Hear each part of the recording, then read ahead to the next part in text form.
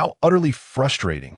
Lin Yifan gazed out at the torrential rain outside and the drizzling rain within the dilapidated thatched hut, feeling utterly despondent.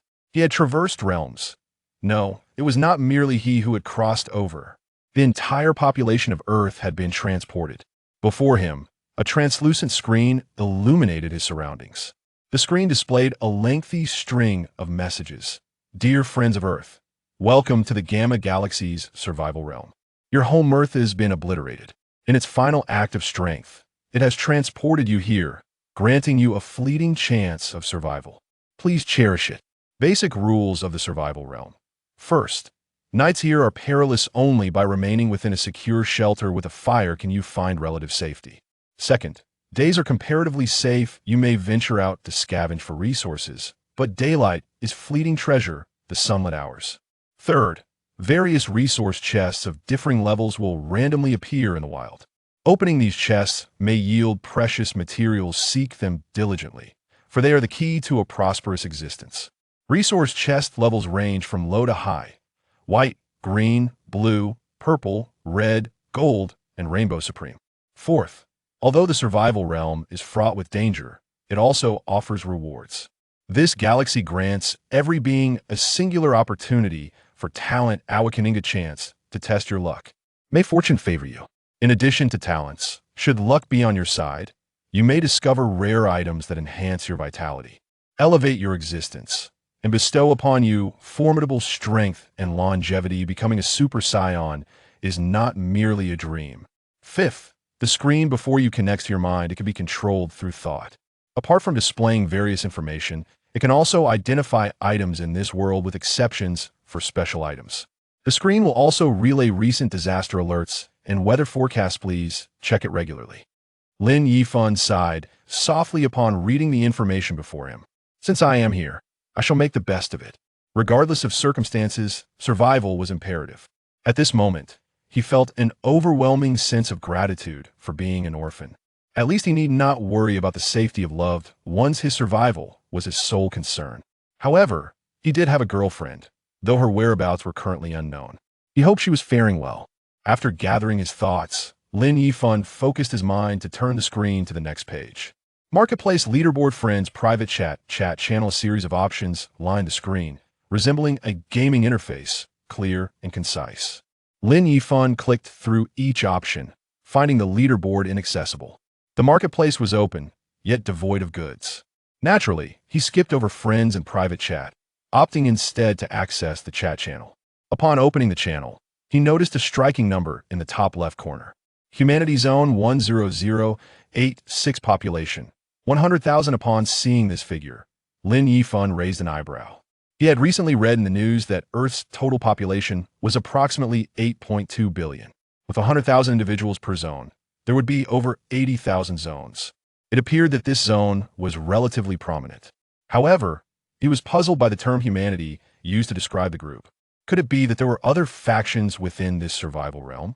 Yet he did not dwell on it. Surviving was his immediate concern, and pondering further seemed futile. His gaze shifted downward, and a torrent of messages began to flow. Oh my goodness, what on earth is happening? We've all crossed over. It's so cold, dark, and terrifying here. I want to go home. Whoever can take me back, they'll give them $1 billion. You fool above, the verdict is in. Earth is gone. Where do you expect to return? Can someone lend me a set of clothes? I was just battling with a model, and now I'm left in the nude. This hut is drafty, and it's quite chilly. Help! Help! There's a wild boar smashing into my hut. The roof is collapsing. Goodness. Beasts can attack safe shelters? It's over.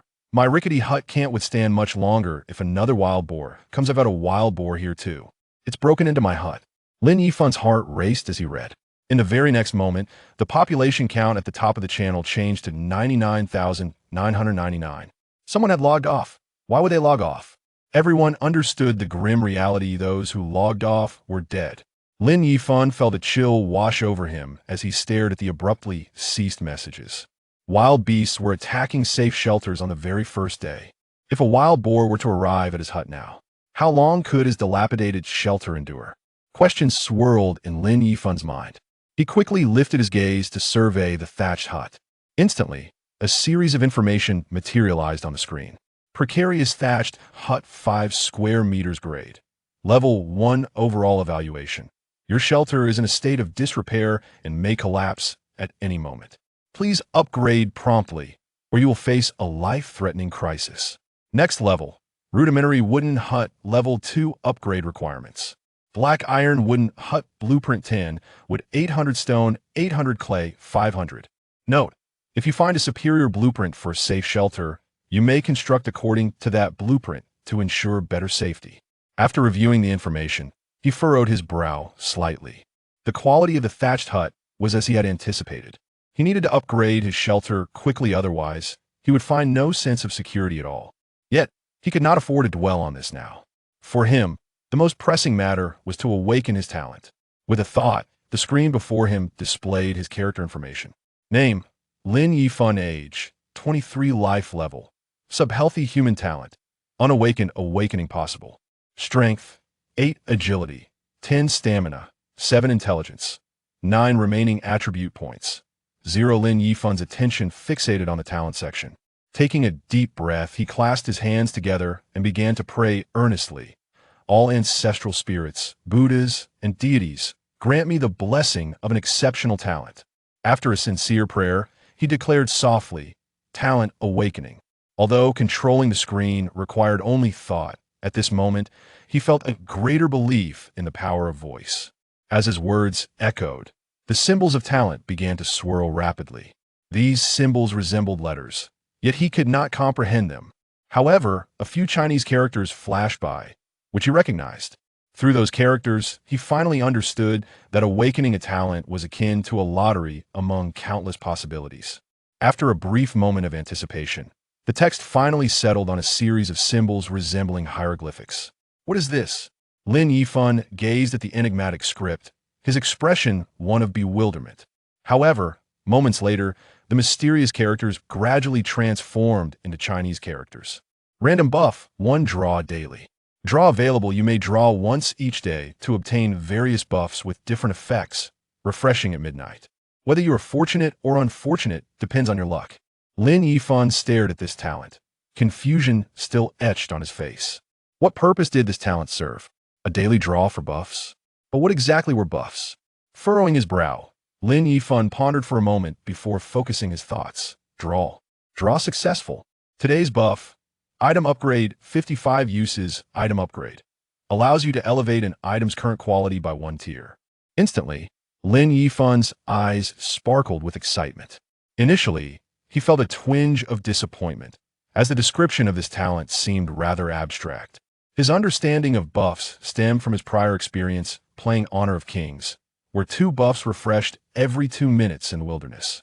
He had assumed that his daily buff-drawing talent would yield similar red and blue buffs. To his astonishment, this was an extraordinarily powerful buff. Item upgrade. Even with just 5 opportunities, it would suffice to dramatically enhance his arsenal in a short span of time.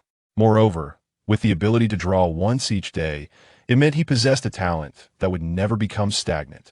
A talent where everything is possible. Lin Yifan's heart raced with exhilaration, and it took a considerable time for him to regain his composure. Finally, he lifted his gaze, directing all his focus towards the thatched cottage, and resolutely declared, "Upgrade the thatched cottage." Chapter 2. The 1. 5-level thatched cottage. What is of utmost importance to Lin Yifan at this moment? Undoubtedly, it is the thatched cottage.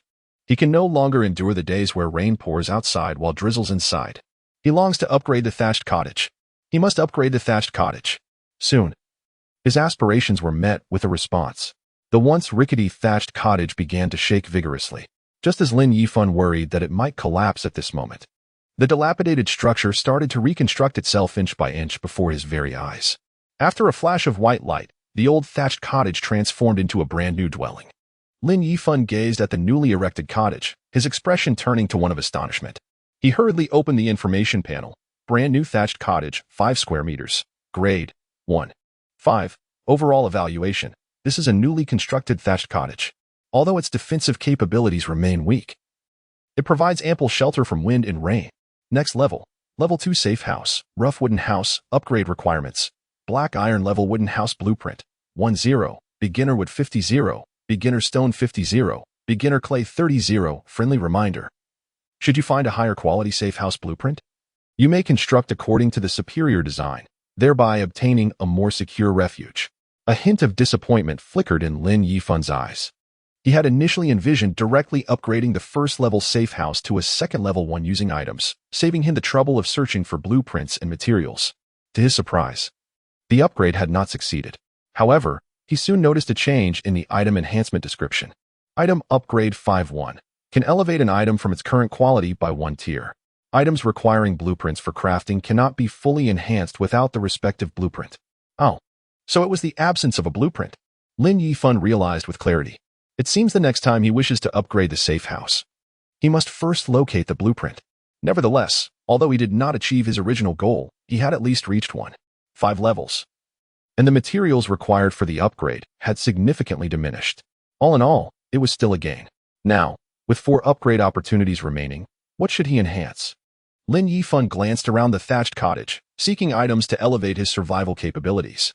Unfortunately, the cottage was bare, save for a flickering fire in the center and a rusty axe lying beside it. He focused his thoughts.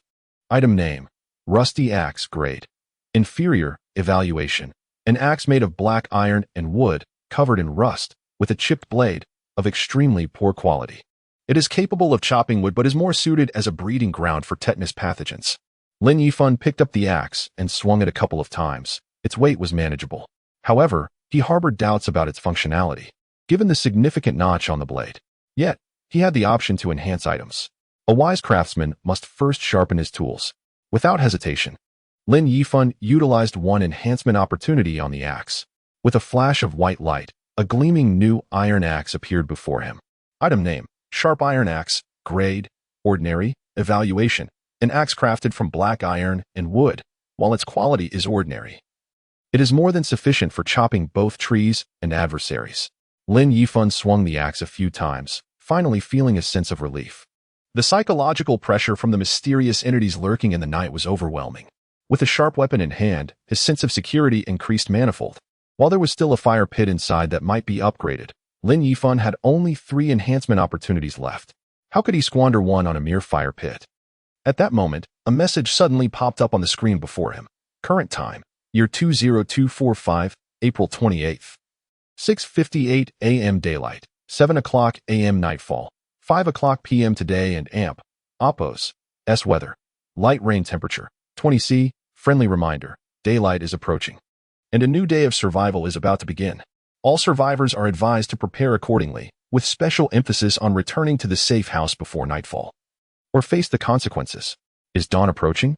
Lin Yifan peered through the gaps in the thatched cottage and glanced outside, only to find the world still shrouded in darkness, devoid of any dawn and Oppos' light. Yet, as the clock struck 7, the pitch-black night suddenly dissipated and the land was bathed in illumination. Lin Yifan watched in astonishment. Is the dawn so abrupt? At that moment, he finally discerned the nature of this world. A haze of gray mist enveloped everything. The fog seemed to pervade the entire realm, obscuring all visibility. Fortunately, the fog near the safe house was relatively thin, thickening as one ventured farther away. Lin Yifan was uncertain whether this was due to the rain or if the world was perpetually cloaked in mist. His sixth sense warned him of the dangers lurking within the fog. Nonetheless, regardless of peril, he had to venture forth in search of supplies. Having consumed a bowl of instant noodles prior to his arrival, hunger gnawed at him. He needed to find food and water to survive. However, gazing at the fine drizzle outside, Lin Yifan felt a twinge of concern. His attire consisted solely of the cotton pajamas he had purchased from a discount site. Though the weather was not particularly cold, getting drenched could still lead to illness. After contemplating, Lin Yifan turned to the grass curtain surrounding the cottage, which served as a wall. He swiftly and decisively removed a section with the axe, then fashioned a makeshift rope from the thatch to bind the top of the curtain into a bundle. After adjusting the bundle into a conical shape, he spread the hanging thatch apart with his right hand and placed it atop his head. In an instant, an exceedingly simple straw hat was completed. The thatch was long enough to shield his body, providing adequate rain protection. With his self-made straw hat atop his head and the axe in hand, Lin Yifan took his first step into this world. Earlier, he had observed that directly in front of the safe house, there were only low shrubs, neither stones nor suitable trees for gathering resources. The only advantage was the relatively clear line of sight. To the left lay a dense forest, while to the right was also wooded, albeit interspersed with thorny vines. To seek resources or fell trees, he would first need to clear the thorns, which would be a considerable waste of time. Thus, Lin Yifan chose the left path without hesitation. After walking for 2 to 3 minutes, he spotted a water fir tree, roughly the size of a bucket. Having grown up in the rural regions of Jiangnan, he possessed considerable knowledge of various trees. He had previously noted that the ecological environment here resembled that of Jiangnan. In the mountainous regions of Jiangnan, water fir trees were often disliked due to their softwood, which was unsuitable for furniture. However, Lin Yifan found them appealing now. After all, softwood was easy to fell. Chapter 3 The first treasure chest. Lin Yifan placed the axe upon the ground, spat into his palm, and after a vigorous rubbing, he finally lifted the axe and commenced chopping down trees. Thud, thud, thud. After a mere 10 minutes, the water fir succumbed to the ground. In that very moment of its fall, the entire tree began to decompose autonomously, ultimately transforming into a pile of timber, about knee-high, left standing in its place. 3 units of basic wood. Such an immense quantity from just 3 units? Lin Yifan sighed, feeling somewhat disheartened as he began to transport the wood. Fortunately, the safe house was nearby. Otherwise, moving such a pile would have proven quite arduous. He spent approximately 10 minutes hauling all the timber back to the thatched hut. Afterward, he returned to the forest to continue his lumberjack endeavors. After 2 hours, he encountered another 6 water firs, accumulating 18 units of basic wood before deciding to cease his efforts. His current safe house was at level 1.5, and to elevate it to level 2, he required merely 30 units of basic wood for the upgrade. The wood needed for a night's campfire was only 2 units. With his 18 units of wood, he merely needed to fell 5 more water firs. There were plenty of water firs in the vicinity, so there was no need for haste. At present, what he desperately needed was food and water. Thus, he must first seek out provisions. Fortunately, he was well acquainted with the local ecology, making it relatively easy to forage for wild fruits. After walking over 100 meters, he spotted a bush adorned with purple fruits the size of green beans. They were wild blueberries. Having gone a whole day without sustenance, Lin Yifan and Appo's eyes gleamed at the sight of these wild blueberries. He hurriedly plucked a generous handful and stuffed them into his mouth, the sweet and tangy juice instantaneously comforting his taste buds. After consuming half of the blueberries from the bush, Lin Yifan finally breathed a sigh of contentment. Although wild fruits were not filling, they would suffice to stave off starvation. Lacking any tools, he decided to simply chop down the remaining half of the blueberry bush and hoist it over his shoulder. Unlike other fruits, blueberries do not easily fall off even when ripe, allowing him to preserve them for several days. Truly a win-win situation. Having temporarily satiated his hunger, Lin Yifan finally had the mental space to ponder where the treasure chest might be. While he was moving wood earlier, he had occasionally glanced at the chat channel. Numerous individuals had already reported finding treasure chests, boasting of the abundant supplies they obtained from them. There were mentions of water, bread, and biscuits, as well as weapons and blueprints for safe houses. Some even claimed to have discovered storage bags, artifacts thought to exist solely in novels and legends. It was said that the storage bag was no larger than a palm yet contained a space of 2 to 3 cubic meters. Such a volume could accommodate 100 or 200 units of wood. For Lin Yifan, blueprints were essential for upgrading his safe house. But what he yearned for even more was the storage bag. If he could acquire one and subsequently upgrade it, he would possess a larger storage bag. With a storage bag in his possession, his quest for supplies would become significantly more efficient.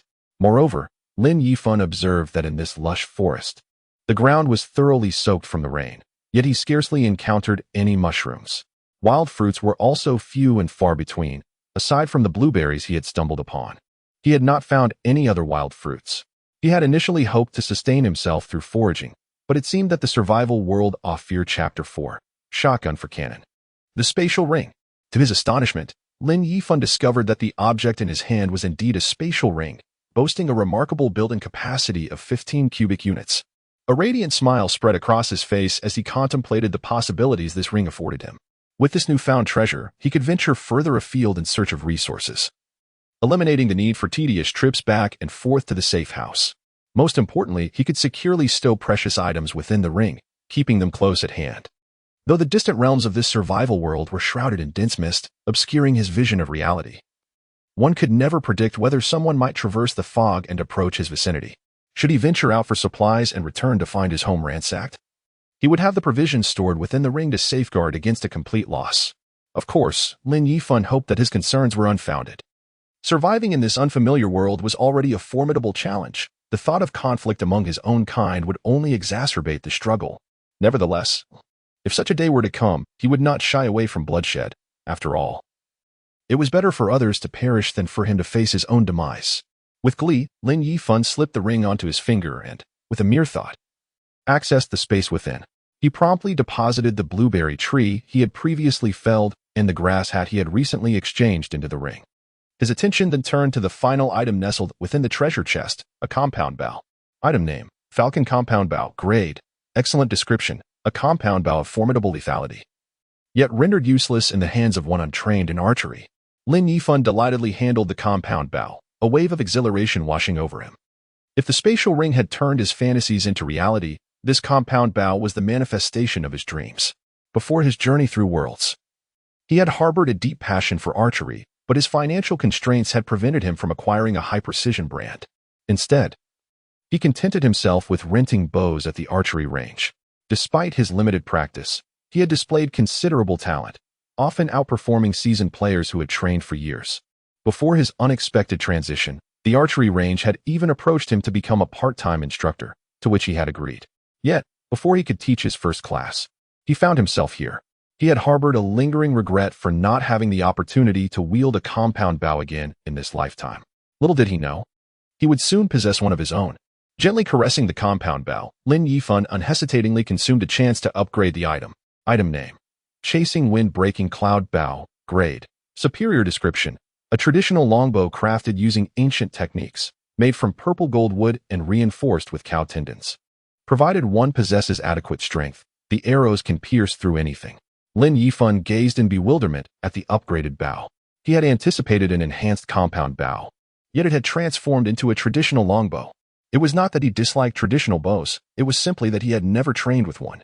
The precision of a compound bow relies on calibration, whereas traditional bows demand an adept eye.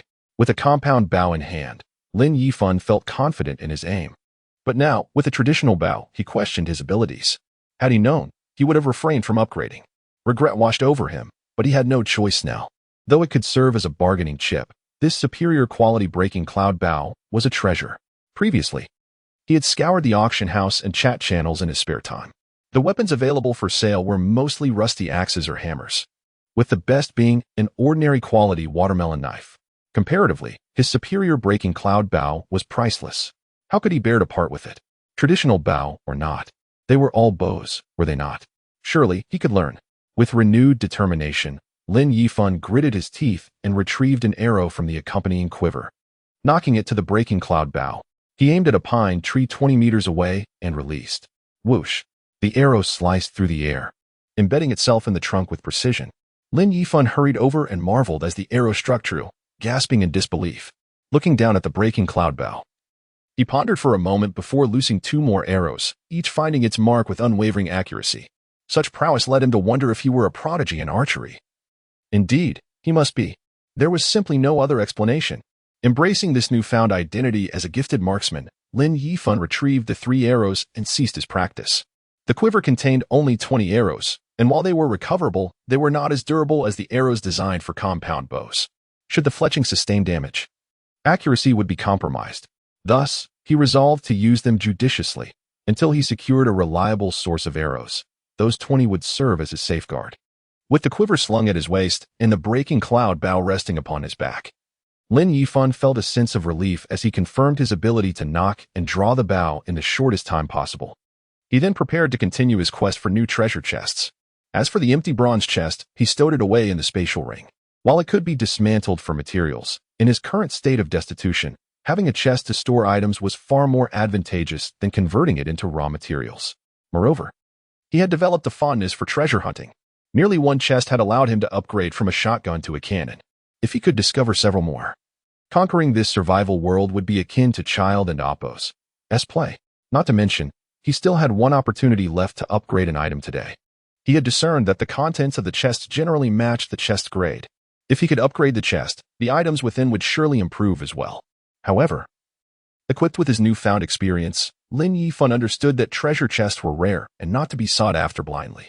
Thus, he diligently sought resources alongside his treasure-seeking endeavors. The forest was home to a variety of trees, including common pines, cypresses, camphors, and water firs. He felled one of each type and discovered that while other hardwoods yielded an additional unit of wood per tree, the time spent felling a hardwood tree equated to the time needed to fell 2 water firs. Since all the wood produced was of the same basic quality, it became evident that harvesting water firs was the more efficient choice. As Lin Yifan searched for treasure chests, he simultaneously harvested water firs and collected stones he encountered along the way. By 2 o'clock in the afternoon, he had amassed 56 units of basic wood and 12 units of basic stone. Grateful for the spatial ring, he marveled at how transporting such quantities of wood and stone would have been a daunting task without it. Regrettably, Lin Yifan had yet to find a second treasure chest, leaving him somewhat disappointed. With one upgrade opportunity remaining, he yearned to locate another chest to enhance. If none were found, he would have to settle for upgrading basic materials like wood and stone. Such an extraordinary skill, yet it is employed merely to enhance basic materials. It is disheartening to contemplate. Chapter 5. The cobra strikes. After tirelessly felling trees for an extended period, Lin Yifan was utterly famished, his stomach pressed against his back. Since the previous evening, he had consumed nothing but a handful of wild blueberries that morning. Fortunately, he had access to water, as the rain was falling. The raincoat he wore would collect droplets, allowing him to gather enough from a few leaves to quench his thirst. Although the quantity was modest, it sufficed to alleviate his parched throat. Additionally, he had returned to the safe house midway to stow the wood and stones from his spatial ring within its confines. Despite the spatial ring boasting a capacity of 15 cubic units, which seemed ample, it could hardly accommodate a significant amount of bulky timber. His primary purpose in returning to the safe house was to position the previously empty treasure chest beneath the eaves to collect rainwater. While one could endure several days without food, survival without water would be a matter of mere days. Maintaining an adequate water supply was imperative. Having secured the bronze chest, Lin Yifan ventured into the forest for the second time, this time not heading west as he had in the morning, but rather towards the north. The forest to the north boasted a variety of species similar to those in the west. After yet another water cypress succumbed to his axe, the relentless hunger gnawing at his insides became unbearable. However, after scouring the area from west to north for so long, he had found nothing but a solitary handful of wood ear mushrooms, aside from the earlier wild blueberries. The absence of substantial food and water left him feeling rather helpless. Despite the climate being characteristic of the Jiangnan region, the diversity of life was astonishingly limited here. It seemed that in this survival world, the number of edible species was indeed quite scarce. Once he had stowed the freshly felled primary wood in his spatial ring, he leaned against a nearby pine tree and sank to the ground. From his spatial ring, he retrieved the wild blueberries and consumed 2 generous handfuls, finally feeling some relief from the pangs of hunger that had been causing his stomach to cramp. Nevertheless, despite the wild blueberries being delectable, they remained merely wild fruits. Too much could become tiresome. Moreover, while these berries could replenish one and Appo's energy, they were hardly a substitute for staple foods or meat. After nearly 20 hours without substantial nourishment, Lin Yifan, who preferred meat and carbohydrates, felt on the verge of madness. As he prepared to continue his search for supplies and treasure chests after consuming a few more blueberries, he suddenly heard faint rustling nearby. Lin Yifan and Appo's heart raced as he swiftly retrieved his broken cloud bow and knocked an arrow, ready to shoot at a moment and Appo's notice. Cautiously, he rose from behind the tree and peered toward the source of the sound. To his astonishment, about 10 meters away, a cobra, as thick as an arm, slithered toward him. Upon sighting the serpent, Lin Yifan felt a cold sweat break out on his back. This creature was highly venomous. A single bite could spell his demise.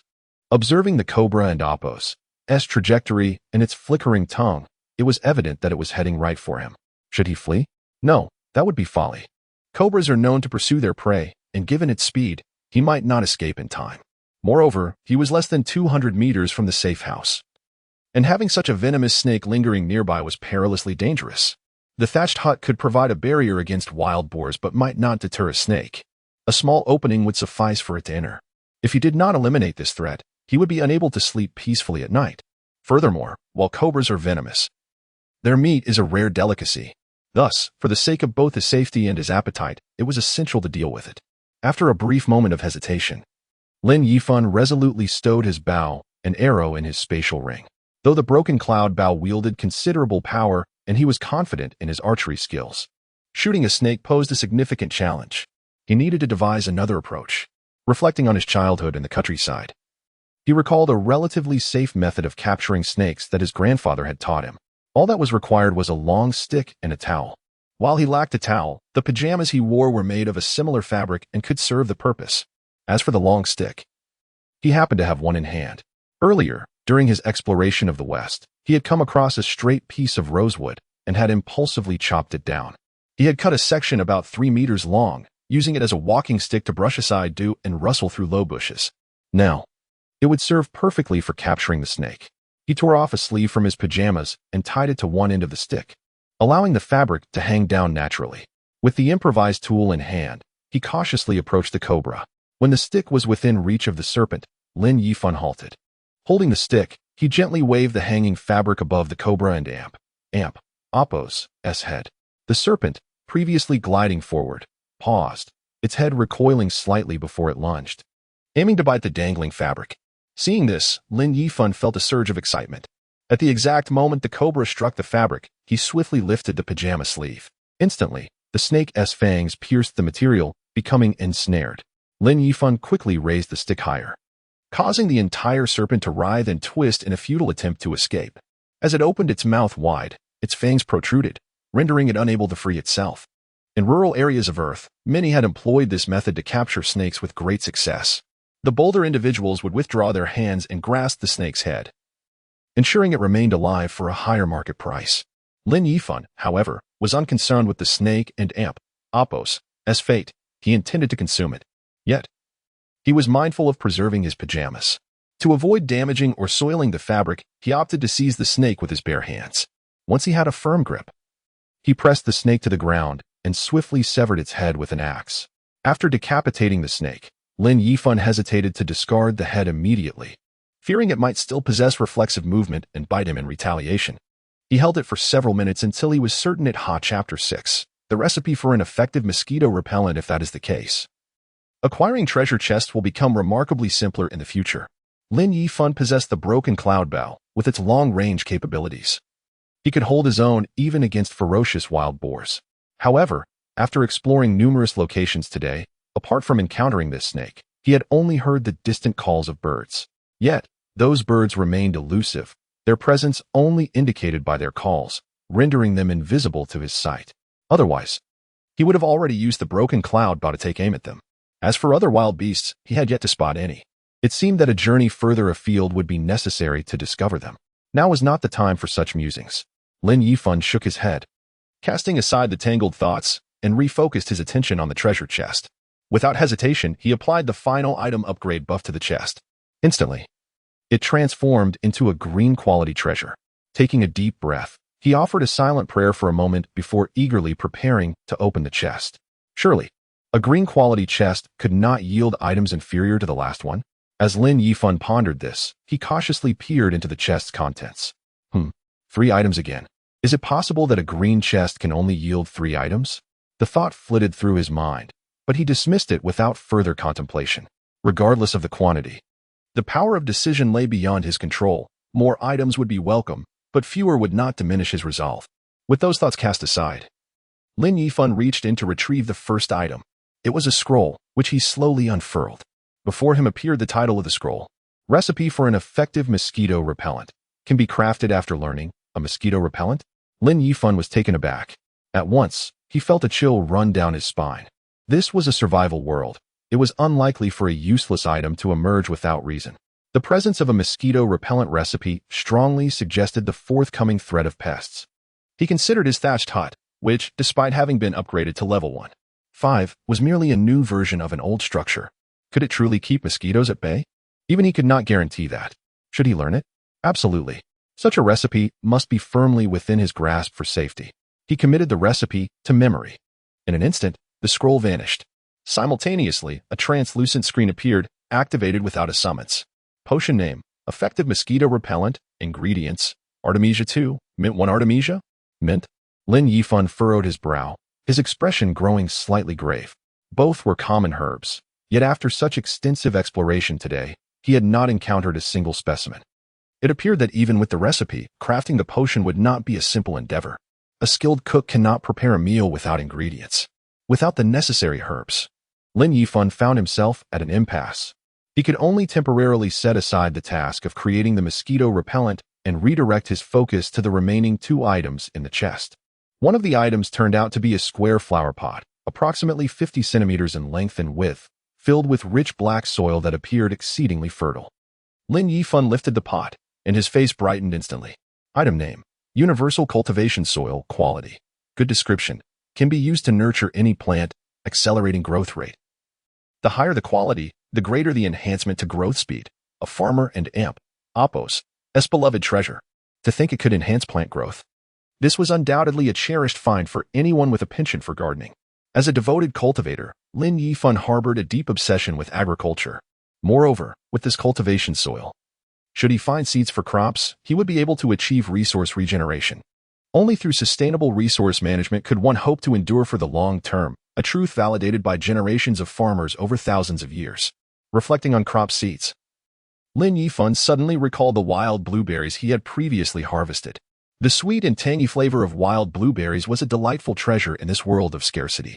If he could use the cultivation soil to grow them quickly, it would serve him well, whether for sustenance or as a means of barter. With that thought in mind, Lin Yifan promptly stored the cultivation soil in his inventory before retrieving the final item from the chest. To his surprise, it was a frying pan. Item name: Frying pan, quality. Good description: though this is merely a frying pan, rest assured its utility extends far beyond mere cooking. It may even serve as a tool for striking one's forehead. Lin Yifan couldn't help but twitch at the humorous description.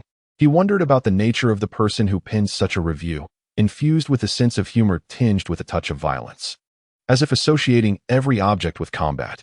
Nevertheless, regardless of whether the frying pan was suitable for forehead strikes, it was a timely boon for Lin Yifan. He had previously lamented over how to prepare the snake meat, only to realize grilling was his only option due to a lack of cooking utensils. Now, armed with a frying pan, he could saute, fry, or even manage to simmer a soup. The thought of a warm meat broth made Lin Yifan involuntarily lick his lips. After such a brief time without meat, he found himself craving it intensely. After placing the frying pan into his inventory, Lin Yifan stuffed the remaining snake meat into the empty chest before tossing it into his storage. He then removed the piece of sleepwear that had been punctured by the cobra's fangs from the stick and put it back on. Although he felt a bit uneasy about wearing it again after its encounter with the snake, Lin Yifan had no choice. It was his only outfit, and going without it meant being bare-chested. Once he donned his cloak again, Lin Yifan glanced at the time for 30. Nightfall would arrive at 5 o'clock. With only half an hour remaining, returning to the safety hut from this location would take merely 5 minutes. Yet, Lin Yifan had no intention of continuing his search. He resolved to rush back westward to excavate that blueberry bush. Without delay, he sprinted towards the direction of the blueberry bush, clutching the sturdy stick in hand. 12 minutes later, he arrived before the bush. Lacking any digging tools, he could only excavate with his bare hands. The return journey to the safety hut would require 8 minutes, leaving him only 14 minutes to dig. Time was of the essence, and Lin Yifan had no luxury to ponder the pain in his fingers. He quickly began digging with his hands before grasping the blueberry bush to pull it out. To his surprise, he successfully uprooted it. After tossing the blueberry bush into his inventory, he prepared to head back to the safety hut. There were still 10 minutes left, ample time. However, just as he was about to leave, he noticed something white protruding from the hole he had created while uprooting the blueberry bush. Instinctively, Lin Yifan brushed his hand against it, and his eyes widened with excitement. It was a white treasure chest. With the chest before him, he could hardly contain his eagerness to investigate further. He quickly crouched down to dig. Fortunately, the chest was not buried deep within the soil but rather concealed beneath a pile of twigs and decaying leaves. Having just uprooted the blueberry bush, the extensive root system had loosened the nearby debris, revealing the treasure chest. API call failed with status code 429. Error. Code 429. Message: resource has been exhausted, e.g. check quota. Status: resource exhausted, Chapter 7, as night falls. Returning to the shelter after casting a fleeting glance at the blood-red moon, Lin Yifan dared not look again. An unsettling premonition gripped him, suggesting that a prolonged gaze might summon misfortune. While he could not ascertain the validity of this intuition, he was unwilling to take the risk. In this realm of survival, the natural world had transformed beyond his comprehension, compelling him to adhere to the established rules with utmost caution. At this moment, he was merely 100 meters from the safety of his shelter, a mere sprint separating him from refuge. Yet, an all-too-familiar sound suddenly resonated from behind him. The incessant buzzing of mosquitoes, an auditory hallmark etched into the very essence of every southerner, filled the air. The cacophony was so overwhelming that Lin Yifan could only dread the legion of mosquitoes lurking behind him. It was only upon reaching the safety of the shelter that he finally exhaled in relief. Leaning against the door, he retrieved the grass curtain he had earlier used to craft a sun hat, reinstating it to its rightful place. Cautiously, he peered in the direction from which the buzzing emanated. Regrettably, the night descended too swiftly for him to discern anything, plunging the world into darkness. Nevertheless, the sound alone indicated an unfathomable number of mosquitoes. He pondered anxiously when they might launch an assault on his shelter, unwilling to entertain the hope that they would refrain from doing so. In this realm of survival, every species present was an inevitability. How could it be coincidental that he had just produced a potent insecticide, only to be besieged by mosquitoes? Initially, Lin Yifan had felt no urgency to concoct mosquito repellent. However, now it appeared imperative to prioritize the creation of the potent insecticide. He dreaded the thought of slumbering through the night, only to awaken to find himself and his shelter overrun by a swarm. With a sense of foreboding, he refrained from lingering outside the thatched hut. After carrying the chest that had collected rainwater beneath the eaves inside, he promptly shut the door. The fire pit within still flickered with a faint glow. Earlier, when he had felled the first tree and gathered his initial batch of wood, he had stoked the fire with it. 2 units of wood could burn for 5 hours, so he had added 6 units to ensure the flames persisted. Lin Yifan vividly recalled the announcement stating that only shelters with a fire pit could guarantee a measure of safety. Thus, the fire pit was of utmost importance. Even during the day, he dared not allow it to extinguish.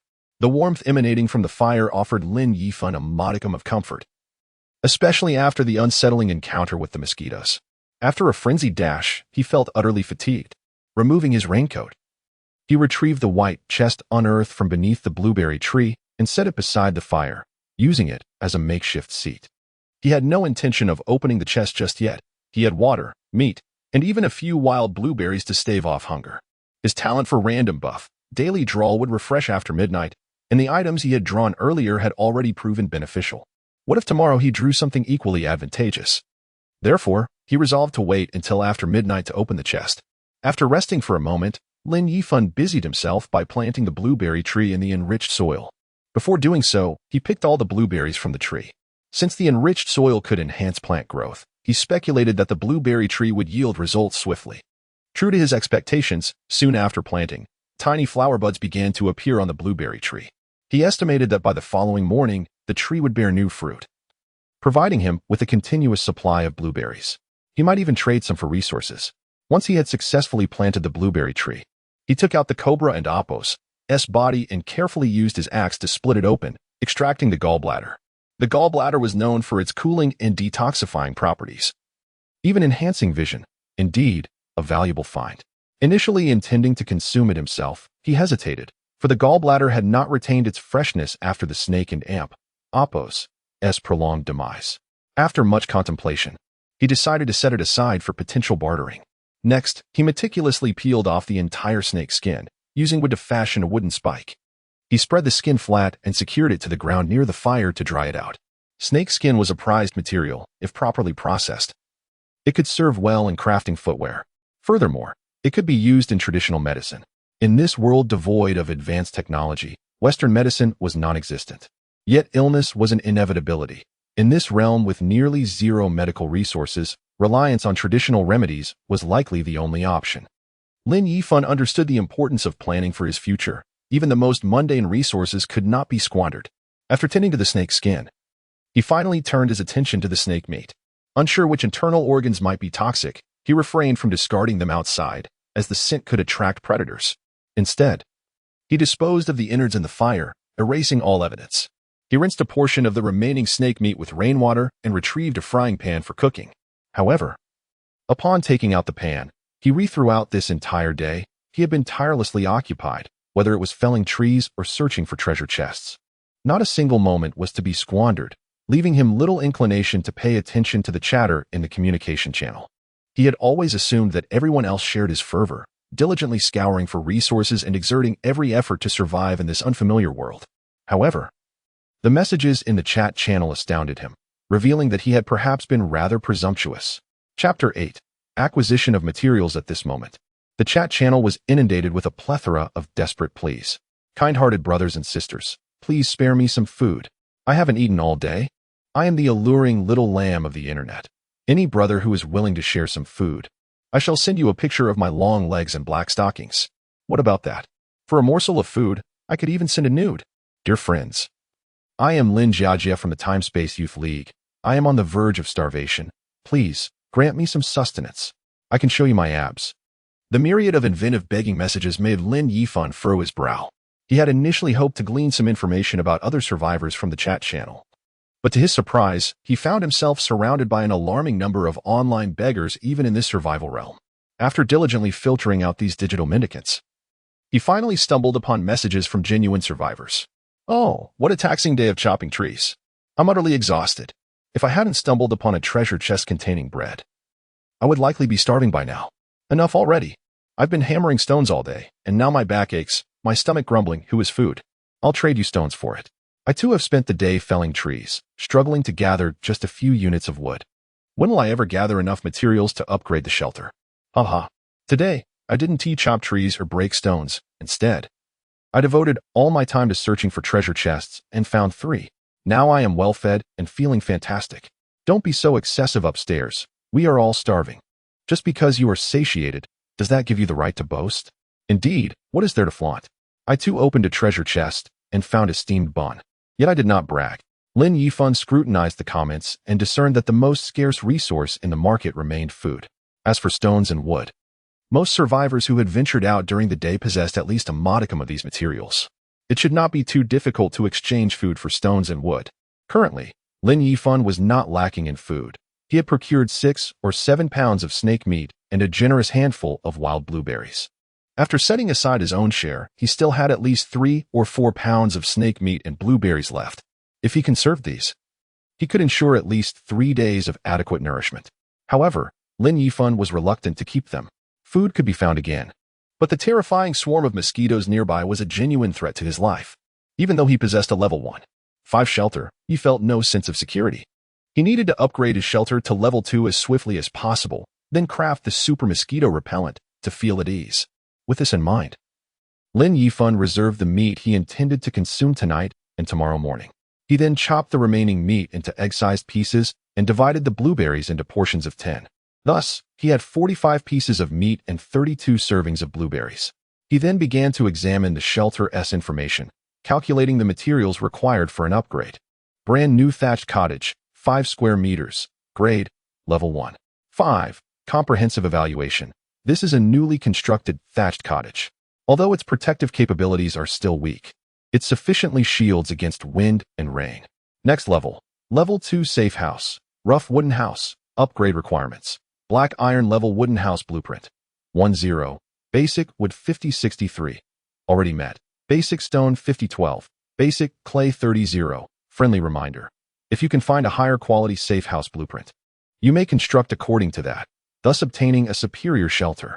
Looking at the needed materials, Lin Yifan felt a slight headache. Stones were manageable. He had recently observed the auction house, where many stones were available for sale. However, clay was in short supply, which was not surprising. While searching for resources today, he had been collecting materials to upgrade the shelter. The area surrounding his shelter was dense with forests, so wood was plentiful and stones were not scarce either. Yet, the stones nearby were either part of sheer cliffs that required tools to extract or scattered stones in the woods. Although Lin Yifan possessed a standard axe, using it to break stones felt wasteful. Thus, he had only gathered a few scattered stones without specifically seeking them out. As for the clay, Lin Yifan had initially thought that digging up some dirt would suffice, but unfortunately, none of the soil he excavated qualified as clay. Consequently, he had not found a single unit of clay today, and the quantity available in the auction house was similarly meager. Nevertheless, these basic materials could still be exchanged. What truly troubled Lin Yifan was the shelter blueprints. Not a single blueprint for a shelter was listed in the entire auction house. Although some individuals in the comments had boasted about finding blueprints in treasure chests, none had put them up for sale. Clearly, most people who discovered blueprints intended to keep them for personal use and had no intention of selling them. It seemed that the blueprint was the major obstacle to upgrading the shelter. Regardless, since Lin Yifan was determined to upgrade the shelter, he needed to gather the materials first. Therefore, he listed 10 pieces of snake meat in the auction house, offering 1 piece in exchange for 5 units of wood. This exchange rate was neither high nor low, as other foods listed in the auction house had even steeper prices. For instance, a fist-sized oat bread demanded 6 units of wood in return, while a quarter of instant noodles required 10 units of wood. In comparison, his exchange price seemed quite reasonable. After all, although the pieces of meat he apportioned were small, meat inherently provided more satiety and nutrition than other food sources. Of course, the taste was not as delightful as other foods. In a world where survival depended on relentless effort, energy was of utmost importance. As expected, his snake meat was swiftly snatched up, and he immediately received 50 units of stone. Meanwhile, the comments section erupted with excitement. Hurry to the auction house. A big shot is trading cobra meat for stones. Is it really meat? That is fantastic. I must go exchange. 5 units of stone for a piece of meat? This big shot is too generous. Oh no. How did it sell out so quickly? I haven't and Oppos to even had a chance to exchange. Lin Yifan, could you please list more? I'm willing to offer 6 units of stone for a piece of snake meat. Hey, what are you doing? Why are you raising the price? Who do you think this big shot is? Just because you offer 1 more unit of stone, does that mean they LL trade with you? If they're going to trade, it should be with me. I'll also offer 6 units of stone. TCH. You were just saying not to raise the price, yet here you are doing it yourself. How disgusting. Chapter 9. Instant Fame. At this moment, Lin Yifan was oblivious to the bustling chat channel. He was preoccupied with dividing 10 portions of snake meat and 10 portions of blueberries, each priced at 3 units of clay to be auctioned at the marketplace. Subsequently, he combined 5 portions of snake meat with 3 portions of blueberries to exchange for the blueprints of a shelter. The price he set was based on the listings from other users in the auction house. There were many seeking the shelter blueprints, yet the offers were disappointingly low. Most were simply offering wood and stones, with only a few willing to trade tangible items, the highest bid being merely half a loaf of bread. Lin Yifan's offer was, in contrast, remarkably fair. Thus, he was not concerned about acquiring the blueprints. He had previously calculated that most players wielded only inferior axes, managing to chop a mere 10 units of wood a day, even with diligent effort. The same applied to those collecting stones. Unless one were fortunate enough to stumble upon a stone pile, their yield would remain modest. Regardless, upgrading the shelter to level 2 within the day seemed nearly impossible without a stroke of luck, such as awakening an extraordinary talent like his own. He had also gleaned from the chat channel that the blueprints for a level 2 shelter could be found within white treasure chests. Moreover, due to novice protection, the probability of obtaining shelter blueprints from these chests soared to an astonishing 30 to 40%. With such high odds, it was inevitable that some would choose to trade blueprints for food. As Lin Yifan anticipated, within mere minutes of posting his request for the shelter blueprints, his order was snatched up. Holding the acquired blueprints, he glanced at them briefly before setting them aside. He still lacked sufficient clay. His request for clay had yielded less than 10 units so far, while he needed 30, leaving him with no choice but to wait. After taking a moment to compose himself, Lin Yifan closed the auction house and turned his attention to the chat channel. It was at this juncture that he realized his earlier listing of 10 portions of snake meat had garnered significant attention, propelling him to instant notoriety within the 10,086 district. This sudden fame left Lin Yifan feeling slightly troubled. He had no desire to attract such attention, merely wishing to survive. In this realm of survival, it remained uncertain whether he would encounter other survivors. Should such encounters occur, those who stood out were more likely to be targeted. The phrase "the nail that sticks out gets hammered down" echoed in his mind. Human nature, when faced with survival, often reveals its darker side. This was true in the survival realm, just as it had been on Earth.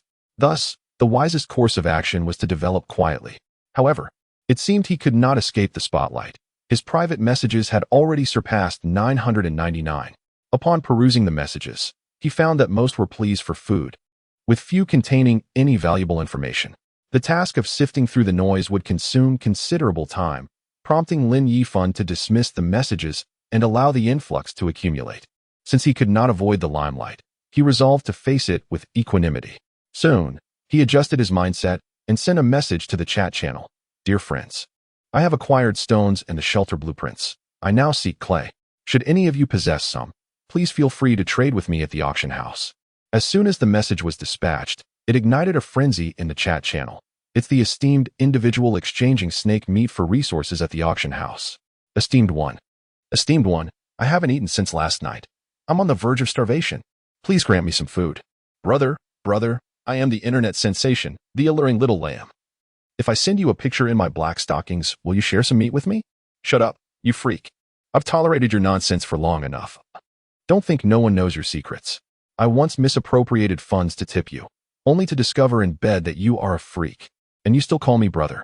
Wow, this guy is a freak. I don't know why, but I find it even more exciting. Ha ha, enough nonsense. Hurry to the auction house and trade for the esteemed 1's meat. I just made a trade. I managed to trade as well.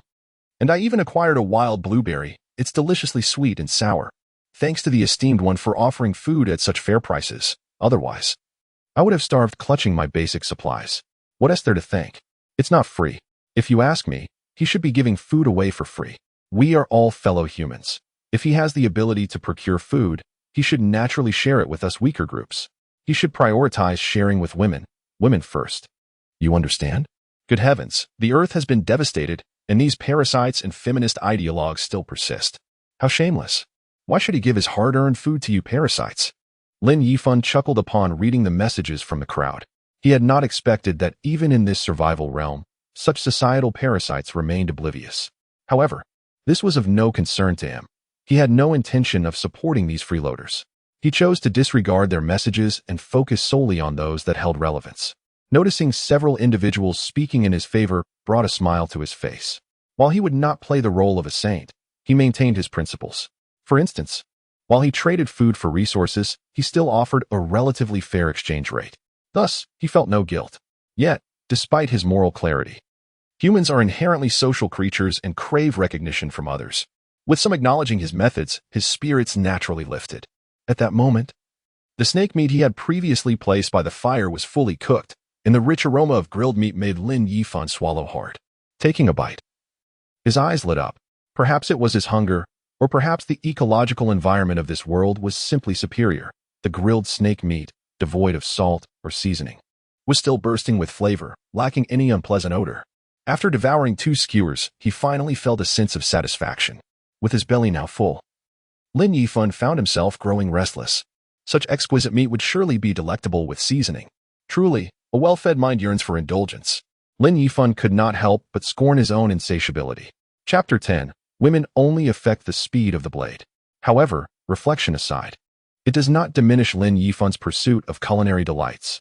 When faced with a lack of choices, one might resign oneself to fate, yet when options abound, who would not yearn for a superior life experience? Thus, Lin Yifan, after a fleeting moment of contemplation, promptly began to ponder how he might acquire some seasoning. At that moment, he noticed many individuals in the chat channel inquiring whether they could exchange other items for food. Great one. I have no clay or blueprints for a shelter, but I possess other blueprints. Could I perhaps trade for some meat? I lack clay and blueprints as well. Yet I found 50 grams of salt in a treasure chest. I wish to exchange it for meat, esteemed one. I have discovered some wild vegetables. Meat can be quite rich. Would you care to trade for some refreshing greens? In the chat and auction house, one could directly post images of items, even evoking their aromas. The channel became a veritable showcase of various item representations. Consequently, Lin Yifan also shared an image of roasted snake meat in the comments section. However, upon posting this image, the previously bustling chat momentarily stilled. Yet, after just a brief pause, the chat channel erupted with excitement. For instance, he was particularly intrigued by a blueprint for a basic workbench, as possessing such a workbench would allow for the creation of other items. Moreover, it would randomly come with a blueprint for crafting basic items. Undoubtedly, this was an essential survival tool.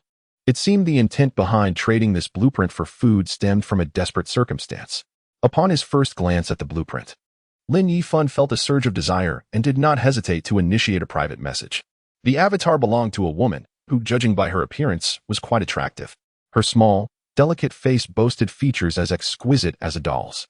In a previous life, such a girl would have been the dream of countless admirers. Furthermore, she possessed a melodious name, Ruan Qingtan. Given that this world operated under real name registration, the name displayed beneath her avatar was indeed her own. Such captivating beauty and a lovely name caused Lin Yifan to glance twice, but he quickly reminded himself that survival materials were far more pressing than any fleeting attraction. Women, in his view, merely influenced the speed of his blade. Thus, he swiftly reined in his thoughts and addressed Yuan Qing, and with a businesslike demeanor, "I am interested in your workbench blueprint. What do you propose for the exchange?"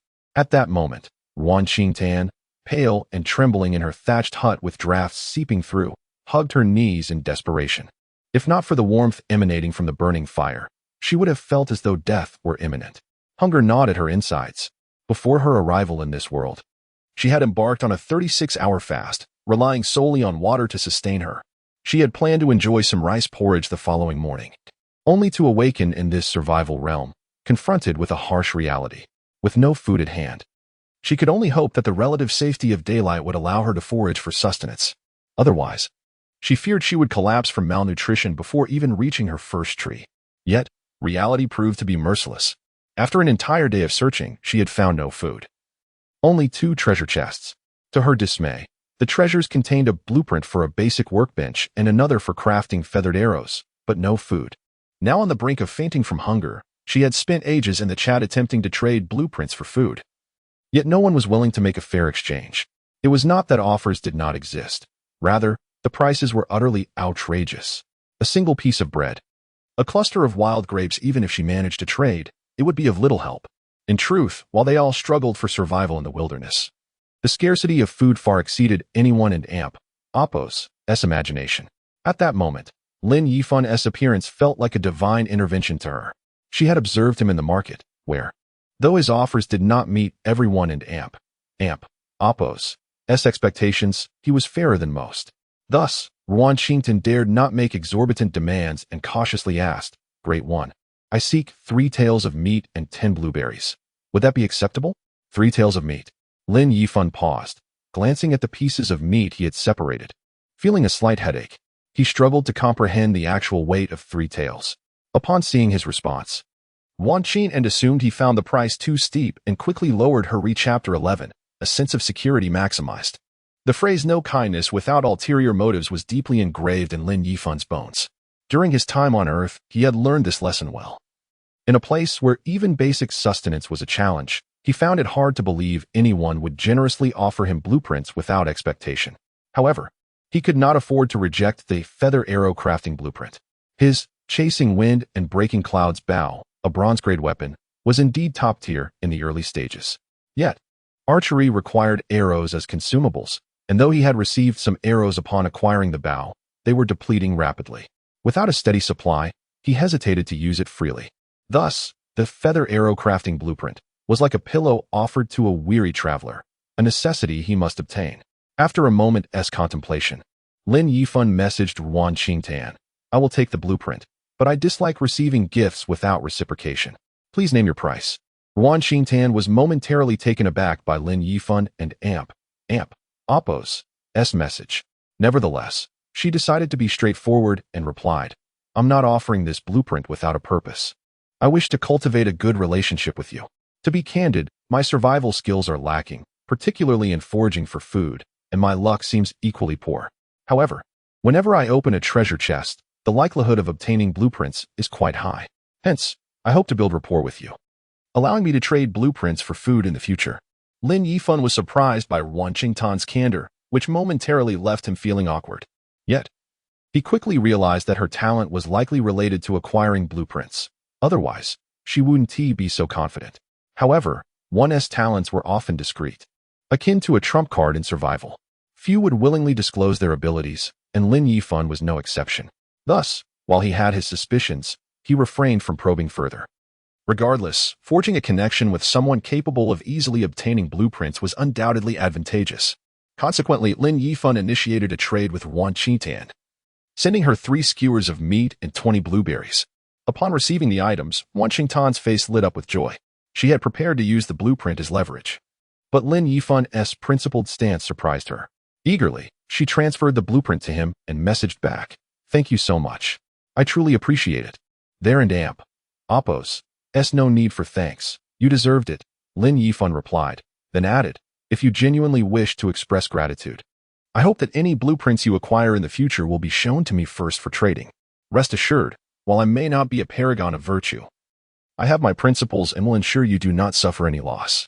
Yuan Qingtan, who sought to leverage the blueprint for goodwill, readily agreed. Of course. Any blueprints I find, aside from what I require, will be shown to you first. You can select what you want, and I'll sell the rest in the market. Also, if you have specific blueprint requests, let me know in advance. I'll pray to the heavens before opening treasure chests. Who knows, we might just get lucky. Her last comment was made in jest, evoking a smile from Lin Yifan. Having initially speculated, he now nearly confirmed that Ruan Qingtan and Oppo's talent was indeed linked to obtaining blueprints. And there was a possibility she could even procure specific ones, albeit at a cost. In a world where crafting any item required blueprints, such a talent was extraordinary. Thus, Lin Yifan was eager to nurture this relationship. After exchanging a few more casual remarks, they concluded their private conversation. At that moment, Lin Yifan's order for clay at the auction house had finally been fulfilled. He promptly retrieved the materials needed to upgrade his shelter and prepared for the enhancement. Brand new thatched cottage, 5 square meters, grade, level 1. 5. Overall evaluation. This is a newly constructed thatched cottage. While its defensive capabilities are still weak, it sufficiently offers protection from wind and rain. Next level, level 2 shelter, rough wooden house, upgrade requirements. Black iron grade wooden house blueprint. 1-1. Satisfied. Basic wood 5063, satisfied. Basic stone 5054, satisfied. Basic clay 3030. Satisfied. Notice, all upgrade conditions have been met. Would you like to proceed with the upgrade? Kind reminder, if you can find a higher quality shelter blueprint, you may construct according to that, thereby achieving superior safety. Lin Yifan gazed at the upgrade prompt without hesitation, choosing to proceed. Although the final reminder tempted him, he had yet to encounter a higher-level shelter blueprint in the market and lacked the patience to wait any longer. The thought of the terrifying swarms of mosquitoes lurking in the forest made the thatched cottage feel utterly inadequate in offering him any sense of security. Upon selecting to upgrade, the ground trembled slightly. The original thatched cottage began to disintegrate from the top down, and simultaneously, a wooden roof emerged. The thatch walls rapidly transformed into sturdier wooden walls, providing a greater sense of safety. Finally, the muddy floor was replaced with wooden flooring, bringing the transformation to a halt. Lin Yifan could not see the exterior of the wooden house, but he felt quite satisfied with the interior. The entire structure was crafted from wood. Though the craftsmanship was somewhat rough, it exuded a sense of safety that was reassuring. He activated his light screen, and the information about the wooden house appeared before him. Rough wooden house, 15 square meters, grade, level 2, overall evaluation. This is a wooden house built from raw timber. Although the craftsmanship is crude, it effectively shields from wind and rain, and can withstand attacks from small wild beasts, though one should avoid encounters with wild boars, as they are beyond what this modest wooden house can withstand. Next level, level 3 shelter, rough stone house, basic upgrade requirements, black iron grade stone house blueprint. 1-0, basic wood 313, satisfied, basic stone 512, basic clay 200-0. Basic pig iron 100-0, kind reminder, if you can find a higher quality shelter blueprint, you may build according to that blueprint, thereby achieving superior safety. Finally, he had upgraded to a level 2 shelter. Lin Yifan exhaled in satisfaction, though he felt a slight headache upon reviewing the shelter's information. While reaching level 2 was relatively straightforward, advancing to level 3 would prove to be a challenge. Chapter 12. Concealed crisis, catastrophic calamity. Even to upgrade to the most basic level 3 shelter, the materials required are tenfold that of a level 2 shelter. Moreover, among these materials, there is iron, something Lin Yifan has yet to encounter. In the foreseeable future, it seems implausible for him to elevate his shelter to level 3. At that moment, however, Lin Yifan noticed that the screen before him began to flicker rapidly. Moments later, a message appeared on the screen. Congratulations. You are the first survivor in this zone to upgrade your shelter to level 2. Here is your reward. Reward 1. 1 piece of bronze equipment. Reward 2. 1 bronze plant. Reward 3. A hint regarding an imminent concealed crisis. Please select one from the above 3 rewards. Special reminder. Concealed crises often correlate with forthcoming environmental changes and may pertain to catastrophic calamities. Survivors are urged to pay close attention, as it may be a matter of life and death. Lin Yifan stared at the message, overwhelmed with delight. He had suspected that this survival realm might operate similarly to an online game, offering rewards for achieving special milestones or rankings. His eagerness to upgrade his shelter to level 2 was driven by this very hope. Now, everything had unfolded just as he had anticipated, filling him with uncontainable joy. Both the bronze equipment and the bronze plant are currently at the pinnacle of desirability, at least in the entire 10086 zone. Apart from the bronze windbreaker bow in his possession, he had yet to encounter any other bronze items. While he had not seen a bronze plant, its achievement of this grade surely indicated its uniqueness. Regardless of which reward he chose, it would undoubtedly be a remarkable surprise. However, his excitement waned the instant he read the third option and the accompanying special reminder. A concealed crisis. This world harbored hidden dangers. Furthermore, this concealed crisis could very well be a life-and-death catastrophic calamity. Did he even have the option to choose? Lin Yifan chuckled bitterly to himself. These three options felt like a cruel jest. Life and death were at stake. Beyond the concealed crisis hint, could he dare select anything else?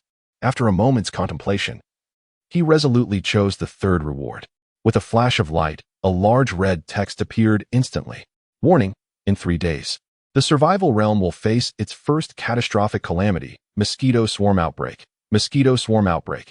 Danger level, kind reminder. Do not underestimate mosquitoes. A single mosquito is not frightening. But what about billions? A mosquito swarm. Indeed, it was a mosquito swarm.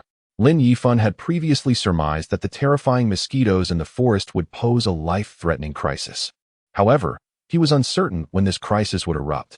Now, he had confirmation. It would occur in 3 days. It was clear that he must concoct his powerful mosquito repellent and reinforce his shelter within this time frame. Mosquitoes, much like termites, could infiltrate any structure with even the slightest gap. Thus, in the current environment, mosquito prevention was far from an easy task. He could not afford to underestimate mosquitoes. Even in his previous life on Earth, the menacing insects of the primordial forest were deadly. Now, in this survival realm, classified as a concealed crisis, it was likely to be even more terrifying. Suddenly, Lin Yifan noticed the screen flickering again, and a new message appeared, a multiple-choice question. Dear Survivor Lin Yifan, as the sole recipient of the concealed information in this zone, do you wish to share this information with other survivors? Kind reminder, regardless of your choice, you will receive a reward.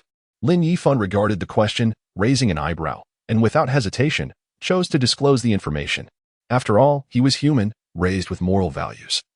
Unable to stand idly by while others faced death, he had observed that the survivors in the 10086 zone were primarily compatriots from Huagua. Though some among them might be undesirable elements, the majority were decent individuals. He simply could not remain indifferent in the face of so many lives. Perhaps in the future, as he faced more bloodshed, his moral compass might waver, leading him to become increasingly apathetic. But for now, his ethical beliefs forbade such indifference. Moreover, even without considering morality, his personal interests also leaned towards sharing the information. The very fact that the survival realm presented him with this choice suggested that it favored the dissemination of the information. By publicizing this warning, he could also enhance the marketability of his soon-to-be-created, powerful mosquito repellent. Indeed, upon learning of the mosquito swarm, he had already planned to produce the repellent for sale. Maximizing his benefits was paramount, not to mention whether he chose to disclose the information or not. A reward awaited him, ensuring he had nothing to lose. After he announced the information, a green treasure chest appeared before him in an instant. Lin Yifan's eyes sparkled with excitement. He had initially thought the reward might simply be an item, but to receive a treasure chest was beyond his expectations. Moreover, green treasure chests contained items of at least black iron grade, with the potential to yield 3 items at once. Though it paled in comparison to the previous 2 bronze rewards, it was still quite commendable. Nevertheless, Lin Yifan chose not to open the chest immediately, but rather set it aside with the white treasure chest he had unearthed earlier. Intending to wait until after 12 o'clock to unveil them, he still wished to gamble on his daily buffs. Perhaps he might achieve an item enhancement, resulting in a substantial profit. At that moment, the chat channel erupted with activity. At the top of the chat, a bold, red message dominated the screen. District announcement, attention all survivors. In 3 days, a catastrophic calamity of danger level, the mosquito swarm outbreak, will occur. Please take precautions. Please take precautions. Please take precautions. This information originates from Lin Yifan. As soon as this announcement appeared, the comment section exploded with reactions. What? A catastrophic calamity? A mosquito swarm outbreak? Is there no hope for survival? What is going on? We can barely manage to fill our stomachs, and now we face a disaster. This is not a survival realm, but a realm of death. Indeed, it is a survival realm. I see it as a realm of death. If they don't intend to leave us any way out, They should just say so. Oh, come on, everyone, don't be so agitated. It's just mosquitoes. It's not like we're facing a snake or rodent plague. They can only suck our blood. It's not life-threatening. Exactly. Mosquitoes can only bite us. While it may cause some itching and swelling, it won't lead to our demise. Let us not be so desperate. Haha. The two above must be from the northeast on Earth, right? If they were from the south, they wouldn't utter such naive words. One must not take things lightly. As a professor of biology in the depths of the Earth, I understand that while a single mosquito may not instill fear, a swarm of them can indeed prove fatal. Vigilance is essential. Vigilance? Who is unaware of the need for caution? However, we are barely able to fill our stomachs. How can we be vigilant? We lack mosquito repellent, incense, and even insecticides, nothing at all. What can we use to protect ourselves? We might as well resign ourselves to fate. Upon placing 2 treasure chests down and grabbing 2 skewers of grilled meat, Lin Yifan began to eat while opening the chat channel. To his dismay, the screen was saturated with negativity. Yet, this presented an opportune moment for him to promote his wares. Thus, he shared the recipe for a potent mosquito repellent in the chat, adding, "There is no need for such pessimism. Since the realm of survival compels us to endure, it must also provide us with means to do so. Today, I uncovered this formula within a green treasure chest, and I believe many of you will soon discover items to combat this calamity from your chests as well." As soon as Lin Yifan's message surfaced, the previously chaotic chat momentarily came to a halt. Moments later, it began to scroll fervently once more. It's Lin Yifan, the one mentioned in the announcement who provides valuable information. Wait, wasn't it Amp, Oppos, the one who exchanged snake meat for basic supplies? Esteemed one, where did you obtain this information? Is it reliable? Indeed. Can you assure us of its authenticity? Absolutely authentic, Lin Yifan replied candidly. This information stems from a reward achievement of mine, so it is indeed reliable. Moreover, just before nightfall, I discovered a swarm of mosquitoes in the nearby forest. I suspect there is also a swarm close to your shelter. It would be prudent to observe closely. Given that the mosquito swarm has manifested as a natural disaster, it is unlikely that only my shelter is affected. As anticipated, after a brief pause, the chat erupted once more. Incredible. What the esteemed one said is true. I just listened closely and distinctly heard the buzzing of mosquitoes. I heard it too, a massive, droning sound. It must be a colossal swarm. My shelter is adjacent to a forest. I peered through the gaps in the grass wall and indeed saw a thick, dark mass of mosquitoes. Oh my goodness. That ominous cloud is indeed a swarm of mosquitoes. I thought it was just a shadow. How terrifying. If they attack us, we could be drained of blood. In 3 days, the swarm will strike. What are we to do? Wait. The esteemed one has the recipe for the potent mosquito repellent. If he can produce it, we shall be saved. Exactly. We have the esteemed one and Oppos, as powerful mosquito repellent. When can it be crafted? I am willing to trade all my supplies for a share. Lin Yifan, observing the flurry of messages, did not feign ignorance and responded readily. I have yet to gather all the necessary materials. Once I do and successfully create the insecticide, I will ensure any surplus is made available in the market. However, do not be overly despondent. While the mosquito swarm is fearsome, upgrading your shelters to level 2 should provide some measure of protection against them. We have 3 days. I believe that if we all exert ourselves, we can elevate our shelters to level 2. Lin Yifan generously shared this information, as acquiring basic materials was not a challenge for him. What he truly saw, API call failed with status code 429. Error. Code 429. Message. Resource has been exhausted, e.g. check quota. Status. Resource exhausted, chapter 13. I will not be a saint or a god. It must be said that in this day and age, there are still quite a number of people who advocate reason. Lin Yifan initially had no intention of engaging in their quarrel, but after some contemplation, he decided to send a message. Thank you all for your understanding. Like everyone else, I am merely an ordinary person who has just arrived in this realm of survival. We all start from the same point. Today, being able to hunt a cobra was a matter of risking my life. Thus, I cannot afford to give away food for free. I am neither a saint, nor a god, nor an angel. Do not attempt to morally blackmail me. I possess little morality, and should you provoke me, I could very well abandon my humanity and become a reaper without hesitation. Though that final remark was conveyed through text, the underlying menace was palpable to all who read it. Lin Yifan was not jesting. He was utterly serious. He possessed a keen awareness that this world was no longer the lawful society of his past life. Here, the law of the jungle prevailed, and to survive, one must be strong. Naturally, being strong entails encountering bloodshed. If a day were to come when the inhabitants of various shelters could communicate freely, it would undoubtedly lead to violent confrontations. Hence, Lin Yifan had long prepared himself for such eventualities. Those who read his message understood the threat embedded within it. For a moment, the chat channel fell silent. After a considerable while, it eventually resumed its lively chatter. However, by that time, Lin Yifan had ceased to pay attention to the chat, as his focus had shifted to private messages. Previously, he had ignored all private messages due to the overwhelming number of those begging him. Yet, he could not continue to disregard them indefinitely. After examining the interface, he discovered the ability to block undesirable individuals. Thus, with a mere thought, he swiftly added all those who sought to morally coerce him into giving away his possessions to his blacklist. It was remarkable. Although the overall operation of the interface resembled that of an online game, manipulating it with thought was infinitely faster than any game. Otherwise, he would have found it nearly impossible to blacklist hundreds of individuals in such a short time. Once he had blacklisted all the undesirables, Lin Yifan finally had the inclination to check his private messages. Brother Yi, I am the popular and alluring little sheep. Here is my photo, and I wish to propose a transaction with you. Could you grant me this opportunity? Ah, it was that alluring little sheep again. Lin Yifan and Appo's lips twitched. He indeed recognized this seductive persona. She was a well-known figure on a social media platform, known for her sultry image, boasting millions of followers. He had come across her before. She was undeniably captivating, exuding an aura of innocence and charm. However, what truly drew attention was her figure. A veritable embodiment of voluptuous beauty. When she danced, every curve of her body swayed sensually, and few men could withstand such allure. Even Lin Yifan, upon encountering her previously, had paused to admire her for a while. To think that now she was addressing him as Brother Yi and even sending private photos. Indeed, the world had changed. And so had the heavens. Although Lin Yifan continuously reminded himself that in this ruthless world, becoming stronger was the only path, he could not resist clicking on the photo. The moment he beheld the image, his eyes widened in astonishment.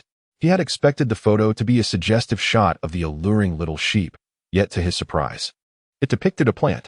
This plant was precisely the mugwort he had been fervently seeking. It was known that his snake meat had been hanging for quite some time without any interest, indicating that few had gathered medicinal herbs. And the existence of mugwort was even scarcer. Mugwort is an edible plant, not a rare medicinal herb. Any citizen would recognize it. If mugwort were to surface, it would undoubtedly be harvested.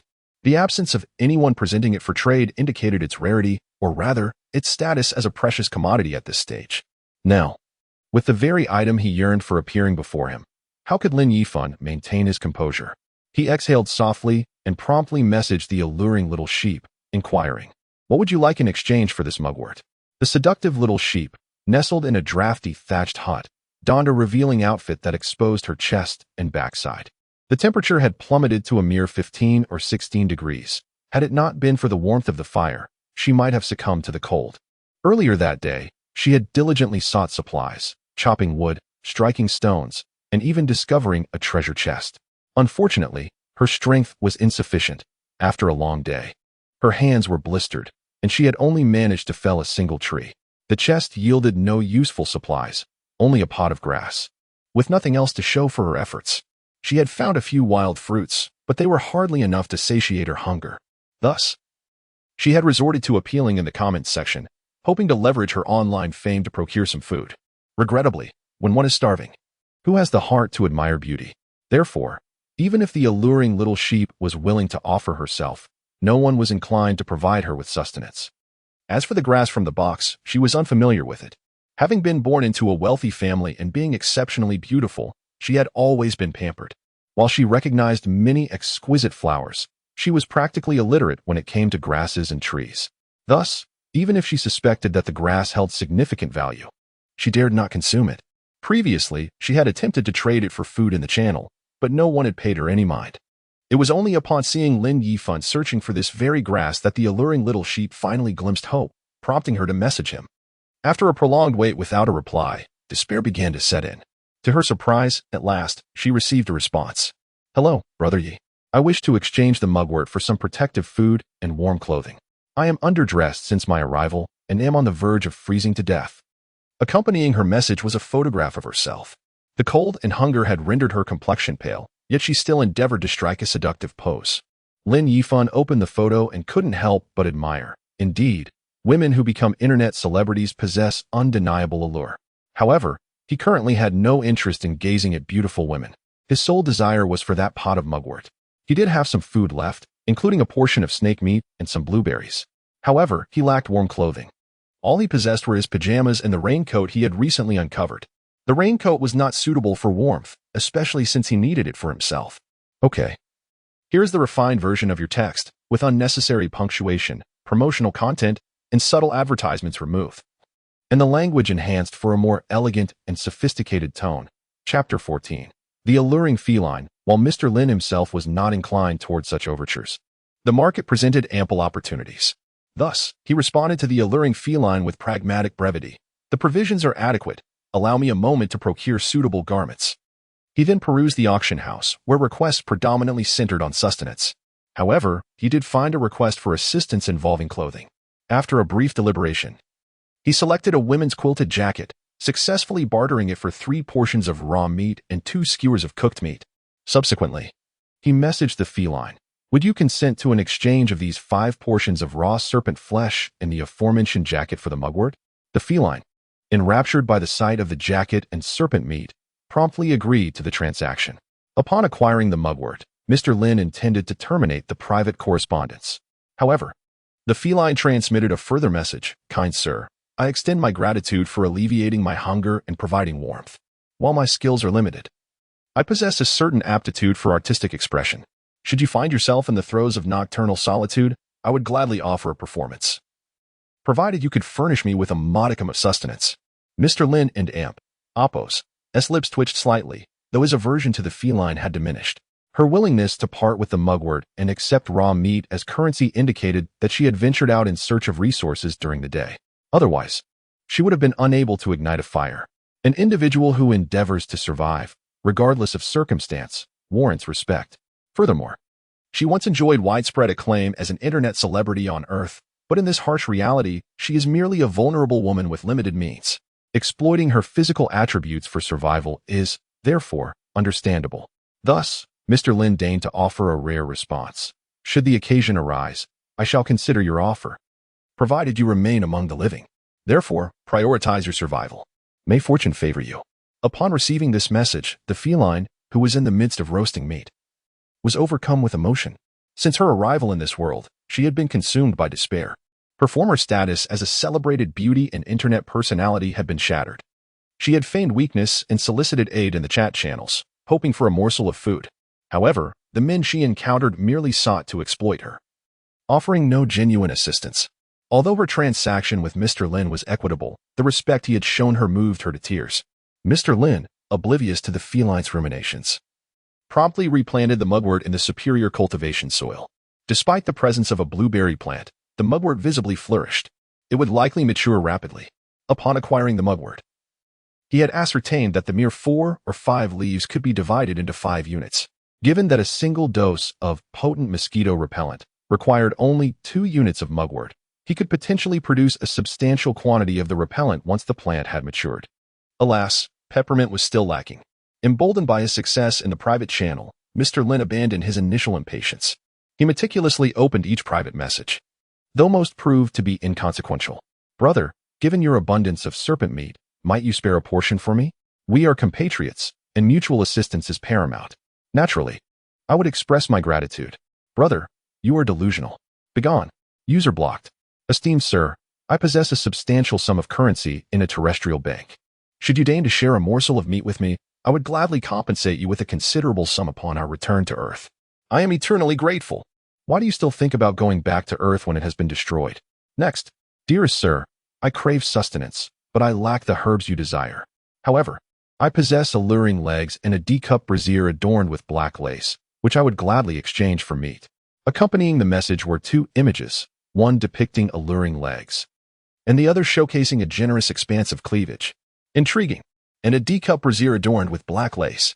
That is a valuable asset.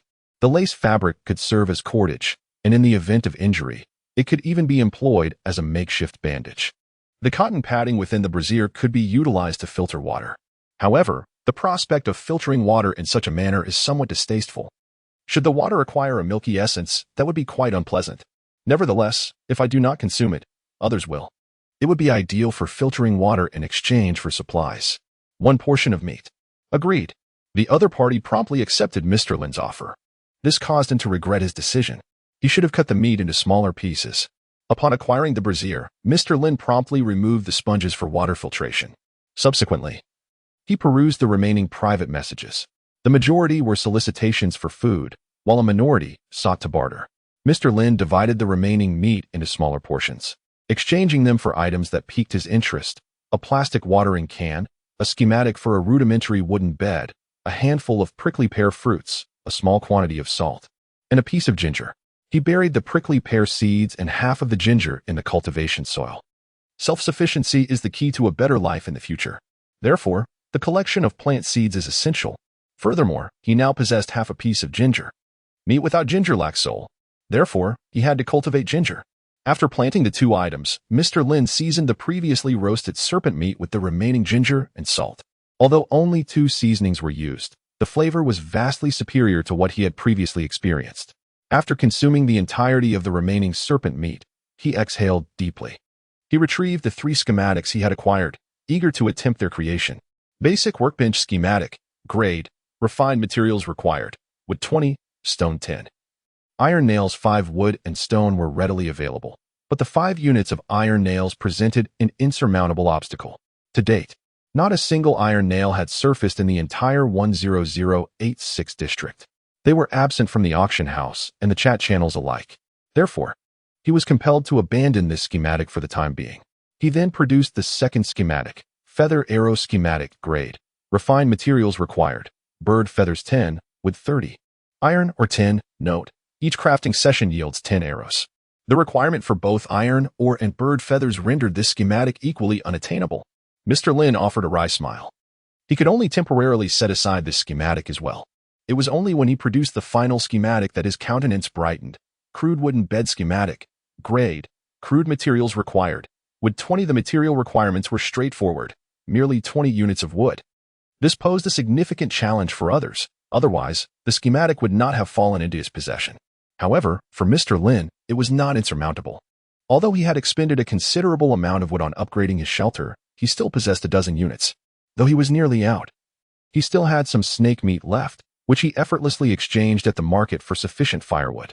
After studying the blueprints, he promptly crafted a wooden bed. Soon, before him lay a small wooden cot, just large enough for a single person to recline.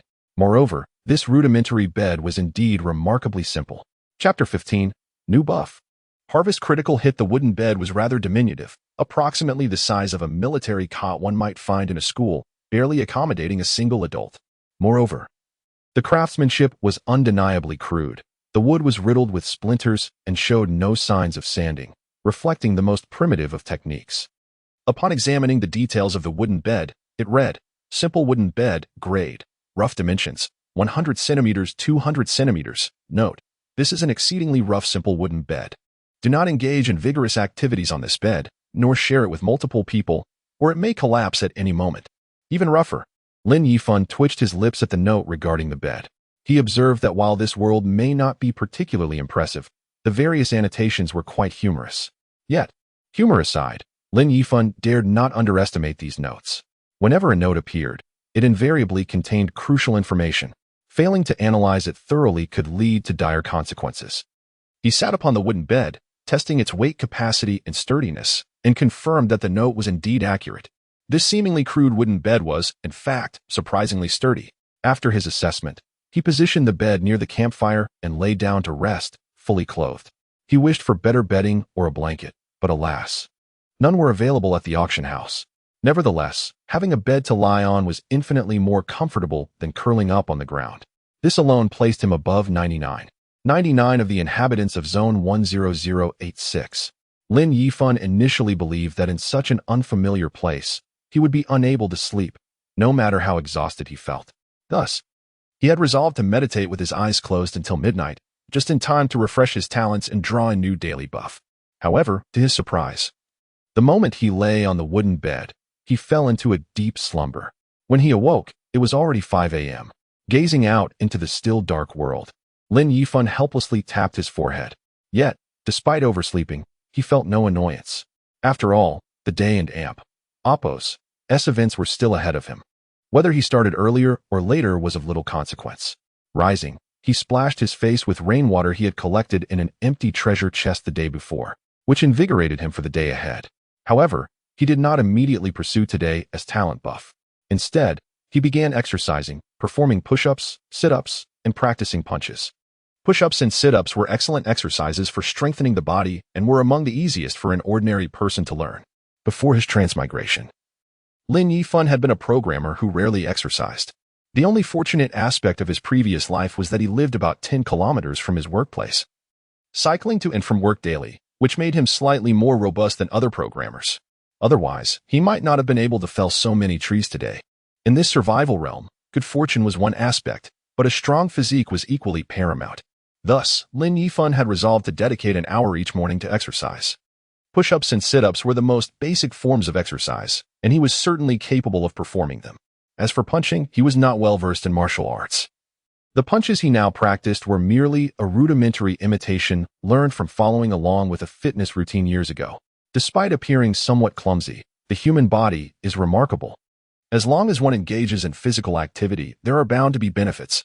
After an hour, Lin Yifan finally concluded his workout. The campfire still blazed, and he skewered the meat he had prepared the previous day for breakfast, placing it near the flames to cook. Only then did he turn his attention to his talents. Name: Lin Yifan. Age: 23. Health status: subhealthy human talent. Random buff: daily draw, can be drawn 1 drop per day, yielding various buffs with different effects. Refreshes at midnight. Will you be fortunate or unfortunate? It depends on your luck. Strength: 8 agility, 10 stamina, 7 intelligence, 9 remaining attribute points, 0 his talent skill had indeed refreshed. He wondered if today would bring him the same good fortune as yesterday. He prepared to draw a new item upgrade. With his hands clasped together, he earnestly prayed for a moment before commencing the draw for daily random buff. Draw successful. Today and Oppos' buff. Critical hit. Critical hit. Any harvest today may yield a critical hit, doubling or tripling the items acquired, with a minimum of 5 times and a maximum of 10 times. As Lin Yifan beheld today and Oppos' buff, a broad smile spread across his face. Although it was not the item upgrade he had most desired, a harvest critical hit was undoubtedly the best buff for gathering resources. If fortune smiled upon him while chopping trees, he could potentially achieve a 10-fold increase, allowing one tree to yield 50 to 60 units of wood. With just 10 trees, he could amass the required amount of wood for a level 3 shelter. Normally, he would need to fell over 100 trees to gather that much. Even with an ordinary new axe, it would take him at least 2 days to chop down 100 trees. Yet, obtaining basic resources was not particularly difficult. It merely required time. What he was keen to discover was whether this buff could be applied to treasure chests. He retrieved the 2 chests set aside and first opened the white one. Talent activated, and he received a 4-fold critical hit reward. 800 g whole wheat toast. 550 milliliters mineral water. For this was Lin Yifan and Oppos' first experience opening a white treasure chest. However, he had observed in the chat channel that each white chest could only yield a single item, which could be food or other goods, with the most precious being blueprints. His luck with this white chest was not particularly impressive, as it contained only food and water. Nevertheless, the 4-fold critical hit rendered the haul quite substantial. For bags of 800 g toast, along with 4 bottles of mineral water, could sustain a single person for half a month if rationed properly. After devouring a couple of slices of toast with mineral water, he felt a sense of satisfaction wash over him, having finally quelled the hunger that had gnawed at him overnight. The happiness derived from carbohydrates significantly improved his mood, although meat and fruit could also stave off hunger. A lack of carbohydrates, while not life-threatening, would certainly affect one's spirits. Thus, he felt no disappointment at the contents of the white chest. After placing the items back into the chest, he shifted his focus to the remaining green chest. Taking a deep breath, he directed his thoughts. Open the chest. Talent activated, and he received a 7-fold critical hit reward. Multifunctional camouflage suit. 7. Waterproof breathable leather boots. 7. Waterproof sports safety helmet. 7. Lin Yifan gazed at the pile of clothing before him, feeling slightly disheartened. He had hoped that this green chest would yield equipment akin to the 2 treasure chests he had opened yesterday. Instead, it contained only garments. However, upon inspecting the clothes, he felt a sense of satisfaction return. True to the treasure chest and amp, Oppos's reputation, the quality of the clothing was beyond reproach. The fabric was not only thick but also durable and breathable. Even military camouflage gear from Earth likely could not match this quality. In this desolate wilderness, no attire could be more suitable than this, particularly the hard hat, whose substantial thickness provided him with a profound sense of security. He even struck the hard hat with the handle of an axe, applying a force of 5%, yet the hard hat remained utterly unscathed. Such a level of protection is indeed commendable. The cowhide boots are equally impressive, lined with plush material and crafted from thick cowhide, resistant to dirt and wear. Undoubtedly a paragon of quality. Moreover, he had procured 7 complete sets in one go, ensuring that he need not fret over clothing for an extended period. With a gleeful heart, he donned a fresh outfit and promptly stowed the remaining 6 sets within his spatial ring. Initially, he intended to dismantle the 2 boxes for materials. But upon lifting his gaze, he was astonished to find that the blueberry tree he had transplanted into the cultivation soil the previous night had burgeoned spectacularly. The branches were heavy with blueberries, bending under their weight and nearly touching the ground. Nearby, the mugwort had multiplied from a single stalk into a large pot, with the tallest reaching over half a person and amp, Oppos's height, already bearing seeds, some of which had fallen. New mugwort shoots had sprouted at the edges, the tallest already reaching calf height. Filled with joy, Yifan could not bear to dismantle the boxes. They would serve perfectly for storage. He quickly harvested all the blueberries, popping a few into his mouth as he worked. To his delight, their flavor surpassed that of the wild berries of the previous day, particularly in sweetness. After a diligent effort spanning over 10 minutes, he had gathered every last blueberry, filling an empty box to the brim. If weighed, it would likely amount to over 10 or even 20 pounds. Next, he uprooted all the harvested mugwort, which immediately decomposed into neatly portioned medicinal herbs. A staggering 242 portions of mugwort, sufficient for his needs in the near term. Furthermore, with so many mugwort seedlings still thriving in the cultivation soil, he anticipated another bountiful harvest by nightfall. Contentedly, he placed the mugwort in his ring space and moved the box of blueberries beside the fire. Originally, he had planned to venture out and chop wood to gather the necessary materials for upgrading to a level 3 shelter. The following day, he intended to procure stones, striving to elevate the shelter to level 3 before the onslaught of mosquitoes. While a level 2 shelter would provide some protection against the swarms, it could not compare to the safety of a level 3. However, with such an abundance of blueberries, he no longer needed to struggle for basic supplies. With so many blueberries, he would surely tire of eating them alone, not to mention that as long as the cultivation soil remained, fresh blueberries would continue to emerge. Thus, the optimal choice would be to exchange these blueberries for essential resources. Maintaining the rate of 10 blueberries per portion, Yifan placed all the blueberries for auction, seeking to trade them for fundamental materials. Simultaneously, he listed the toast he had previously acquired, though the toast was intended for display rather than direct trade. The toast was not meant to be exchanged for basic materials like wood or stone, but rather for blueprints, herbs, and other special items. Yet, even for blueprints and herbs, he would exercise his judgment before agreeing to any trade. Thus, the transaction concerning the toast would remain a personal endeavor. Once he had properly listed all items, Yifan exited the auction house. At this moment, it was 6:50, with 10 minutes remaining until dawn. With time to spare, he sat by the fire, casually peering into the chat channel. To his surprise, he noticed a shift in the total number of players. Just last night, the count was over 97,900, yet it had now dropped to 97,500. In merely one night, over 400 players had logged off. Such a high mortality rate weighed heavily even on Yifan, who currently enjoyed abundant resources. Within the chat channel, the frequency of messages was less than the previous day, yet they remained largely similar in content. Notable were familiar faces, individuals who often contributed in the comments, such as the sultry little wildcat with whom he had traded yesterday, and the seductive little sheep, previously outed as a transgender individual. There was also the flamboyant idol group member still seeking food from his admirers within the channel. However, one particular message caught Yifan and Oppos's attention. Has anyone noticed the temperature dropping? I feel like it was much colder last night. What does it mean to feel? The temperature had indeed decreased. Yesterday during the day, it had been around 20 degrees, yet now it was merely 12. Indeed, it has dropped. I checked the temperature last night around 10, and it was still 15 degrees. Oh heavens! I arrived wearing only a light garment and nearly froze to death last night. If it continues to drop, how will I survive? I hope to find some warm clothing today. I wonder how low the temperature will go. Has it really dropped? Lin Yifan quickly flipped to the page displaying the date and weather. Current time, survival year 20245, April 29th.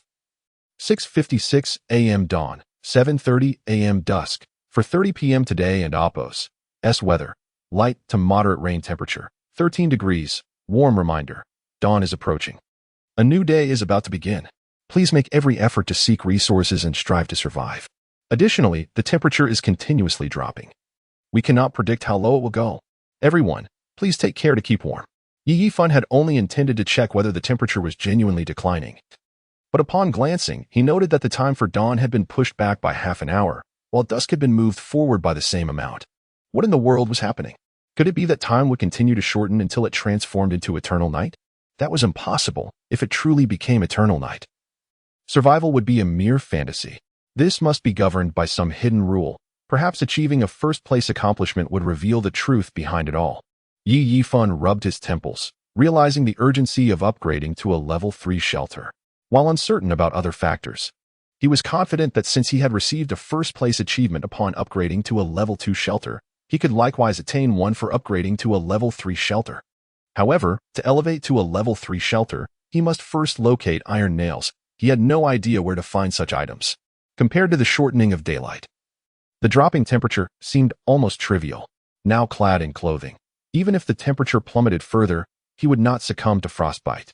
Yet, should eternal night descend, would the perils of darkness claim his life? Even he could not guarantee his safety. Chapter 16. Daytime exploration. Again, Lin Yifan's heart grew heavier once more. Returning to the chat channel, he contemplated whether to remind everyone of the pressing matters at hand. However, just then, he noticed a familiar figure had sent a message. Sexy little wildcat. Oh dear, it was so cold last night. I, delicate as I am, nearly froze to death. Thankfully, Brother Lin Yifan provided me with a warm cotton coat, which allowed me to endure the freezing night. Thank you, Brother Lin Yifan, I love you. My heart will only hold you from now on. As soon as this message was posted, the chat channel erupted. Wow, this little wildcat has actually hooked up with the great Yi? Indeed, beauty holds an advantage at all times. Even a figure like Lin Yifan is not immune to the allure of a charming woman. If this wildcat can charm the big boss, then we can too. Brother Lin Yifan, I am the sexy little wild boar. Not only can I sing and dance, but as long as you provide me with food and clothing, I will love you alone. Well, I can too, Brother Yi. I am the sexy little wild bull, proficient in various arts, seeking your affection. I am the sexy little wild chicken. I am the sexy little wild sheep. Lin Yifan watched the flurry of messages in the chat channel, his vision darkening momentarily, and he sent a message with a face of exasperation. Please stop messing around. I have something serious to discuss. Check the date and weather page. I and Oppos V noticed that not only has the temperature dropped, but the daytime is also getting shorter. I do not know if this will continue, but you all must hurry and gather more supplies. As soon as he sent this message, the chat channel paused momentarily. Everyone promptly checked the date and weather page. Moments later, the messages began to flood in again. However, Lin Yifan no longer paid attention. His reminder was only out of consideration for his fellow companions. And that was the extent of it. He himself was struggling to survive and had no time to concern himself with others. At this moment, he noticed that Wan Qingtan, whom he had traded with yesterday, had sent him a message. Mr. Yi, do you think the shortening of daytime will lead to an eternal night? Lin Yifan raised an eyebrow at the message. Indeed, there was no shortage of intelligent individuals. What he could contemplate, others could as well. Yet, he had no answer to this, so he could only reply, I don't know, but this world suffers from numerous calamities. The mosquito swarm crisis, within the context of extreme disasters, can only be classified as, and there will undoubtedly be even greater dangers. An eternal night is not impossible. However, there was no need to dwell on such thoughts. It served no purpose. Focusing on gathering supplies was the true path forward. After sending the message, he shifted his attention to the exterior of the wooden cabin, for dawn had arrived. The rain continued to fall in a gentle drizzle, even heavier than the previous day. Furthermore, Lin Yifan couldn't and Oppos T shake the feeling that the fog today was far denser than yesterday. Standing inside the cabin yesterday, he could still see the thick mist in the distance, But today it was utterly obscured. With the days growing shorter, he could not afford to waste a single moment. After shutting off the light screen, Lin Yifan donned his raincoat, took 2 empty treasure chests to collect rainwater under the eaves, and then set off in search of supplies. Yesterday, he had explored the left side, albeit only superficially, but he had indeed been there. He had another reason for avoiding the left side, to steer clear of the mosquito swarm. Last night, he had clearly seen billions of mosquitoes in the forest to the left. He was fortunate not to have encountered them yesterday. Continuing to search in that direction would likely lead him to the swarm, and he had yet to create an effective mosquito repellent. Confronting the swarm recklessly would be far too perilous. Thus, he resolved to explore the right side today. The forest on the right was comparatively denser than the left. The types of trees were similar, but the right forest also boasted numerous low shrubs. Among them were many thorny vines, necessitating the use of an axe to clear a path. The difficulty of searching for supplies had thus increased significantly, but Lin Yifan remained determined to traverse this area. His refuge was situated here.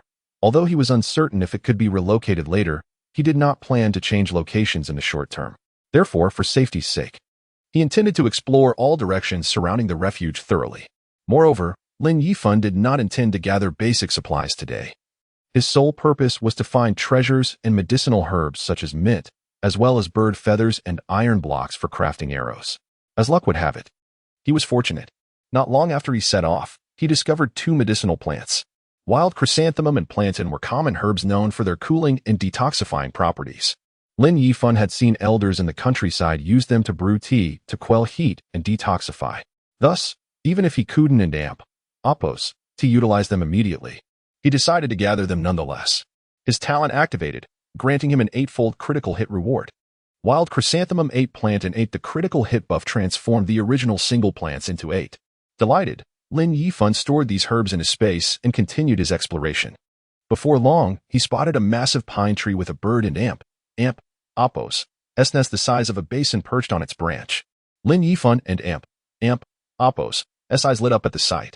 He had yet to find a single feather, and although birds were present in the forest, they remained elusive, their calls echoing without a glimpse of them.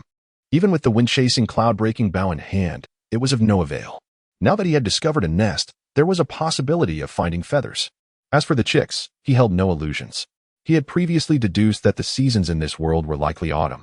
Birds typically nest and lay eggs in spring, meaning the nest would undoubtedly be empty. However, if luck were on his side, he might find a few feathers. Lin Yifan stowed his axe in his ring space, spat into his palm, and rubbed his hands together, then began to climb the tree. His tree climbing skills were not exceptional, but having been exposed to it since childhood, he managed to scale it with some effort. He cautiously made his way along the branch until he reached the nest. As he expected, it was devoid of eggs or chicks. However, to his delight, he discovered a treasure chest nestled within the nest. Although it was merely a white treasure chest, it was better than nothing. Lin Yifan collected the chest into his space, intending to open it later when he returned to the refuge, as it would be more convenient to organize at that time. Just then, he noticed something else beneath the nest, a greenish-blue egg, roughly the size of a fist. Chapter 17. The seductive kitten returns. A surge of excitement coursed through Lin Yifan as his gaze fell upon the avian egg. He eagerly seized it, its substantial weight reassuringly solid in his grasp. A silent question lingered. Was the egg still viable? If so, a delectable repast awaited him. Suddenly, a luminous screen materialized before him. Golden eagle egg, hatchable, grade, bronze hatching requirements. Wind attribute spirit crystal X1, fire attribute spirit crystal X1. Could it be? Was it truly hatchable? Lin Yifan and amp, oppose, eyes widened in astonishment. This egg held the potential to birth a golden eagle, though he had never encountered one firsthand. He was well acquainted with eagles in general, magnificent birds of prey. The prospect of owning a golden eagle as a companion was undeniably exhilarating. However, a wave of apprehension washed over him as he scrutinized the hatching requirements. What exactly were these spirit crystals? He had never encountered them before. It seemed that incubating this golden eagle would be a distant endeavor. Regardless, the knowledge of the hatching conditions provided a glimmer of hope, a goal to strive for. How could this not be considered a remarkable boon? Regrettably, the harvest amplification buff remained elusive. A fleeting pang of disappointment flickered within Lin Yifan's heart, but it quickly dissipated as he contentedly tucked the nest, along with the precious egg, into his ring space. Resuming his journey, he continued onward. understanding that the pathfinding workers could only traverse a mere 1 or 2 li per hour. After a laborious morning, Lin Yifan had only covered around 10 li. Aside from the nest incident, his only yield consisted of a few common herbs. Undeterred, he pressed on, recognizing that resource acquisition was a game of chance. The morning and Apos' bounty was already a stroke of good fortune. Exhaustion began to set in, prompting him to settle upon a rock for respite. He pulled out a slice of toast, washing it down with water, a meager lunch. While consuming his toast, he accessed the auction house, discovering that his blueberries had been entirely bartered for basic resources. Fortunately, the auction house and Apos' transactional protocol ensured that items remained in place until the exchange was complete. Having left the blueberries within the shelter before embarking on his expedition, the acquired resources now resided there as well. This streamlined the process for those venturing out to gather supplies, eliminating the need to constantly monitor the auction house. After reviewing the auction house's activity, he shifted his attention to the private messaging channel. It was overflowing with messages, all vying for toast. Some of the propositions were rather amusing. My father is the governor of Jiangnan province. I'm offering you a chance to curry favor. Give me a loaf of toast, and when we return to Earth, I'll have my father secure you a civil service position.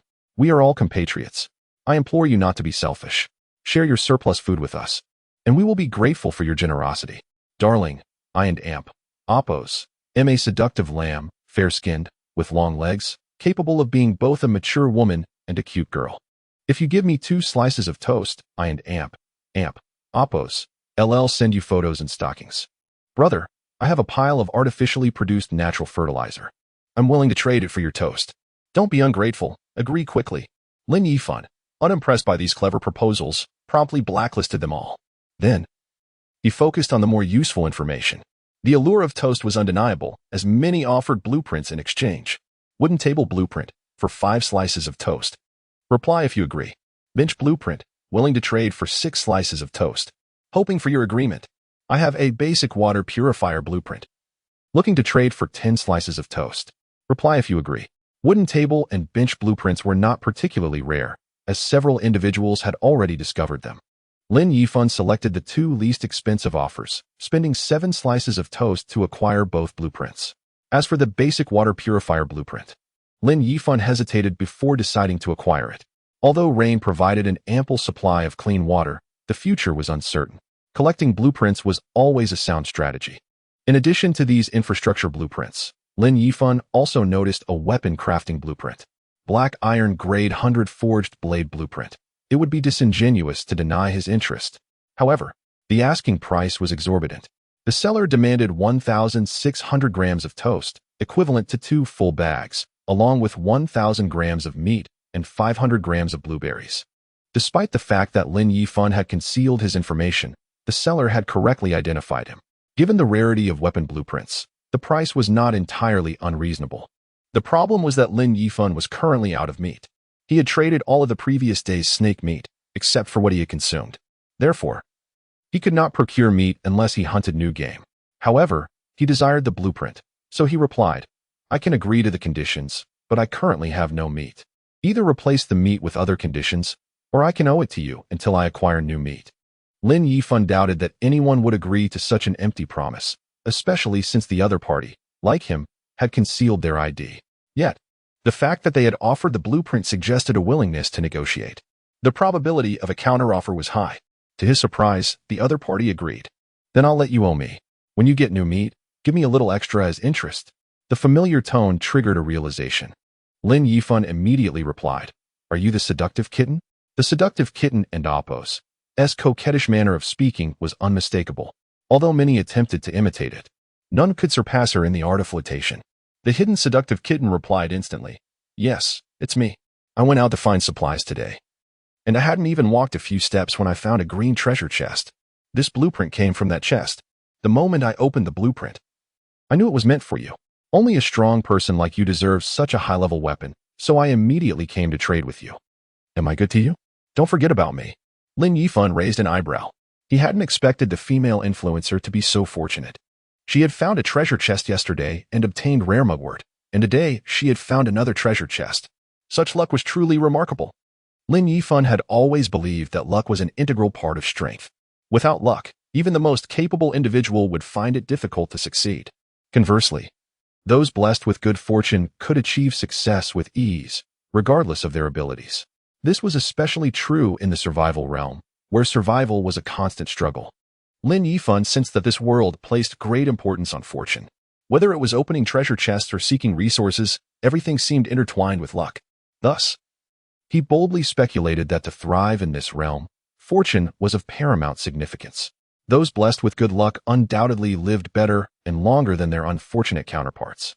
Consequently, Lin Yifan was particularly inclined to befriend those who possessed exceptional luck. Moreover, since they took the initiative to approach him, he merely needed to engage with them, without the need for sycophancy. Chapter 18. The fortuitous woman while maintaining good relations is essential. Lin Yifan firmly believed that he would never grovel. However, should the other party take the initiative, he would graciously accept. Thus, without hesitation, Lin Yifan sent a message. Thank you. I shall remember this favor. Once I procure new resources, I will repay you threefold. Threefold is unnecessary, replied the alluring wildcat. If Brother Yi has any surplus wood or stone, I would appreciate it if you could trade those with me, as I aim to upgrade the shelter to level 2. Lin Yifan had no shortage of basic materials. Even if he were to lack them, he could effortlessly exchange idle supplies. Therefore, he readily agreed, stating, no problem. By evening, let me know what you still need, and I will do my utmost to provide it. At that moment, the alluring wildcat, whose hands were blistered and sore from chopping wood, was so overwhelmed with excitement upon reading Lin Yifan's message that she nearly leapt for joy. Afraid she had misread the message, she quickly confirmed, Brother Yi, are you serious? Will you truly help me complete the materials? What if I am short by a large amount? Lin Yifan was well aware of the quantity of materials required to upgrade the shelter from level 1 to level 2. In comparison to his own upgrade from level 2 to 3, it was indeed a trifling matter. He reassured her, I am serious, even if you need a lot. I will help you. Brother Yi, you are simply the best. Thank you so much. The alluring wildcat, whose hands trembled from pain, was moved to tears. She hastily sent another message. Brother Yi, I will trade you the blueprint now. Aside from the breakthrough, I also found 5 iron nails in that green treasure chest, which I have no use for, so I will give them to you as well. 5 iron nails. Lin Yifan could not help but feel a twinge of envy for the wildcat's fortune. After opening numerous treasure chests, he had yet to come across even a single iron nail, while she had stumbled upon them with such ease. Truly, it was a case of comparison breeds discontent. Once the trade was complete, Lin Yifan examined the iron nails, discovering them to be the most ordinary 3-inch nails, which he promptly discarded back into storage. With these 5 iron nails, he could finally establish the basic workbench. Equipped with the workbench, he would be able to craft more intricate items. For instance, a wooden bed made at the workbench would at least be of ordinary quality, unlike the crude bed he had produced the night before, which was far too rough and could barely support 2 people. Moreover, to create higher-level and more aesthetically pleasing furniture or other facilities, the workbench was indispensable. Thus, the workbench was a necessity. After inspecting the iron nails, Lin Yifan retrieved the black iron grade forged blade blueprint. Without hesitation, he clicked to learn it and then checked the crafting requirements. Black iron grade forged blade blueprint. Grade. Black iron crafting materials. Iron blocks 5. Acidic redwood 2. Another requirement for iron blocks. Sigh. Lin Yifan sighed softly, as he had yet to find a reliable source of iron blocks. He had only obtained 5 iron nails from the alluring wildcat. Crafting this blade would prove challenging. He reluctantly set that matter aside and continued to browse his private messages, but found nothing of greater value. There were offers for ordinary herbs, which he already possessed, rendering them unworthy of a trade. The herb he desperately needed was mint, yet no one was selling it. In desperation, he decided to part with 3 slices of toast and posted a request for mint. To ensure those with mint would see his request, he also sent a message in the chat channel, looking to purchase mint. Looking to purchase mint. Looking to purchase mint. This time, he chose not to remain anonymous, and as soon as his message was sent, the entire channel erupted. Wow. Lin Yifan has emerged. The great Lin Yifan seeks mint. If anyone has mint, rush to trade with him. I saw someone at the auction house trading toast for mint, but unfortunately, I missed out. Does that mean I have to give it to him? Who does he think he is? Is he a god? I refuse to sell it to him. Are you out of your mind? Lin Yifan previously shared the powerful mosquito repellent recipe, which requires mint as one of the ingredients. If we don't give him the mint, how will he create the repellent? Who cares? My shelter is already upgraded to level 2, so even if the mosquitoes swarm, they won't harm me. Look at this. This is what selfishness looks like. At least Lin Yifan considers us. This person is a true egoist. Lin Yifan observed the debate in the chat channel, but chose not to intervene. He had shared that powerful mosquito repellent recipe, not to offer it for free, but rather as a form of advertising. Therefore, he was indifferent to whether others chose to trade with him. Just then, he noticed a new message in his friends and Oppo's channel. Yuan Qingtan. I found 2 mint plants today, and I can give them to you. But I have one request. Could you provide me with a portion of the powerful mosquito repellent you create? Lin Yifan raised his eyebrows, surprised at the woman and Oppo's good fortune. As for her condition, there was nothing he could not accommodate. He had cultivating soil, and with just one plant, he could grow a substantial quantity. Granting her one portion was no trouble at all. Thus, he responded readily, I accept your terms. He then inquired, do you need me to provide a deposit? No. No need. Yuan Qingtan quickly replied, I trust your integrity. After which, she promptly initiated the trade. Once Lin Yifan received the mint, he immediately stood up and hurried back to the shelter. The cultivating soil awaited him there, and he needed to plant the mint to cultivate more as quickly as possible. The return journey was swift, taking less than 40 minutes. Upon arriving at the shelter, Lin Yifan found it cluttered with wood and stone, nearly crushing the blueberry plants growing in the cultivating soil. He quickly organized the wood and feed, stacking the wood neatly along one edge of the shelter while relocating the stones outside the entrance, as they were not susceptible to rain or wind. The clay was temporarily stored in his ring. After finally arranging the once chaotic wooden structure, Lin Yifan felt a sense of relief. The blueberries had ripened again, their heavy fruits bending the branches. He hastily retrieved an empty box and harvested all the blueberries, only to discover that this batch exceeded the morning's yield. The morning and Oppo's harvest had filled one empty green treasure chest, but this time, after filling one box, he had enough left over to fill another. Chapter 19. The treasure among the mosquitoes. Lin Yifan was filled with confusion, pondering why the quantity of blueberries varied so significantly on 2 separate occasions. Upon investigation, he discovered that 2 new branches had sprouted from the blueberry bush, which explained the increased yield. On the other side, the mugwort had flourished abundantly, densely packed with dozens of plants, each nearly half a person and Oppo's height, adorned with countless seeds. Lin Yifan promptly uprooted the flowering mugwort, leaving only the smaller plants below his knees. He then resolved to plant mint on the opposite side of the mugwort. At that moment, a warning flashed on his screen. Warning: a single cultivation soil can support only 2 types of plants. If a third type is planted, one of the previous 2 will randomly be selected to serve as fertilizer. Lin Yifan was startled by this revelation. He had not anticipated that the number of plants one could cultivate in a single soil was fixed. Fortunately, he received this prompt. Otherwise, he might have lost a precious plant. Despite his current indifference towards blueberries, they were indeed a genuine fruit with exceptionally high nutritional value, and thus, losing them was not an option. The same applied to mugwort. Although he had accumulated a considerable amount from his 2 harvests, it was a plant that one could never have too much of. After a moment of contemplation, Lin Yifan ultimately decided to temporarily uproot the blueberry bush. Blueberries were relatively easy to care for and resilient. As long as he watered them periodically after uprooting, they would thrive for quite some time. Additionally, being a native plant, the blueberry bush could survive in the ordinary soil outside. Therefore, Lin Yifan carefully uprooted the blueberry bush and took it outside the shelter, seeking a patch of fertile soil, where he transplanted it. Next, he promptly took out the 2 mint plants and planted them in the cultivation soil, observing the previously wilted mint spring to life. Lin Yifan felt certain that the day of a bountiful mint harvest was not far off. After planting the mint, he added a few logs to the fire before setting out once again in search of supplies. As he followed the path he had cleared that morning, he had scarcely taken a few steps when he spotted a white treasure chest concealed among the fallen leaves. He hurriedly approached and picked it up, placing it in his storage, intending to open it later in the evening.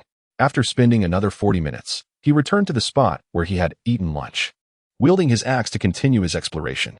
However, just as he advanced a short distance, a frenzied buzzing sound reached his ears. This sound was all too familiar to Lin Yifan. It was the same frantic noise produced by the swarm of mosquitoes he had encountered the previous night in the western forest. The chaotic and erratic sound was enough to unsettle anyone. Suddenly, Lin Yifan felt a sharp sting on his arm. Looking down, he was horrified to see a mosquito, as large as a spider, rapidly feeding on his blood. The exaggerated speed at which it drained his blood sent a chill down his spine. He swiftly swatted the mosquito, only to notice that the bite mark was quickly reddening and swelling, accompanied by a burning pain. To his dismay, he realized that a swarm of over a dozen mosquitoes had gathered around him. Had he not been clad in a fully armed camouflage suit, he feared that these mosquitoes would have already descended upon him. Gazing at the buzzing insects, he felt a wave of dread. He had assumed that the mosquito swarm was confined to the western forest, yet here they were as well. If all the mosquitoes were as voracious as the one he had just encountered, the outbreak would be truly terrifying. He dared not even contemplate it. He hastily snapped a couple of pictures of the mosquitoes before retreating, intending to distance himself from the area, as he noticed the swarm around him multiplying. With mosquitoes relentlessly darting toward his face, he was compelled to wave his arms continuously to ward them off. Nevertheless, even after walking nearly a kilometer back, the swarm remained undeterred. With no alternative, he stood his ground, determined to eliminate all the mosquitoes. In that moment, he finally discerned where the daytime mosquito swarm was hiding. He lifted his gaze to a towering banyan tree, its branches thick and lush. The mosquitoes were clustered atop the branches, densely packed, covering every limb.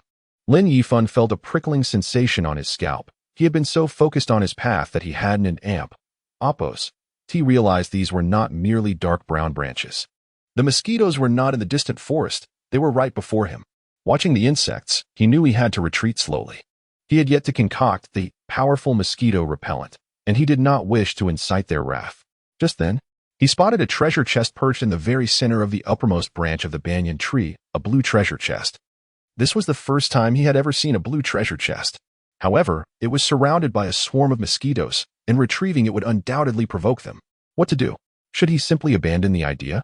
Lin Yifan furrowed his brow, feeling a sense of reluctance. This was a blue treasure chest. Moreover, he possessed a buff for critical harvesting today. If he could obtain this chest, even if the buff only doubled his yield, it would be a tremendous gain. No, he had to find a way to retrieve this chest. After a moment of reflection, an idea struck him. To extract the chest from the swarm, he would need to either eliminate all the mosquitoes or drive them away. Powerful mosquito repellent. Yes, that was the solution. Only with it could he eradicate the mosquitoes and retrieve the chest. However, the shelter was still 7 or 8 kilometers away, and a round trip would take at least an hour. Lin Yifan quickly checked the time on his screen. It was already 2:30 p.m., and darkness would fall at 4:30 p.m. He had a mere 2 hours. Was he truly willing to take this risk? Frowning in contemplation for a few seconds, he ultimately resolved that he must obtain the treasure chest. Having made up his mind, he wasted no time and sprinted toward the shelter, nearly reaching 100-meter dash speed. In the end, the journey that typically took 40 minutes was completed in a mere 20 minutes. Upon returning to the shelter, he found that the 2 mint plants in the cultivation soil had already grown significantly, with numerous delicate branches sprouting from the main stem. Chapter 20. Truly an effective insecticide. Lin Yifan had initially intended to utilize one of the 2 mint plants for concocting a medicinal preparation, reserving the other for propagation. After all, mint possesses remarkable vitality and a strong reproductive capacity, especially with nurturing soil available. One seedling would suffice. However, this plan became unnecessary upon discovering that in this realm, the measurement of medicinal herbs is not based on individual plants, but rather by weight. By plucking 5 leaves, he had already acquired 1 unit. After retrieving a unit of mugwort from his space, he commenced the preparation of a potent mosquito repellent. According to his original conception, this insecticide was anticipated to be a spray akin to those found in the depths of the earth. To his astonishment, the resultant potent mosquito repellent materialized as a bundle of grass approximately half a meter in length. Potent mosquito repellent grade. Good usage. Smoldering. Ignite the top of the herbal bundle to release copious medicinal smoke, capable of exterminating mosquitoes. Each bundle lasts for 3 hours. Special note: ensure proper ventilation when used indoors to avoid suffocation. Gazing at the herbal bundle in his hand, Yifan let out a faint sigh. Could such a primitive method truly annihilate mosquitoes? Doubts lingered in his mind. Nevertheless, with no superior alternatives available to combat the mosquitoes, he had no choice but to place his faith in this bundle. After preparing several doses of herbs, he crafted a total of 5 bundles and resolved to proceed to the location of the blue treasure chest. Yet, before departing, he retrieved an empty chest and scooped some charcoal from the fire, taking it along with him. The chest was white, constructed from a grayish-white stone, in contrast to the wooden material of the green chests. Although Yifan was uncertain whether this white chest could withstand high temperatures, he had no other means of igniting a flame aside from the fire pit. Thus, he had to transport a source of fire from his shelter. Ideally, a torch would have sufficed, but even the simplest torch required bamboo strips or pine wood, both of which he currently lacked. Hence, he resorted to utilizing the empty white chest to attempt carrying the fire, fearing that the empty chest might succumb to the heat and extinguish his flame en route. Yifan exerted every ounce of strength to sprint towards the blue treasure chest, even managing to shorten his return time by 5 minutes. Fortunately, although the box began to heat up, it remained intact. He scoured the layer of dry leaves on the ground, collecting a substantial handful of relatively dry foliage, which he placed atop the embers within the chest, fanning it with his breath. Moments later, the dry leaves ignited, and he added several pieces of dry wood from his space onto the burning leaves, allowing them to smolder. Once the fire was adequately established, Yifan did not immediately ignite the potent mosquito repellent. Instead, he retrieved a set of clothing from his space, wrapping his face and hands as much as possible, leaving only his eyes exposed. Only then did he take a bundle of the repellent and place it over the open flame. In a short while, wisps of white smoke began to emanate from the top of the herbal bundle. Surprisingly, the smoke was quite pleasant, imbued with the fragrance of mugwort and the refreshing scent of mint. While it was slightly pungent, it was also remarkably invigorating. As the smoke wafted, Yifan's attention shifted to the swarm of mosquitoes clinging to the branches of the banyan tree. Despite its primitive appearance, the herbal bundle proved remarkably effective. A sigh of relief escaped Lin Yifan. This potent mosquito. Chapter 21. The attack in the night. As Lin Yifan approached the safety lock, only 5 minutes remained. Darkness descended upon him in an instant. The transition from light to dark was abrupt, devoid of any gradual shift. The previous night, he had returned just in time, reaching the safe house only at the last moment.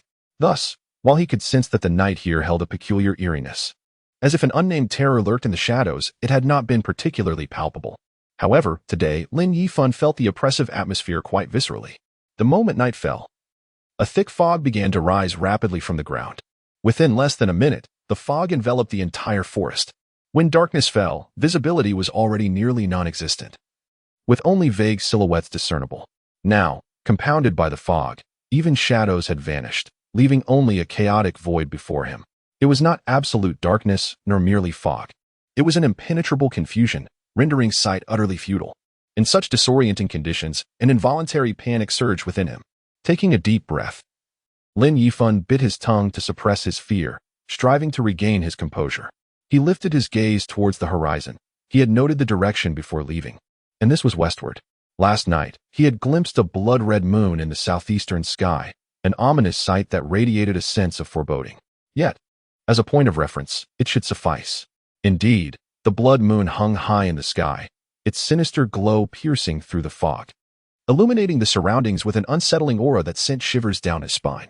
Determined not to dwell on unsettling thoughts, Lin Yifan focused on the direction of the blood moon, attempting to forge ahead. However, after taking only 2 steps, he sensed an anomaly beneath his feet. The path he traversed was one he had painstakingly cleared with his axe earlier that day, flanked by thorns and brambles, leaving no alternative route. Thus, if he was headed in the correct direction, it should have aligned with the path he had blazed. Yet, having taken merely 2 steps, he found himself entangled in thorns. Clearly, he had strayed off course. Puzzled, he scrutinized the blood moon and Amp, Apos, S position, which remained unchanged. It appeared that relying on the moon for guidance was futile. He took a few steps back, returning to his original position.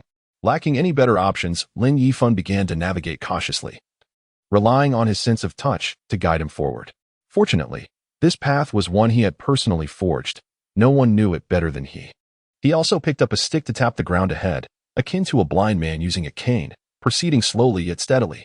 With only 5 minutes left to travel, even at a slower pace, he should reach safety within half an hour at most. After approximately 20 minutes of careful navigation, Lin Yifan sensed a growing relief. He was drawing nearer to the shelter, and the fog and Amp, Apos, S density was beginning to dissipate, although visibility remained poor. The suffocating sense of being enveloped by the fog had lessened considerably. Suddenly, a disturbance behind him caught his attention. The faint sound of footsteps crunching on dry leaves echoed ominously in the stillness. In the desolate surroundings, it resonated like thunder in Lin Yifan and Amp, Apos, S ears. He spun around, But the darkness was impenetrable, compounded by the fog, preventing him from discerning anything. Judging by the sound, the owner of the footsteps was approaching him, and the distance was rapidly closing. Instinctively, Lin Yifan prepared to store half of his medicinal herbs in his ring space, carefully placing the crate containing charcoal on the ground. He then drew his axe in his right hand while grasping an arrow in the other. Upon closer inspection, the arrowhead glistened faintly with the venom of a king cobra. Last night, he had taken the time to coat 2 arrowheads with this lethal poison as a final safeguard. The venom was immensely potent. A single bite could fell even an elephant, let alone smaller creatures. Thus, it was the most suitable last resort. Uncertain of the approaching entity and Appo's nature, Lin Yifan dared not underestimate it and laid bare all his defenses. At that moment, the footsteps were alarmingly close. Yet Lin Yifan still could not see what was approaching him. However, he sensed an imminent danger, and his heightened vigilance left him with little else to do but remain on guard. With a sudden whoosh, he instinctively swung his axe fiercely to the left. A chilling howl pierced the air, confirming his fears. A wolf had drawn near. Instantly, his body tensed, every muscle coiled with apprehension. Wolves are pack animals. The presence of one signaled that there must be others nearby. Even if only one stood before him now, others would undoubtedly lurk in the vicinity. This realization intensified his sense of peril. Even if he could dispatch the lone wolf before him, he would inevitably face the rest of its pack. Even retreating to his shelter would not alleviate this threat. Although his secondary shelter was a wooden cabin, it would still be inadequate against a pack of wolves. He needed to upgrade it to a 3rd tier for any semblance of security, but now was not the time to ponder such things. He needed to confront the immediate threat of the wolf. Otherwise, he might not even make it back to the shelter, rendering its level irrelevant. Taking a deep breath, Lin Yifan cautiously brought the axe to his nose, inhaling the strong scent of blood. The wolf was injured. His previous strike had inflicted a wound. The severity of its injury was evident, as blood stained the surrounding area. Nevertheless, he could not afford to be complacent. The wolf and Appo's footsteps had fallen silent, and even its breathing was inaudible, leaving him uncertain of its precise location. Lin Yifan remained still, waiting for the wolf to strike again. Yet he felt certain it had not retreated far. It was still nearby, watching him intently. Chapter 22. The poisoning of the wild wolf. Lin Yifan dared not move. Paralyzed by fear, his vision was obscured, rendering him as blind as a bat. Yet, the wolves lurking in the darkness could effortlessly pinpoint his location, indicating their keen sight. In such dire circumstances, he refrained from making any sudden movements, terrified that the slightest shift would expose him to a sneak attack. Time seemed to pass with alarming swiftness. Mere moments felt like 5 minutes. Lin Yifan remained utterly still. Suddenly, he perceived a peculiar sound at the edge of his consciousness.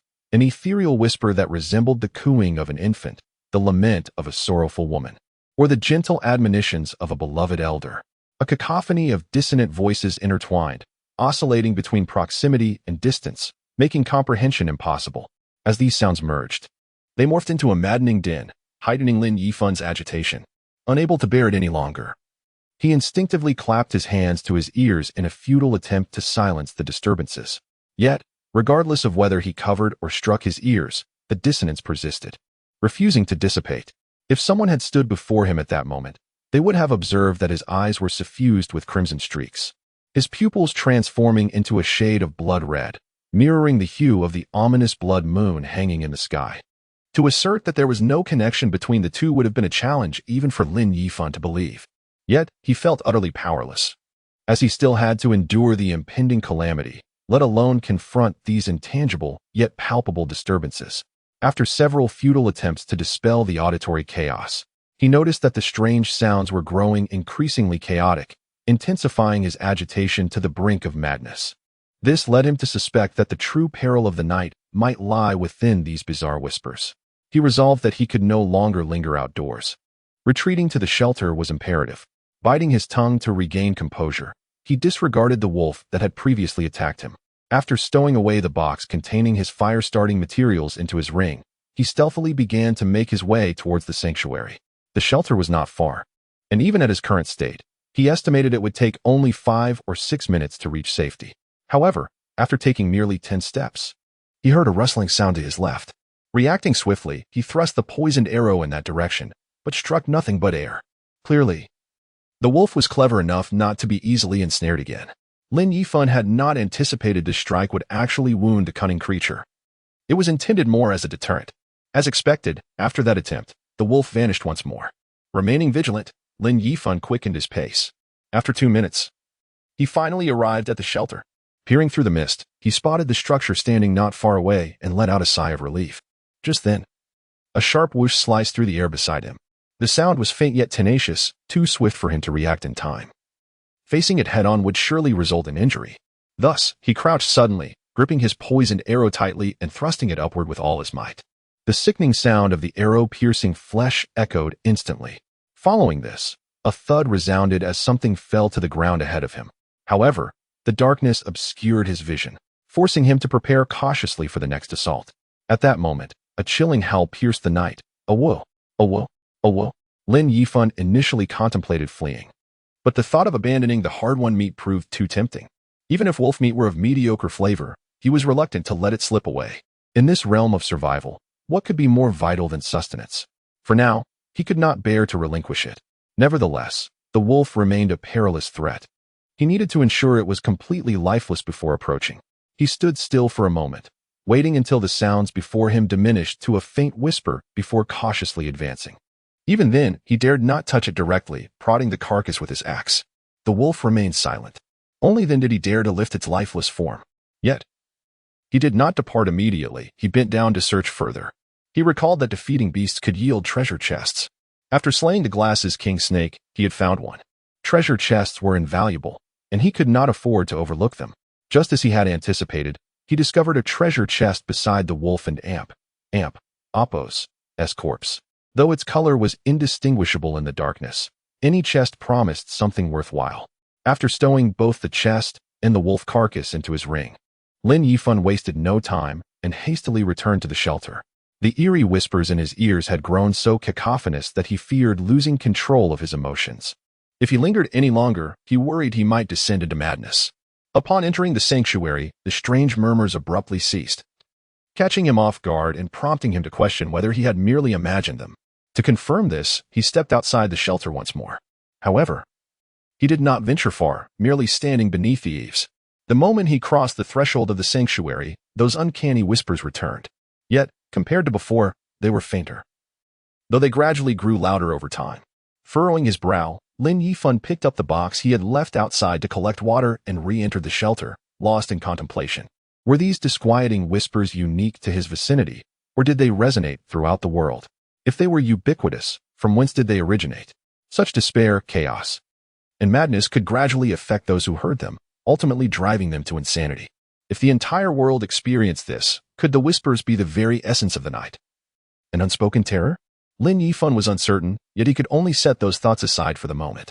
Inside the shelter, he discovered that the firewood he had previously added had burned out, though embers still glowed beneath the ashes. After adding a few logs, the flames flickered back to life, enveloping him in warmth and light, making him feel truly alive once more. Though he had only spent about half an hour outside after dark, he felt utterly drained. He settled down to rest for a moment, quenching his thirst with a sip of water and nibbling on 2 slices of toast before finally regaining his composure. Chapter 23. Finally returning to the sanctuary, it was already past 5:00 and Appo's clock. Although the hour seemed early, the outside world was engulfed in an impenetrable darkness. A darkness that felt more profound than night itself. Lin Yifan let out a sigh, refraining from further lamentation. The circumstances were immutable, and he could only conform to the rules of this world. After a sufficient rest, he retrieved the wolf carcass from his spatial ring. Indeed, aside from a gash on its neck, there was merely a shallow incision on its abdomen. The flesh had turned dark, indicating that the wolf had succumbed to poisoning. This predicament left Lin Yifan in a bit of a quandary. Could the meat of a poisoned wolf still be consumed? Ultimately, survival outweighed culinary desires. Although the meat was inedible, the materials could still serve a purpose. With utmost care, Lin Yifan began to skin the wolf.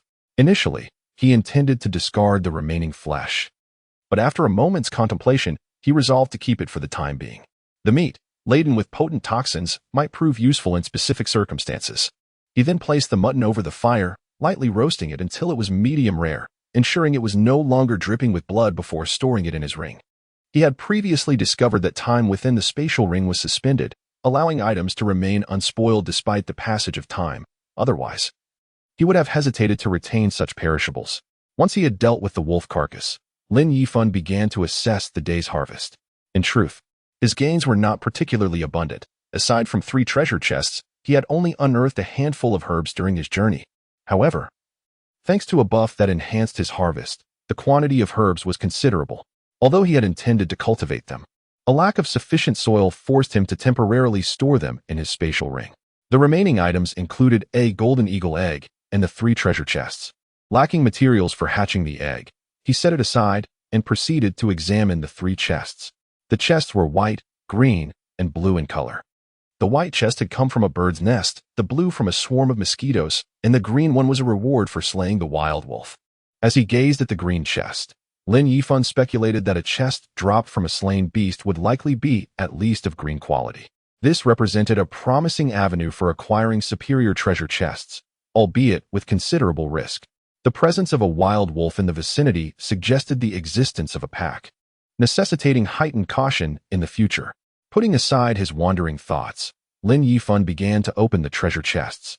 Opening the white chest, his innate talent activated, yielding an 8-fold critical reward. Meat buns, 18, chocolate, 8 Lin Yifan and Amp. Oppo's eyes sparkled as he beheld the fist-sized meat buns and chocolate bars weighing at least 45 grams each. These were indeed delightful acquisitions. Since his arrival in this world, he had not starved, but his culinary skills and limited ingredients had prevented him from enjoying truly delectable meals. Even the toast he had eaten during the day was merely the most ordinary kind, far inferior to the meat buns. As for the chocolate, it was an irrefutable energy booster, compact, easy to preserve, and delicious, making it ideal for his provisions. He took a hearty bite of a meat bun, relishing its exquisite flavor. The only disappointment was that the bun had cooled. However, he had a frying pan at his disposal. After adding water to the pan, he chopped some sticks of about finger thickness with his axe. He then fashioned a simple rack by propping the sticks above the pan and placed 4 buns atop it to steam gently. The remaining 13 buns and chocolates were stored in his spatial ring. He could not bear to exchange such food for supplies and intended to save them for himself. Next, he opened the second treasure chest. The green chest opened, and his talent activated, granting a 9-fold critical reward. Universal cultivation soil 9, basic cast iron, 45, premium silk quilt. 9 As the chest opened, a plethora of materials spilled forth. The 9 quilts, in particular, formed a substantial pile. Had it not been for Lin Yifan's quick reflexes, they might have nearly tumbled into the fire. He hastily stored the quilts in his spatial ring, exhaling in relief. His gaze then settled upon the cultivation soil, his excitement barely contained. Item: Universal cultivation soil grade, ordinary description, suitable for cultivating any plant, enhancing growth speed. The higher the grade, the greater the enhancement, beloved by farmers. 9 pieces of universal cultivation soil. Even if deemed ordinary, this was an exceptional resource. With seeds for grains, he could potentially sustain himself through cultivation. He moved the newly acquired soil next to the previous batch. Furthermore, he planted the blueberry tree, which had been excavated for mint cultivation, into one of the soil pieces. Each piece of soil could accommodate 2 types of plants, aside from his existing herbs. He also possessed seeds for thorny berries and half a ginger root from the previous day. These 2 items had been buried in the high-quality cultivation soil, but due to the planting restrictions, they had yet to sprout. Lin Yifan extracted the thorny berry seeds and the ginger root, planting them separately in the available soil. He had ample soil but fewer edible crops. As for the herbs, their quantity sufficed for his needs. Unless he required a significant amount, there was no necessity for cultivation. However, considering the current inclement weather, rain, and dropping temperatures, many might fall ill. Lin Yifan contemplated this and decided to transplant the mugwort from the high-quality soil into the ordinary soil, reserving the ginger for the premium soil. While many herbs could treat colds, they varied widely. The current ailments from the cold and rain constituted wind cold. To combat this, he needed to expel the chill from within, necessitating the use of warming herbs. Although ginger was a culinary ingredient and spice, it also served as an excellent warming remedy, making it an ideal choice for cultivation. In addition to ginger, he decided to plant other herbs that alleviated heat and fever. As the soil would otherwise remain empty, better to be prepared than caught unawares. Once all the planting was complete, Lin Yifan also harvested mugwort and mint. Mugwort, 632 mint, For 165, perhaps due to the nature of the cultivated items, neither herb yielded a critical harvest effect. Lin Yifan felt a tinge of disappointment but accepted it. He stored the 2 herbs in his spatial ring, planning to later convert them into effective mosquito repellent. Next, he took out a piece of basic iron, examining it closely, only to find it to be an unimpressive chunk of iron, roughly the size of an egg. After toying with it briefly, he placed the iron in his ring, satisfied with his day's endeavors. He requires 100 basic iron blocks to upgrade the shelter, yet he currently possesses only 45, leaving him with more than half still needed. However, the fact that he was able to obtain 45 in one go is indeed a stroke of remarkable fortune. Without the benefit of the critical hit buff, he would have garnered merely 5 or 6 iron blocks from this chest. When reflecting on this, Lin Yifan feels as though he has struck gold. Satisfied with his gains, he turns his attention to the final chest, the one he has eagerly anticipated, the coveted blue chest. Chapter 24. Attribute fruits. The materials of the blue treasure chest were neither stone nor wood, but rather resembled a peculiar blue metal. As for the exact nature of this metal, Lin Yifan could only speculate. However, the material of the chest was of little consequence. What truly mattered was the contents within. Taking a deep breath, Lin Yifan resolutely opened the treasure chest. The blue treasure chest opened. Talent activated, granting a triple critical strike reward. Beginner Shinling Fruit, 3 random attribute Spirit Crystal, 6 Glorious Stone, 9 Intermediate Iron Block, 30 Compressed Biscuit, 15 Upon opening the chest, Lin Yifan was greeted by an abundance of items. As he perused the list of contents, he discovered that he was unfamiliar with more than half of them. For instance, he had never heard of the Beginner Shinling Fruit. However, when he held 3 fist-sized, milky white fruits resembling peaches in his hands, his eyes widened in astonishment. Beginner Shinling Fruit.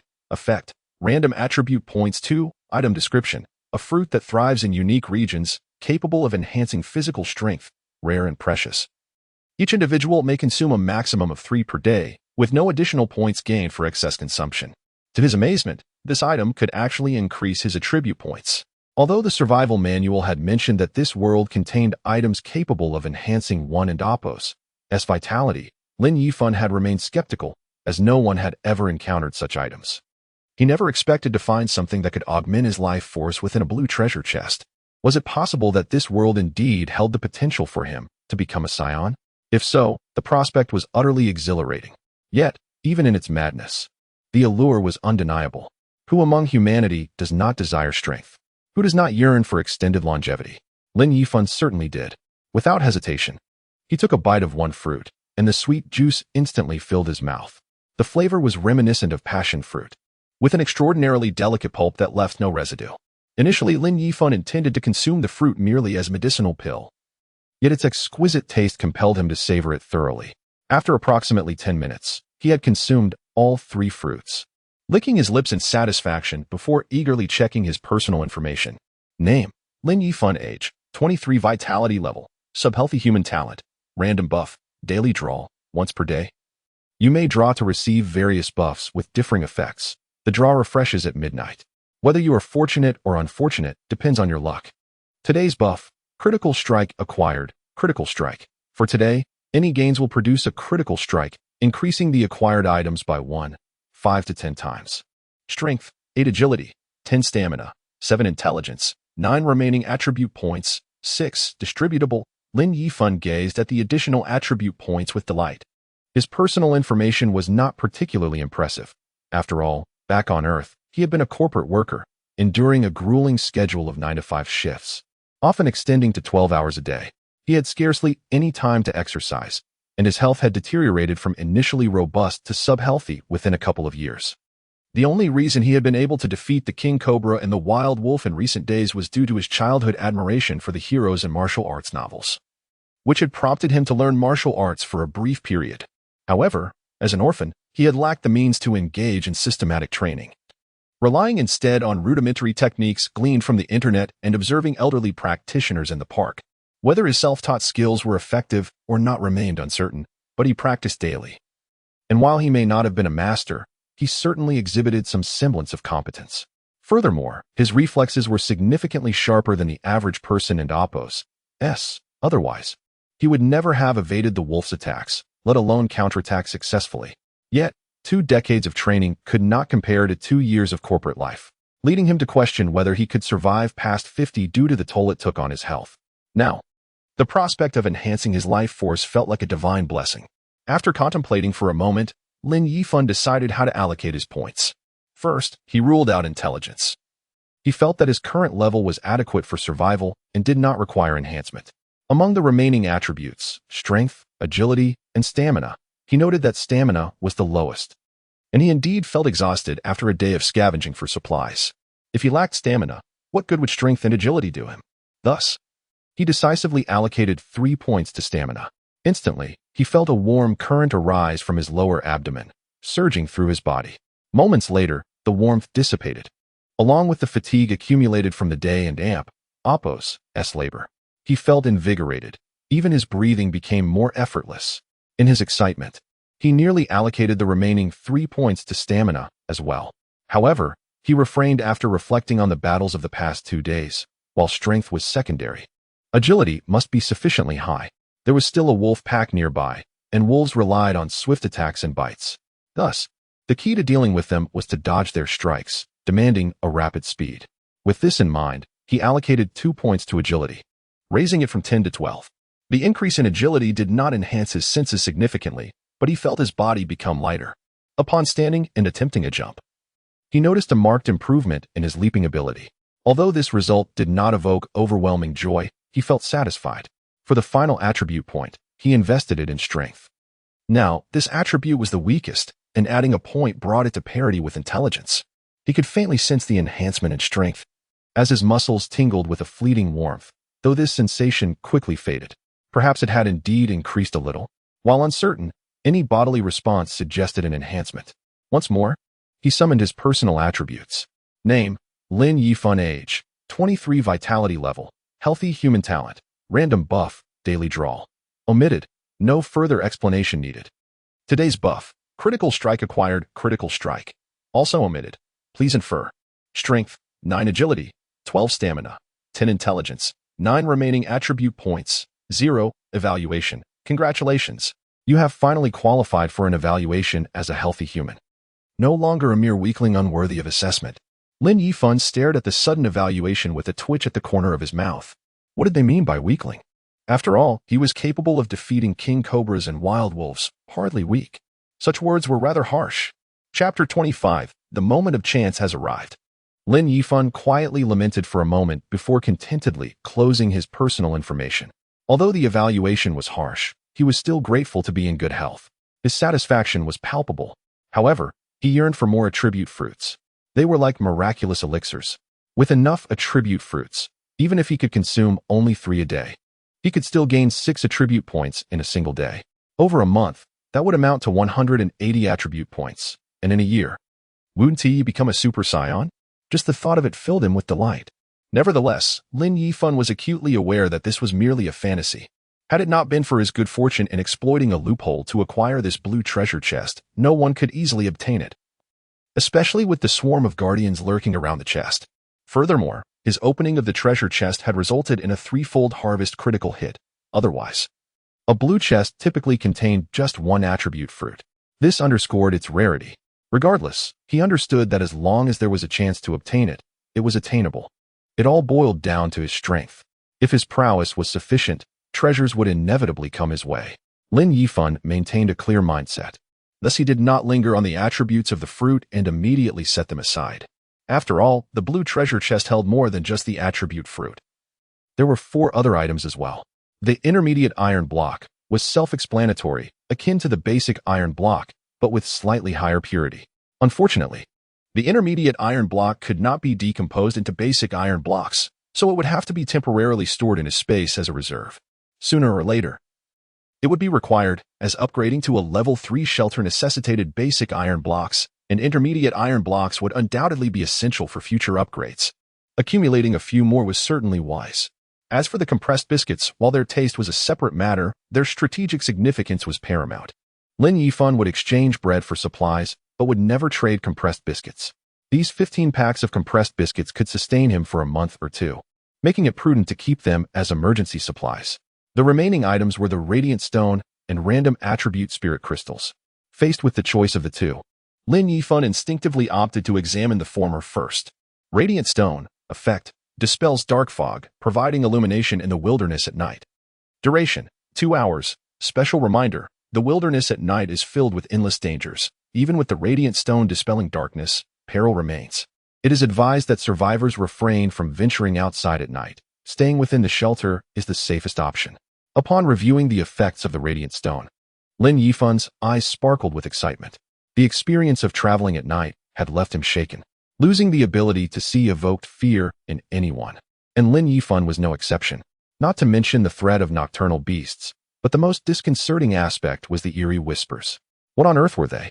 They could gradually drive a person to the brink of insanity. It was truly terrifying. Physical attacks could be defended against, but he was at a loss regarding mental assaults. Should he perhaps increase his intelligence? That might be worth exploring later. Lin Yifan pondered, but regardless, he had no intention of wandering outside at night unless absolutely necessary. Nonetheless, retaining the Radiant Stone was essential, as he had no desire to linger outdoors tonight. Unexpected events could always arise. Moreover, he had only 9 stones, which amounted to a total of 18 hours of use. He wondered when he would next have the opportunity to acquire such a useful item. Each stone was indeed precious. After placing the key in his ring space, Lin Yifan took a deep breath and eagerly gazed at the final item in the blue treasure chest. It was 6 black stones, each roughly the size of a fist. Although their shapes varied, their weight was consistent. Random attribute spirit crystals. 6. Special note. The spirit crystals contained within the raw stones can only be revealed by removing the outer stone skin. It's time to gamble on luck again. Upon reading the description, Lin Yifan immediately understood. This was indeed a gamble. He had heard of gambling stones back on Earth, where the stakes were often jade or other precious stones encased in thick stone skins. No technological means could ascertain whether jade existed within. Each person who purchased raw stones was essentially taking a gamble. Winning could lead to sudden wealth, while losing could result in bankruptcy. Thus, the notion of gaining or losing everything in a single stroke arose. Lin Yifan had only witnessed this in novels and television. He had never experienced it himself. He never anticipated that amidst survival, he would engage in gambling stones. This realm of survival seemed to be steeped in superstition. After a brief internal critique, Lin Yifan retrieved the golden eagle egg he had found earlier. He had previously wondered what spirit crystals were, but he never expected to acquire them so soon. However, the hatching conditions for the golden eagle egg required 1 wind attribute spirit crystal and 1 fire attribute spirit crystal. It seemed he was indeed about to gamble on luck. With 6 opportunities at hand, he couldn't help but wonder if he would obtain the desired attributes. Lin Yifan clasped his hands together and prayed to all the deities before taking out his axe and gently tapping the stone skin encasing the spirit crystal. Initially, Lin Yifan feared that the stone skin would be difficult to remove, but to his surprise, it shattered upon the first strike, making his task considerably easier. As the outer layer of stone skin broke away, it revealed the spirit crystal within. The first crystal he unearthed was blue, a water attribute spirit crystal, which was not what he desired at this moment. He sighed softly, setting the crystal aside before proceeding to the second. The second was still not what he sought. It was a yellow earth attribute spirit crystal. The third was the same as the first, another blue water attribute spirit crystal. Only 3 chances remained. Taking a deep breath, Lin Yifan continued. At last, the 4th crystal revealed itself to be a red fire attribute spirit crystal. This brought him a sense of relief. He was only missing the wind attribute spirit crystal. Regaining his composure, Lin Yifan struck the remaining 2 stones, shattering their skins in one swift motion. Suddenly, a green spirit crystal and a transparent spirit crystal appeared before him. The green one was obviously not what he needed. However, the transparent one was the wind attribute spirit crystal. Lin Yifan exhaled heavily. This gamble had truly drained his mental energy. Thankfully, he had succeeded. He hurriedly placed the golden eagle egg alongside the 2 spirit crystals. Instantly, the words hatchable appeared beside the egg. Without a moment's hesitation, he chose to incubate it. Chapter 26. Organizing supplies. What a magnificent eagle. Which man does not yearn to possess such a creature? Just the thought of soon having an eagle sent Lin Yifan's heart racing with excitement. However, the incubation period required 2 hours. So he had to temporarily set the egg aside and began to tally the supplies he had exchanged for blueberries during the day. He had nearly traded all his blueberries, offering 10 for each unit, resulting in over 1,000 units. The wooden cabin was nearly overflowing with basic materials such as wood, stone, and clay. This was despite his earlier efforts to return twice, storing the wood in his space and placing the stone outside, with only the clay remaining inside. Due to its relatively small quantity and volume, the 200 units of clay amounted to merely a couple of cubic meters. Nevertheless, the cabin was still brimming with supplies. He swiftly organized all the materials and then began to assess how much more was needed to upgrade to a level 3 shelter. Rough wooden cabin, 15 square meters. Grade, level 2, overall evaluation. This is a cabin made from primitive wood. Although the craftsmanship is crude, it effectively protects against wind and rain and can withstand attacks from small beasts, but beware of wild boar herds. A mere wooden cabin cannot withstand such foes. Next level, level 3 shelter. Rough stone cabin, basic upgrade requirements. Black iron grade stone cabin blueprint. 10. Basic wood 362. Satisfied. Basic stone 517. Satisfied. Basic clay 208. Satisfied. Basic pig iron 145. Kind reminder. If you can find higher quality shelter blueprints, you may construct your shelter according to them, thus ensuring greater safety. Aside from the basic pig iron and the blueprint, all other materials were accounted for.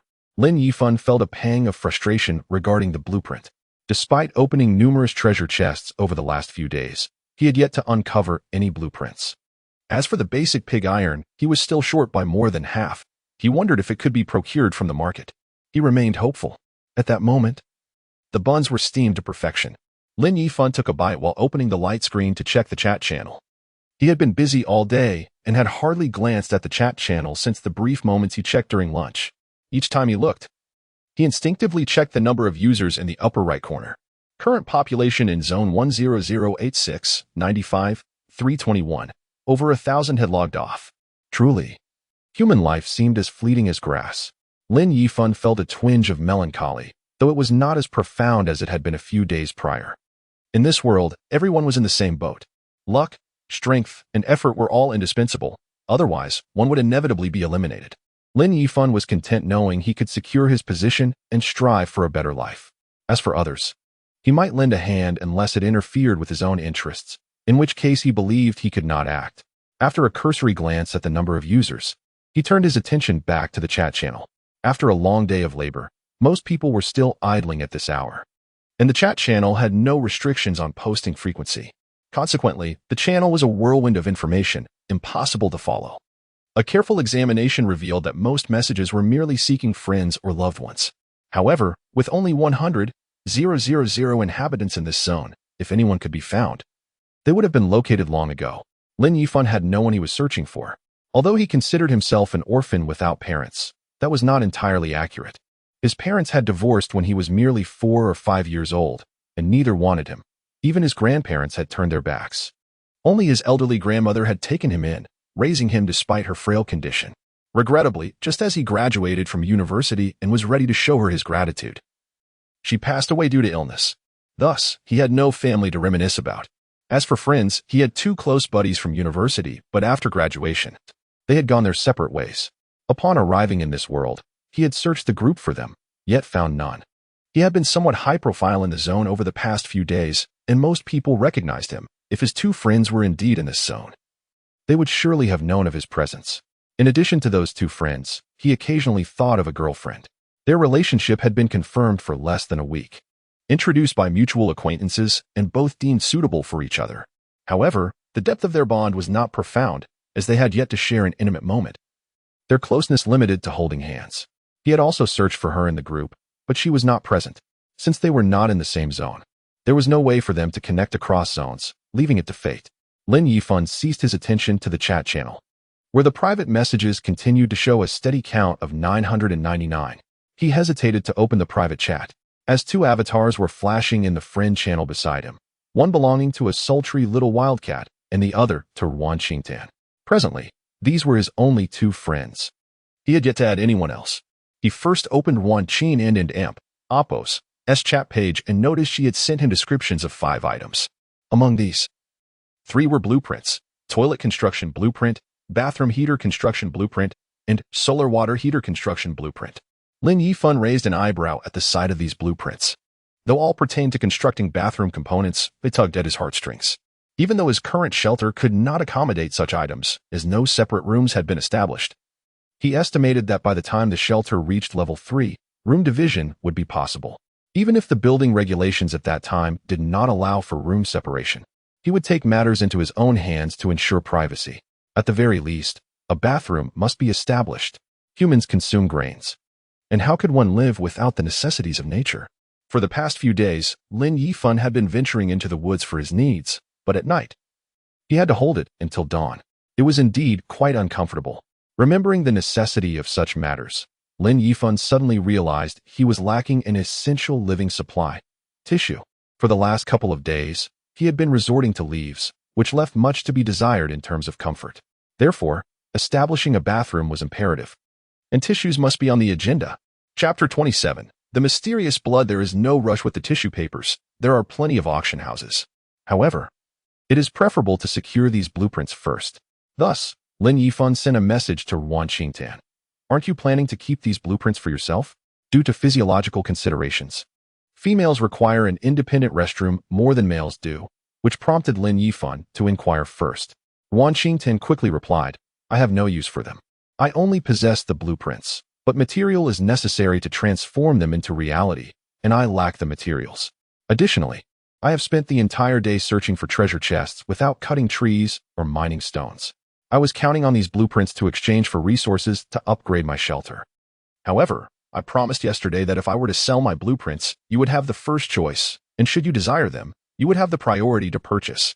Since she had already resolved to sell, Lin Yifan had nothing more to say. Her reasoning was sound. Without materials, the blueprints were rendered futile. It was indeed wiser to exchange them for resources. Having made up his mind, Lin Yifan, with a hint of extravagance, messaged, set your price. I want all 3 blueprints. Upon receiving Lin Yifan and Appo's response, Wan Qingtan felt an immense sense of relief. In truth, she did not genuinely intend to prioritize selling all her blueprints to Lin Yifan. To put it bluntly, humans are inherently selfish. If someone offered a better price or more favorable conditions than Lin Yifan, she would certainly choose to trade with them first. However, most individuals were incapable of equitable exchanges. They merely sought to take advantage. Occasionally, there were those who wished to barter, yet their conditions were harsh, and their prices were exceedingly low, resembling opportunistic behavior. How could Wan Qingtan accept such terms? Thus, after considerable deliberation, her best trading partner remained Lin Yifan. Nevertheless, she did not dare to ask for an exorbitant amount. After a brief calculation, she presented a fair offer. Big shot, I still need 74 units of wood, 78 units of stone, and 49 units of clay to upgrade to a level 2 shelter. If you could help me gather these materials along with the 3 blueprints and the other 2 items, I would appreciate it. Lin Yifan was somewhat speechless upon reading Wan Qingtan and Appo's message. 2 full days had passed. He assumed that, at the very least, she would have gathered half the materials. To his surprise, she had not acquired any, having solely focused on treasure chests instead. However, her luck appeared to be favorable, as she managed to find treasure chests and acquire so many blueprints, showcasing her exceptional talent. Although Lin Yifan had materials intended for upgrading to a level 3 shelter, he was not particularly anxious. He was adequately fed and clothed, with basic safety assured. With a day remaining before the mosquito swarm and Appo's uprising, a delay in upgrading was inconsequential. Moreover, Wan Qingtan and Appo's offered price was reasonable, even bordering on a loss, for the value of the blueprints undoubtedly exceeded that of the basic materials. Yet, everyone was excessively impoverished at this juncture. Thus, exchanging the blueprints now was a prudent decision. Lin Yifan had always been generous with those he knew well. He did not even haggle, nor did he inquire about the 2 items, directly initiating the trade with Wan Qingtan. Wan Qingtan sat beside the campfire, anxiously awaiting Lin Yifan's response. Upon receiving his trade offer, she was filled with joy and quickly placed the 3 blueprints along with the other 2 items into the trade window. After receiving the blueprints, Lin Yifan examined them. Brief. Chapter 28. Mao Lin Yifan gazed at the little chick before him, a frown forming on his brow. Is this truly a golden eagle? It bears an uncanny resemblance to a chick, particularly with a few strands of black fluff adorning the center of its head, resembling a newly hatched chick. The sole distinction lies in its size. Unlike a chick that emerges from an egg, this one is as large as a fist. It can certainly be deemed a robust little bird. After scrutinizing the small golden eagle, Lin Yifan hesitated for a moment before cautiously speaking. Can you understand my words? If so, please nod. Upon uttering these words, he felt a tinge of madness. Despite the rarity of the golden eagle, it is still merely a bird. How could it possibly comprehend human speech? Yet, in that instant, the little golden eagle nodded its head, its round, glimmering eyes revealing a spark of extraordinary intelligence. This caught Lin Yifan completely off guard. He nearly thought he was hallucinating. He stood there, momentarily dazed, before stammering, You truly understand me? The little golden eagle nodded once more and began pecking at the eggshell. Lin Yifan instinctively wanted to intervene, but quickly reconsidered. He recalled that some bird species consume their eggshells post-hatching. While humans perceive eggshells as mere calcium carbonate devoid of nutritional value, for birds, they are rich in essential nutrients. Thus, some birds gradually consume their eggshells after birth. Observing its enthusiastic nibbling, Lin Yifan refrained from stopping it. Moreover, a bird that can understand his speech would undoubtedly be aware of whether it could eat the eggshells. It was only after the little eagle finished its meal that Lin Yifan excitedly proclaimed, Little one, let me give you a name, given your fluffy feathers. How about calling you Mau Mau? Mau Mau Mau Mau. Do you like this name? If you do, let out a chirp, perhaps due to his solitary existence since arriving in this world. Despite the ability to connect with others through a chat channel, a sense of loneliness lingered. The sudden companionship of a small pet, especially a legendary golden eagle, was exhilarating for Lin Yifan. At this moment, having finished its meal and feeling drowsy, the little chick seemed to have understood his words and actually lifted its head, letting out a soft chirp. After chirping, it began to doze off. Lin Yifan watched in awe, his heart racing with excitement. The little golden eagle could indeed comprehend his words and even respond. Its intelligence was remarkable. How could he not feel exhilarated by such a clever companion? However, upon seeing Mau Mau fall asleep, he refrained from disturbing it further. Although he was unfamiliar with caring for birds, he understood that young children sleep most of the time. Thus, the little bird likely shared a similar tendency. Yet, what would the little golden eagle eat? How should he feed it? Lin Yifan furrowed his brow, feeling a slight headache as he realized he truly did not know how to care for the little golden eagle. Nevertheless, he remained calm. Although he was unaware, there were still over 96,000 people in the chat group. Surely, among such a multitude, someone would know how to care for a bird.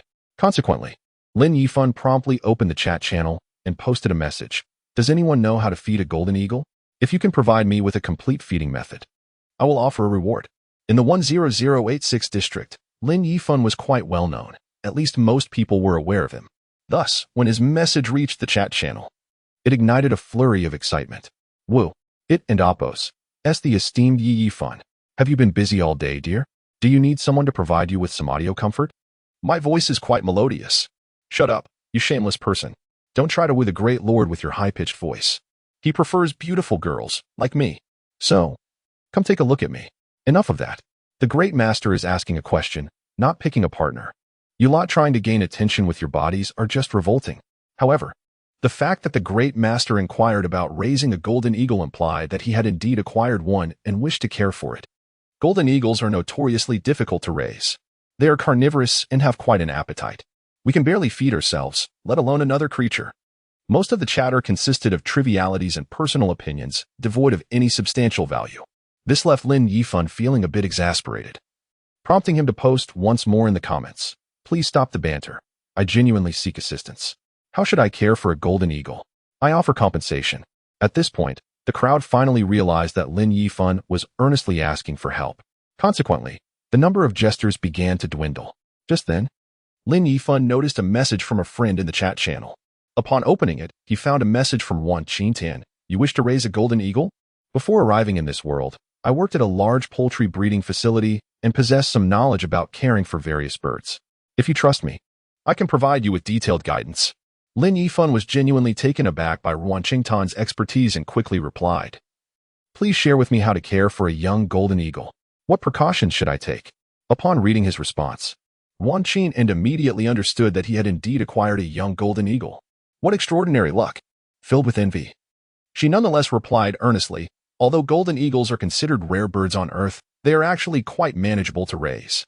They are omnivorous, primarily carnivorous, but can also consume other foods. During the chick stage, you can feed it fresh meat, ensuring to cut the meat into fine strips for easier digestion. Additionally, every couple of days, offer some fruit. Any kind will suffice, as long as it is something it enjoys. Also, make sure to provide it with water. It is best to prepare a container from which it can drink water and take medicine, preventing any harm to your pet due to our negligence. After carefully reading her instructions, Lin Yifan immediately stood up, retrieved a filled water container, and placed it before Mao Mao. He then sent a message, "Thank you for your guidance. I now know what to do. By the way, what kind of reward would you like?" Reward. Wan Qing'an hesitated briefly before responding with a pained expression. No need for a reward, it was merely a casual matter. She did wish for a reward. But more than that, she wanted to foster a good relationship with Lin Yifan. Chapter 29. To be a lone wolf or form a group. It has become abundantly clear to discerning individuals that Lin Yifan's prowess stands unparalleled within their circle. Thus, anyone with a modicum of sense would aspire to cultivate a favorable relationship with him. Wan Qing'an was no exception. She had contemplated seizing the opportunity to engage with him, much like the women in the comment section, hoping to charm him. Yet, upon reflection, she deemed such an endeavor unnecessary. It was evident that Lin Yifan was not the type to be swayed by mere physical allure. He placed greater value on capability and merit. Therefore, Wan Qing'an resolved to showcase her own abilities. Lin Yifan, perceptive of her intentions, harbored a positive impression of Wan Qing'an and was inclined to reciprocate her goodwill. He sent her a message stating, "All right, I shall not hold back. Should you require anything, feel free to reach out to me. Consider me your friend." At this juncture, Lin Yifan recalled Wan Qing'an and Amp, Oppo's, skills and sent another message. "By the way, if you have the chance tomorrow, could you assist me in procuring the blueprint for a level 3 shelter? As compensation, I shall craft for you a set of bed, table, and chairs. If I manage to create a bathroom set in the future, I will present you with one as well." Lin Yifan was quite generous towards friends. Initially, Wan Qing'an felt a pang of regret for missing out on an opportunity for gain. However, upon reading the subsequent message, she felt her fortune had turned. She had already upgraded her shelter to level 2, yet the interior remained barren, save for a few empty treasure chests and some food. It was practically a shell. While common furniture such as beds, tables, and chairs were available for purchase, the prices were rather steep. Despite the presence of resourceful individuals in this world capable of crafting such items, the cost remained high. The currency of this realm lay in basic supplies, with an established exchange rate for materials. The most basic items, wood and stone, exchanged at a rate of 1. Clay, being somewhat rarer, could be traded for 2 units of wood or stone.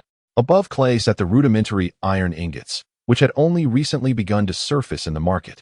Yesterday, there had been no iron ingots available, yet today, they had appeared, indicating that many had upgraded their shelters to level 2. Currently, a rudimentary wooden bed fetched a price of 100 units of wood or stone at the auction house, while only 20 units of wood were required to craft one.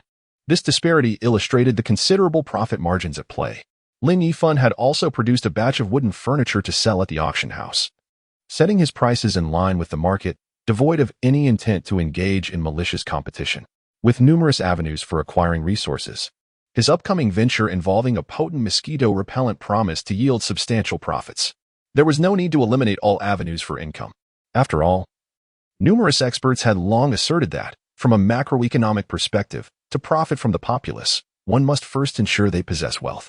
Otherwise, if no one has money, what could one possibly earn? Upon Wan Qing'an's agreement, Lin Yifan promptly crafted the bed, table, and chairs, trading them to her as a deposit. Wan Qing'an, overwhelmed with gratitude upon receiving these items, impulsively messaged Lin Yifan, "Boss, I've never mentioned this, but I have a particular talent for opening treasure chests, which allows me to acquire many desirable items. I share this secret with you as a gesture of my allegiance. If you intend to form a team or organization, please reserve a spot for me. I believe my talent could be of use within a group." Lin Yifan was taken aback by Wan Qing'an's candidness. Personal talents are often closely guarded secrets, seldom revealed. Her unique ability, if leveraged within a collective, could indeed be a formidable asset. Yet, he found it surprising that she would so openly disclose such a talent. Curiously, why did Wan Qing'an suddenly bring up the notion of forming a team? Had someone begun to establish an organization? A glance through the chat channels and auction listings revealed that indeed, several groups were forming and actively recruiting. The top 2 listings in the auction house were recruitment notices. The first offered a wooden plank for 10 stones, initiated by an organization known as the Apostles of the Night. The second proposed a stone for 10 wooden planks, launched by an organization called the Heaven and Earth Society. Purchasing one of these listings equated to joining their ranks, effectively making the 10 basic materials a membership fee. Lin Yifan regarded these listings with a sense of admiration for the organizers. A membership fee of 10 basic materials was neither excessive nor trivial. Most individuals could manage to gather such resources with some effort. According to the proclamations of these organizations, joining would foster collaboration and mutual support. Whether anyone believed such claims was uncertain, but Lin Yifan remained skeptical. However, this did not concern him. He had no desire to establish a faction. He was content living freely and independently, without the burden of unnecessary complications. Thus, he courteously messaged Wan Qin and, "Currently, I have no intentions of forming an organization. But I appreciate your trust. I must, however, advise you to keep your unique talent under wraps. Many may covet it. If it becomes known, it could pose a significant threat, especially if individuals were to meet in person. Therefore, refrain from publicizing your abilities unless you wish to join a group as a treasure chest opener." Wan Qin understood the goodwill behind Lin Yifan's words, which only deepened her gratitude. She promptly replied, "Boss, I have only confided in you because I trust you. Since you wish to remain a lone wolf, I shall follow your lead and embrace the same path. I hope you will look out for me, your devoted follower." Lin Yifan raised an eyebrow, surprised by Wan Qintan and Apos' abstract reasoning. Nonetheless, it was her choice, and he had no objections. In any case, he was determined that their transactions would remain fair, ensuring Wan Qintan would not suffer loss. After closing the chat with Wan Qintan, Lin Yifan turned his attention to the fifth item she had traded to him. It was nothing remarkable, merely a sprig of fish mint. Although it held some utility, he had no particular fondness for it, so he dismissed it from his thoughts. Nevertheless, he planted the fish mint in the cultivation soil, as there was still space available. Moreover, although he had no particular fondness for fish mint, the members of the Southwest F4 certainly relished it. After successfully cultivating the fish mint, Lin Yifan finished off the remaining 3 bunts. Once he had cleaned the skillet thoroughly, he poured in fresh water to begin boiling. Surely, drinking cold water could never compare to the comfort of warm water. At that moment, he opened the second private message sent by a friend, which belonged to the alluring little wildcat. "Whoa, Brother Yifan, it's so frightening, so frightening. I encountered a wild man today." "A wild man? What on earth?" Chapter 30, Savage or Madman. Lin Yifan's face was etched with astonishment. The last time he heard of wild men was in the Shenangjia region of Earth. Ultimately, it was confirmed that the so-called wild men were merely gorillas, unrelated to humans in any significant way. However, in this realm of survival, the emergence of any other creature is hardly surprising. Of course, it is also possible that the alluring wildcat simply misidentified what she saw. After all, even in daylight, this world is shrouded in mist. Although the fog is somewhat thinner near the shelter, visibility rarely exceeds 10 meters. Thus, misjudgment is entirely plausible. Consequently, Lin Yifan inquired, "Wild man? Could you have misseen? Might it be a gorilla?" The captivating wildcat, clearly awaiting his response, replied almost instantaneously, "No, I cannot be mistaken. That was not a gorilla. I have seen gorillas at the zoo on Earth. I would recognize one without fail. I am certain it was a wild man." Her unwavering confidence compelled Lin Yifan to adopt a more serious demeanor as he earnestly asked, "What did the wild man look like?" The enchanting wildcat promptly responded, "I encountered the wild man while searching for supplies today. He was about 5 or 6 meters away from me, and due to the fog, I couldn't see his face clearly. I could only make out his disheveled hair, wearing a tattered black tracksuit, and he was wielding an axe." "Axe? What kind of axe?" Lin Yifan quickly probed further. The alluring wildcat paused for a moment before replying, "I couldn't see it clearly, but its general shape resembled the novice axe we were given when we first arrived in this world." Lin Yifan squinted, forming a judgment in his mind. This wild man could not possibly be a true wild man. How could he be wearing a tracksuit? It was likely that the alluring wildcat had encountered another survivor from a nearby shelter. At that moment, more messages from the captivating wildcat arrived. Although I couldn't discern his face, I saw his eyes, blood red, glowing faintly in the mist, akin to the ominous blood moon hanging in the night sky. Whenever I gazed upon that blood moon, an involuntary shiver ran down my spine. It always felt sinister, evoking an impulse to madness. Similarly, when I looked into the wild man and Apos' eyes, I felt the same unsettling sensation, intensely deranged. And it gave me the impression of seeing a pollutant, as if lingering too long would taint me. Blood red eyes? Could a normal person possess such a hue? and the glow only added to the abstraction. Lin Yifan recalled the last time he heard of glowing eyes. It was in Tales of Ultraman. Yet, if this was indeed a wild man, how could he be clad in sportswear? This was entirely inexplicable. At that moment, the alluring wildcat sent another message. I also saw him wildly swinging the axe, shrieking madly like a frenzied beast. It was terrifying. I was so frightened that my legs turned to jelly, and without a second thought, I fled towards the shelter. To my astonishment, the wild man chased after me, moving with incredible speed. Fortunately, I was not far from the shelter, and having started running first, I barely managed to enter just before he caught up with me. Once inside, I peered through the crack in the door and saw him halt as if paused by an unseen force, utterly still. About 10 minutes later, he finally turned and vanished into the forest. I was too afraid he might be lurking there, so I didn't dare to leave until chapter 31, Contemplating Death. Then farewell on your journey. Surely, one cannot expect the alluring wildcat to remain confined within the shelter indefinitely, unless he assumes the role of a devoted admirer, supporting her every whim. Her survival would be in jeopardy. But is Lin Yifan a devoted admirer? Certainly not. Thus, he feigns ignorance and sends a terse message: do not worry so much. They say that those who survive great calamities are destined for greater fortunes. Since you have escaped this ordeal, it follows that fortune will surely smile upon you henceforth, and you will not encounter him again. Yet, the wildcat remains fearful. The response she yearns for is not this. Her eyes dart about as she deliberately crafts a message laced with feigned sweetness.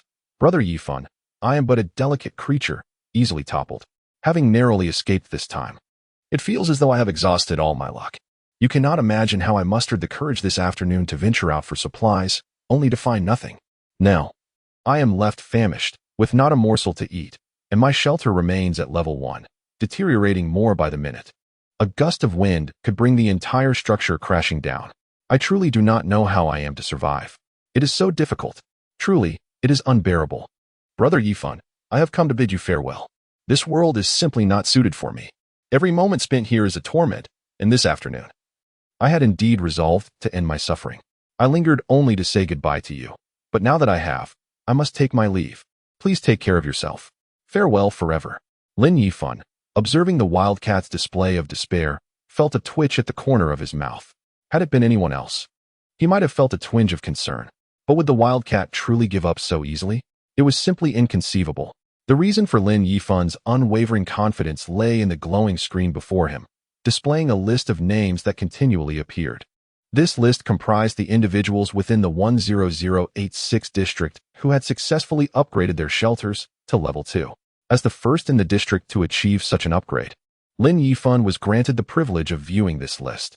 Until recently, he had been oblivious to this advantage that accompanied his accomplishment. Though this power seemed of little use, merely providing insight into the district's top tier, it would indeed prove beneficial should he wish to assemble his own team. However, he had resolved to pursue a solitary path, rendering this privilege moot. Among the names listed, the Wildcat and Oppos stood out prominently. It is significant to note that this list contained only 4,000 to 5,000 names in total. Given the current population of the district, this represented a ratio of 20:1. For a woman to ascend to the top tier, she must possess either formidable concealed strength or possess the means to entice countless admirers into doing her bidding. In times of peace, such methods would undoubtedly invite condemnation and be deemed unworthy. Yet, in a world fraught with peril, where lives hang in the balance, survival by any means becomes a testament to one and Oppos' strength. The Wildcat and Oppos' performance before Lin Yifan was merely an attempt to fish for sympathy, hoping to gain some advantage. While Lin Yifan held no disdain for her tactics, they were unwelcome when directed at him. Now that they had crossed that line, he responded bluntly, "Then farewell on your journey, I shall not see you off." At that moment, the wildcat sat beside a crackling fire, savoring the buns delivered by admirer number 1, sipping hot water from admirer number 2, and relishing wild fruit jam courtesy of admirer number 3, feeling a sense of satisfaction. She had amassed admirers up to number 107, with Lin Yifan chosen as her 108th admirer, a number she deemed lucky. Confident in her ability to allure men, she had never anticipated that Lin Yifan would not fall for her charms. Staring at his dismissive message left her momentarily stunned. She had planned to entice him further and eventually ask for provisions. Yet, this unexpected rejection was akin to a resounding slap across the face. However, surrendering was not an option. The wildcat quickly gathered her resolve for another round of feigned vulnerability. Yet, as she meticulously composed her next message, she was struck by the realization that she had been blocked. Indeed, following his succinct farewell, Lin Yifan had swiftly blacklisted her. He had no time to engage in a battle of wits with such a master of time management.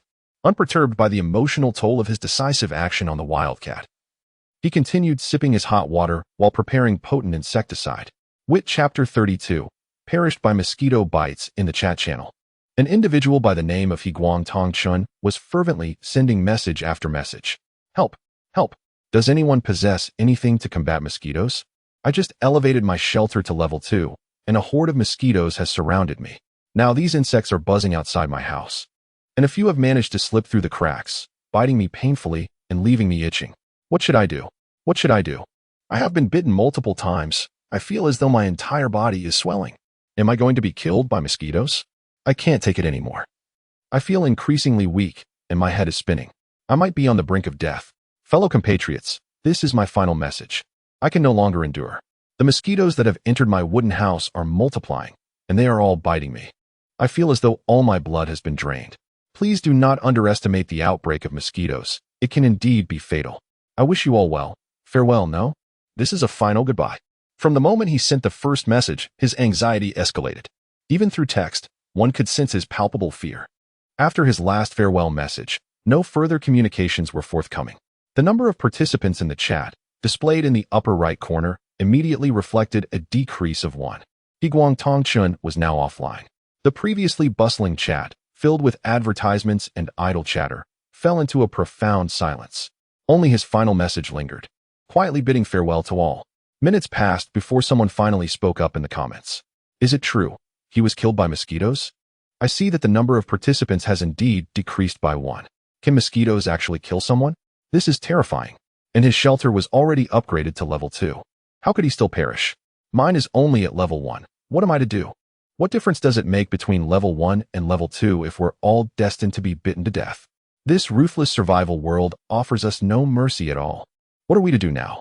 With only 2 days left until the mosquito outbreak, if we don't find something to combat them, we are surely doomed. Wait, I just saw that a powerful mosquito repellent has been listed in the auction house. It must be Lin Yifan who has concocted the potion. Everyone, let us hurry and exchange for it. Oh, there really is a powerful mosquito repellent. At this moment, someone finally noticed the powerful mosquito repellent that Lin Yifan had posted, and the previously chatting crowd vanished in an instant. Lin Yifan soon observed that the location where the powerful mosquito repellent had been placed was rapidly depleting, as numerous vials were disappearing. After the vials vanished, a pile of iron ingots appeared in their stead, exactly what he needed for trading. In less than a minute, all the powerful mosquito repellent had been exchanged for the basic iron ingots. Lin Yifan finally gathered the 100 units of basic iron required to upgrade his shelter. Now, he simply needed a blueprint for a level 3 shelter to elevate it. However, Lin Yifan found it difficult to feel any joy. He had just witnessed a life extinguished, a sensation that weighed heavily on him. After all, it was a life, and it had vanished right before everyone's eyes. Far more vivid than merely checking messages to learn how many had perished. At that moment, Lin Yifan suddenly noticed his private chat, see Chapter 33, a request for medicine. At this moment, the chat channel had descended into chaos, devoid of any restrictions on the frequency of messages or cooldown periods for speaking. Thus, if someone wished to flood the channel, they could do so almost without limit. Previously, someone had sought to find their missing relatives and inundated the comments with pleas for help. While somewhat irritating, most individuals displayed understanding and refrained from harsh rebukes. In fact, they even took turns posting messages in a tacit agreement to enhance visibility. However, the current situation was markedly different. The entirety of the channel was now filled with vitriol aimed at Lin Yifan, condemning him as selfish and accusing him of failing to produce the effective mosquito repellent in a timely manner to save lives. Even when a few attempted to defend him, their voices were drowned out by the overwhelming tide of hostile messages. Yet, Lin Yifan remained unfazed. After a cursory glance, he promptly closed the chat channel. Although he felt sympathy for the individual who had gone offline, he was no saint and had no obligation to concern himself with the multitude. Thus, he bore no psychological burden and instead began to sift through his private messages. The private chat channel, too, had been besieged by messages. However, it imposed limits on communication. allowing individuals without mutual contacts to send only 10 messages per day. Consequently, while the private channel was also inundated, the situation was less dire. Moreover, it possessed a rather humane feature that allowed users to block multiple individuals simultaneously. Within a mere 4 to 5 minutes, Lin Yifan had added all those who had sent him unfriendly messages to his blacklist. The remaining private messages primarily consisted of those seeking to trade with him. While some sought to exploit the situation, others genuinely wished to barter. For instance, some individuals proposed exchanging wood for stone, while others offered stone for food. And even some sought to trade stone for clothing, an assortment of proposals. Lin Yifan was inclined to agree to trades with those who were not motivated by greed. However, one particular request caught him by surprise. A user named Hong Xiaoqiang sent him a message stating, "Mr. Yi, my daughter is ill and presently running a high fever. I wonder if you possess any antipyretics? I am willing to exchange my available resources for them. I have wild boar meat, rabbit meat, a small bag of green-headed mushrooms, 6 bamboo shoots, and 2 unopened white treasure chests. You may choose any of the items that interest you." From this message, 2 points could be discerned. First, that Hong Xiaoqiang was indeed with his daughter. Previously, Lin Yifan had never heard any mention of infants, having assumed that such young children had been placed in a separate zone. Given that the survival capability of infants in the wild is virtually non-existent, it seemed reasonable to isolate them in a less challenging environment. However, it appeared that he had misjudged the situation. These infants were, against all odds, with their parents. Yet, if survival was challenging for a single adult, it was exponentially more daunting when accompanied by a defenseless child, a truly disheartening predicament. Moreover, from Hong Xiaoqiang and Amp. Oppo's list of offered resources, it was evident he was a formidable individual. The wild boar meat he mentioned was not something easily acquired. A wild boar, when enraged, could rival a tiger or a lion. Attempting to hunt one alone was a daunting task indeed. Even capturing a wild boar using traps would indicate significant hunting prowess. Although Lin Yifan had resolved to pursue a solitary path, eschewing organizations did not imply he sought to shun all companionship. Individuals like Hong Xiaoqiang, capable yet vulnerable, were precisely the sort one might consider befriending. Furthermore, Lin Yifan was well stocked with herbs suitable for treating fevers, such as mint, which was particularly effective. However, he found it surprising that Hong Xiaoqiang still possessed 2 white treasure chests, opting not to open them himself and instead offering them for trade. This revelation intrigued him, especially as he was currently under the influence of a loot-boosting buff, making it the perfect time to open treasure chests. Therefore, Lin Yifan wasted no time in sending a direct message to Hong Xiaoqiang. "I have mint, which can be used to reduce fevers. If you desire it, I would exchange it for those 2 treasure chests." At that moment, Hong Xiaoqiang sat by the fire, cradling his 6-year-old daughter, applying cool water to her forehead in a desperate attempt to alleviate her fever. His face was etched with anxiety and concern, while the screen before him continued to flood with messages. He had listed a request for antipyretics in the auction house, yet regrettably, during such times, most individuals prioritized gathering food or upgrading their shelters, leaving little attention for medicinal supplies. Although some might occasionally gather a few herbs, there was no guarantee they would possess antipyretic properties. Thus far, despite the elapsed time, Hong Xiaoqiang had yet to find the medicine needed for his daughter. His decision to message Lin Yifan was a gamble, a mere stroke of luck rather than an expectation of a response. To his astonishment, Lin Yifan did indeed reply. He quickly opened the private message, and upon reading the word mint, his eyes lit up. While mint was a common herb, its efficacy was anything but ordinary. Among the few herbs Hong Xiaoqiang was familiar with, mint happened to be one. He promptly responded with excitement. "No problem, no problem. I will give you both chests and a rabbit. Could you possibly provide a bit more mint? And I can throw in a rabbit too. Roasted rabbit meat is quite delicious." Lin Yifan, not wishing to refuse, readily agreed. "Certainly, but keep in mind that mint needs to be brewed to be effective. Can you brew the herbs on your end? If not, I can assist you with that. I happen to have a frying pan." Being kind-hearted and willing to extend a helping hand, Lin Yifan felt no hesitation in offering this small gesture of goodwill.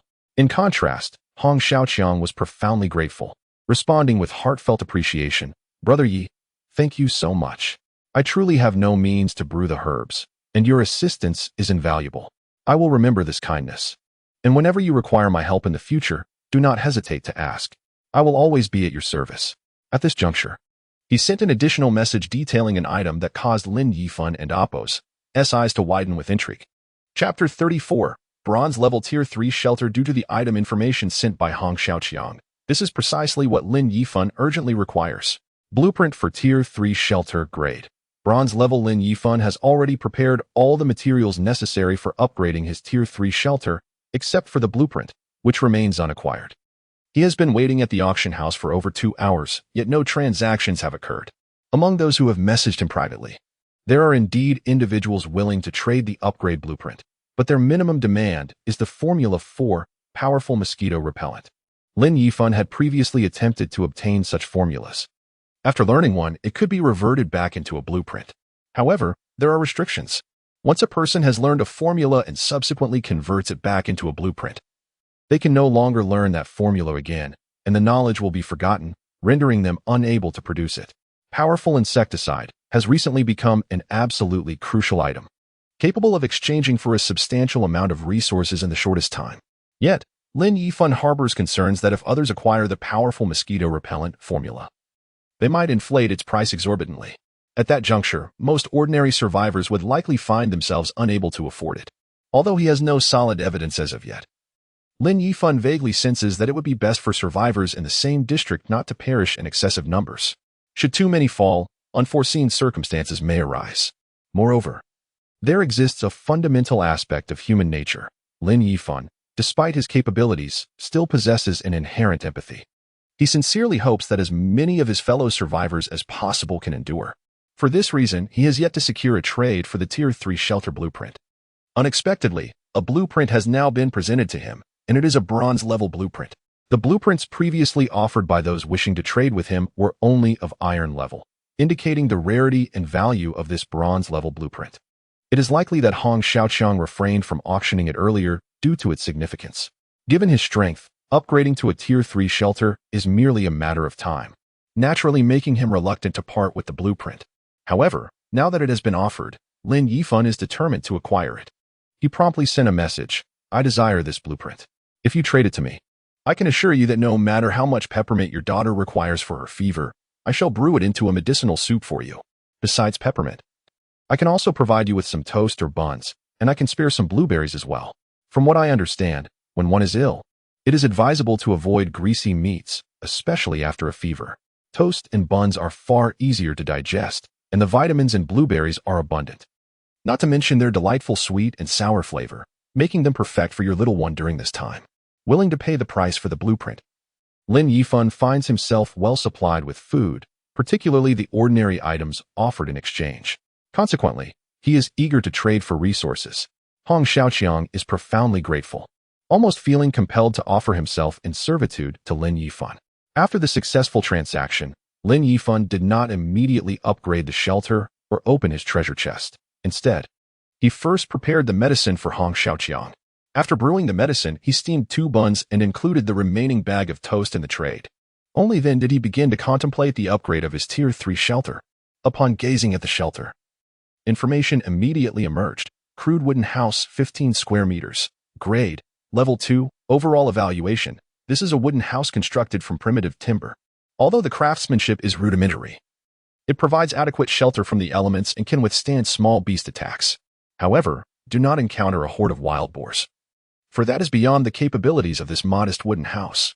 Next level, Tier 3 shelter, crude stone house, basic upgrade requirements, black iron level stone house blueprint. 1-1. You have acquired the bronze level shelter blueprint. Would you like to upgrade to a bronze level shelter? Black iron level shelter upgrade requirements. Basic wood 300-362, satisfied. Basic stone 500-517, satisfied. Basic clay 200-208, satisfied. Basic pig iron 100-122, satisfied. Bronze level shelter upgrade requirements. Basic wood 500-362. Basic stone 800-517. Basic clay 400-208. Basic pig iron 100-122. Intermediate pig iron 25-30. Friendly reminder: shelters built from higher quality blueprints will be sturdier, safer, and more comfortable. If survivors have the means, they are encouraged to establish superior shelters. Upon reviewing the upgrade requirements for the bronze level shelter, Lin Yifan furrowed his brow. The upgrade conditions for the bronze level shelter differ significantly from those of the ordinary black iron level shelter. As such, The materials he has prepared for upgrading are insufficient, with the only notable item being the intermediate iron blocks. Whether this is a stroke of luck or misfortune remains uncertain. Nonetheless, it is evident that intermediate iron blocks are the most challenging to procure. Once obtained, the remaining materials should be relatively easy to gather. Presently, intermediate iron blocks are in surplus, so collecting the other materials will not pose much difficulty, merely requiring some time. After contemplating for less than 3 seconds, Lin Yifan promptly resolved to construct the bronze level Tier 3 shelter. With no alternatives available, he naturally opted for the superior choice. Thus, he removed the powerful mosquito repellent he had intended to trade for the blueprint and once again listed it for exchange for wood, stone, and clay. It is worth noting that while the blueprint may not be easily acquired, these fundamental resources are readily obtainable. Within a mere 10 minutes, he successfully secured all the necessary basic materials. Lin Yifan gazed at the pile of materials before him, devoid of any hesitation, and immediately commenced the upgrade of the Tier 3 shelter. With a cacophony of sounds, the original wooden house swiftly transformed into a fortress-like circular structure crafted from stone, earth, and iron sheets. The outer layer consists of earth and stone, with a thickness of approximately 40 to 50 centimeters, while the innermost layer features an iron wall roughly 5 to 6 centimeters thick.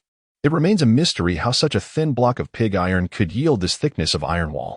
However, such details are not Lin Yifan and Appos' concern. He only needs to know that the shelter belongs to him. The entire shelter spans approximately 85 square meters, with the interior divided into 4 sections by square slate. The leftmost area contains a larger room alongside a smaller partition, the latter measuring only 6 or 7 square meters. Thus, Lin Yifan deduces that this is the master bedroom complete with a washroom. The center retains its function as a living room, while the right side is similarly partitioned, housing the workstation he previously constructed. Clearly, this is an operational room. Each space features a sizable window, offering a view of the pitch-black world outside. Chapter 35. A sense of security. The sense of security enveloped him, and the windows, though not small, were fortified with exceptional safety measures. The structure of the glass windows was designed internally, featuring horizontal sliding rather than the conventional inward or outward movement. This design rendered the windows more stable, and once locked, they became exceedingly difficult to force open. Yet, this was not the most crucial aspect. The exterior of the windows boasted a reinforced anti-theft design crafted from rebar, each as thick as a finger. Even a tiger or lion would find it challenging to breach such security. Additionally, a layer of mesh was installed to deter mosquitoes, alleviating concerns about the impending mosquito swarm. One could assert that the protective nature of the windows had reached an almost unparalleled level. Moreover, the shelter, which initially housed a solitary fire pit in the center, had now been partitioned into 3 rooms, each with its own small fire pit. At present, only the central fire pit was alight, while the other 2 remained unlit. Perhaps due to the enhanced ceiling, the insulation of the walls had significantly improved. Despite the solitary fire burning, the temperature within the shelter was steadily rising. Outside, the temperature had plummeted to a mere 10 degrees. While not frigid, it was quite uncomfortable in such a damp and chilly environment without alternative heating methods. The temperature inside had already reached a comfortable 15 to 16 degrees. And if all 3 fire pits were ignited, it would undoubtedly increase further. It was no wonder that this bronze-level shelter brought great satisfaction to Lin Yifan. However, standing before the bare interior of the master bedroom's bathroom, he felt a pang of melancholy. He had studied the blueprints for a flush toilet, a heating lamp, and a solar water heater, yet his materials were insufficient to construct them. If only he could possess a perfect shelter. But wait, a kitchen was still lacking. Yet, the kitchen was not essential. It could be addressed later. With rooms available, comfort in living spaces was paramount. Lin Yifan moved the bed into the room and retrieved 2 down comforters, one to serve as a blanket beneath and the other as a cover above. Yet, a pillow was still missing. Resolutely, he opened the auction house and found pillows for sale, promptly purchasing one for 10 stones. However, upon placing the pillow on the bed, he still felt that something was amiss. What could it possibly be? After a moment of contemplation, he snapped a photo of the bed and sent it to his only friend, Wan Qingtan, asking, "I feel like something is missing from my bed, but I can Appos quite pinpoint it. Could you take a look?" At that moment, Wan Qingtan was struggling with a piece of bread, accompanied by lukewarm water. She too had a bed, but it was devoid of any items, merely covered with a layer of straw that she had harvested from the grassland earlier that day. Unfortunately, the rain had left the straw damp. After bringing it back, she had placed it by the fire to dry, and it was only now marginally dry. However, lying on it was still quite uncomfortable. To her dismay, Lin Yifan and Appo's message made her feel somewhat melancholic. With a resigned tone, she replied, "Big shot. I know you're doing well, but I'm really not. Perhaps you should refrain from provoking me. To me, your bed seems absolutely perfect. If I had to nitpick, perhaps you just need a complete bedding set. Sleeping like that might soil your blanket, making it difficult to clean, especially if it and Appo's a down comforter. A complete bedding set." Suddenly, Lin Yifan and Appo's eyes sparkled with realization. He immediately opened the auction house, eager to find a bedding set for himself. After a lengthy search, he could only find a single blanket and a bed sheet, but they were mismatched. One belonged to a character from a popular heist anime, while the other was themed around Snow White. Nevertheless, with no other options, he purchased both. Once he arranged the blanket and sheet, he finally felt a sense of satisfaction. Though he couldn't and Appo's help but murmur about wanting a set featuring Ultraman in the future. After admiring his newly made bed, Lin Yifan turned his attention to igniting the fire pit in the room. Starting the fire was a simple task. He merely transferred a few burning logs from the living room and Appo's fire pit. He left the living room fire burning. Knowing that plants thrive in warm environments, a fact he was well aware of, despite his lack of gardening knowledge. Once he completed these tasks, Lin Yifan's thoughts shifted to opening the 2 treasure chests he had exchanged with Hong Xiaoqiang. He held little hope for the white chest, as most contents were likely food or basic supplies. The only potential source of excitement lay in the critical hit bug he had discovered today, which might yield more from the chests. Placing the 2 chests before him, he opened them with anticipation. His talent activated, granting him a 6-fold critical hit reward. Salt, for 98G, 6 mushroom essence, 260G, 6 Lin Yifan and Appo's eyes lit up. Salt and mushroom essence, these were the essence of life. While he already possessed some salt, his supply was meager, and he had exchanged nearly all that he could spare. Even so, he had only 200 or 300 grams left, which he was cautious to conserve. Now, however, he had 6 bags of salt, each a pound, sufficient for years to come if used solely by himself. Additionally, with mushroom essence and salt combined, he could elevate the flavor of any dish. The treasure chest had indeed struck a chord with Lin Yifan's desires. Delighted, he stored all the salt and mushroom essence in his space, fearful of losing them. After securing them, he proceeded to open the second chest. This time, he clasped his hands together in fervent prayer, beseeching the deities for another stroke of luck akin to the first chest. However, fortune was not in his favor this time. His talent activated, yielding a 10-fold critical hit reward. The multiplier was impressive, the highest he had achieved since acquiring this buff. Yet, the contents of this chest were somewhat perplexing. Chapter 36. The ranking list begins before Lin Yifan lay a collection of small, square boxes, adorned in a delicate pink hue, clearly unrelated to any masculine interests. The words inscribed on the boxes left him momentarily bewildered. Gaugia silk sanitary tampons, 18 pieces bag, 10. Sanitary tampons? What on earth are sanitary tampons? Lin Yifan found himself at a loss. Upon picking up a box and examining the description, he felt a flush of embarrassment wash over him. Female hygiene products. To think they had transitioned from sanitary pads to tampons. Although he was unfamiliar with this evolution, he couldn't help but feel somewhat disappointed.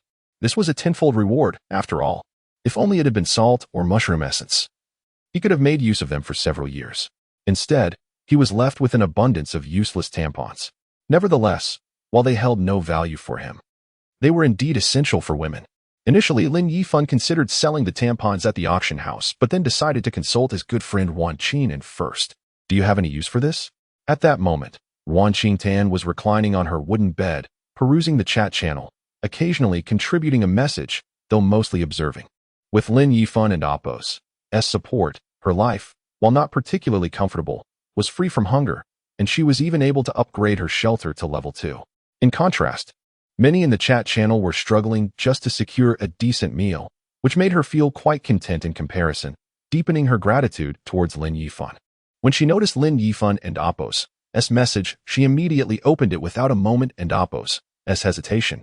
Upon reading it, her eyes widened in astonishment, and she excitedly replied, "Yes, yes. This is my lifesaver. My period is due in 2 or 3 days, and I was worried about how to manage. I can end amp. Oppos. Believe you found tampons. They're far more practical than pads. I won't have to worry about any unpleasant odors attracting beasts, and I can move freely. This is truly a treasure tailored for me. As she spoke, Ruan Xingtan suddenly remembered that she couldn't and amp. Oppos. Simply take this without giving something in return, lest it appear ungrateful. However, glancing around her room, she found little that could compare to the tampons. Thus, she awkwardly messaged, "However, I don't really have anything of value to trade right now.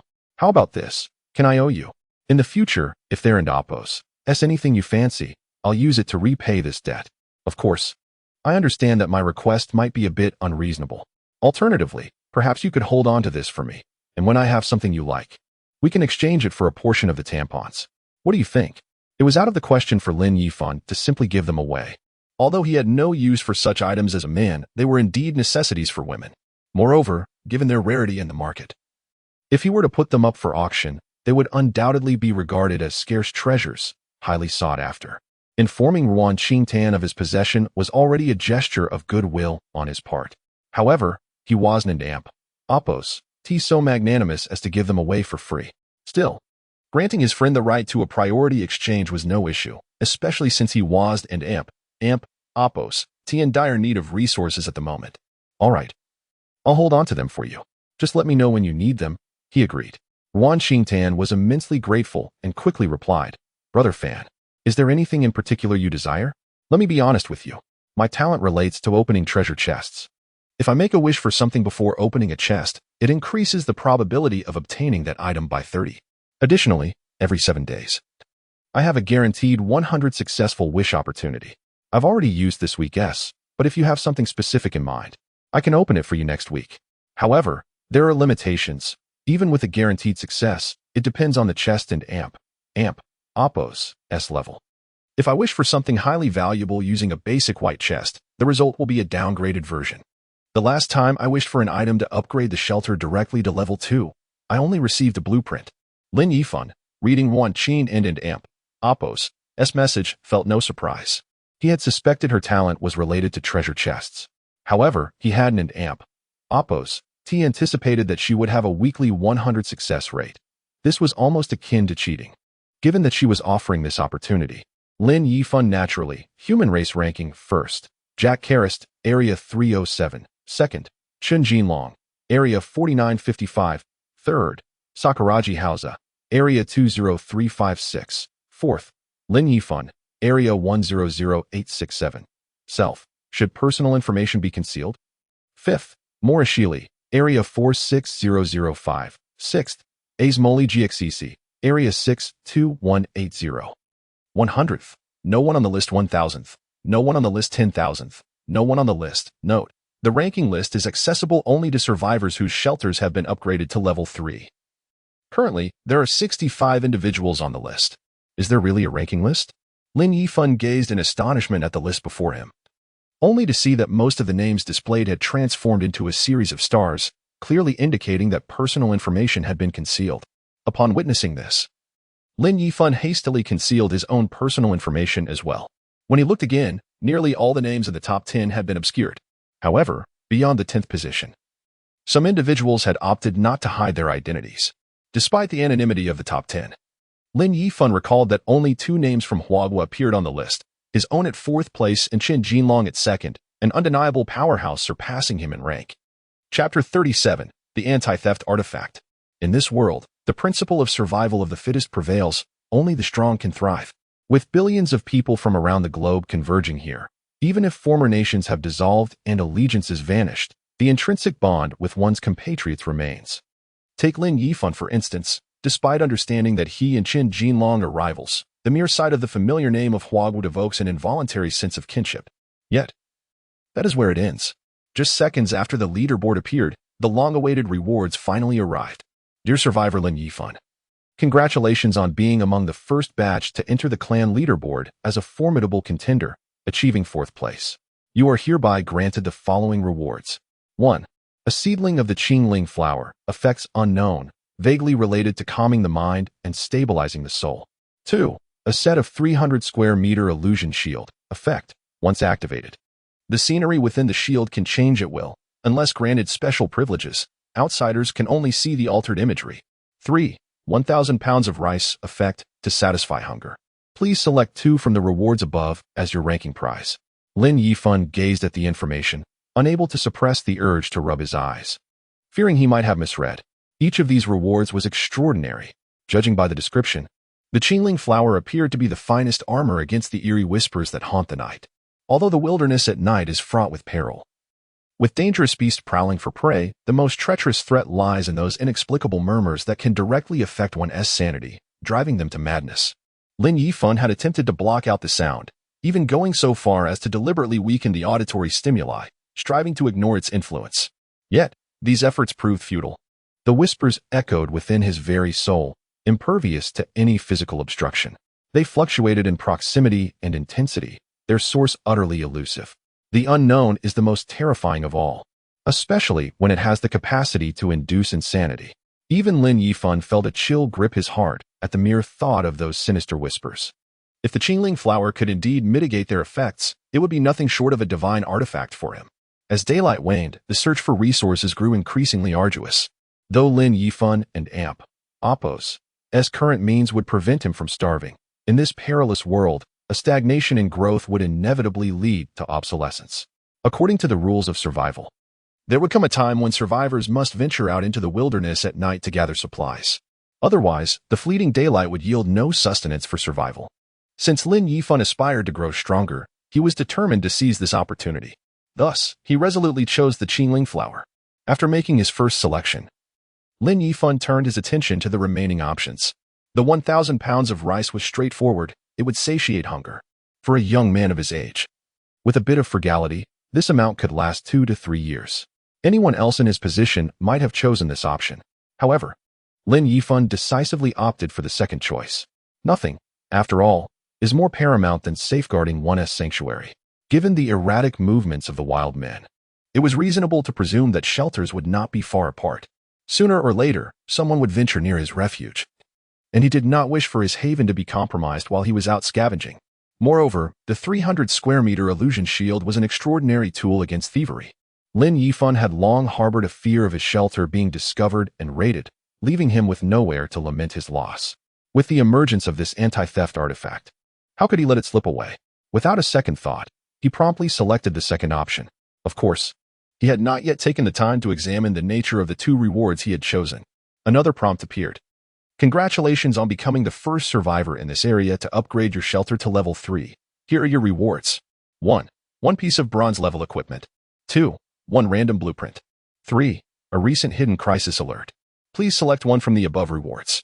Special reminder, the hidden crisis is often related to upcoming environmental changes, which may include extreme natural disasters. Survivors are advised to stay vigilant, as this could affect your very survival. Lin Yifan, upon seeing this familiar notification, let out a sigh of relief. He had been concerned that the leaderboard rewards would preclude the first-place area rewards. While the leaderboard rewards were indeed generous, his current operational range remained confined to District 10086. He could not ascertain whether each district faced the same natural disasters, but he needed to be informed about the impending calamities in his area. Moreover, there was one crucial detail. Being the first to achieve this milestone allowed him to access information about others who had completed the same achievement. Should this benefit fall into the hands of others, it would not bode well for Lin Yifan. With his burgeoning assets, he was on the verge of reaching a state of relative comfort. If others learned of this, many would undoubtedly attempt to encroach upon his domain. Having previously navigated a similar choice, Lin Yifan approached this decision with ease. Without hesitation, he selected the third reward. Once he made his choice, the information before him began to shimmer and coalesce into a new message. This alert: in 32 hours, the survival realm will face its first extreme natural disaster, a mosquito swarm outbreak. Mosquito swarm outbreak. Danger level: a gentle reminder. Do not underestimate mosquitoes. One might not be fearsome, but billions? Are you afraid? Since this hidden crisis alert has already been unlocked by this survivor, a new crisis alert is provided. This alert: in 5 days, the survival realm will face its second extreme natural disaster, a torrential downpour. Torrential downpour. Danger level: a gentle reminder. The danger level ranges from 1 star to 10 stars. The higher the star rating, the greater the danger. Survivors must heed the danger level, as the torrential downpour may lead to severe flooding, potentially submerging even shelters. Lin Yifan's expression darkened instantly upon reading this information. The mosquito outbreak had been anticipated, but he had also foreseen the impending downpour. The rain was intensifying, having escalated from a light drizzle to a steady downpour, and in a few days, it would likely result in catastrophic flooding. At that point, one could only wonder how many lives would be lost. Chapter 38. The swarm of mosquitoes, however, despite having anticipated a torrential downpour that could potentially trigger natural disasters, he truly did not expect it to arrive so swiftly. Currently, he possesses a level 3 shelter and feels confident in his ability to weather the impending storm. Yet, the flooding that accompanies such heavy rains presents a different dilemma. If he misjudges his geographical position, even his shelter may succumb to the deluge. That would leave him utterly stranded. Previously, he had observed that his shelter was nestled within a valley, flanked by dense forests on both sides, which were, in fact, mountains. Although he had yet to explore the front and back, the visible landscape was also mountainous. Essentially, his refuge lay at the center of several towering peaks, rendering it exceedingly vulnerable to flooding should the rains arrive. Clearly, he must investigate the surrounding area at dawn to ascertain the presence of rivers or lakes. If such bodies of water exist, relocating or diverting the waterways would become imperative. However, he remains at a loss regarding how to move his shelter. If relocation proves impossible, shifting to another location would be futile. During the night, he must remain within the safety of his shelter to ensure absolute security. Otherwise, being alone in the wilderness would be perilously risky. Thus, the most prudent course of action would be to devise a method for water diversion or to relocate his shelter to a higher, safer elevation. While the threat to his safety occupies his thoughts, he is equally troubled by the decision of whether to disclose this information. Floods differ from mosquito swarms. The latter can be mitigated, whereas floods hinge upon fate. Currently, with the mosquito crisis unresolved, announcing the imminent flood disaster would likely be met with skepticism. After a moment of contemplation, he resolved not to share this information until the mosquito crisis had been addressed, lest it plunge others into despair. Regrettably, withholding this news means forfeiting the reward of a treasure chest. Nevertheless, he finds himself in no dire need of resources and thus feels only a tinge of disappointment. Yet, he soon notices that the private chat channel has erupted with activity. Ignoring it initially, he cannot resist checking the Friends and Oppos channel when it flashes. The individuals reaching out to him are Wan Qintan and Hong Xiaoqiang, both intent on congratulating him for achieving recognition on the global leaderboard. After exchanging pleasantries, he directs his attention to the view outside. A fire burns within, and to prevent carbon monoxide poisoning, he opened all the windows the previous night, with screens in place. Even if a few mosquitoes ventured close, they could not intrude, allowing him to sleep soundly. However, he soon spots several mosquitoes trapped in the screen, their legs ensnared within the fine mesh. These insects resemble the vast horde he had incinerated yesterday to claim a blue treasure chest. Could it be that the mosquitoes are pursuing him? Or has the mosquito crisis arrived prematurely? Furrowing his brow, he ponders the perplexing situation. Regardless of the cause, he is thankful for the screens. Otherwise, these mosquitoes would undoubtedly have infiltrated his shelter. He wonders if others are experiencing similar troubles or if this is unique to him. If it is a widespread issue, many may suffer. His thoughts drift to the individual who perished from mosquito bites just the day before. He promptly opens the chat channel and discovers that the number of participants has plummeted by nearly 4,000 overnight, originally exceeding 95,000. The count now rests at just 91,000. Such a significant drop indicates a calamity of sorts. In Chapter 39, the mutated Ginger King, since Lin Yifan dared to act boldly, he naturally had no fear of incurring others and Oppos' resentment.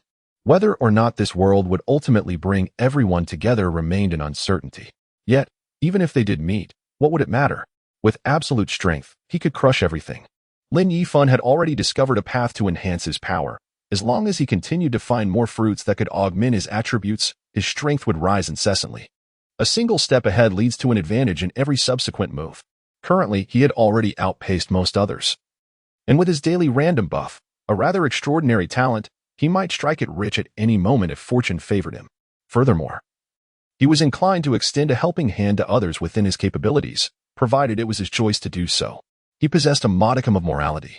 Yet he would not tolerate coercion. Anyone attempting to exploit him without merit must be prepared to face his wrath. Thus, after sending 2 messages, Lin Yifan added, "By the way, let me just state this. I have a somewhat petty nature, and I have taken note of the IDs of a few of you. It would be best if you do not appear before me in the future. Otherwise, I would not hesitate to ensure your exit from this world." Having spoken, he promptly added those individuals to his blacklist, rejecting all trades, private messages, and any form of engagement.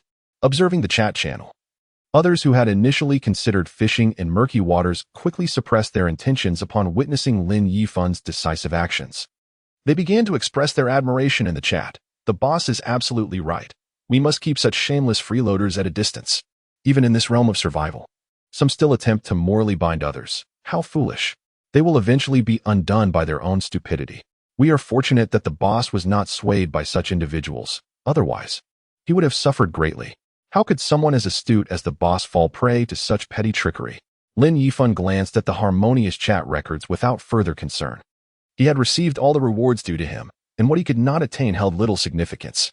His current craving was for the buffs he might uncover today. The enhancements from the item sublimation 2 days prior and the critical strikes of yesterday had propelled him beyond most in just a short span of time. He had ascended to 4th place in the world rankings. If he could draw an even more advantageous temporary buff today, he might seize the opportunity to reach the pinnacle. During moments that determined destiny, Lin Yifan was always earnest. With hands clasped in prayer, he sincerely beseeched the heavens for favor before commencing his draw for today's buff. Drawing lots. Draw successful. Today and Oppos. S buff. Path to gold. Path to gold. Increases the probability of locating metal resources. If you seek any metal resources, do not miss today. Good luck. What an unexpected buff. Lin Yifan furrowed his brow, feeling a tinge of disappointment. What he truly desired was the item sublimation, which had thus far provided him with the greatest enhancements. Of course, critical strikes were not without merit. However, in comparison, item sublimation allowed him access to higher-tier resources. Yet, disappointment aside, Lin Yifan immediately began to contemplate his exploration direction for the day, leaving the chance of discovering useful metal resources to fate. Moreover, today's primary objective was not merely to explore but to locate a water source, such as a river or lake. The inability to find the flood and Oppos' origin left him in a state of unease. At this moment, the clock struck 7:30.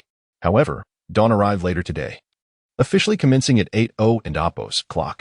The darkness of night had also encroached half an hour earlier, resulting in merely 8 hours of daylight, a reduction of 2 hours compared to the day before. Such an interval should not be underestimated when it came to resource gathering. Those 2 hours were invaluable. Having ventured left the day prior and right the day before that, today he resolved to head straight ahead to explore. After finishing his breakfast, Lin Yifan donned a raincoat and waterproof hat, preparing 2 hot buns to store in his ring space for lunch. Time within the ring space was not completely suspended, so items stored inside would cool just as they would outside. Nonetheless, Lin Yifan had little time to fret over such details. He was set to embark on an expedition to locate water, a journey that would surely be lengthy. Unlike the previous days, he likely would not return by noon today.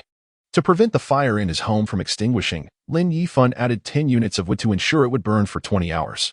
Next, he turned his attention to several pots of premium quality potting soil. It must be said that superior potting soil was indeed incomparable to ordinary soil. The previous night, he had planted ginger and mint in the premium soil, and now, one half of the pot was brimming with dense mint, while the other half was bursting with a generous handful of ginger sprouts. Lin Yifan harvested all the mint, yielding over 1,000 units. And with the unfinished portion from yesterday, he now had 1,200 units of mint, despite the seemingly ample quantity, considering that there were still over 90,000 people in District 10086. This amount was far from sufficient for the demand of effective mosquito repellent. It was imperative to continue planting and even to clear all the potting soil for cultivation. Otherwise, he would not be prepared for the impending mosquito outbreak by tomorrow night. Having made his decision, Lin Yifan swiftly uprooted the ginger growing in the other half of the premium potting soil. Gazing at the ginger, which was as large as a grinding stone, he nearly gasped in disbelief. He understood that in a nutrient-rich environment, the yield could be substantial. However, the extent of this yield was truly astonishing, especially when he noticed the information that sprang forth regarding the ginger, which nearly made him leap in excitement. Mutated Ginger King, quality, unknown reason for mutation, unknown effect, prevents and treats cold symptoms. serves as a seasoning. Item evaluation. Originally, this was merely an unremarkable piece of ordinary ginger, but after being cultivated in premium potting soil, it underwent a mutation due to fortuitous circumstances. Although the reasons for this mutation remain unexplained, the effects of the mutated Ginger King will be 100-fold greater than that of ordinary ginger. Caution is advised in its usage. Lin Yifan was not astonished by the ginger itself. Rather, he was taken aback by the premium potting soil. He never anticipated that this substance could alter plants, facilitating mutations. This revelation surpassed his wildest expectations. Chapter 40. The peculiarity of Mao Mao. Although Lin Yifan currently could not comprehend the extent of the differences between the mutated Ginger King and ordinary ginger, the notion that superior cultivation soil could induce plant mutations was indeed astonishing. However, he pondered why the mugwort, mint, and wild blueberries he had previously planted had not undergone any mutations. This left him perplexed. Perhaps it was a matter of probability? Since contemplation yielded no clarity, he resolved to cease his musings. Even if it were merely a probabilistic occurrence, the emergence of a mutated Ginger King suggested that other mutations were possible as well. Moreover, the quality of the superior cultivation soil was exceptional. If he could procure an even higher grade soil, perhaps the likelihood of mutation would increase. Fortunately, ginger required only a small piece for continued cultivation, and with such a considerable Ginger King, there would be ample remnants after planting. Additionally, with many suffering from colds due to the recent rain, he planned to prepare ample ginger soup, allowing him to profit handsomely from the Ginger King. After dividing the Ginger King into several smaller sections and planting them in ordinary cultivation soil, Lin Yifan returned the mugwort and mint to the superior soil. By evening, he would have sufficient materials to concoct an effective mosquito repellent. As for the herbs planted in ordinary soil, although they had shown significant growth compared to their initial state, they paled in comparison to the flourishing plants in superior soil. A full night had passed since he planted the blueberry, which had been in bloom, yet it had yet to bear fruit. Lin Yifan estimated that it would require at least 3 more days for the cluster of blueberries to ripen completely. Thus, it appeared that the growth efficiency of superior cultivation soil surpassed that of ordinary soil by more than 3-fold. It seemed imperative to seek higher-grade cultivation soil when the opportunity arose. Presently, he had yet to discover quality seeds like wheat or rice. If he did, he would certainly nurture them diligently. As a citizen of Huagua, life without wheat and rice would lack flavor, especially for Lin Yifan, a southerner who cherished rice. After merely 2 or 3 days without it, he found himself yearning for it. Once he had completed the transplanting, he thoroughly watered all the plants in the cultivation soil and let out a sigh of relief. However, just then, he heard a series of chirping sounds nearby. Turning around, he was reminded that Mao Mao, the golden eagle chick that had hatched yesterday, had finally awakened. After its slumber, Lin Yifan had crafted a cozy nest for Mao Mao using a box, lining it with a silk quilt, fearing that this precious creature might catch a chill. In the dead of night, he had even checked on Mao Mao, concerned it might starve, and contemplated offering it some meat. Indeed, golden eagles are carnivorous. This species is entirely predatory, explaining the ferocity of adult golden eagles. However, upon observing Mao Mao and Oppo's health state, he realized it was merely in a deep sleep. He noted that even in slumber, its feathers had become increasingly lustrous, which put him at ease. Seeing Mao Mao awake, Lin Yifan hurried to the box and noticed that, in comparison to its fragile state upon hatching, Mao Mao had grown significantly. When it had first emerged, it was merely the size of a fist, covered in downy feathers, with its eyes barely open. Yet today, it had noticeably increased in size, sprouting several small feathers, and its eyes had fully opened, revealing a golden gaze filled with affection for Lin Yifan. Mao Mao, I didn't Oppos. Do you expect you to grow so quickly? Lin Yifan exclaimed, surprised by the transformation.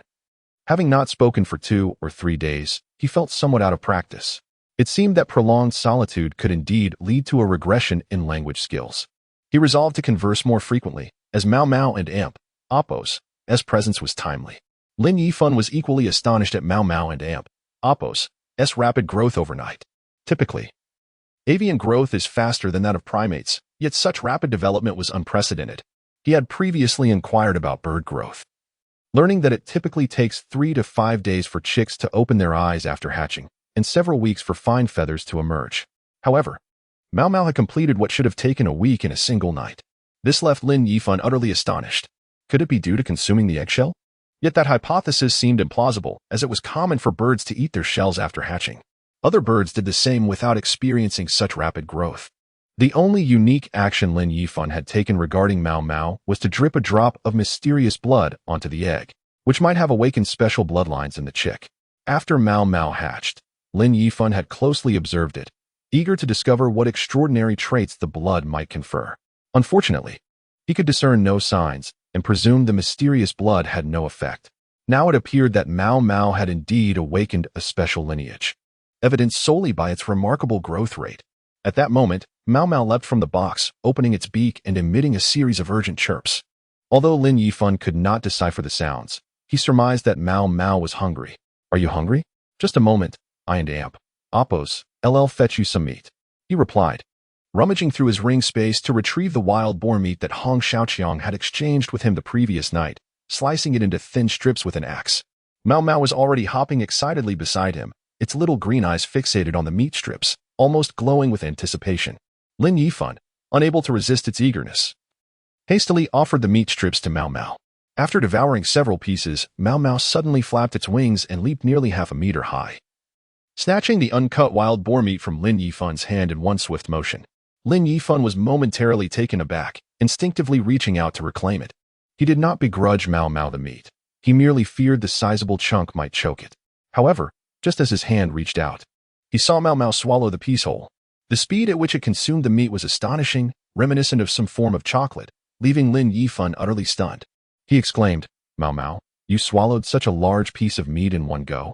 You won and Amp, Oppos, T suffer from indigestion, will you?" Yet, Mao Mao merely glanced at him with disdain, a clear expression of contempt on its face. Lin Yifan found himself at a loss for words, retorting, "I care about you, and you look down on me. Fine, I won and Oppos, T bother with you. If you choke it and Oppos, it's your own fault." Despite his words, as dawn approached, he gently cradled Mao Mao and tucked it into his pocket. He patted its little head and said, "The sun is about to rise. I need to head out to gather supplies. You stay here and sleep. If you get hungry, just call for me. Understood?" Mao Mao displayed a commendable level of intelligence. Lin Yifan estimated its comprehension to be akin to that of a 7- or 8-year-old child. Thus, he was confident that Mao Mao understood his words. API call failed with status code 429. Error. Code. 429. Message. Resource has been exhausted, e.g. check quota. Status. Resource exhausted. Chapter 41. Truly a guardian artifact. Fortune favored Lin Yifan, granting him such a remarkable companion. He could not bear the thought of its demise. In this desolate place, the likelihood of encountering a kindred spirit was uncertain. Should his judgment falter, and if everyone resided in a different dimension, they might be destined never to meet. Such solitude would inevitably drive a person to madness, even with a chat channel to communicate with others of his kind. Sustaining one and Oppos' spirit would be an arduous task. However, if a sentient being with a modicum of intelligence were to accompany him, allowing for occasional exchanges and emotional responses, perhaps he could endure a little longer.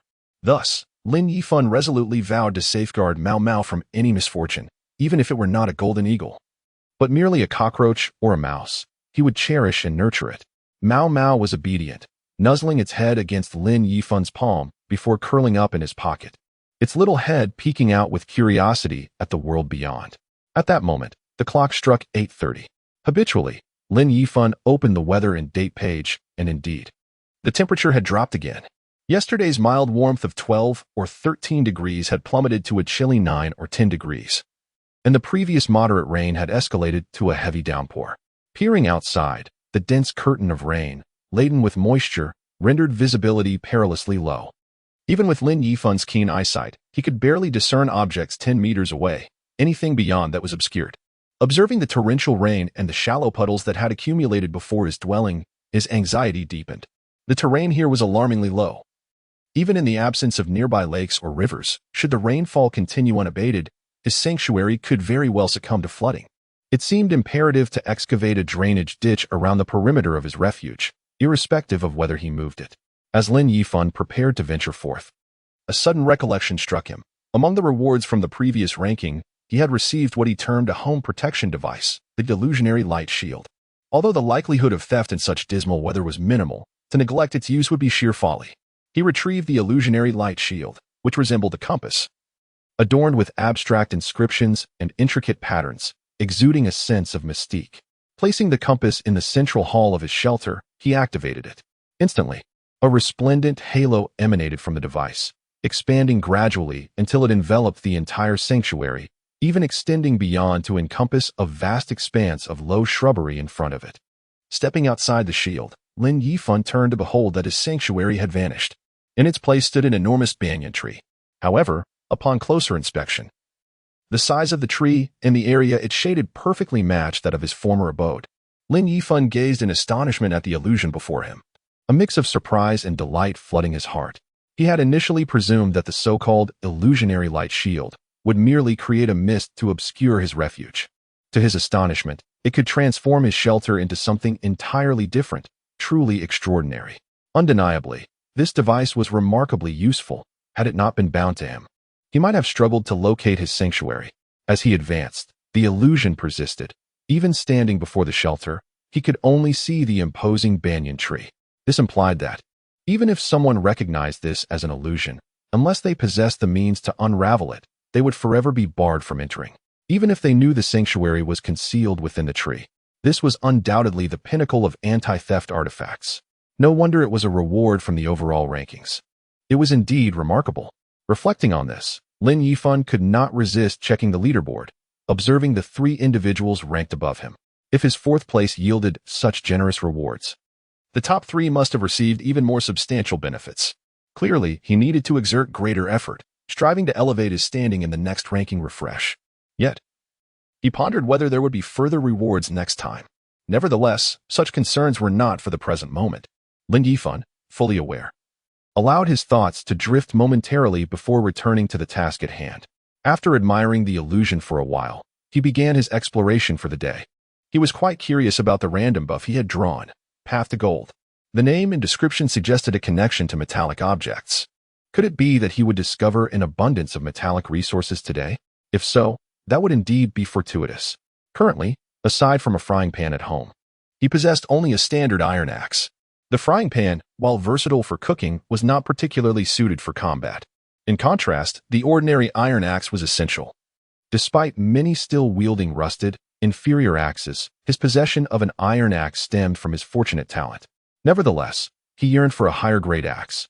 Additionally, he urgently required a shovel and a hoe for digging the drainage ditch, indispensable tools for such labor.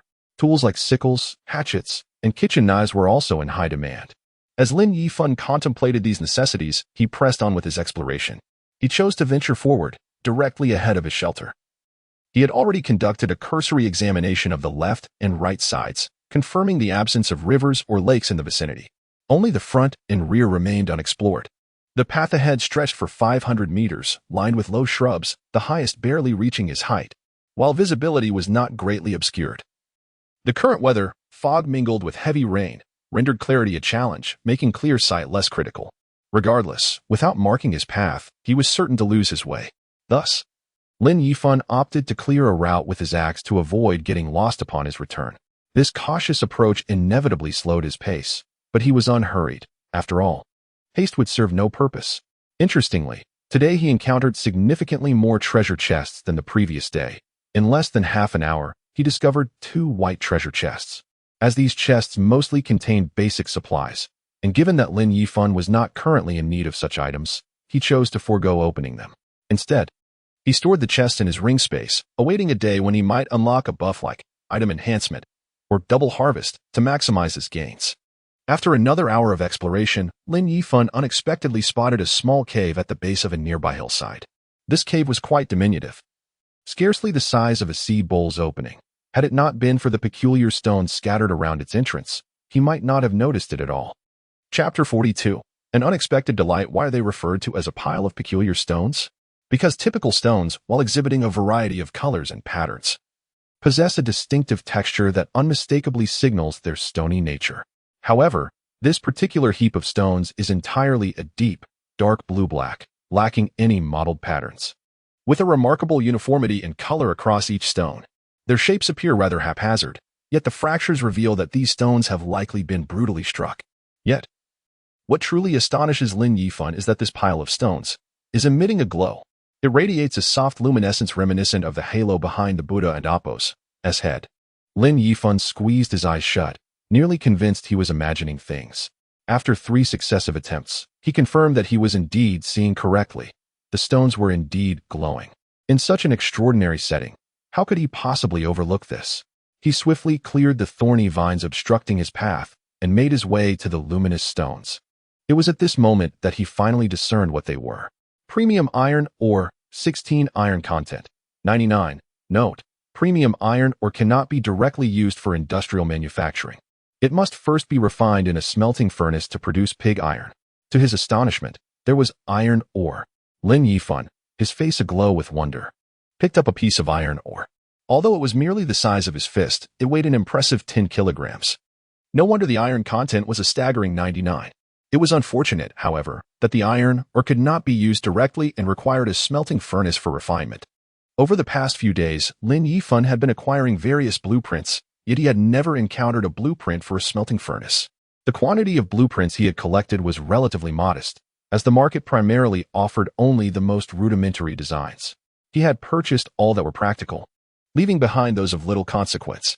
Industrial blueprints, such as those for workbenches, synthesizers, and smelting furnaces, had eluded him thus far. He had only managed to secure the workbench blueprint, while the synthesizer and smelting furnace remained elusive. Setting aside other considerations, Lin Yifan had long yearned for a synthesizer. The requirements for upgrading the shelter had grown increasingly stringent, with the necessary materials advancing from basic to intermediate levels. Basic materials could be gathered from the wilderness, wood from trees, fodder from rocks, and clay could be dug up. However, intermediate materials could only be crafted in a synthesis room, aside from being found in treasure chests. Furthermore, the smelting station served purposes beyond merely processing iron ore. It was equally essential for forging weapons, particularly those of superior Chapter 43. The treasure chest and its tasks. Those acquainted with the pond understand that clear water indicates shallowness, green water suggests depth, and black water hints at an abyss. Before Lin Yifan lay a pond, its color as dark as ink, a harbinger of profound depths. However, the pond was quite small, no wider than a bed. Despite its depth, its modest size should, in theory, pose little danger. Yet, an unsettling thought plagued Lin Yifan. This pond bore no inlet or outlet, yet it was not stagnant. Through the surface, he could discern subtle ripples, indicative of an underground river flowing beneath. While the pond appeared harmless at present, a flood would undoubtedly transform it into a source of deluge for the area. This realization weighed heavily on Lin Yifan, who had initially harbored a flicker of hope for his current residence. His shelter was ideally situated, the view ahead was unobstructed, with abundant resources nestled within the surrounding forests, which were neither too dense nor populated with excessive wildlife. Most crucially, he had inspected the area before venturing out today, discovering nearly 500 to 600 square meters of flat terrain surrounding his refuge. If he could clear the brush and trees, it would serve as an excellent expansion site. His illusionary light shield could cover 300 square meters, making it perfectly suitable here. Finding another location with such advantageous geography would be no easy feat, and thus Lin Yifan deeply wished to remain in this place. However, the ominous pond compelled him to consider leaving, unless he could somehow manage to ensure the underground river remained unobstructed, preventing any overflow. Alas, such a feat was beyond human capability, leaving Lin Yifan to gaze at the pond in despair. At that moment, a luminous screen appeared before him, displaying a series of words that materialized one after another. Congratulations! A special treasure chest has discovered you. If you can complete the tasks issued by this special treasure chest, you will receive it, along with rewards far exceeding those of ordinary chests.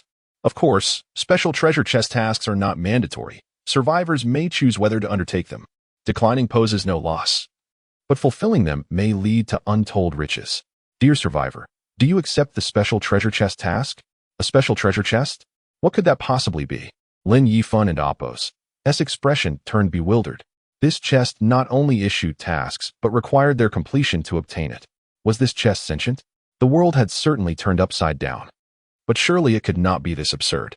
Yet, regardless of the peculiarities surrounding this so-called special treasure chest task, it had appeared beside the dark pond, possibly linked to it. Could he refuse? Certainly not. Lin Yifan resolutely a Chapter 44.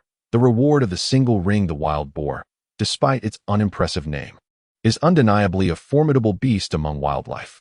When enraged, its danger level can rival that of a tiger or a lion. Even Lin Yifan, if not wielding the bronze-level, swift wind chasing cloud bow, could not guarantee his ability to contend with a wild boar. Yet, the beast before him had been impaled through and through by a sharpened wooden stick. This feat required not only immense strength but also profound knowledge of the boar's anatomy to evade its tough bones and pierce through its body. Such a person could hardly be considered ordinary. However, regardless of whether Hong Xiaoqiang was a person of significance, it mattered little to Lin Yifan. He had amassed sufficient advantages.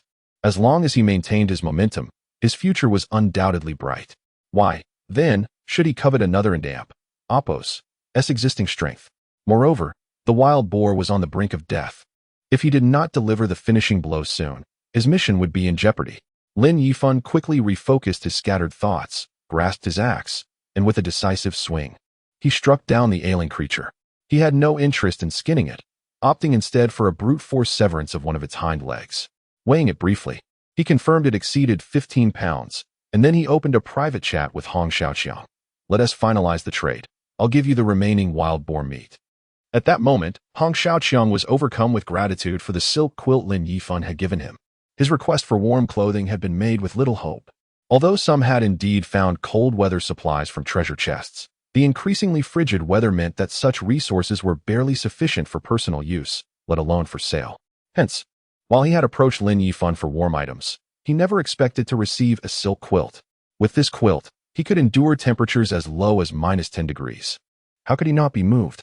Just as he pondered how to repay this kindness, he received a trading message from Lin Yifan. Hong Xiaoqiang was adamant and immediately rejected the trade, sincerely messaging back, "Brother Lin, you should keep the wild boar. The silk quilt you exchanged for it is worth far more than that boar, and I wouldn't know how to express my gratitude." Lin Yifan, unfazed, considered the quilt a mere trifle. He had several in his storage. To him, a dying wild boar held far greater value than a quilt. Thus, he firmly declined. "There is no need for thanks. This is a fair trade. I only need the finishing blow and 15 pounds of pork. Keep the rest for yourself. Don't forget you have a daughter to care for." Concerning children, even Lin Yifan, with a heart of stone, felt a twinge of compassion. After all, he had grown up as a child himself, and though he had encountered many misfortunes, he had also received considerable kindness. Hong Xiaoqiang, deeply touched, glanced toward the shelter and resolved to send Lin Yifan another message. "Brother Lin, I have a humble request. I wish to follow you. As long as you provide food for me and my daughter, I will heed your every command. You instruct me to go east. I shall not venture west. You bid me to come and go. I shall not stray north. All resources I find will be entrusted to you for distribution. If you doubt my word, I shall swear that if I ever betray this vow, may I be struck down by lightning." Lin Yifan, momentarily silent as he read Hong Xiaoqiang and Oppos's pledge of loyalty, reflected on his willingness to assist him, initially stemming from pity for the child and later growing fondness for his gratitude. He never anticipated that a silk quilt could garner such loyalty. While he remained somewhat skeptical, he was still inclined to recruit someone with a soft spot, a moral compass, and capability. Though he had resolved to adopt a lone wolf approach, a solitary hero still required companions. Considering Hong Xiaoqiang and Oppos's abilities, he could survive independently. But ensuring his daughter's survival would prove more challenging. Having already extended a hand, why not explore this further? After resolving in his mind, Lin Yifan wasted no time in replying, "I do indeed need companions, but I require absolute loyalty, which cannot be merely spoken. Time will tell. If you can demonstrate your fidelity, I can promise that as long as I live, I will ensure your daughter's survival." Upon reading the message, Hong Xiaoqiang was elated. "Brother Lin, time is on our side. I will surely demonstrate my loyalty." Lin Yifan then added, "Except the wild boar meat for now. I am busy today and cannot process it myself." "All right, I will prepare it and send it to you later." Hong Xiaoqiang agreed, no longer rejecting the trade. Meanwhile, Lin Yifan, having severed the boar's leg, noticed the screen before him flickering. "Congratulations, survivor. You have completed the first phase of the special treasure chest mission. Reward, random attribute point, 1 point. Now commencing the second phase of the special treasure chest mission. The total task consists of 5 phases. Use the 15 pounds of pork obtained from the first phase to lure out the crocodile from the pond and slay it. Countdown, 23 hours and 59 minutes. Lin Yifan was both astonished and delighted. He had not anticipated that completing a single phase of this treasure chest mission would yield a random attribute reward. Even a single point was valuable. If each phase granted a random attribute point, that would amount to 5 points over the course of the entire task, equivalent to 2.5 attribute fruits. With renewed vigor, Lin Yifan's expression darkened upon reading the task for the second phase. He was standing not far from the pond, roughly 10 meters away. He had approached the water's edge earlier, but had seen no signs of life within.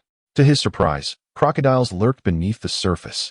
Although uncertain of the species, even the smallest of crocodiles could pose a significant threat when agitated. Should it be a larger crocodile, his current skills, even with this swift wind chasing cloud bow, would make the confrontation precarious. While the allure of attribute rewards was enticing, ensuring his safety remained paramount, a truth Lin Yifan was acutely aware of. To accomplish this second task, he needed to devise a prudent strategy. Chapter 45. The hunt for the crocodile. Lin Yifan remained unhurried as he stowed the wild boar meat from the first round of tasks into his spatial storage. Subsequently approaching the pond, although he was aware of the crocodiles lurking within, he had previously ventured near the water without encountering any aggression, confirming that as long as he did not possess specific items, the crocodiles would remain at bay. Thus, he felt reassured in examining the pond and devising a trap to deal with the crocodile based on the geographical layout. After surveying the pond, an idea soon emerged. He noticed a boulder towering over a person's height to the left of the pond, and with his wind-chasing bow, he was confident of achieving at least a 90 success rate in hitting his target. This bow was his most formidable weapon. If he could find a vantage point to shoot from, he stood a chance of slaying the crocodile. However, as a ranged weapon, the bow was most effective at a distance of 12 to 65 meters. Being either too close or too far would diminish its potency. Therefore, he needed to strike from beyond 12 meters. Yet, uncertainty loomed over the crocodile's speed. If the bait was cast and the crocodile appeared immediately, he would struggle to create the necessary distance for an effective attack. Naturally, he wished to cast the bait from a distance to lure the creature out for the kill. However, if he missed or placed the bait poorly, it could jeopardize the ambush. He was also unaware of how many chances he had to lure this crocodile. What if there was only a single opportunity? That would render his efforts futile. Nevertheless, he had already completed part of his task. The massive boulder before him stood approximately 4 to 5 meters high and was situated around 10 meters from the pond and Oppo's edge. With such proximity, Lin Yifan felt confident he could achieve a successful throw. With his plan in mind, he wasted no time. He swiftly scaled the boulder, retrieved the wild boar meat, and hurled it towards the pond and Oppo's edge. After casting the bait, he promptly drew his wind-chasing bow, tightening the string and fixing his gaze intently on the water's edge. Moments after the meat landed by the water and Oppo's edge, ripples began to disturb the pond and Oppo's surface. A menacing crocodile had gradually emerged from the depths. The crocodile, evidently cautious, observed the wild boar meat on the shore without approaching, instead scanning the surroundings with keen eyes. A wave of anxiety washed over Lin Yifan, prompting him to crouch behind the boulder, fearful that any movement might alert the crocodile and deter it from coming ashore. Luckily, a jutting part of the rock provided ample cover for him. After scrutinizing the area for over a minute, the crocodile cautiously climbed onto the bank. Upon closer inspection, Lin Yifan realized that the creature measured an astounding 7 to 8 meters in length. This further validated his earlier assumption that the pond concealed an underground river, which must be quite expansive to nurture such a formidable crocodile. As for the species, Lin Yifan was uncertain. He had never studied crocodile varieties. However, its considerable size indicated it was no ordinary creature. Yet, judging by the crocodile's initial wariness, it seemed not overly bold. If he failed to deliver a fatal blow, luring it out again would prove exceedingly difficult. Realizing the weight of the situation, Lin Yifan felt a surge of pressure. Taking a deep breath, he carefully drew the bowstring back, aiming at the crocodile and Oppo's head. After a moment and Oppo's contemplation, he adjusted his aim to target the crocodile and Oppo's eyes. While a headshot would guarantee a kill, he noted the thick, scaly armor protecting the head. Even with his bronze-grade bow, he feared it might not penetrate. The eyes, however, represented a universal weak point. A successful shot there would either incapacitate or at least hinder the creature. Despite the daunting challenge of hitting such a small target, Lin Yifan resolved to take the risk. With determination, he released the arrow. Thwack! He hit the mark, albeit not the eye. Instead, the arrow pierced the crocodile and Oppo's mouth, pinning it to the ground. The intense pain elicited frantic thrashing from the crocodile as it attempted to retreat into the water. Yet, Lin Yifan was prepared and would not allow it to escape. He swiftly unleashed a second arrow, this time aimed at the crocodile's eye. At last, he struck true. The crocodile emitted a chilling hiss, reminiscent of a snake's warning, clearly suffering a grievous injury. Nevertheless, Lin Yifan could not afford to relax. Crocodiles were notorious for their resilience. And with it so close to the water, it would soon slip away. To secure the random attribute reward, he had to keep it on land. Seeing the crocodile on the verge of fleeing, Lin Yifan gritted his teeth, leaped down from the boulder, and charged forward with his axe in hand. Raising the axe high, he brought it down forcefully upon the crocodile and Apos' neck. Unfortunately, the thick, armored scales proved too formidable. Even with the axe, he could not breach its defenses. Upon noticing Lin Yifan, the crocodile retaliated, swinging its powerful tail towards him. He dodged just in time, but a new target presented itself. If he could not strike the head, he would aim for the vulnerable underbelly. As the crocodile raised its tail for another assault, its vulnerable underbelly became exposed. Seizing the opportunity, Lin Yifan swiftly retrieved a feathered arrow from his spatial ring and, once positioned, thrust it into the soft flesh beneath the tail. Instantly, the crocodile jolted in agony, thrashing even more violently. Clearly, this blow had inflicted significant damage. With newfound enthusiasm, Lin Yifan drew another arrow, intent on exploiting other weaknesses. The crocodile, pinned by the arrow in its mouth, could only flail its tail in a desperate attempt to strike back. However, Lin Yifan, being a practitioner of the law realm, could manage this weakened creature. He swung his axe, evading the crocodile's tail while relentlessly hacking at its head. After a relentless barrage of 30 or 40 strikes, he finally severed the crocodile's head. In that moment of victory, the screen before him began to flicker once more. Chapter 46, In the Water? At this moment, Lin Yifan felt that his hands were too sore to lift, while wielding the chasing wind and breaking cloud bow. He had not felt the strain. It was only when he took the chopping that he realized the durability of this creature and Apos' hide.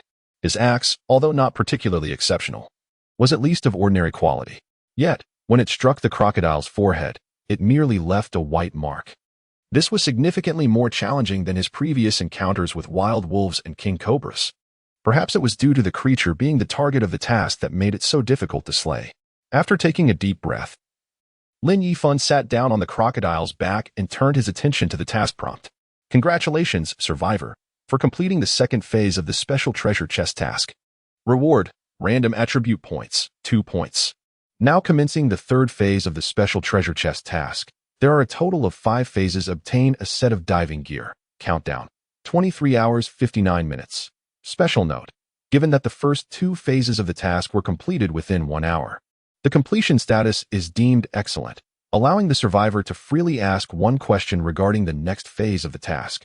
Lin Yifan was most concerned about the reward of random attribute points. He had expected the second round to yield a single point, just like the first. To his surprise, it had doubled to 2. This was indeed an unexpected boon. If the rewards of random attribute points could increase with each completed task, then after finishing all 5 phases, his physical capabilities would experience a new surge, equipping him better to face the impending disasters. However, upon viewing the third phase task, he could not help but feel a pang of anxiety. The first task had been completed by sheer luck, yet the second phase, while appearing difficult, had not proved overly challenging for him with the chasing wind and breaking cloud bow. But the third phase? He truly had no idea how to accomplish it. He understood what a diving suit was. In fact, he had contemplated acquiring one when he first stumbled upon this pond to explore its depths. Yet, no diving suits could be found, either at the auction house or through individuals. Now, where was he to find one? The final special note was rather intriguing. It was as if fortune had smiled upon him at just the right moment. Just as he was worrying about where to obtain a diving suit, this task reminder appeared. Lin Yifan began to question whether his luck was merely fortuitous or if everything was deliberately orchestrated. However, despite his suspicions, he had no choice but to follow the momentum of the task, advancing step by step. Taking a deep breath, Lin Yifan posed his question, "Where can I find the diving suit?" With the stipulation of only asking one question, he pondered carefully before crafting his inquiry, hoping the answer would not disappoint him. The screen flickered slightly before displaying a simple message. The diving suit is, of course, in the water. This exceedingly straightforward statement left Lin Yifan utterly perplexed. What did it mean? Was he to dive into the pond to search for it? Gazing at the inky depths of the pond, he felt a shiver run down his spine. After all, the crocodile had just emerged from the depths. Who knew if there were more lurking beneath the surface? On shore, he had barely managed to slay the crocodile with the aid of the chasing wind and breaking cloud bow. In the water, he would be fish food. Yet, this area lacked other rivers. Only this pond remained. If the task prompt was not misleading him. To complete the third phase, he would have to plunge into the water. To take the risk? Lin Yifan furrowed his brow, wavering momentarily. Standing by the pond, he wrestled with his thoughts for 2 or 3 minutes before ultimately deciding to take the plunge. In this world, survival was never guaranteed. If he did not strive and venture forth, he would inevitably be eliminated. Now, a path to strength lay before him, and he could not bear to abandon it. With his resolve firm, Lin Yifan wasted no time and prepared to descend into the water. Time was of the essence. Only 2.5 hours remained until nightfall. Even at the fastest pace, it would take him an hour and a half to return to the shelter. He had merely 1 hour to explore. However, before undertaking this, he first needed to deal with the crocodile. Although Lin Yifan and Appo's storage ring had ample space, it had been filled with supplies over the past few days, leaving little room. The crocodile measured 5 or 6 meters. Unless he cleared some space, he could not fit it inside. But he could not return to the shelter now. Nor could he simply discard his essential supplies. After all, these had been painstakingly accumulated. Lin Yifan pondered deeply, his eyes suddenly brightening with an idea. He quickly opened a private chat with Hong Xiaoqiang and messaged, "Are you at the shelter right now?" At that moment, Hong Xiaoqiang happened to be at the shelter, having just finished processing a wild boar and was returning with the meat. Upon seeing Lin Yifan's message, he quickly replied, "I am at the shelter. Is there anything you need me to do?" Lin Yifan, seeing the response, immediately replied, "I will trade you a batch of supplies. Please temporarily store them at the shelter for me. Later, after dark, you can return them to me." Indeed, his plan was to exploit the loophole in item trading, transferring his belongings to another person for safekeeping. After returning to the shelter, he could trade them back, thus completing a swift transfer. Upon reading Lin Yifan's message, Hong Xiaoqiang felt a surge of excitement and quickly responded, "Brother Lin, as long as you trust me, I have no issue." Lin Yifan approached Hong Xiaoqiang with a sense of caution, but without hesitation, he promptly traded a portion of the basic supplies from his storage ring, including wood and stones, amounting to nearly 1,000 units. He retained the rarer items, such as food and weapons, within his ring. While the basic supplies were necessary, they were not difficult to gather. Even if Hong Xiaoqiang were to betray him and consume the supplies, it would not be a significant loss. This situation would serve as a means to gauge a person and Appo's character, which could be beneficial. Once he had cleared space in his ring, Lin Yifan stuffed the crocodile's corpse inside. Moreover, he deliberately left some space available, just in case he discovered something valuable after diving. Chapter 47. The cave in the pool. After resolving the issue with the ring and Appo's space, Lin Yifan did not plunge into the water immediately. Instead, he opened his personal attributes. Name: Lin Yifan. Age: 23. Life level: healthy human talent. Random buff: daily draw. You can draw once daily for various buffs with different effects. The draw refreshes at midnight. Are you fortunate or unfortunate? It all depends on your luck. Today's buff: Path to Gold. Path to Gold increases the chance of finding metallic resources. If you seek any metal resources, today is not to be missed. Strength: 9 agility, 12 stamina, 10 intelligence, 9 remaining attribute points, 3 evaluation. Congratulations! You have finally become a healthy human qualified for evaluation. No longer an insignificant weakling. In the first and second rounds, he received rewards in the form of random attribute points. Lin Yifan initially planned to hold off on allocating these points, intending to research the optimal path for his future upon returning home that evening before making any decisions. He understood that once attribute points were allocated, they could not be redistributed, thus he needed to exercise utmost caution. However, as he was about to enter the water, he contemplated the potential dangers lurking beneath the surface. For the sake of his own safety, it was prudent to enhance his strength as much as possible before proceeding. In his previous allocation, Lin Yifan had predominantly invested points in agility, reasoning that even if he couldn't defeat an adversary, he could at least escape. Yet now, as he prepared to dive, he realized that high agility would prove less beneficial. Naturally, increasing intelligence was also futile in this scenario, leaving strength and stamina as the most viable options. Between the two, strength represented combat capability, while stamina denoted physical resilience and endurance. Faced with the underwater exploration ahead, it was evident that stamina was of greater importance. Resolutely, Lin Yifan allocated all 3 of his random attribute points to stamina. Instantly, he felt a surge of discomfort, as if every cell in his body was rapidly dividing and regenerating. However, this sensation lasted only a few seconds before dissipating entirely, replaced by an overwhelming sense of vitality. Although he could not ascertain precisely how much his physical strength had increased, he felt remarkably revitalized. The fatigue from his earlier exertions had vanished, leaving him brimming with energy and confidence for the upcoming dive. Nevertheless, he refrained from diving immediately, opting to warm up a bit longer before shedding his clothes in preparation. Just before entering the water, he retrieved an arrow from his space and returned the axe to it. The reason for not taking the axe was its weight. Being made of iron, it would become a burden underwater. In contrast, the arrow, primarily composed of wood with a metal tip, was significantly lighter and more suitable for self-defense. Of course, he recognized that the ideal weapon for protection would be a dagger or knife, but luck had evaded him, as he had yet to find any such tool despite opening numerous treasure chests. If he failed to acquire a knife today, he resolved to purchase one from the trading post. However, he had just checked the auction house and found nothing available for sale, leaving him with no option but to settle for the arrow. With everything prepared, Lin Yifan hesitated no longer. He took a deep breath and leaped into the pool. The moment he hit the water, he was jolted by its frigid embrace. After floating on the surface for a while to acclimatize, he finally held his breath and began his exploration. He consciously chose not to dive straight to the bottom. The brief task description for the 3rd round, while simple, hinted at numerous hidden details. From the first 2 tasks, he had confirmed that each phase was interconnected. The wild boar meat from the first phase was used to lure crocodiles in the second, and upon defeating the crocodiles, the 3rd phase directed him to dive. Yet the task required him to locate a diving suit, indicating that future tasks would indeed necessitate descending to the pool and Appos S depths, though the 3rd phase did not require it. Thus, Lin Yifan's exploration path remained along the edge, just below the surface of the pool. As he descended, he noticed that although the surface area was only about 2 to 3 square meters, underwater it expanded like a bag, broadening as he went deeper. Cautiously, he navigated the pool's walls, only to discover that they were smooth stone, devoid of moss, aquatic plants, or even mud. Remarkably, there were no fish either. Observing the stone walls meticulously, he kept pushing downward, but lacking diving equipment, he had to surface for air every minute, significantly prolonging his exploration. Despite the aimless nature of this endeavor being quite uncomfortable, he pressed on.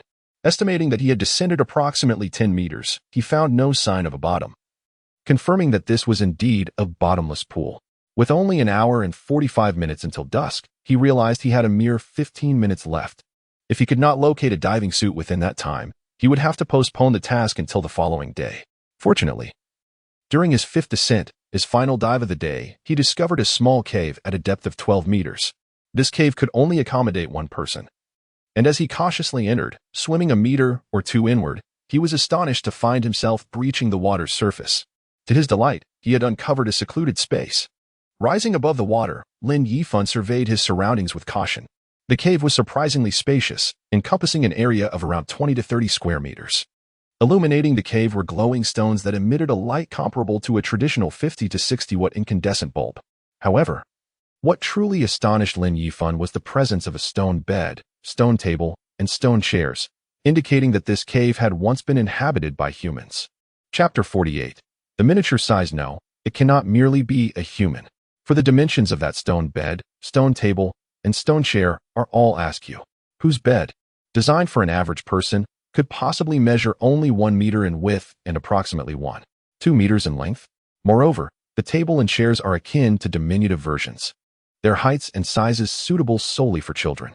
Yet, if it were truly a child, how could such a being possibly inhabit this space? Lin Yifan had just observed that aside from the water pool from which he had swum over, this cave held no other entrances. To traverse from that water pool necessitated diving down several meters. How many children could accomplish such a feat? But if it is not a child, then what could it be? Could it be that another race of beings is struggling to survive in this world? Previously, when Lin Yifan had seen them referred to as a human race in the manual, he had entertained this absurd notion. Yet, the very absurdity of it had led him to dismiss it. However, now he found himself compelled to reconsider. At that moment, he discovered a leather-bound booklet resting upon the table. The layer of dust upon it attested to the fact that its owner had not visited this place for quite some time. Lin Yifan picked up the booklet and brushed off the dust before cautiously opening it.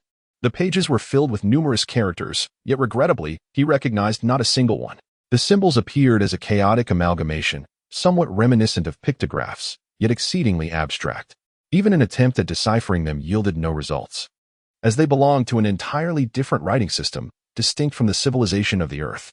The writing and language of Earth civilization, while diverse in appearance, can ultimately be traced back to ancient scripts such as Oracle bone script, pictographs, and cuneiform. Thus, even without prior exposure to those characters, any Earthling would experience a sense of familiarity. However, the characters inscribed in this booklet evoked a wholly unfamiliar sensation, one of utter strangeness, never before encountered nor comprehended. After finally uncovering a lead, only to find it inscrutable, Lin Yifan felt an immense frustration mounting within him, especially now with time slipping away. He had thoroughly examined the cave and found no sign of a diving suit. Reluctantly, he had no choice but to temporarily abandon his quest and return the following day to complete his task. Nevertheless, having come this far, he was unwilling to depart empty-handed. Conveniently, there remained some reserved space within his spatial ring, which would otherwise go to waste. Thus, Lin Yifan began to stow away the stone bed, stone table, and stone chairs into the confines of his space. Of course, he could not overlook the luminous stone. It was an oval-shaped gem, nearly the size of an adult, and Apos' head, emanating a soft white glow. As he approached the stone, he even felt a gentle warmth, reminiscent of a heating device known as a little sun, commonly used in southern households on Earth. Lin Yifan was elated. This warming effect alone was enough to astonish him. Upon gazing at the stone, he discovered its properties. Brilliant stone, special item, possesses the ability to emit light and heat, serving as a substitute for a campfire. However, it requires crystal energy for recharging and can be charged in bulk to extend usage time. Current energy, 165 points. 1 day 15 points. This object could indeed replace a campfire. Lin Yifan's eyes gleamed with excitement. Though lighting a campfire within the shelter was not particularly troublesome, it produced carbon dioxide, necessitating open windows or doors to maintain air circulation. For now, it was manageable. Even if temperatures dropped, it had yet to reach life-threatening lows. However, should temperatures plummet below freezing, it would severely affect the shelter and Apos' insulation. Moreover, a campfire posed a fire hazard. Even in his upgraded level 3 shelter, a fire outbreak would still be perilous.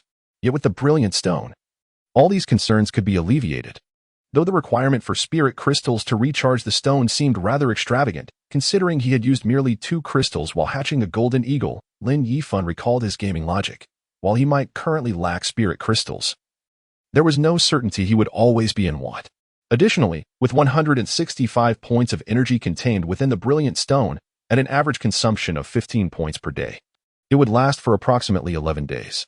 Furthermore, he still had 4 spirit crystals on hand. By the time he depleted these resources, he might not be lacking in crystals. With such thoughts in mind, Lin Yifan promptly retrieved the brilliant stone, choosing not to place it within his spatial ring, but rather cradling it in his hand as he meticulously explored the cave. However, aside from the few stone furnishings, there were not many significant items within. In a nearby corner, he discovered a small hearth constructed of stone and earth, measuring only about 40 to 50 centimeters in height. Similar to the stone furniture, it was quite diminutive. Upon the hearth rested a small iron pot and spatula, both considerably smaller than any iron cookware Lin Yifan had encountered. The pot was roughly the size of a soup bowl, while the spatula resembled a spoon more than a cooking tool. Furthermore, both the pot and spatula were rusted beyond recognition, their usability uncertain. Having stumbled upon them, he felt it would be unwise to waste the opportunity. Perhaps with some polishing, they could still serve a purpose. Lin Yifan stowed the pot and spatula into his spatial ring before continuing his search. In a corner not far from the hearth, he found 3 more iron implements, all equally diminutive. Each had a unique design. One resembled a hoe but had a triangular base. Another appeared somewhat like an axe but lacked a blade, instead featuring a pointed tip. As for the third, Lin Yifan recognized it immediately. It was a hammer. This hammer, similar in size to those he had seen before, appeared to weigh around 20 pounds. Yet, when he reached for it, he was utterly astonished. He had anticipated it to weigh around 20 pounds, which he deemed acceptable. However, he found himself unable to lift it with a single hand. It is worth noting that he currently possessed a strength rating of 10, placing him among the upper echelon of human strength, based on average human capabilities. He should have had no trouble lifting 70 to 80 pounds with one hand. Yet, he could not so much as budge this hammer. Its weight must exceed 100 pounds. Such a small volume, yet such an immense weight. This defied all logical reasoning. Lin Yifan pondered for a moment. Releasing the hammer and attempting to lift the triangular hull, he managed to lift it, but its weight remained equally unreasonable. He estimated it to weigh at least 40 to 50 pounds. He then tried the pointed tool, only to find its weight comparable to that of the hull. Were these tools truly meant for ordinary humans to wield? Chapter 49. Are there other races? So small, yet so heavy. The tools seemed ill-suited for human physique and strength. Thus, only one explanation remained. Other races must exist within this realm of survival. Lin Yifan swallowed hard, feeling a sense of confusion and unease. What kinds of races could they be? Would they possess intelligence? Would they be benevolent? One cannot help but ponder that those who are not of our kin may harbor differing intentions, especially considering the current scarcity of resources in this survival domain. Regardless of their nature, any race wishing to thrive must secure resources. Humans might even engage in internal strife for resources, let alone those who are not of the same lineage. Perhaps their current low level has shielded them from encountering other races, but inevitably they would cross paths one day. By then, a bloody conflict may ensue. As intelligent beings, humans are not particularly formidable. They already struggle against natural calamities, and now they must contend with other races. One could only wonder how many would ultimately survive.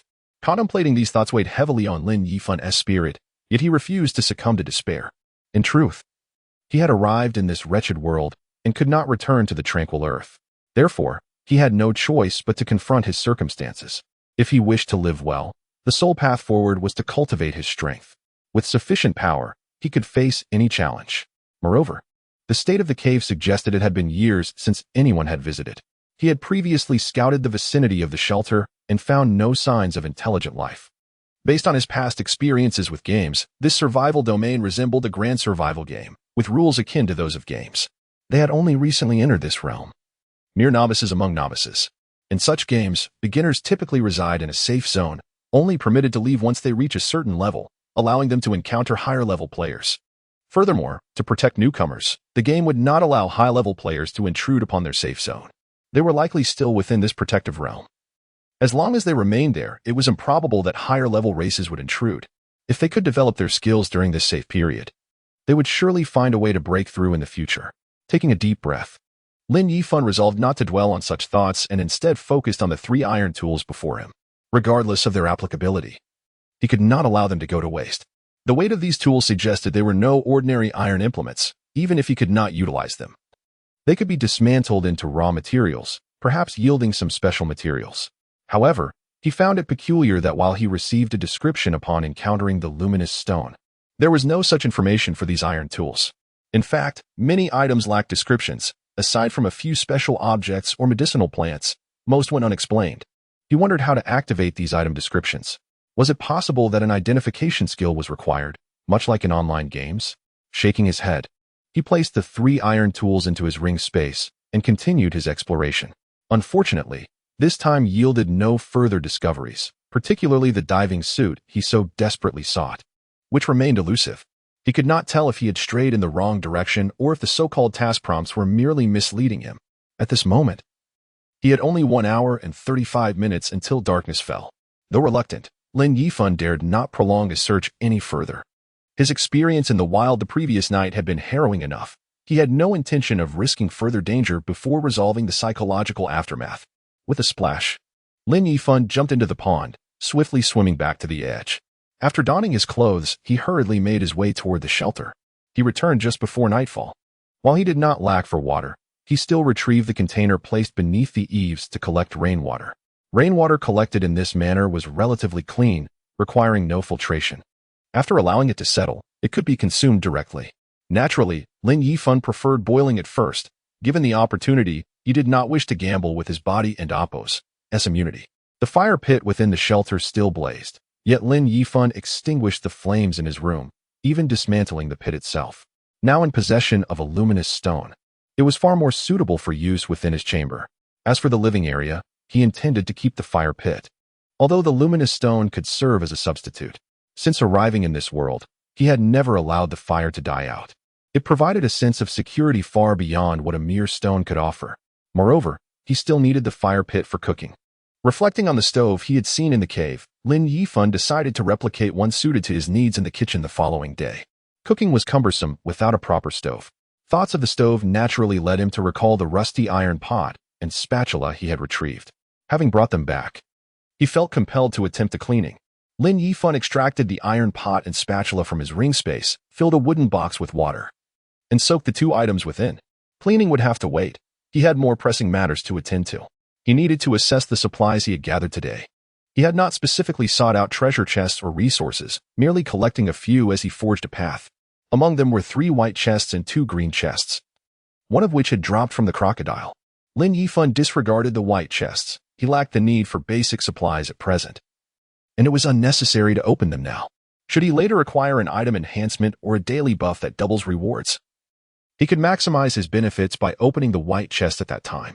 As for the green chests, he intended to hold off opening them until after midnight, when he could draw tomorrow and amp, oppos, as random buffs. It was possible one of them might pertain to treasure chests.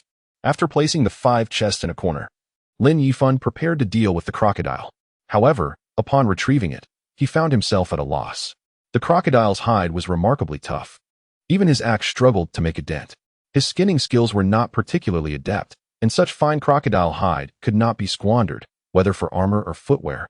It was prime material. To ruin it through careless skinning would be a great shame. Just as he felt stumped, he noticed a message in his friends and Oppos channel. Initially assuming it to be from Hong Xiaoqiang, he was surprised to find it was from Ruan Qingtan. Opening the chat with Ruan Qingtan, he found only 2 items listed: Lin Yifan and amp, oppos. His heart surged with joy upon seeing the descriptions, for these 2 items were precisely what he needed most at this moment. Chapter 50. Planning for the future. What does Lin Yifan currently lack the most? Undoubtedly, it is various blueprints and an array of life skill books. Of course, the life skill books are merely his own fantasy, as he is uncertain whether such things exist in this world. Yet, at this moment, his fantasy unexpectedly came true. Ruan Qingtan sent him 2 items, which were precisely 2 skill books.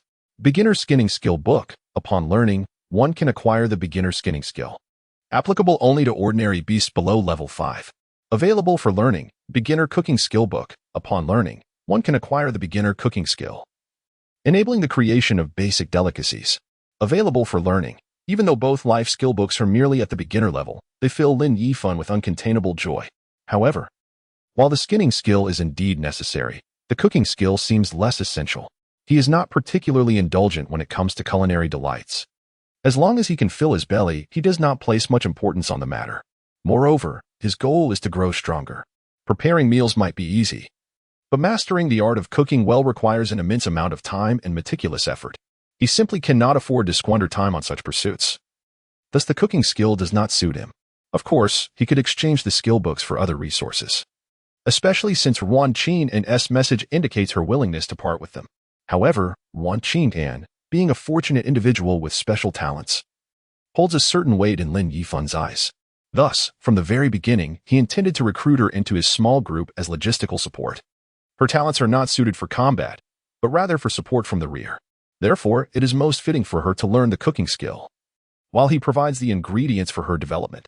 Nevertheless, this entire arrangement hinges on her willingness to pledge loyalty. Despite her beauty, what Lin Yifan truly seeks are valuable companions, not mere ornamental figures reliant on him. After a moment of hesitation, he decided against beating around the bush and directly inquired of Ruan Qingtan. "May I ask you a question? Are you considering joining another organization?"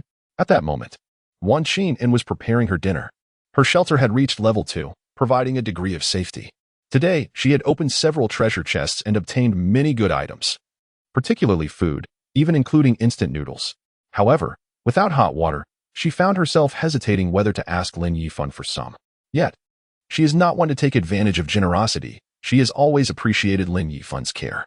Although it appears they engage in fair trade, she is not someone who lacks discernment. Even if he could open treasure chests to acquire valuable items to trade for what she needs, the problem lies in the fact that others cannot provide her with the resources she desires. In reality, what she seeks is something others cannot afford, while what they can offer is of no use to her. Lin Yifan, on the other hand, consistently provides her with what she needs, which for someone like her, lacking combat skills, feels like a boon. Not to mention, without the meat Lin Yifan shared, she would not have survived to this day. She has always remembered this kindness and sought to repay it. She even contemplated that if Lin Yifan were to make unreasonable demands, perhaps she could let go of this bond. However, the reality is that Lin Yifan has always been reasonable, conducting fair transactions that leave her with no grounds for resentment. Now she has settled into a laid-back stance. Yesterday, when she asked Lin Yifan about forming an organization, it was simply her way of wanting to follow him. When he expressed a disinterest in forming an organization, she felt profoundly disappointed. Unexpectedly, today, he posed such a question, leaving her somewhat bewildered. What could his intentions be? Regardless of his motives, Lin Yifan adhered to his principles and replied candidly, "At present, I do not have such intentions. We have yet to meet, and everyone is focused on their own survival. As long as I can manage to stay alive, I have no desire to join an organization. However, should we gather in the future, I would certainly wish to join one. Otherwise, it may become difficult to navigate." Ruan Qingtan and Amp, Oppos, S response was refreshingly honest and pragmatic. Yet, rather than disappointing Lin Yifan, it only increased his satisfaction. If Wan Qingtan had immediately sworn her loyalty, it would have seemed insincere.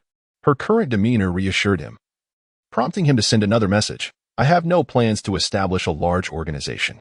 My goal is to become a formidable individual in my own right. I cannot afford to waste time on such matters. However, becoming strong necessitates a team, so I seek a few like-minded friends with whom I can share my burdens, forming an elite squad to grow stronger together and survive in this world. Your talents are impressive, although I do not know much about your character. Your temperament seems agreeable to me. Would you consider joining my team?" This time, Lin Yifan did not leave room for ambiguity or pretense. He extended a straightforward invitation. Upon reading his proposal, Ruan Qingtan felt a surge of excitement that nearly made her leap for joy. Although she had yet to unlock the leaderboard, she was certain that Lin Yifan was the strongest in the 10086 district.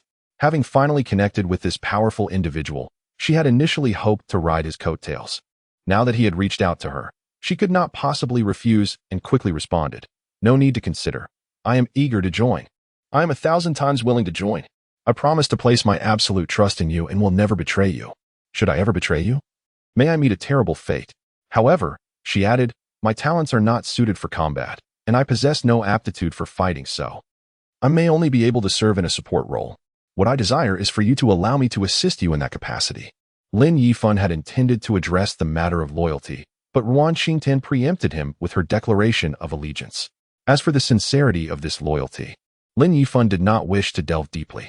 They had yet to meet, and in the realm of Earth, they were merely online acquaintances. Expecting unwavering loyalty from someone he had not yet met was indeed an exercise in futility.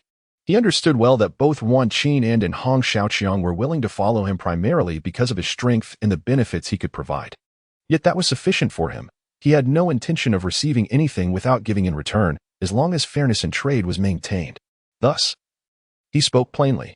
"Your talents align well with logistical support, and as a woman, the brutalities of combat are not suited for you. Remaining in a supportive role is safer and allows you to utilize your strengths. However, as we are all currently in separate locations, there are limitations to what I can assist you with. Yet, I promise that if the day comes when we can unite, should you wish to remain in a logistical capacity, I will certainly fulfill that request." Wan Qingtan let out a sigh of relief. She truly detests violence. Back on Earth, she was a university student, working part-time as a model, albeit not very well known. Though she occasionally exercised, it was merely to maintain her figure. She was not made for physical confrontation. API call failed with status code 429. Error. Code. 429. Message. Resource has been exhausted, e.g. check quota. Status. Resource exhausted. Chapter 51. Learning to skin Wan Qingtan and was initially uncertain about how to broach the subject of securing a logistical position for herself. However, Lin Yifan and Amp, Oppos, S proactive agreement was more than she could have hoped for. Of course, it was apparent that she could not yet relish the duties of this role. But it nonetheless provided a glimmer of hope. To live is to harbor hope, and Ruan Qingtan felt her spirits lift considerably. She promptly replied, "Absolutely, absolutely. As a logistics personnel, it suits me perfectly. So, Captain, it's settled then. I'll be following you from now on. You must not go back on your word." Rest assured, I have never been one to renege on my promises, Lin Yifan responded with a chuckle. With the desired commitment secured, Wan Qingtan's mood improved even further. She quickly sent another message. By the way, Captain, do you have other teammates on your side? If so, I would like to get acquainted with them. Although we can only conduct transactions online for now and cannot gather in person, we are still teammates. It would be beneficial to exchange information. And I would be more than willing to lend a hand if needed. Lin Yifan pondered this and realized that it was indeed a wise move. Since they had confirmed the formation of a small team, it was essential to elevate the capabilities of all members. Hong Xiaoqiang possessed remarkable strength, particularly in hunting, with unique insights of his own. In this world, slaying a beast would yield a treasure chest, and Hong Xiaoqiang was certainly not lacking in such chests. Wan Qingtan excelled in opening them, and if the two of them collaborated, their strengths would undoubtedly amplify rapidly. This was advantageous for him as well. He had no concerns about whether their enhanced abilities might lead to betrayal. It would be more of a blessing than a curse, preventing any future treachery. Thus, he introduced Hong Xiaoqiang to Wan Qingtan. Unfortunately, the platform lacked a group chat feature, so after their introductions, they would have to add each other as friends. As for how they would converse or communicate, Lin Yifan chose not to meddle further. They were adults. After all, they would manage their own affairs accordingly. He preferred not to waste his time on trivialities. From Wan Qingtan, he exchanged a large handful of blueberries and a silk quilt for the basic skinning skill book. As for the basic cooking skill book, he advised Wan Qingtan to keep it for herself to learn. Whether she chose to study it was entirely her decision. Fortunately, upon hearing Lin Yifan and Appo's suggestion, Wan Qingtan agreed without hesitation, clearly recognizing that this life skill was well suited for a logistics personnel. Once Lin Yifan obtained the basic skinning skill book, he did not hesitate to learn it immediately. He also rarely opened his personal information, often forgetting that such a feature existed. Its overly gamified nature led him to instinctively overlook it. Previously, while adding points by the pond, he had not accessed his personal information. Now, he finally remembered to take a look. Name: Lin Yifan. Strength: 9 agility, 12 stamina, 13 intelligence, 9 remaining attribute points, 0 age, 23 life level, excellent human talent, random buff, daily draw. 1 draw per day, granting various buffs with different effects. Refreshes at midnight. Will you be the lucky one or the unfortunate? It all depends on your fate. Today's buff, Path to Gold. Path to Gold increases the probability of finding metallic resources. If you seek metallic resources, do not miss out today. Life skills, basic skinning, proficiency 1000. Evaluation. You are now an excellent human. Your physical fitness ranks among the forefront of humanity, but do not be complacent. You are still quite weak. Astonishingly, Lin Yifan noticed changes in his personal information. He gazed at the information panel, surprised to see alterations not only in the order of information but also an increase in his life level. He distinctly remembered that his previous life level was that of a healthy human, yet now it had risen to excellent. Merely increasing his stamina by 3 points had elevated his life level by 1 rank. This was indeed an unexpected delight. Could it be that stamina is the key reference for life levels? He recalled having previously possessed 8 points of random attributes. After allocating those points, his life level had only shifted from sub-healthy to healthy. The fact that adding just 3 points to stamina could raise his life level suggested a connection that was hard to dismiss. It seemed prudent to allocate future random attributes to stamina first, while he was still uncertain about what the enhancement of his life level signified. Based on his prior experiences with online games, a higher life level would undoubtedly correlate with greater strength. As for the other attributes, he could take his time with them. Next, Lin Yifan examined the life skills section. The previous information panel had lacked this entry, indicating that it only appeared after acquiring a life skill. Moreover, the proficiency level was astonishingly high. 1000 points seemed excessive. He wondered if reaching maximum proficiency would enable him to directly upgrade the life skill. At that moment, he suddenly noticed a small knife before him. It was similar in size to a paring knife, yet the blade featured a gently curved arc. As he focused on it, information about the knife materialized. Skinning knife, a tool bound to the skinning skill, usable for. To his astonishment, there was indeed a complementary skinning knife. Lin Yifan exclaimed in surprise. He could feel that this knife was exceptionally sharp, far surpassing the sharpness of his axe. After toying with it in his palm, he crouched beside the crocodile and began to skin it. Initially, he had expected that mastering the skinning skill would allow him to automate the process with a simple command, akin to a game. However, He soon realized that he still had to perform the task manually. Fortunately, the skinning knife proved to be sharper than he had anticipated. The tough crocodile hide, which had resisted his axe, yielded easily under the skinning knife and Appo's precision. With a gentle slice, he made an incision in the hide, and following that cut, he meticulously peeled the entire hide away. Although this was not his first experience with skinning, he found this particular instance considerably easier. Not only did he successfully remove the entire crocodile hide intact, but astonishingly, it transformed into a collection of rectangular leather pieces without the need for tanning. Chapter 52. The special iron pot. Lin Yifan gazed at the stack of leather before him, his brows twitching slightly. He had initially anticipated that he would need to process the crocodile skin himself, but it appeared that the task had been simplified. Basic leather, only 6 pieces? They even cut corners. Lin Yifan felt somewhat speechless. These finished leather pieces measured merely 20 centimeters in width and 30 centimeters in length. Yet, the crocodile skin had been a staggering 5 to 6 meters long. Its width had been nearly a meter, and now it had been reduced to a mere 6 small pieces. The deductions were rather excessive. However, he recalled that the snake's skin and wolf skin he had previously processed remained as semi-finished products, unable to be transformed into complete leather. Considering this, even if the skinning skill was prone to shortcuts and deductions, the time and effort saved were ultimately advantageous. Never mind.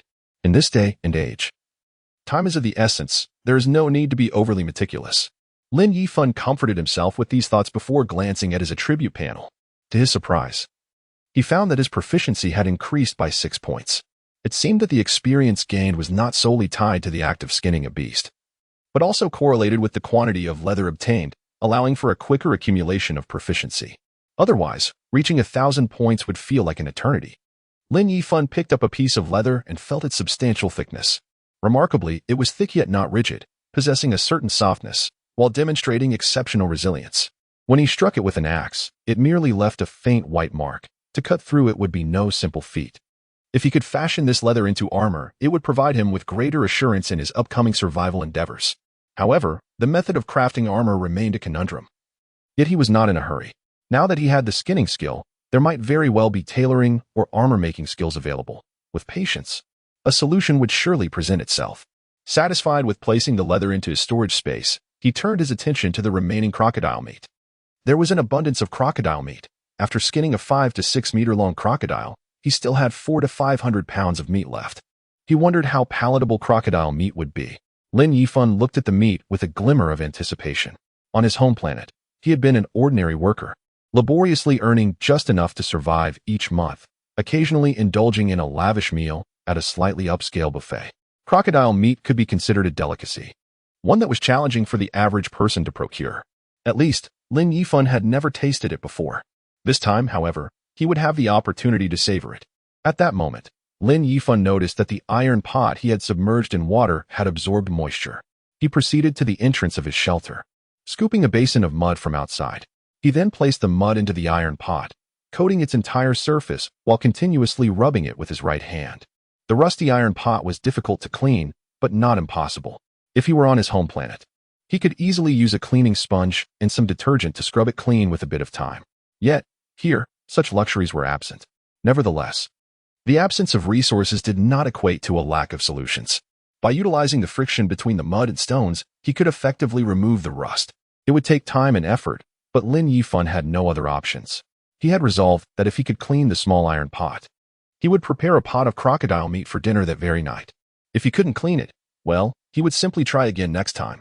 Disposing of it was out of the question. The pot was remarkably heavy. Though small, its weight was several times that of an ordinary iron pot. Clearly, its material was not mere cast iron, likely akin to the metal used in several other iron tools he possessed. Fortunately, although the material was exceptional, the rust was still typical. Lin Yifan spent nearly half an hour before finally managing to clean the small iron pot. To his astonishment, the pot looked quite impressive once the unsightly rust was removed, revealing a gleaming surface that could rival silver. Lin Yifan marveled at the iron pot, reaffirming that its material was undoubtedly not ordinary cast iron. What kind of cast iron could emit a silvery sheen? More importantly, at the moment he cleaned the pot, he finally saw its details. Secret silver cast iron pot. Unique, creator, Valorant. Attributes, delicious 2 stamina recovery 1. Item status, damaged, materials needed for repair, Required materials: secret silver 02, intermediate cast iron 52. Already met. Note: this iron pot was meticulously crafted by the blacksmith apprentice Ballarat. His beloved treasure. Whoever steals his pot shall face his wrath. It was merely an iron pot, yet it was classified as a unique item, much like the radiant stone. Lin Yifan stared in disbelief at the small iron pot, scarcely larger than a sea bowl. Could it be that a simple pot could produce food imbued with attributes? Skeptical, he decided to cut a piece of crocodile meat and place it into the pot, adding scallions and salt before setting it over the fire to simmer. Lin Yifan was not particularly skilled in cooking. It wasn't that he lacked the desire to excel, but rather that he simply lacked the talent. At best, he could manage to boil food adequately, which explained why he had previously acquired a frying pan and various seasonings yet had failed to create any delectable dishes.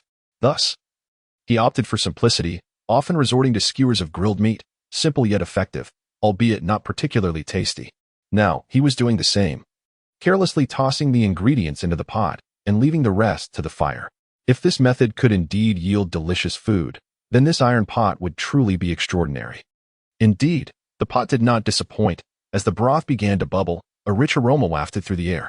Although Lin Yifan had never tasted crocodile meat, he could already detect a hint of its fishy scent.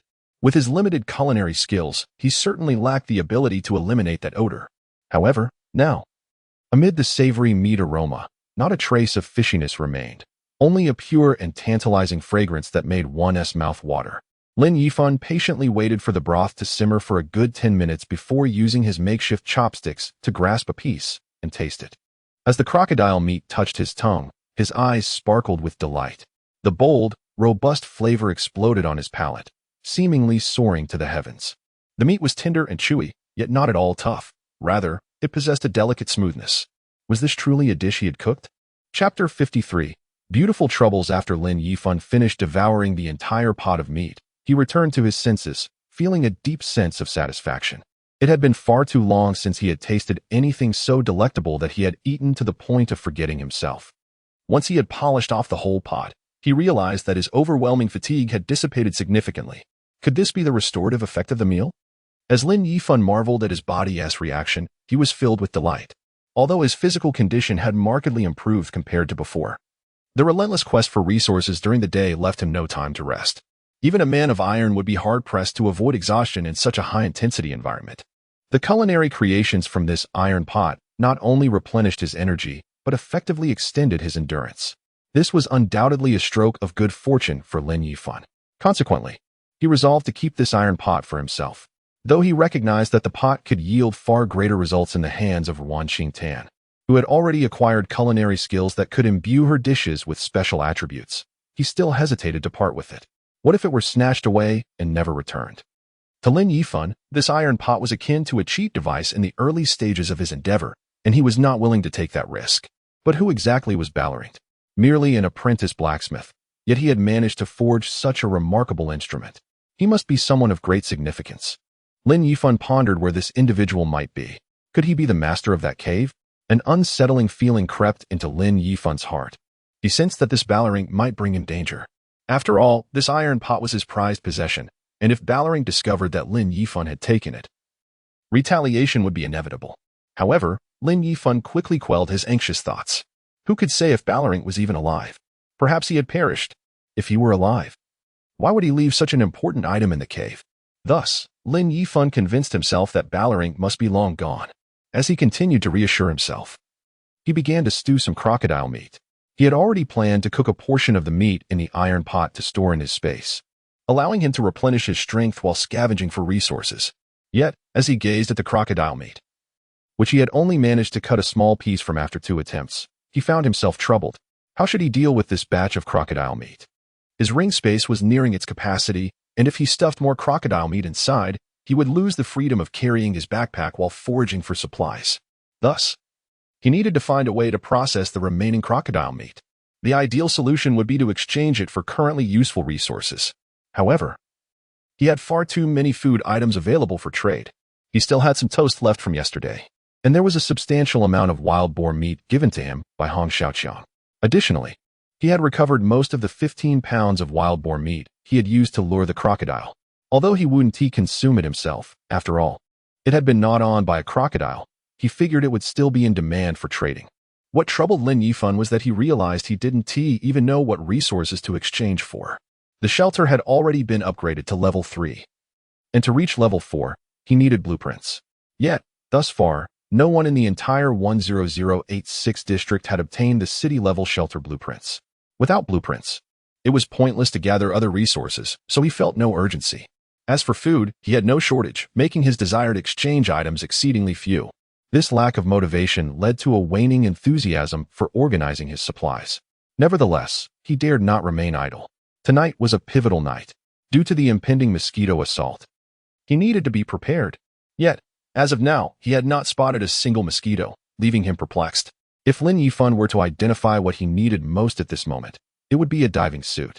He planned to return to the bottom of the pond tomorrow to complete the remaining linked tasks and accumulate more random attribute points.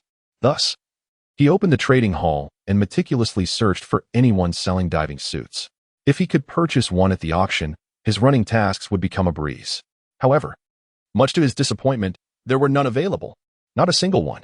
Yet, while he found no diving suits, he did make a significant discovery. He noticed someone selling potatoes, and it was evident that this seller had targeted him specifically. The designated item for exchange was effective mosquito repellent. 5 pounds of potatoes for 1 portion of effective mosquito repellent was a transaction that bore genuine intent. In these times, 5 pounds of potatoes could sustain someone for several days, making them a vital resource. Although effective mosquito repellent was incredibly useful, it would only be relevant for today. Once the crisis of the mosquito swarm subsided, its value would diminish. Lin Yifan still possessed a considerable quantity of effective mosquito repellent. Although he hadn't returned to the shelter during the day, he had crafted several hundred portions before heading out and had brought along the remaining raw materials in his space ring. Whenever he took a moment to rest, he would hand-roll effective mosquito repellent.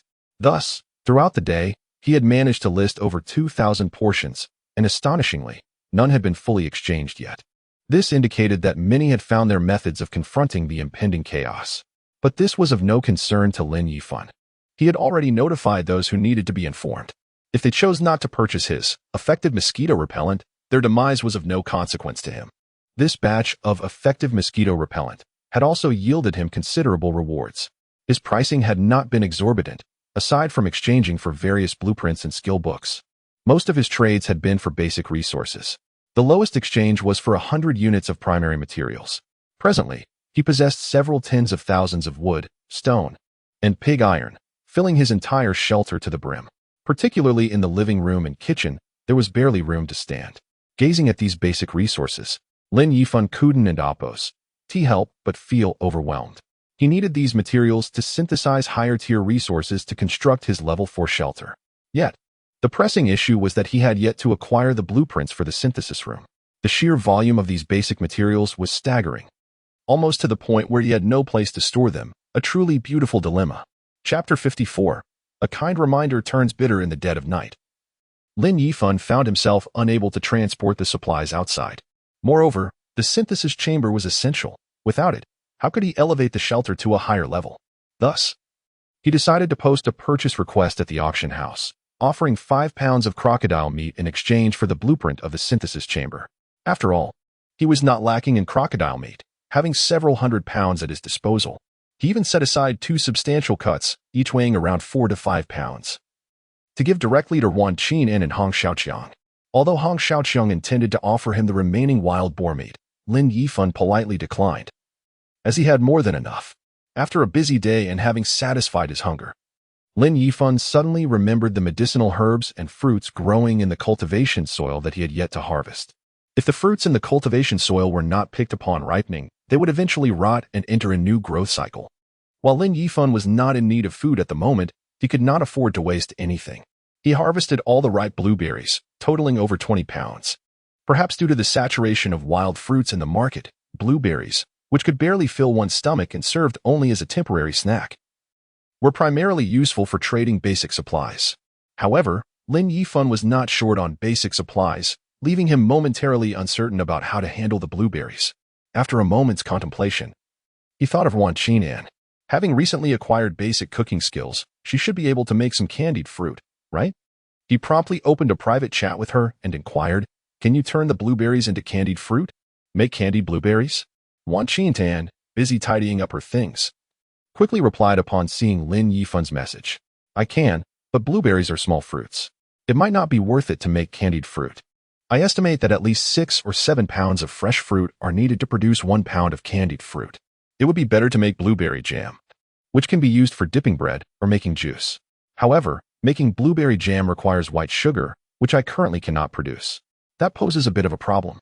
We could make it without white sugar, but the taste might be slightly sour. Need white sugar? Lin Yifan pondered, then opened the auction house.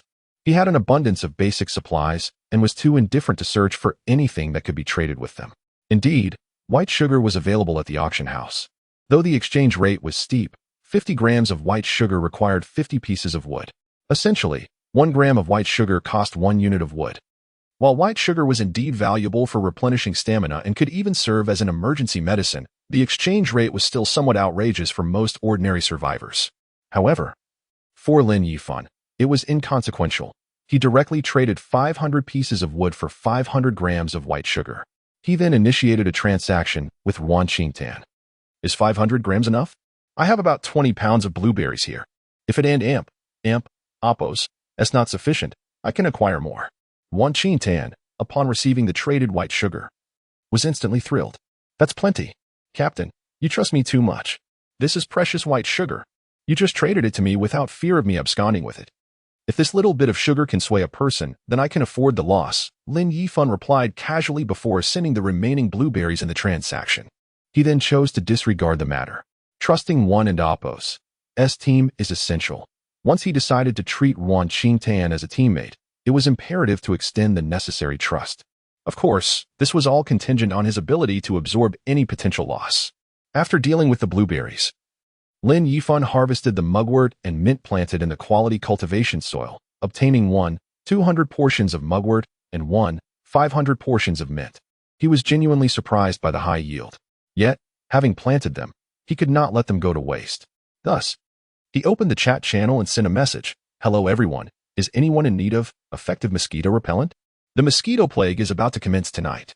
If anyone lacks mosquito prevention items, feel free to contact me.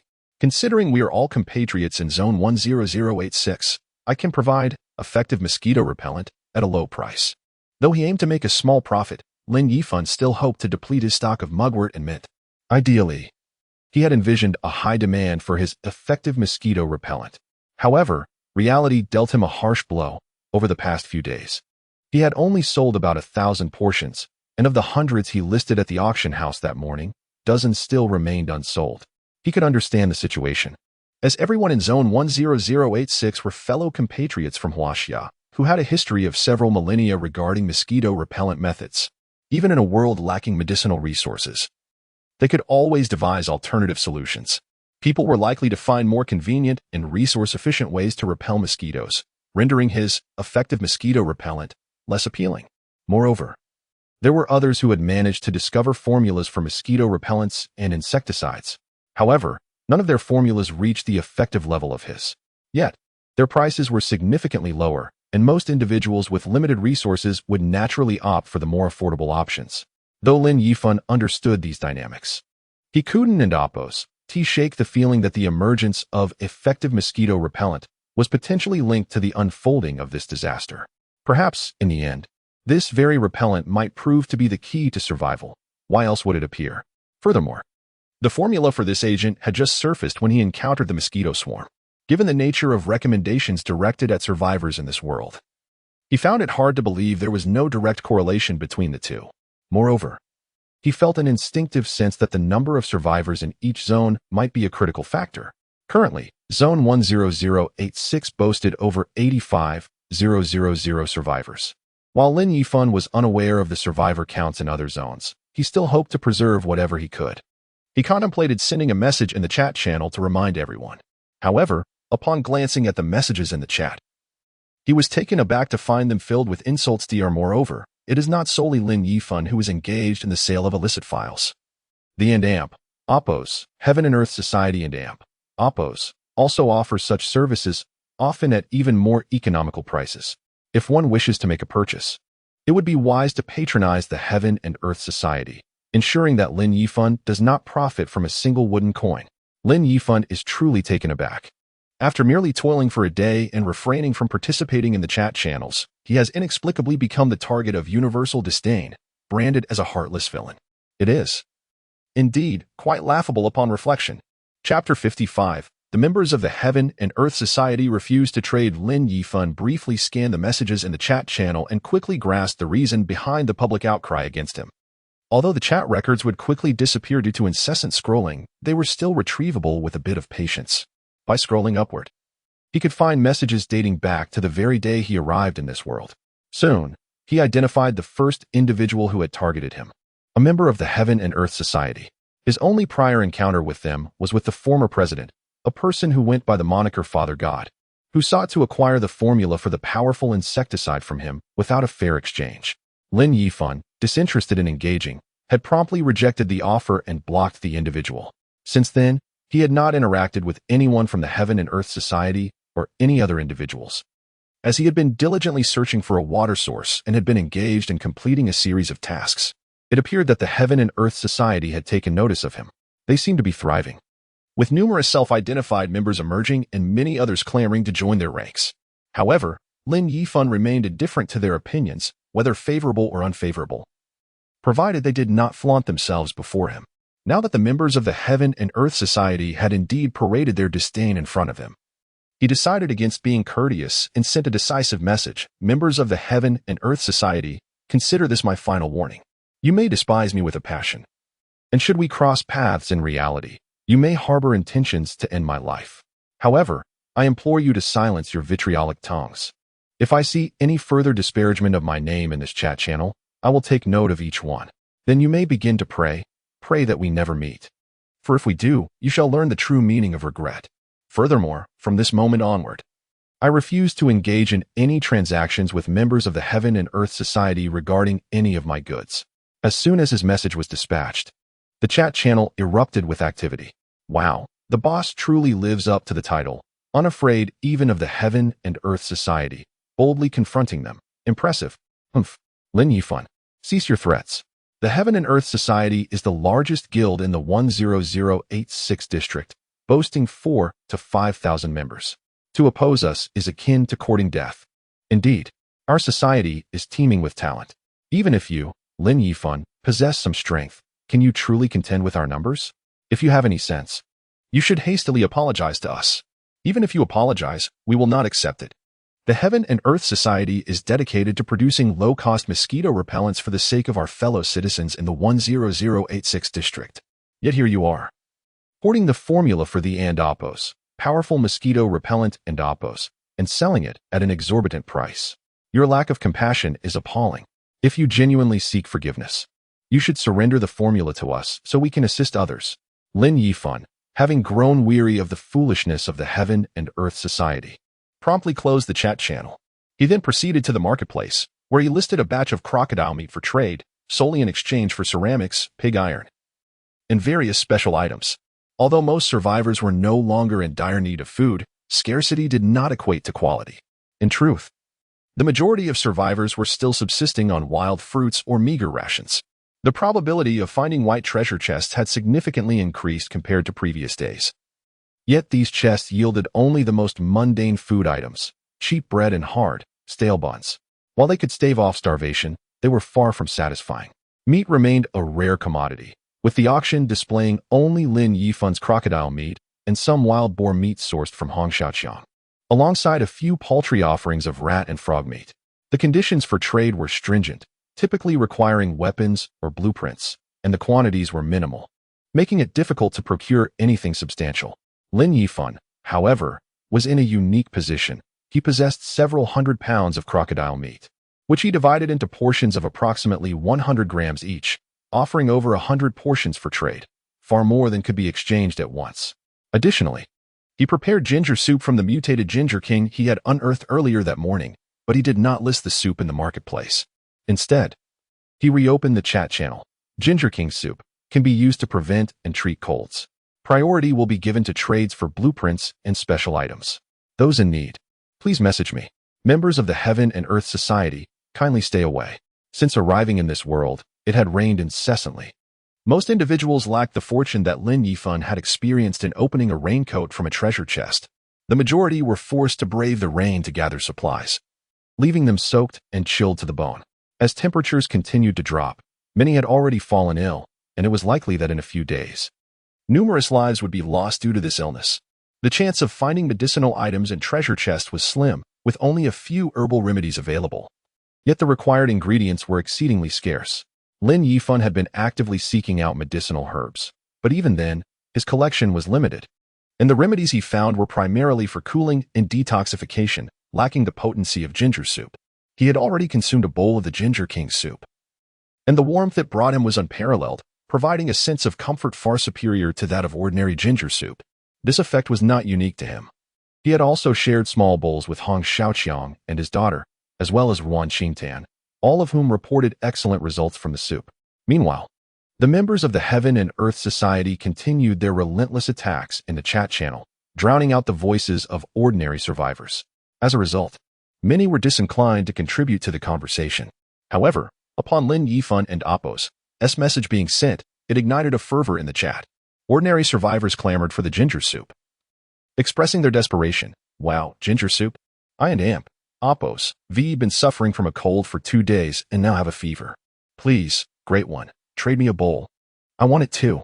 I caught a cold on my first day in the survival realm and have been holding on. I thought I might perish from this wretched cold. Lin Yifan is so cold-hearted. He knows everyone is sick yet refuses to offer ginger soup for free, unlike us in the Heaven and Earth Society. To hell with the Heaven and Earth Society. You are so generous. Why not share your resources with us? Great One, ignore them. I want ginger soup. Exactly. You always say the Great One is cold-hearted, but where is the Heaven and Earth Society and Appo's generosity in providing free supplies? Chapter 56. What? Do you have any objections? It has become evident that most individuals exhibit a remarkable indifference when their own interests are not at stake. They rarely intervene or advocate for others who do not concern them, often adopting an attitude of detachment. However, once their own interests are involved, their sense of justice, as well as their desire to protect, can erupt instantaneously. For instance, at this moment, Lin Yifan and Appo's offer of the Ginger King soup pertains to the interests of many, prompting those who had previously remained silent to suddenly voice their opinions. Lin Yifan, however, remained unaffected by their reactions, feeling neither joy nor disappointment. To put it plainly, their indifference towards him mirrored his own lack of enthusiasm for them. Even now, as he presented the Ginger King soup, it was merely a means to barter for resources, not an act of charity. Thus, regardless of whether others favored or loathed him, he never took it to heart.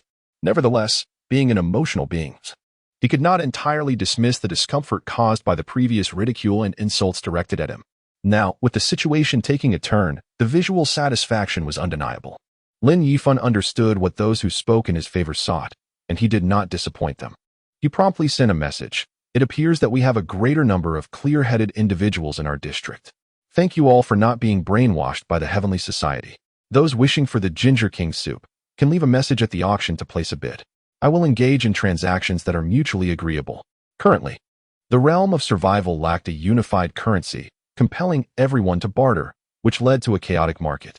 Individuals like Lin Yifan, who traded one item for another, could only proceed based on mutual consent. The value of each item varied in the eyes of different people, making transactions quite cumbersome. Lin Yifan found himself reminiscing about the currency systems in online games, which were far less troublesome. Yet, he firmly believed that a unified currency would eventually emerge. Regardless of how other races or humans behaved, those born in the land of Huaxia have always been passionate about the concept of unification. At present, everyone was preoccupied with survival. Otherwise, ambitious individuals would have likely made their moves by now. The father of the Heavenly Society was undoubtedly one such ambitious figure, possessing both the ambition and capability to attract thousands to his cause in a remarkably short span of time. If allowed to continue unchecked, the entire 10,086 district would inevitably fall under his dominion. Lin Yifan was indifferent to who governed the 10,086 district, as long as they did not provoke him. However, he had no intention of letting it be the Heavenly Society. Thus, he felt compelled to suppress them without hesitation. Yet, it became increasingly clear that mere suppression would not suffice. Currently, the 10,086 district had only the Heavenly Society as a guild, without another guild to rival them. The future landscape would remain unchanged. Lin Yifan, however, was reluctant to establish a guild, finding it somewhat troublesome.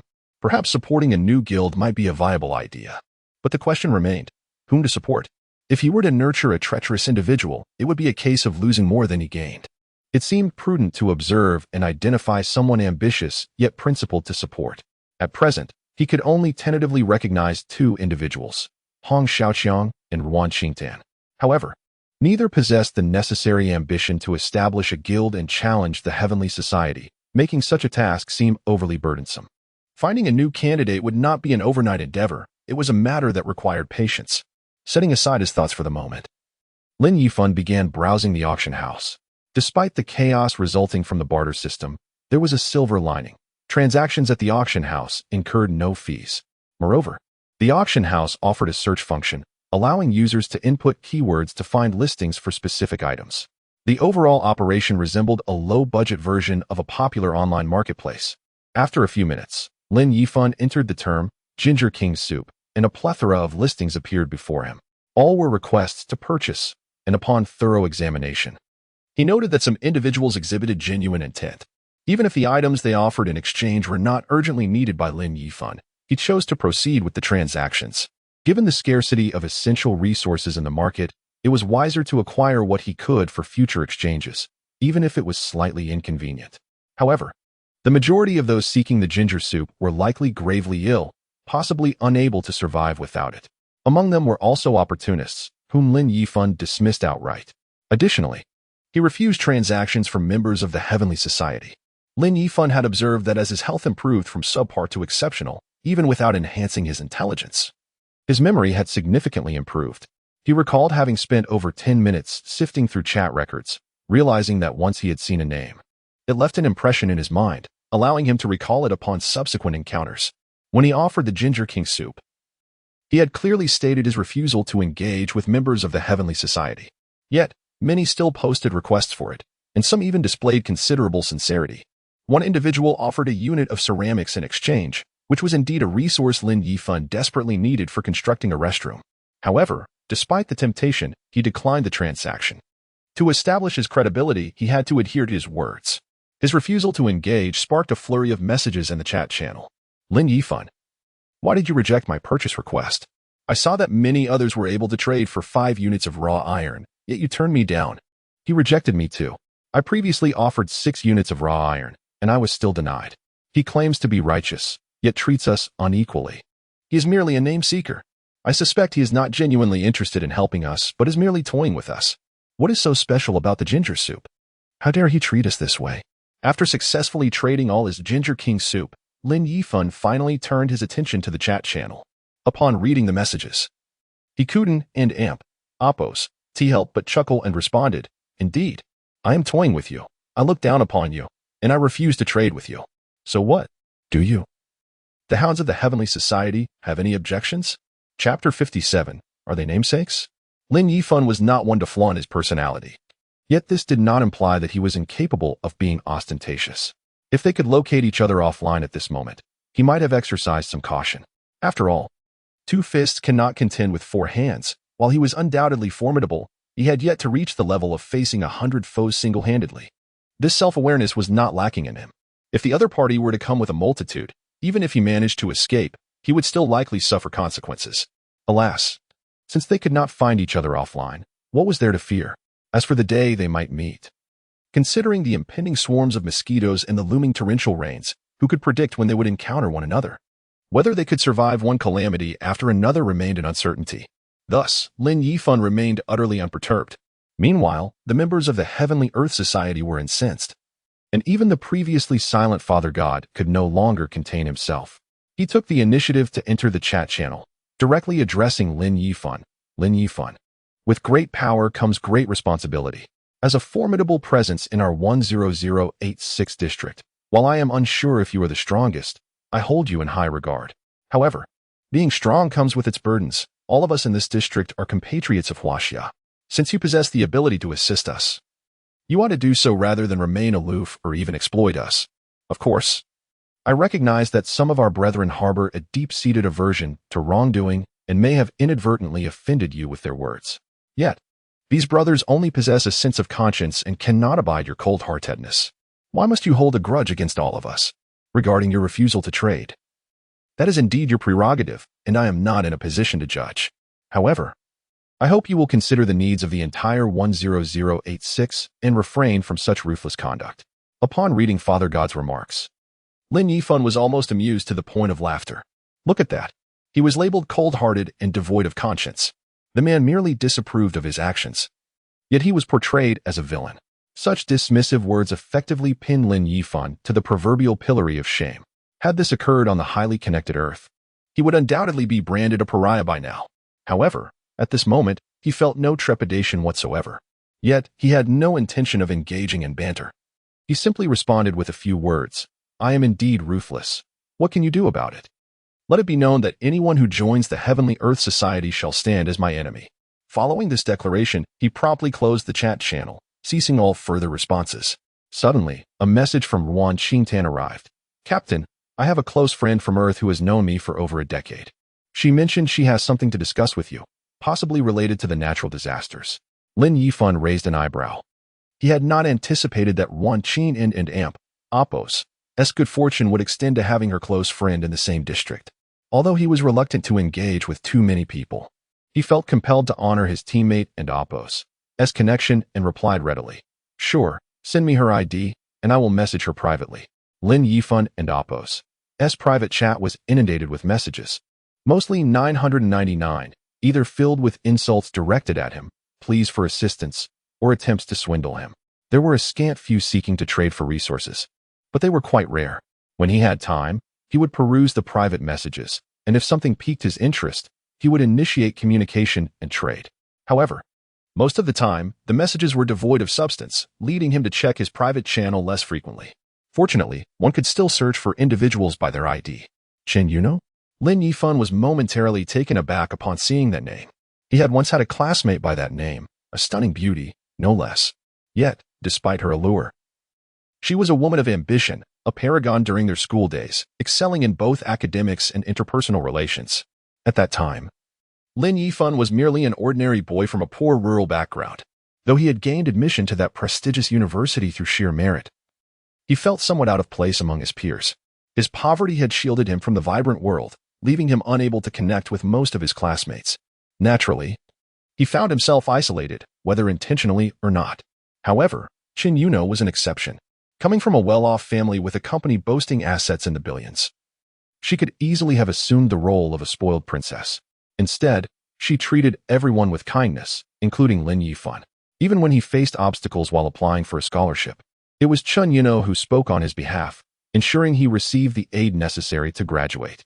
Although Lin Yifan had expressed a desire to repay her kindness, she had declined outright, after which their paths diverged completely.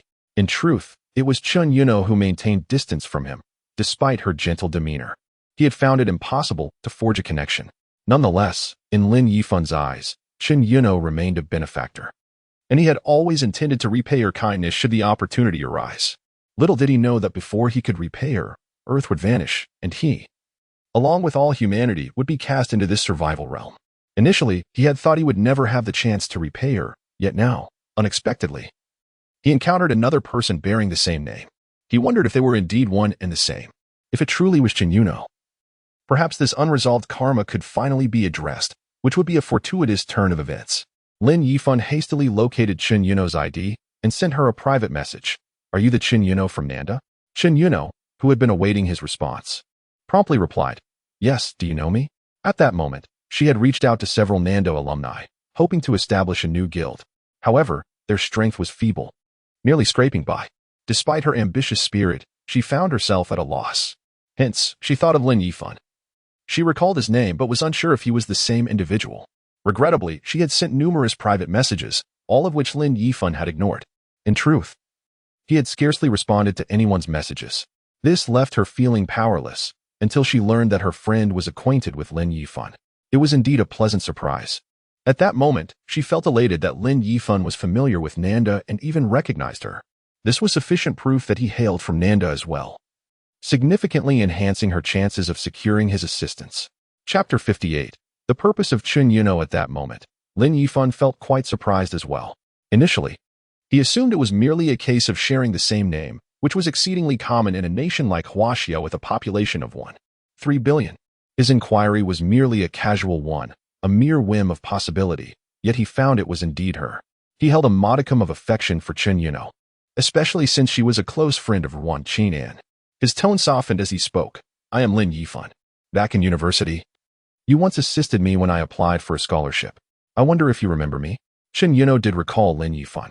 Hearing him mention their university days prompted a flood of memories, and she quickly replied, of course I remember. I didn't and Oppos. Expect to see you in District 10086.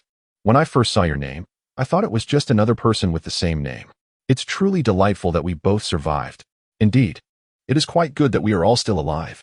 Lin Yifan replied, yet he soon realized that despite having once harbored feelings for her, they had little to discuss. After a moment of hesitation, he decisively shifted the conversation back to the matter at hand. Messaging, by the way. Wan Qin mentioned you were looking for me regarding something. What is it? Chen Yuno had hoped to further strengthen their bond through shared university experiences, but Lin Yifan and Oppos' bluntness caught her off guard, pulling the focus straight to the issue. After a moment of contemplation, she responded, actually, I wanted to ask you to help establish a guild. Since the discussion about guilds began 2 nights ago, many people in District 10086 have started forming guilds. However, given that many cannot even secure basic needs, despite their proclamations of forming guilds, only a few have the energy to do so, resulting in only the Tiandi Guild truly taking shape. Yet, I find some of their methods disagreeable, and the founder harbors animosity towards me. Currently, online communication and transactions are manageable, but should we ever meet offline, I fear he may act against me. I thought I could start a guild to counter him, but my capabilities are limited. The survival environment in this world is even harsher for women, so it's challenging for just me and a few friends to make it happen.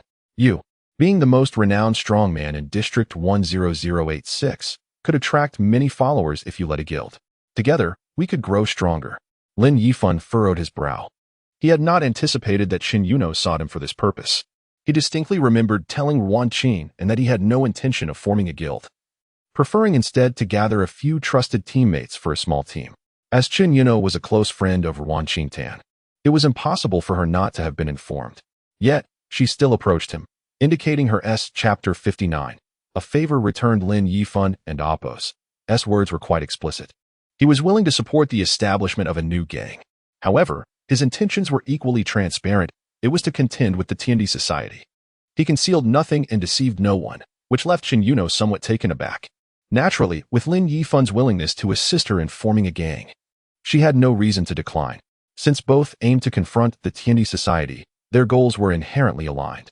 Nevertheless, Chen Yuno was aware of her own limitations. The thought of creating a guild on her own filled her with trepidation. Unable to suppress her concerns, she urged, Lin Yifan, why go to such lengths? You should lead the guild yourself. That way, you can retain all the power within your grasp. Why risk supporting someone else and Oppos' guild? Even I cannot guarantee that I will always prioritize your interests once the guild is established. I do not require you to guarantee my interests, Lin Yifan replied calmly, sending a message with composed demeanor.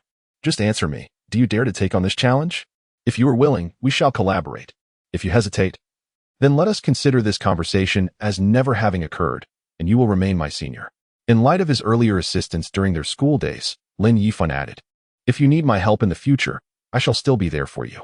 This is an exceptional opportunity. Chen Yuno, ambitious by nature, recognized the importance of seizing it. After careful consideration, she resolved not to let this golden chance slip by. She replied resolutely, very well, I shall establish this guild. Should it thrive under your support, I promise to fulfill any requests you have, as long as they do not disrupt the guild and Oppos' operations. Your word is sufficient. Lin Yifan responded, now, the remaining matters are in your hands. If you require reasonable support, do not hesitate to inform me. I will do my utmost to accommodate you. Chen Yuno, devoid of pretense, began to ponder her needs for support. After a moment of contemplation, she messaged, I do require some foundational resources. However, we are in a partnership, and I cannot accept your support without offering something in return. I possess a special blueprint that requires authentication to confirm its details. I propose to exchange this blueprint for a portion of the effective mosquito repellent to attract new members. Would you be amenable to this? In her message, Qin Yuno also included information about the item. Special blueprint requires an appraiser or appraisal card for identification. Item details are unknown. Item level, currently uncertain, at least superior grade. Indeed, given that it was a blueprint of at least superior quality, it was a valuable item. Lin Yifan was somewhat surprised. He had not expected Qin Yuno to possess such fortune. However, he was neither an appraiser nor did he have an appraisal card, leaving him unaware of when he could authenticate the special blueprint. Nevertheless, any item of superior quality was undoubtedly beneficial for novices like them, who had just entered this survival realm. While the effective mosquito repellent was also a valuable item, its worth would diminish once the mosquito crisis passed. Qin Yuno and Appo's willingness to trade the special blueprint for effective mosquito repellent clearly indicated her intention to capitalize on this moment to promote the guild and attract members. Thus, Lin Yifan was generous. He checked the remaining quantity of effective mosquito repellent. He had 400 to 500 units and decided to trade 100 units to Qin Yuno. He then messaged, "These 100 units of effective mosquito repellent are for the blueprint. Additionally, I have about 360 units left, which I can authorize you to sell. You may set your own price for these authorized units. I only require special items in return, such as ceramics, cement, glass, or various blueprints and spirit crystals. You can provide these to me gradually, so no need to rush. However, if you are unable to sell them, simply return the unsold units to me, and I will manage them myself. What do you think? Are you willing to engage in this business?" Qin Yuno was taken aback by Lin Yifan's proposal. She knew her special blueprint had value, but could it truly be worth 100 units of effective mosquito repellent? Certainly not. Especially at this critical juncture, while the mosquito crisis had yet to unfold, it was anticipated to occur this evening. At this moment, the value of effective mosquito repellent far surpassed that of any item. Yet, Lin Yifan was offering her 100 units and granting her the authority to sell the remaining 360 units, a level of generosity that left her astounded. After a moment of hesitation, she could not help but inquire, "You are willing to entrust me with hundreds of units of effective mosquito repellent? Aren't and Appo's, do you afraid I might abscond with them?" Lin Yifan replied, "There is nothing to fear. They are merely resources. If I lose them, I will only suffer a slight setback. My life is not at stake. Moreover, using these items will reveal a person's true nature, which is worthwhile. And do not worry. Should you choose to take advantage of this, consider it a favor returned for the assistance I received in school. However, from this moment onward, we shall be strangers. If you do not cross my path, it will suffice. Should you do so, do not expect me to show leniency." Lin Yifan was a man of gratitude. He remembered those who had assisted him and repaid their kindness. However, this did not. Chapter 60. The plague of mosquitoes has finally arrived. From the moment Lin Yifan stepped out in the morning, he had Mau tucked securely in his pocket. Mau, displaying remarkable understanding, remained silent and did not disturb Lin Yifan as he searched for supplies. Even when Lin Yifan disrobed to enter the waterhole, Mau did not make a sound. So much so that Lin Yifan completely forgot about Mau, neglecting to feed it throughout the day. In a rush, he reached into his pocket to retrieve Mau, only to discover that it had fallen asleep. He gently cradled Mau in his hands, softly nudging its little head, whispering, Mau, think quickly." At this, Mau blinked its beady eyes twice and emitted a couple of pitiful chirps that filled Lin Yifan with guilt. He hastily sliced off a small piece of crocodile meat and offered it to Mau, apologizing, "I am truly sorry, Mau. I completely forgot about you earlier. You must be starving, right? Next time you feel hungry, be sure to remind me, okay?"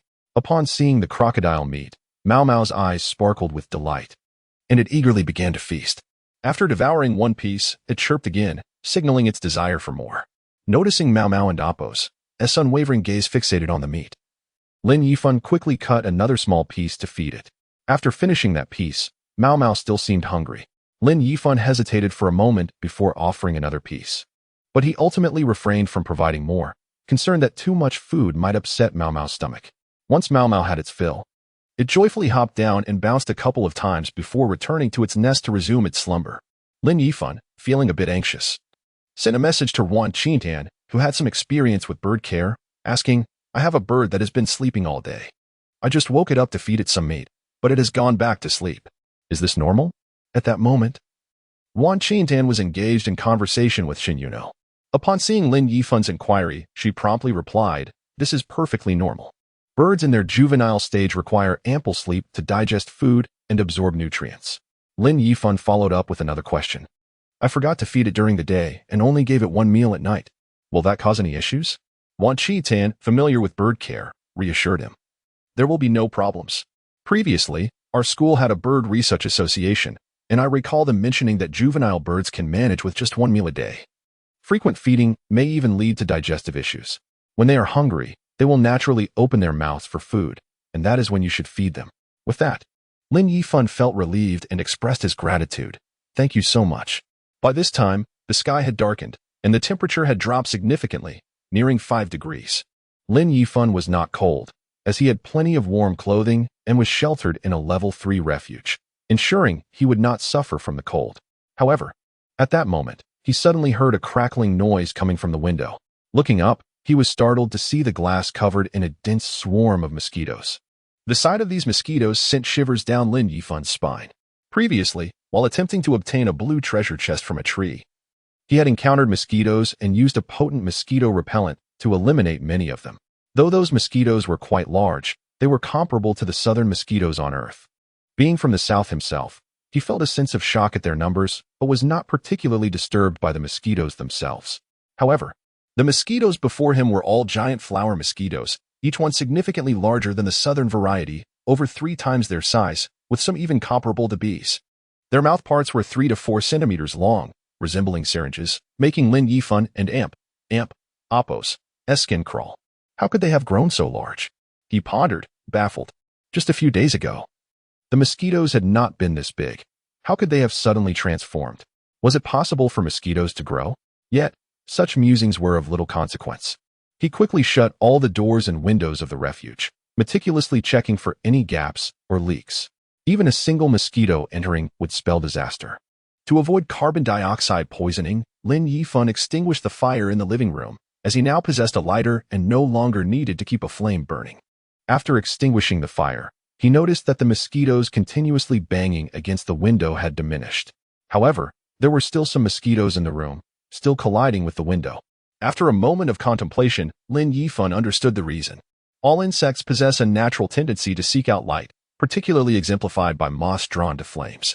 Mosquitoes, being insects, also share this instinct. Earlier, with the fire burning in the living room, the mosquitoes had entered through the window. Now that he had extinguished the fire, the mosquitoes lost their light source and naturally dispersed. With this realization, Lin Yifan hurried into the room to retrieve a down comforter from his storage and hung it over the window. The comforter was opaque, effectively blocking the light emitted by the blazing stones in the room. Indeed, once the window was covered, the number of mosquitoes colliding against it swiftly decreased. Lin Yifan sighed in relief. Although he trusted the level 3 refuge's defenses to withstand the swarm, the sound of mosquitoes banging against the window was still disconcerting. However, while he managed to Chapter 61, Terrifying Natural Disasters Apologies for my inebriation during the New Year celebrations, Lin Yifan remained unaware of the discussions in the chat channel. For before him appeared a task notification. Universal Survival Main Task Series 1. Combat the swarm of mosquitoes. Only the top-ranked survivor of the region is eligible to undertake this task on behalf of all regional survivors. Task content. Lead the personnel of this region to survive as many of the calamities as possible. Collective Task Reward 1. The top 100 regions in terms of personnel survival rates will receive a collective blessing of harvest doubling, with the duration of the blessing decreasing according to rank. Collective Task Reward 2. Each individual in the top 100 regions will receive a treasure chest reward, with the level and quantity of the chests tied to the region and Appos' rank. Personal Contribution Reward. Successfully surviving this calamity will grant 1,000 basic contribution points. Contributing supplies to assist others during the disaster will also yield contribution points. 1 basic supply equals 1 contribution point. These points can be exchanged in the Survival Shop. Survival Shop Opening Task. After the mosquito disaster concludes, the number of survivors in the current region must rank in the top 100. Personal Contribution Reward 2. If the survivor and Appos' region enters the top 100, the survivor with the highest contribution points in that region will receive Silver Level 4 Shelter Blueprint, 1, 10 Mithril, and 10 Random Attributes, a unique reward. Only awarded to the top-ranked survivor in the region. Lin Yifan and Appos' brow furrowed at the sight of the task. He had not anticipated the existence of a main task, and the first piece of information suggested that numerous calamity tasks awaited them. This implied that they would face countless disasters in the future. However, it must be acknowledged that while these calamities were daunting, the rewards for completing the tasks were undeniably generous. Of course, this was primarily aimed at ordinary survivors. For Lin Yifan, these rewards held little allure.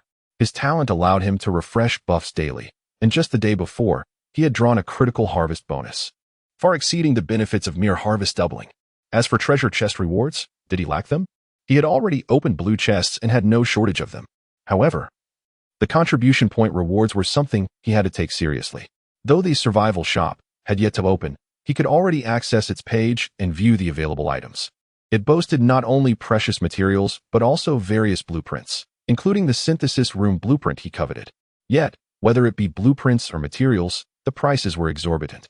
For instance, the synthesis room blueprint, Chapter 62, a drop in the bucket. As Lin Yifan diligently began to concoct medicines, Chen Yuno was engaged in a fervent discussion with several key members of their guild. President, what shall we do now? Several of our members have gone offline. The mosquito repellent has been distributed, but the quantity is limited. Are we to merely watch as they fall? It is truly pitiful. What can we do? We can barely sustain ourselves, let alone assist so many others. Perhaps we should consult that esteemed figure? I feel he is the foremost person in our district. If he is willing to intervene, perhaps more lives can be saved. Chen Yuno furrowed her brows as she contemplated her companions and Oppo's messages. Taking a deep breath, she replied earnestly, I wish to save lives, and I know you do too. However, we truly lack the capacity. Our guild has made such swift progress thanks to that esteemed individual. I can inquire if he is willing to help, but if he declines, I hope you can understand. Do not attempt to impose moral obligations on him. From my understanding, he is not someone who can be coerced. If we provoke him, it would be counterproductive. She then messaged Lin Yifan. Lin Yifan, do you still have any powerful mosquito repellent? It has been less than an hour since the calamity began, and already 4,000 to 5,000 lives have been lost. Such a tragic toll. If you have any powerful mosquito repellent or materials left, I implore you to produce more for me to help save lives. Rest assured, I will not let your efforts go unrewarded. I have attracted a number of members, and given the nature of our cause, their loyalty is commendable. I believe I can soon accumulate some valuable resources, which I will return to you in kind. What do you think? Upon reading her message, Lin Yifan raised an eyebrow in surprise at Chen Yuno's compassion. This was fortuitous for him, as he did not wish to draw too much attention to himself, nor did he have any interest in being a solitary savior. However, if he desired rewards, he needed to ensure the survival of as many as possible, and Chen Yuno was the most suitable to undertake this task. With lives at stake, every moment wasted could lead to more deaths. Lin Yifan dared not delay, promptly agreeing to her request and beginning to handcraft powerful mosquito repellent. Due to his increased proficiency, he was now able to produce 3 or even 5 batches at once, significantly saving time. After crafting a batch, he immediately handed it over to Chen Yuno. Within 15 minutes, he had utilized all his materials to create over 2,000 units of powerful mosquito repellent. Yet, this was but a drop in the ocean for the number of survivors in District 10086. Having exhausted his materials, he found himself powerless to assist further, despite his reluctance. The reality was that a skilled artisan could do little without resources. Nevertheless, he felt no remorse for his actions. Yet, glancing at the task rewards, he felt a pang of regret at the thought of failing to achieve them. I must complete this task. Lin Yifan gritted his teeth and, after a moment of contemplation, devised a new strategy.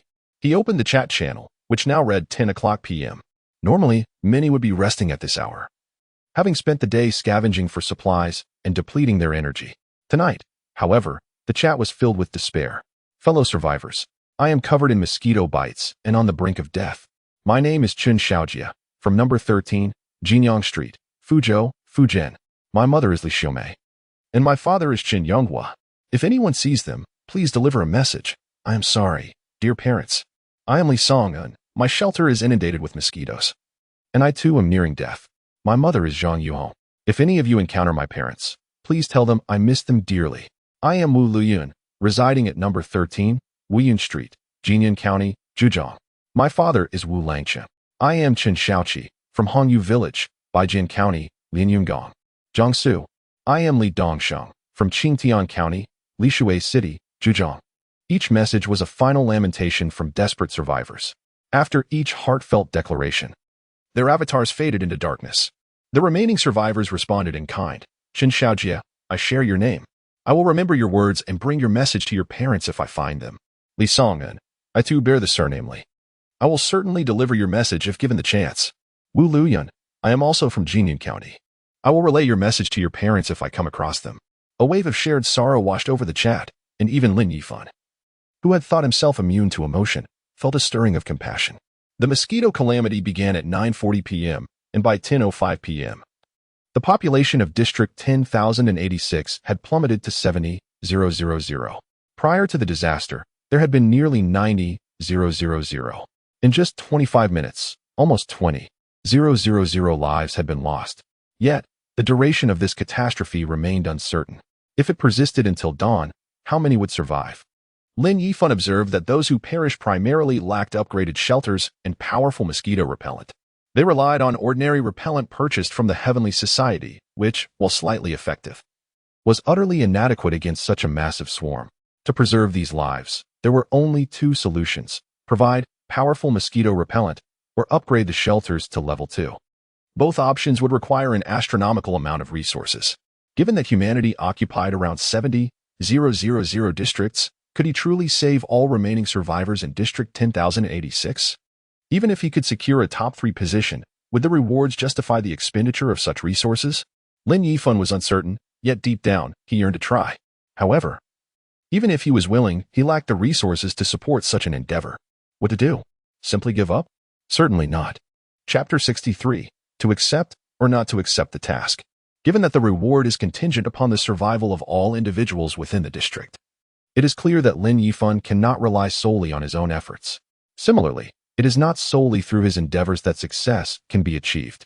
Thus, he took to the chat channel and sent a message. Greetings, everyone. I have received a task that pertains to the survival numbers across all districts amidst this calamity. He then proceeded to relay all the information regarding the disaster task in its entirety within the chat, followed by another message. Esteemed comrades, this disaster task cannot be accomplished independently by any individual. Only through the unity of all survivors in our district can we hope to fulfill this mission. I now seek your opinions. If you wish to undertake this task, let us strive together. If not, I shall abandon it forthwith. Upon sending this message, the chat erupted into a frenzy. Is there really a task in this survival realm? Is it true? Indeed. But how can we ascertain its authenticity? If such tasks exist, why have I never encountered one? Need one even ponder? It must be a fabrication. Lin Yifan possesses abundant resources. Yet he stands by as so many of our brethren perish. How can he be deemed a good person? The one above must be a lackey of the Heavenly Society. Do not besmirch the reputation of the Great One. He is not anyone's benefactor, so why should he assist others for free? I firmly believe that Lin Yifan would not lie. I too trust in Lin Yifan. It was he who forewarned us about the impending mosquito swarm disaster, urging us to prepare, which is why so many of us survived. He has no reason to deceive us. Everyone, I can attest that what Lin Yifan has stated is indeed true, for I previously received a unique treasure chest task, but alas, my abilities were insufficient to complete it. Nonetheless, it serves to confirm that there are indeed tasks within this survival realm. I too received a task, though the information was vague and the rewards unspecified. I intended to give it a try, but regrettably, I lacked the capability and ultimately had to forfeit. Lin Yifan observed the flurry of messages, unfazed by the news of others receiving tasks. Fortune has never been in short supply in this world. If he could receive a task, so could others. However, based on the consensus, it was apparent that the difficulty of his treasure chest task was not uniquely daunting, but rather, all tasks bore significant challenges. This realization brought him a semblance of balance. Otherwise, while he might have been able to tackle the task due to the possibility of receiving random attribute rewards, there would always be an inherent imbalance. As he watched the ongoing dialogue, it became evident that no one was voicing their intent. Chapter 64. Is sharing information really costly? At this moment, Lin Yifan and Oppo's private chat channel lit up. Upon opening it, he discovered a message from Chen Yuno. Lin Yifan, thank you for assisting everyone. However, this situation is rather chaotic. It's uncertain if some individuals might exploit the confusion to deceitfully acquire others' resources. We need to devise a plan. Lin Yifan fully comprehended Shin Yuno and Amp Appos as concerns. At such a critical juncture, should someone resort to underhanded tactics to seize resources, it would surely dishearten many. One should not underestimate the potential for selfishness. While there are indeed conscientious individuals, the selfish are not in short supply. After pondering for a while, Lin Yifan suddenly recalled that as the first person in District 10086 to upgrade to a Level 3 shelter, he possessed the privilege of viewing others and Amp Appos shelter levels. At this moment, those who had failed to upgrade to a Level 2 shelter and lacked the powerful mosquito repellent were, for the most part, already deceased. The survivors who had not upgraded to a Level 2 shelter were all in possession of powerful mosquito repellent. However, each unit of the repellent only lasted for approximately 2 hours. If they could not replenish it within that time frame, they would face inevitable demise. Currently, the availability of powerful mosquito repellent was quite limited. Lin Yifan had already entrusted all he had to Chen Yuno, who had distributed it. But it was merely a drop in the bucket. Therefore, to save more lives, the optimal solution was to consolidate basic resources, enabling those individuals to elevate their shelters to Level 2. In truth, the market offered scant quantities of mugwort and mint. The resources that everyone could contribute were primarily basic materials such as wood, stone, and clay. Thus, assisting those who were still alive but had not upgraded to a Level 2 shelter in doing so was the sole means of salvation. To ensure these resources reached those truly in need, it sufficed to disclose shelter information. However, the question remained, how to disclose this information? Just then, a message appeared on Lin Yifan's screen. Detecting that survivor Lin Yifan intends to publicly share shelter information, we offer a paid information sharing service. Would you like to spend 1 spirit crystal to share shelter ranking information with all individuals in the district for 1 hour? Lin Yifan stared at the message in astonishment. It was indeed fortuitous. He had been troubled about how to announce the information. To his surprise, a paid sharing function was available, albeit at a rather steep price. 1 spirit crystal for 1 hour. Previously, he had only used 2 spirit crystals to hatch a golden eagle. Nevertheless, there was no alternative. Even though District 10086 had suffered significant losses today, over 60,000 individuals still remained alive. If he were to take screenshots and announce the information, it would consume an inordinate amount of time. Thus, despite the cost, Lin Yifan decided to spend 1 spirit crystal to choose information sharing. However, this alone was insufficient. Without a unified plan for resources, unnecessary waste might occur. After further contemplation, Lin Yifan messaged Chen Yuno, "How many core members in your guild can be 100 trusted? If you have enough personnel, I can have those willing to contribute resources consolidate them with you, and you can then distribute them to those in need after proper accounting." Naturally, Chen Yuno was eager to accept this offer, for she had a solid foundation to establish her guild. Without hesitation, she responded, "No problem. I have about 10 core members here, which should be sufficient to handle this matter." "Excellent. I will leave this in your capable hands. I will announce this matter in the chat channel shortly." With someone able to take on this responsibility, Lin Yifan felt a sense of relief. However, he thought for a moment and sent another message to Chen Yuno. "Old classmate, although you helped me back in school, this situation is different. Lives are at stake. Therefore, I must emphasize that since you have taken on this task, please execute it diligently and avoid any ulterior motives. Otherwise, I will be unable to justify this to the entire district." Lin Yifan was willing to gamble on the integrity of human nature, as he could afford such risks. However, for the majority, gathering resources was a daunting challenge. Those willing to contribute to save others could truly be described as benevolent. Having taken the lead on this matter, Lin Yifan was determined to ensure that the goodwill of the benevolent was not exploited by those with ill intentions. Otherwise, he could not reconcile it with his own conscience.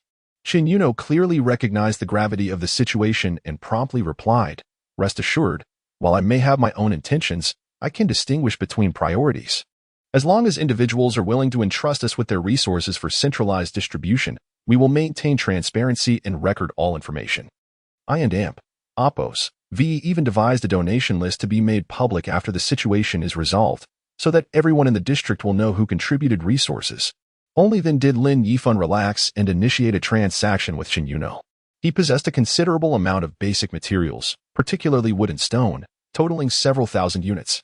Originally, he had intended to establish a synthesis room to convert these primary materials into intermediate ones for upgrading to a Level 4 shelter. However, as of now, He had not yet acquired the blueprints for a level 4 shelter, so there was no rush for the materials. Upon receiving Lin Yifan and Amp, Appos, as transaction, Qin Yuno was astonished by his abundance. She could not help but message him. How do you have so many primary resources? Lin Yifan, of course, would not divulge that he possessed a talent allowing him to draw buffs daily. He casually deflected, just luck, really. Please distribute these resources to maximize survival. Next, he sent a message in the chat channel. Dear comrades of District 10086, to prevent confusion and waste of resources, and to thwart any deceitful individuals seeking to exploit the situation, I have shared the shelter information of all individuals in the district. Our current focus is to assist those whose shelters have yet to upgrade to level 2. Therefore, I have chosen to collaborate with a guild to entrust them with all my surplus resources for centralized distribution. If you trust me, please also contribute your idle resources to them. They will account for all materials and ensure they are distributed to those in need. All data will be made public in the chat channel, and everyone can supervise together. Lin Yifan was uncertain how many individuals would heed his call and entrust their surplus resources to Qin Yuno for centralized management. Nevertheless, he had said all that needed to be said and done all that needed to be done. Beyond that, he could not concern himself further. Chapter 65. The transparent being crafting weapons. However, only the supplies that are genuinely utilized by those in need contribute to the value of contributions. The recent batch of supplies that Lin Yifan had entrusted to Qin Yuno had already been distributed to those in need to help them weather this calamity. Consequently, a series of new notifications appeared on the screen before him. Commencing reports on the progress of the mosquito swarm disaster, updated hourly. Countdown for the disaster. 10 hours remaining. Concludes tomorrow at 8 o'clock a.m. Commencing reports on the disaster task progress, updated hourly. Remaining population in District 10086, 68. 475, currently ranked 86th. Congratulations to survivor Mr. Lin Yifan for contributing 686 points to all survivors in District 10086 during this disaster, currently ranking first in the district. This information is viewable only by him. Lin Yifan gazed at this stream of information, his brow furrowing deeply. He was not surprised that his contribution value ranked first in the district. In fact, it would have been astonishing had he not secured the top position. However, the regional ranking left him somewhat disheartened. Although he remained within the top 100, there were still a full 10 hours until the disaster and Appos' conclusion. Without effective measures to prevent further decline in their district and Appos' population, maintaining a position within the top 100 seemed little more than a dream. He had already taken the necessary actions, donating the majority of basic supplies, and those willing to contribute had done so. The remaining individuals were either unwilling to donate or lacked the means to do so. It was far too late to venture out in search of supplies. Unless unforeseen circumstances arose, it seemed exceedingly difficult to remain within the top 100. Had all his efforts been in vain? Lin Yifan raked his fingers through his hair, a look of frustration crossing his face. However, in that moment, he suddenly recalled something. Just because others could not travel at night did not mean he was bound by the same limitation. He possessed the lightstone, capable of dispelling the fog at night, along with the celestial flower that allowed him to maintain clarity amid eerie whispers. With these two items at his disposal, he could indeed traverse the night. Of course, while this ensured his safety from the fog, nighttime held other dangers, particularly the threat of wild animal attacks. Nevertheless, he had previously observed that only small beasts prowled near the shelter. The largest creature he had encountered during his last nighttime excursion had been a wolf. With his current physical conditioning, he no longer had to fear such an attack. Thus, he could stealthily venture out to chop wood and gather stones. However, he was still equipped with only an ordinary new axe for close combat. While adequate against smaller creatures, it would be insufficient should he encounter a larger beast. Moreover, although the ordinary axe was slightly more efficient than a damaged one for chopping wood, its effectiveness remained limited. Therefore, he needed to devise a way to obtain a more advanced axe. As for melee weapons, Lin Yifan suddenly remembered that he had exchanged for a black iron level forged blade blueprint from the alluring little wildcat.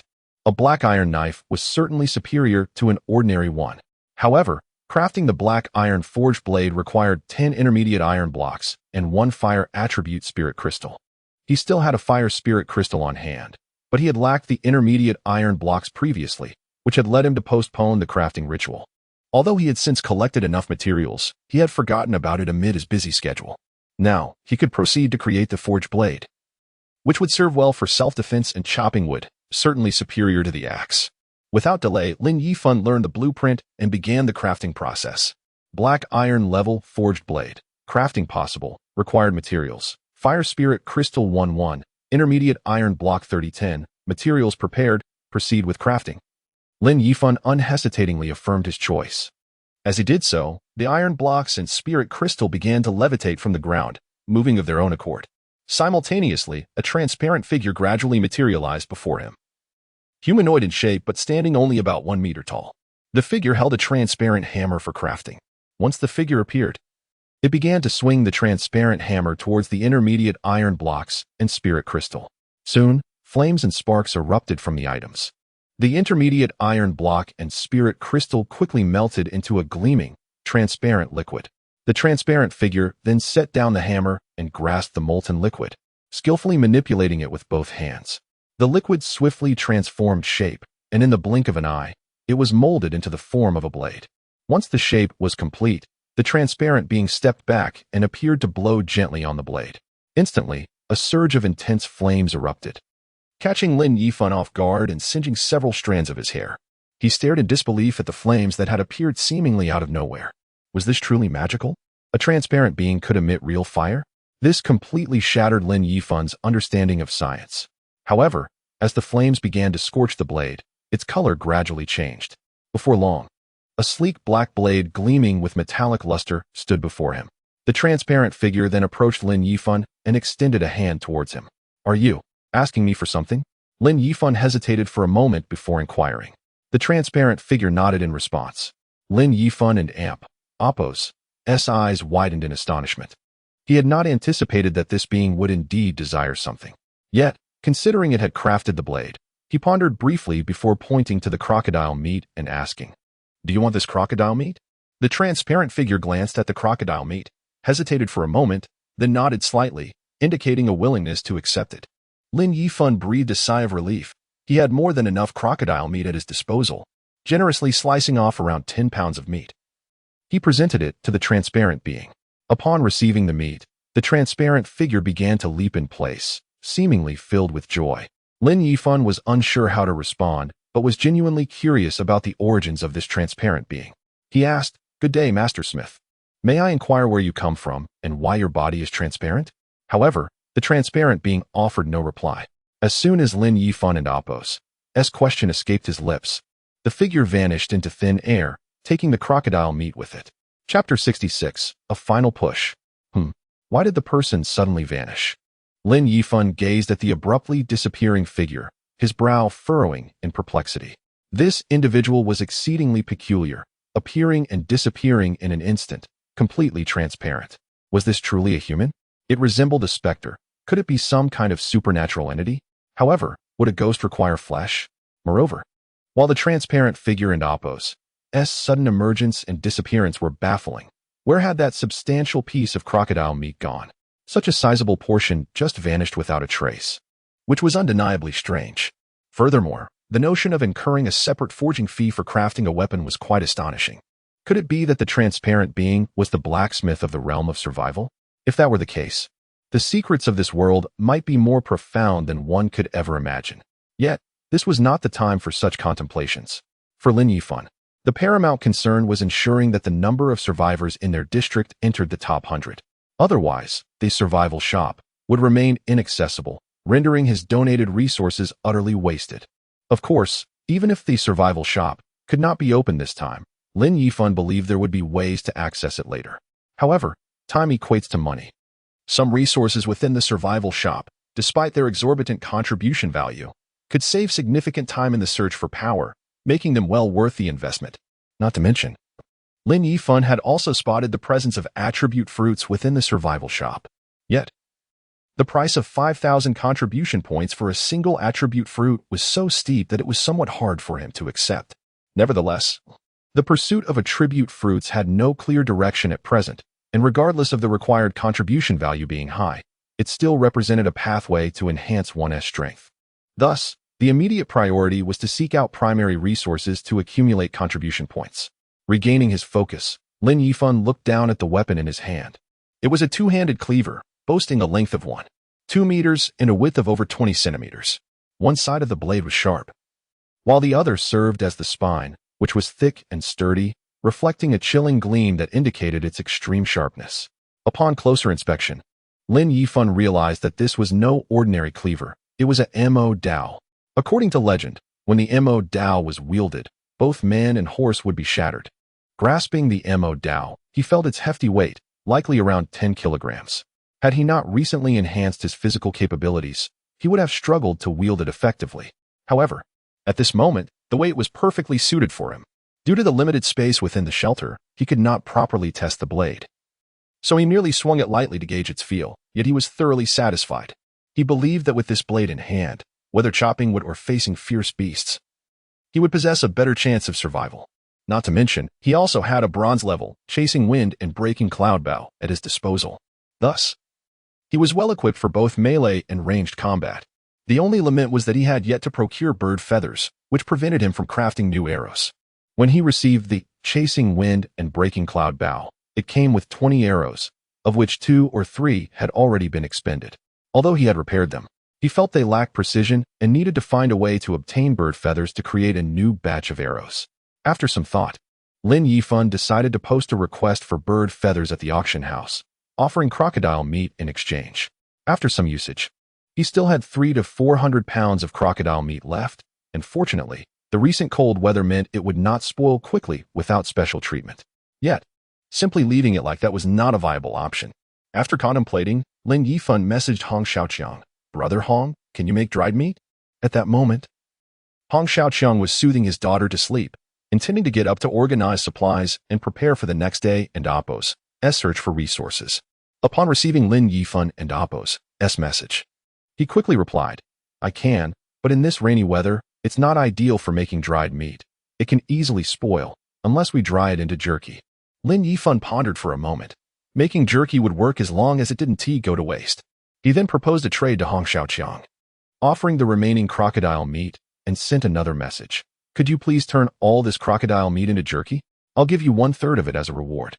Lin Yifan was always generous with his own people, and after spending time with him, Hong Xiaoqiang understood his character and did not refuse the offer. With the crocodile meat no longer occupying space, Lin Yifan and Appo's spatial ring finally had some room again. Nevertheless, he still stored a significant amount of unused supplies within the shelter. With that, he took the glowing stone and clear spirit grass and stepped out of the shelter. As he entered the darkness, the glowing stone immediately emitted a white light, bright enough to illuminate a 2-meter radius, akin to a 50 or 60-watt incandescent bulb. Even as he ventured into the shadows, Lin Yifan could still hear the eerie whispers surrounding him. However, the growing agitation he felt was considerably diminished. Although prolonged exposure continued to irk him, he was now able to exert control over his emotions and refrain from losing composure. After surveying his surroundings, he ultimately decided to head towards the forest on the left. This area had little underbrush or thorny vines, which was ideal since he urgently needed to fell trees and could not afford to waste time clearing a path. As he made his way to the forest, Chen Yuno sent him a message. "Yifan, everyone in our district willing to donate supplies has already contributed. We have redistributed the supplies according to need, but everyone's resources are too scarce. Only 1/3 of those who Haven T upgraded to a level 2 shelter can do so. We are truly unable to assist the remaining individuals." Lin Yifan took a moment to glance at the message and promptly replied, "How many people have yet to upgrade their shelters to level 2? Chen Yuno responded, "Approximately 4,000. "All right, I understand." Lin Yifan reflected for a moment before sending another message. "Please distribute some effective mosquito repellent to those who Haven T upgraded their shelters to level 2, ensuring they remain safe for 3 hours. I will find a batch of new basic resources within that time frame to help them upgrade." After sending this message, he did not further engage with Chen Yuno or concern himself with whether she could fulfill the request. Trust in one and Appo's team is paramount. Lin Yifan had witnessed Chen Yuno and Appo's managerial capabilities firsthand and had faith that his old classmate could deliver. What he needed to focus on was simple: chopping trees, smashing stones, and digging clay. Chapter 67. Striving for others. Fortunately, this area is abundant with trees and stones. Although clay is scarce, Lin Yifan has inquired and learned that simply digging half a meter underground will yield clay. Thus, if time is on his side, It is feasible for him to gather the materials still lacking for those yet to upgrade their shelters to level 2. However, this endeavor is not without its challenges. To upgrade from a level 1 to a level 2 shelter, one must possess the schematic for the latter, along with 50 units of wood, 50 units of stone, and 30 units of clay. As for the schematics, they have been available since the 3rd day, emerging from the white treasure chests. Consequently, most individuals have secured the necessary plans, yet acquiring the materials proves to be a formidable task. The survivors who have not yet upgraded their shelters to level 2 are predominantly the elderly, infirm, or otherwise incapable. They simply lack the strength to fell trees or chip away at stones, let alone dig for clay. Thus, a mere handful of materials remains an insurmountable barrier for many. Taking a deep breath, Lin Yifan seized his freshly crafted great axe and commenced chopping down trees with remarkable speed. Undoubtedly, the black iron grade of his weapon is unparalleled, far surpassing ordinary tools. Previously, using an axe, he would require a minimum of 3 to 5 minutes to fell a single tree. Even with his enhanced physical strength, bolstered by his free attribute, it would still take him at least 2 minutes. Yet now, he can bring a tree down with just 2 swift strokes. Regardless of the species, even the relatively resilient pine trees yield to his prowess in just 3 cuts. Each tree yields no less than 3 units of wood, while sturdier pines can provide as much as 6.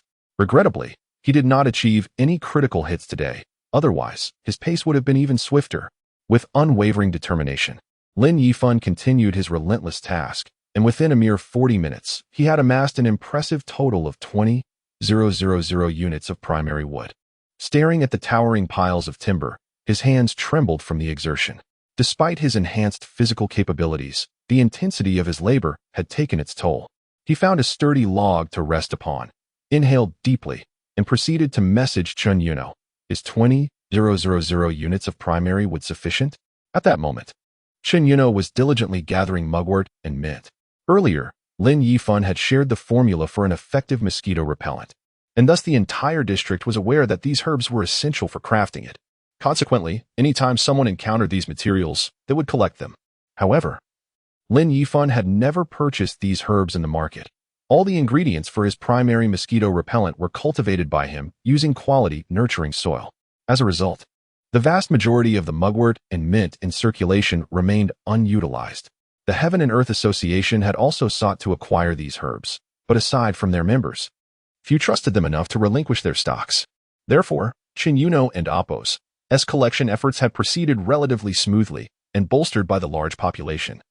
She had managed to gather a substantial quantity, enough to create an additional 300 to 500 batches. She had initially intended to deliver this batch of materials to Lin Yifan, but was taken aback when he reached out to her first.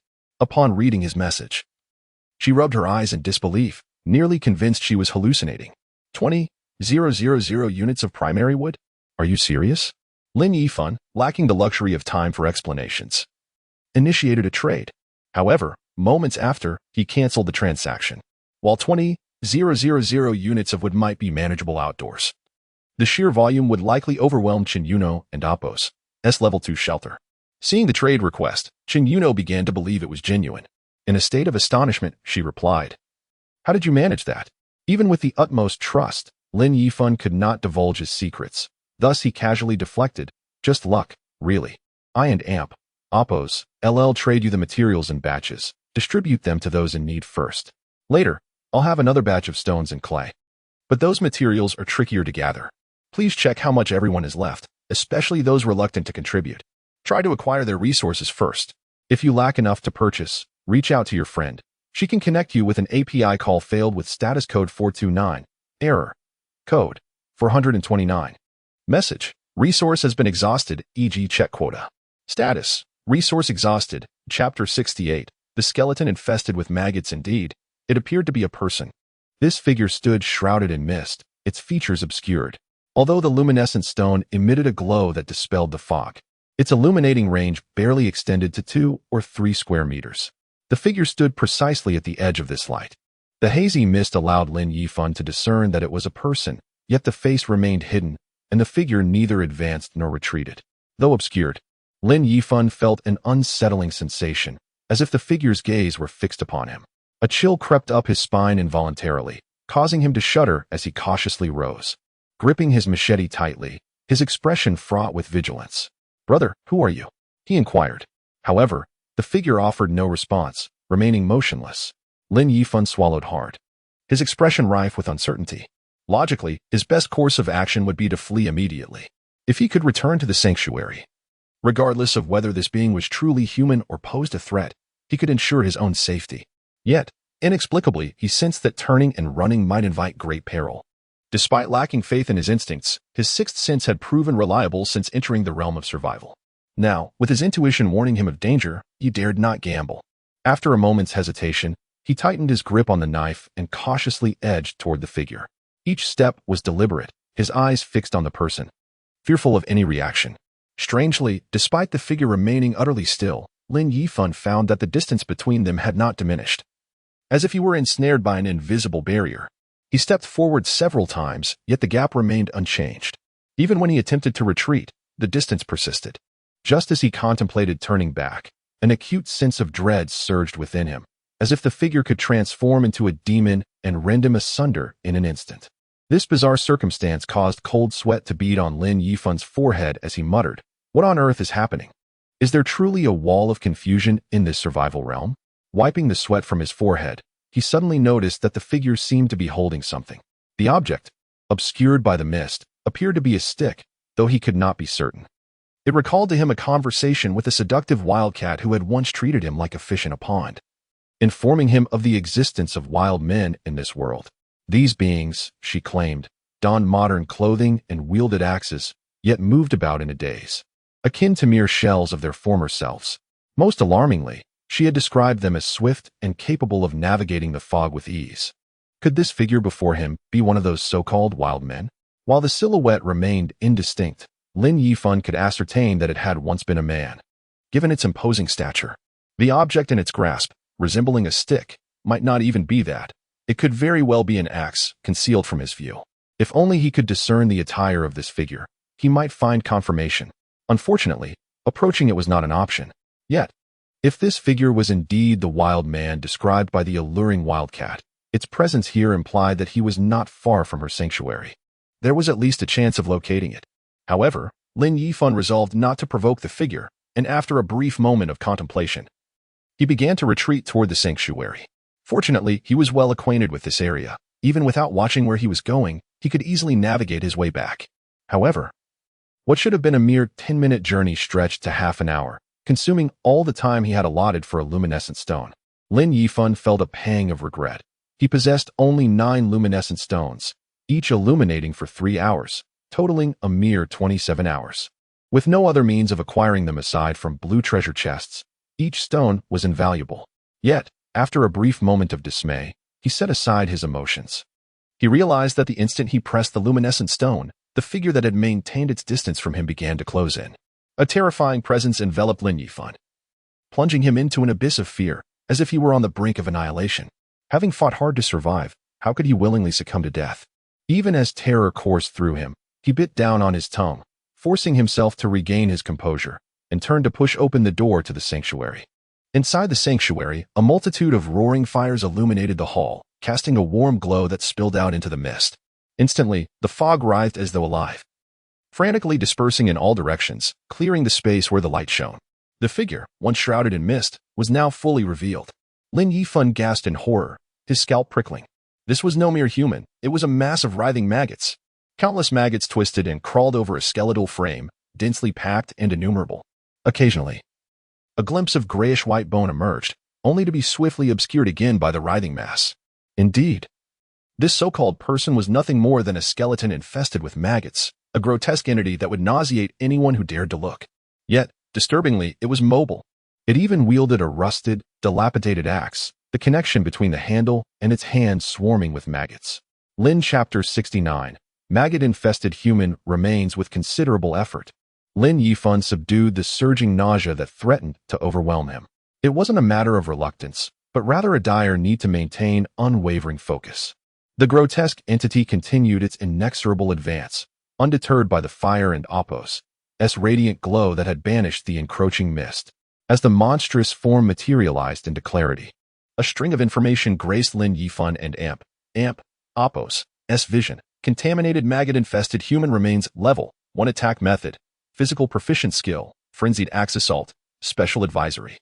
The maggot-infested human remains is a unique creature defiled by mysterious contamination. Complete obliteration necessitates the incineration of all maggots into ashes. While peril lurks, opportunity beckons for those with sufficient fortitude. Maggot-infested human remains? An apt appellation, indeed. The humanoid aberration, though vaguely retaining its original form, had long relinquished its humanity. It was merely a skeletal framework enveloped by a seething mass of maggots. Observing the tattered remnants of clothing clinging to the bones, Lin Yifan surmised that this monstrosity was once the feral man encountered by the alluring huntress. He had previously conjectured that the so-called feral man was a human lost within the labyrinthine whispers, reduced to a mindless automaton. However, his initial assessment proved inadequate. Those ensnared by the eerie domain transformed into vacant shells, puppets controlled by these vile maggots.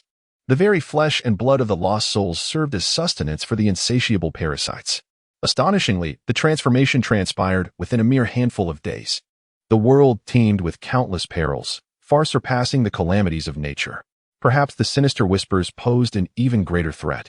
Furthermore, the creature had pursued him to this sanctuary. What could be its motive? Lin Yifan's countenance darkened with apprehension. He wondered if the abomination could breach the confines of his refuge. Regardless, its annihilation was paramount to prevent future tribulations. With clenched teeth and unwavering resolve, he gripped his cleaver tightly. As the monster closed within 2 meters, he unleashed a decisive strike. The full force of his being channeled into the blow. The heft of the blade, coupled with the momentum of the swing, generated a force akin to 1,000 pounds.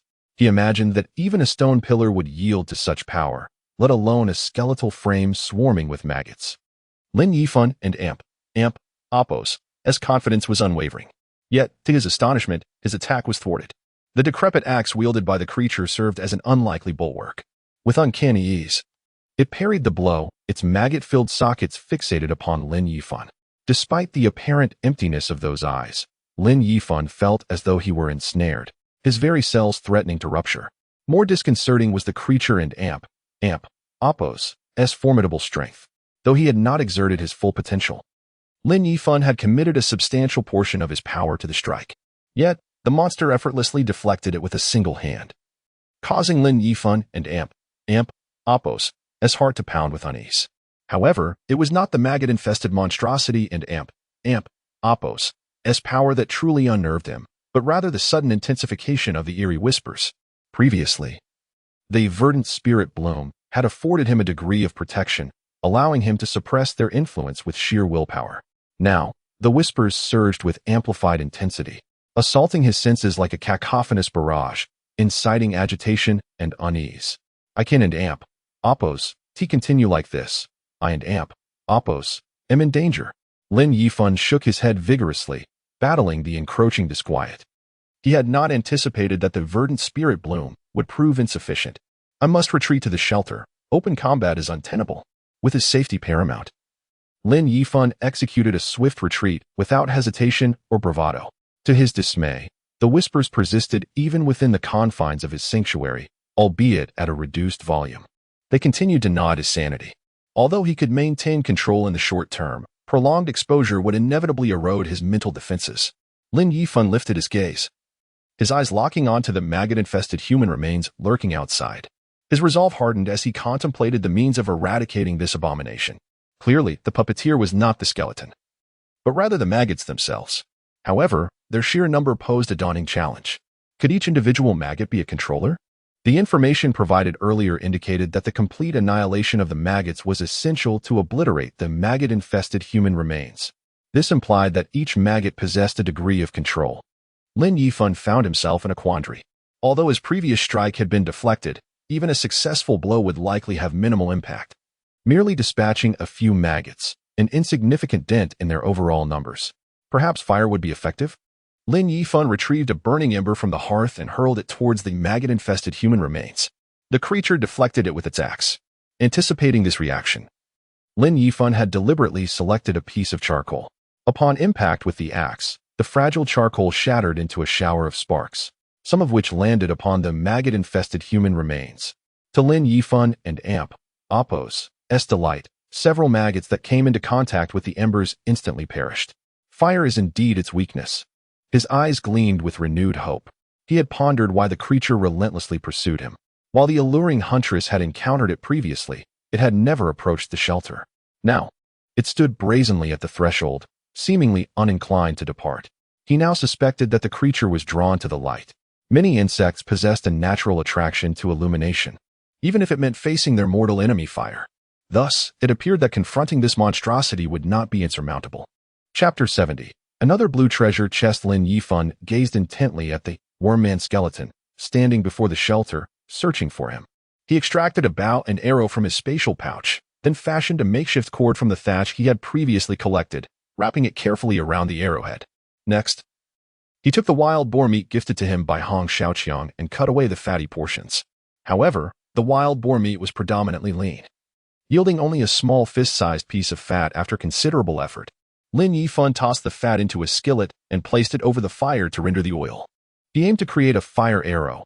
While animal fat is not as flammable as diesel or gasoline, it would suffice. However, the quantity was still somewhat scant. After contemplating, he sought out Hong Xiaoqiang once more to procure an additional portion of fat, resulting in a full pot of hot oil. Concerned that the cord might not effectively absorb the oil, Lin Yifan tore a piece of fabric from his earlier pajamas and stuffed it into the cord, carefully pouring the rendered lard over it.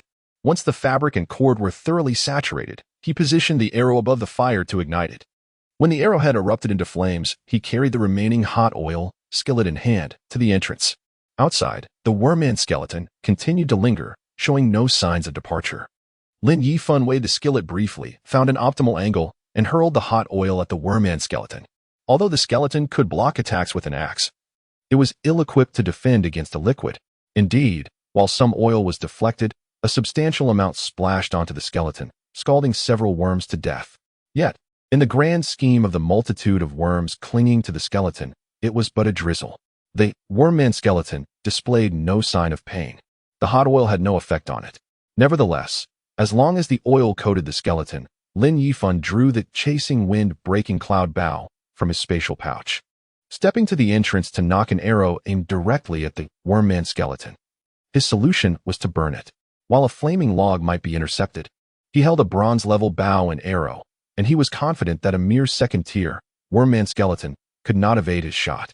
With the skeleton doused in hot oil, igniting it would surely incinerate the creature. Whoosh! The flaming arrow shot through the air with a sonic boom, its flame trailing a long tail behind it. As anticipated, the arrow struck true. The worm-man skeleton attempted to defend, but was ultimately ineffective. The arrowhead lodged itself into the skeleton's skull, and though the flame had not extinguished, animal fat burned slower than gasoline or diesel. Nonetheless, it was still a fuel source, and eventually, it would ignite. Sure enough, after 2 or 3 minutes, the oil on the worm-man skeleton finally caught fire. In an instant, flames enveloped its entire form. Countless writhing worms twisted in agony before succumbing to the flames. The remaining worms sensed the peril, frantically scrambling to the ground in a desperate bid for escape. However, Lin Yifan had anticipated this. He had already set fire to the grease on the ground. A half-hour later, the flames had consumed all the rendered lard, and the fire gradually subsided. The worms clinging to the worm-man skeleton were entirely obliterated, leaving only a scatter of human bones. Beside the bones lay a blue treasure. Chapter 71. The joy of unboxing. In the previous 2 broadcasts, Lin Yifan was either tirelessly chopping trees, collecting stones, and digging clay, or engaged in a relentless chase with the worm-man and Oppo's bones. Even when mission updates were announced, he had no time to glance at them, leaving him utterly unaware of their district and Oppo's current ranking. However, with the latest announcement, he finally had the opportunity to check. He hastily activated the light screen and was greeted by the updated information. Broadcast of mosquito swarm disaster progress. Hourly updates. Countdown to disaster. 8 hours remaining. Ends at 8 a.m. tomorrow. Current population of District 10086, 63. 322, currently ranked 43rd. Congratulations to survivor Yi Yifan for his outstanding contributions to District 10086 during this disaster, with a contribution value of 321 points. Currently ranked 1st in the district. This information is for personal viewing only. As Lin Yifan beheld this string of information, a wave of relief washed over him. Despite all his efforts, many lives had been lost in their district, yet their ranking had improved, placing them within the top 50. This significantly increased their chances of maintaining a position within the top 200. Regarding personal contributions, he had amassed over 10,000 additional points, ensuring that he could easily acquire the synthesis room blueprint. Now, he merely needed to safeguard their district and Oppos' ranking, ensuring it remained within the top 200, which appeared to be manageable. After all, at this juncture, most of the unfortunate survivors had perished, leaving behind those with secondary shelters capable of weathering the disaster. It was unfortunate that they could not achieve a higher ranking. Securing a position within the top 3 would likely yield even greater rewards. Yet, this was not a feat Lin Yifan could accomplish alone. He had done all he could and was now powerless to influence further outcomes. After relaying their district and Oppos' ranking to Chen Yuno, he ceased to dwell on such matters. The clock had struck midnight, heralding the dawn of a new day, and his buff was ready to refresh. At this moment, nothing was more pressing than refreshing his buff. Eagerly, he opened his personal information. Name: Lin Yifan. Strength: 9 agility, 12 stamina, 13 intelligence, 9 remaining attribute points, 0 age, 23 life level, excellent human talent. Random buff, daily draw. 1 draw per day, granting various buffs with different effects. Refresh at midnight. Will you emerge as a fortunate one or a misfortunate soul? Draw available, life skills. Beginner skinning. Proficiency 1006. Special item: Mithril Iron Pot unique. Creator: Barrelet. Attributes: Delicious 2 stamina, recovery 1. Item status: Damaged, materials needed for repair. Required materials: Mithril 02 intermediate iron 52. Requirement met. Note: this pot is a cherished creation of the blacksmith apprentice Barrelet. Should anyone steal it, he shall not hesitate to retaliate. Evaluation: you are now an excellent human. Your physical prowess ranks among the forefront of humanity. Yet do not be complacent, for you still possess weaknesses. As Lin Yifan surveyed his increasingly lengthy personal information, a sense of satisfaction enveloped him. He was now recognized as an excellent human. Should he draw a favorable buff, his personal capabilities might further enhance. With hands clasped in reverence, he earnestly paid homage to all deities before commencing his draw. Draw successful. Today and Oppos' buff. The joy of unboxing. The joy of unboxing. Whether opening treasure chests or boxes, any act of chance will yield unexpected delights. Lin Yifan felt a twinge of disappointment. His greatest desire was to obtain an item enhancement. Presently, he possessed a blue treasure chest, and if he could achieve an item enhancement, it could transform into a purple treasure chest. While blue treasure chests were indeed valuable, they paled in comparison to the worth of purple ones.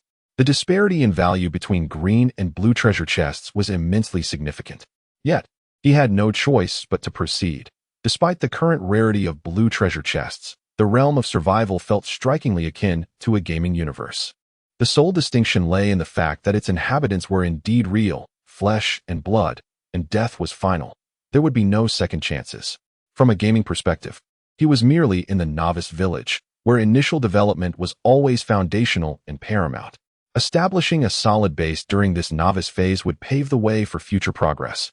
Conversely, many precious resources from this period would soon become obsolete. Blue treasure chests might seem scarce now, yet just days ago, green treasure chests were equally rare. However, by daytime today, green treasure chests were abundant, and it was likely that in a few days, blue treasure chests would proliferate as well. Thus, utilizing existing resources at this stage to bolster his own strength was undoubtedly the wisest course of action. Consequently, Lin Yifan resolved not to linger on his disappointment. He retrieved all his treasure chests, prepared to open them all at once. Currently, he possessed 3 white treasure chests, 2 green treasure chests, and 1 blue treasure chest. By personal preference, Lin Yifan chose to start with the white treasure chests. Open treasure chest. Talent activated. The joy of unboxing. Congratulations on receiving double the quantity of all items obtained from this unboxing. Acquired 250 grams of white sugar 2, acquired 500 grams of salt 2. Goodness. Lin Yifan exclaimed in delight. He had initially thought that today's joy of unboxing buff merely offered a slight bonus when opening treasure chests. He never anticipated such a substantial reward. His haul had doubled. Although it did not surpass the critical hit he had previously drawn, it was nonetheless quite impressive. Moreover, both sugar and salt were essential items he had never previously acquired, having only obtained them through trading, and even then in limited quantities under stringent conditions. With 500 grams of sugar and 1 kilogram of salt now in his possession, he would no longer have to fret over these necessities for quite some time. However, Lin Yifan was curious whether the joy of unboxing, varied with each reward. Eager to confirm, he swiftly produced another white treasure chest. Open treasure chest. Talent activated, the joy of unboxing. You may choose the category of items for this unboxing.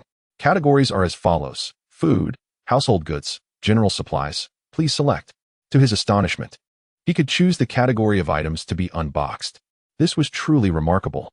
Furthermore, it appeared that the joy of unboxing was indeed random. It was not inconceivable that he could draw the item enhancement buff. Chapter 72. Eliminate the superficial. Lin Yifan's heart brimmed with hope.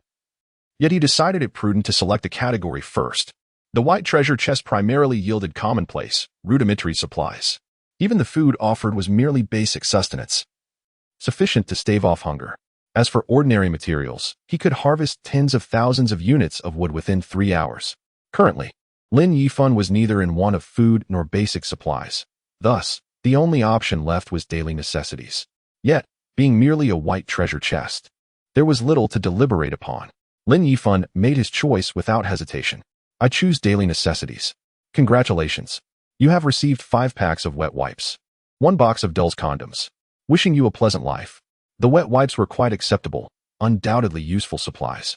At the very least, using wet wipes for sanitation was considerably cleaner than toilet paper. However, what was the purpose of the condoms? In this desolate place, what could they possibly be for? To catch a female crocodile? Lin Yifan found himself at a loss for words, promptly tossing the condoms into his storage space, too disinterested to spare them another glance. Only trivialities were bestowed upon him.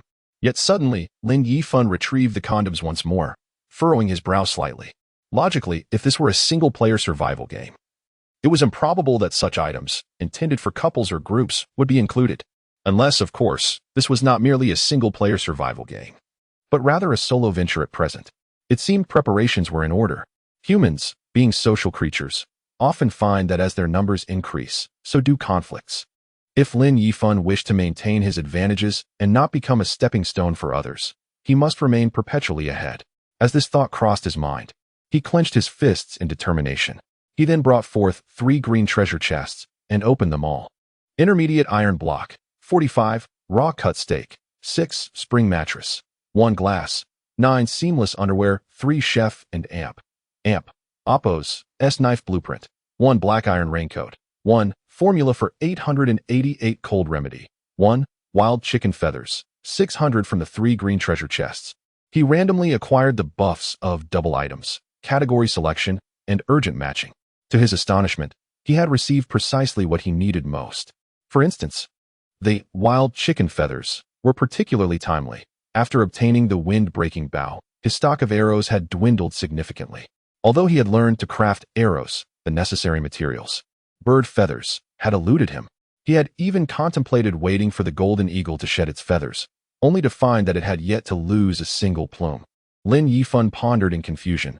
Why did this bird not molt? Typically, young birds would shed their down feathers to make way for sturdier ones. Yet, curiously, the eagle had not lost a single feather. This disappointment weighed heavily on him. If he exhausted his arrows, his prized, wind-breaking bow would be rendered useless. Now, however, with 600 feathers at his disposal, he could craft 60 arrows, ample for immediate use. Moreover, the black iron raincoat was another pressing necessity for Lin Yifan. While the poncho was functional, it was cumbersome and lacked agility. Yet, the most valuable item among the treasures was undoubtedly the 888 cold remedy formula. With many people falling ill, the ginger soup he had previously sold provided only limited relief. The newcomers from Earth had developed a resistance to such primitive remedies, rendering the ginger soup and Oppos' healing properties feeble in comparison to the efficacy of the 888 cold remedy. Thus, if Lin Yifan could concoct the 888 cold remedy, he would be poised for considerable profits in the foreseeable future. To date, no other formulas had emerged in the market. His was likely the first in the entire region. The odds of obtaining a recipe from a green treasure chest must be exceedingly low. Otherwise, with Ruan Qingtan and Oppos' unique talent, she would have surely uncovered one by now. Without hesitation, Lin Yifan decided to learn the formula himself. While he could delegate other skills to others, The art of potion making was a personal endeavor. He refused to entrust his fate to another and Appos' discretion. If the herbalism skill book were available, he would certainly pursue it as well. After placing the spring mattress on his wooden bed, he began to change his underwear. Indeed, clean underwear was also essential, though he frequently changed his clothing since arriving here. He had not replaced his undergarments, which had become quite uncomfortable. Now, the prospect of a fresh pair was nothing short of delightful. Regrettably, the bathroom remained incomplete. Otherwise, a hot shower would have been sheer bliss. However, now that he had acquired glass, ceramics, and wrought iron, once he procured intermediate stone blocks, his bathroom facilities would be fully equipped. After organizing the contents from the green treasure chests, Lin Yifan finally retrieved the blue treasure chest. The previous blue treasure chest had yielded not only spirit crystals, enabling the hatching of exquisite creatures, but also 3 mystical fruit that could enhance random attributes, and the shining stone, capable of dispelling the fog at night. These rewards had catalyzed his rapid growth. Yet, such fortune was due to the previous buff of double harvest. Without it, he would have only received a third of the treasures.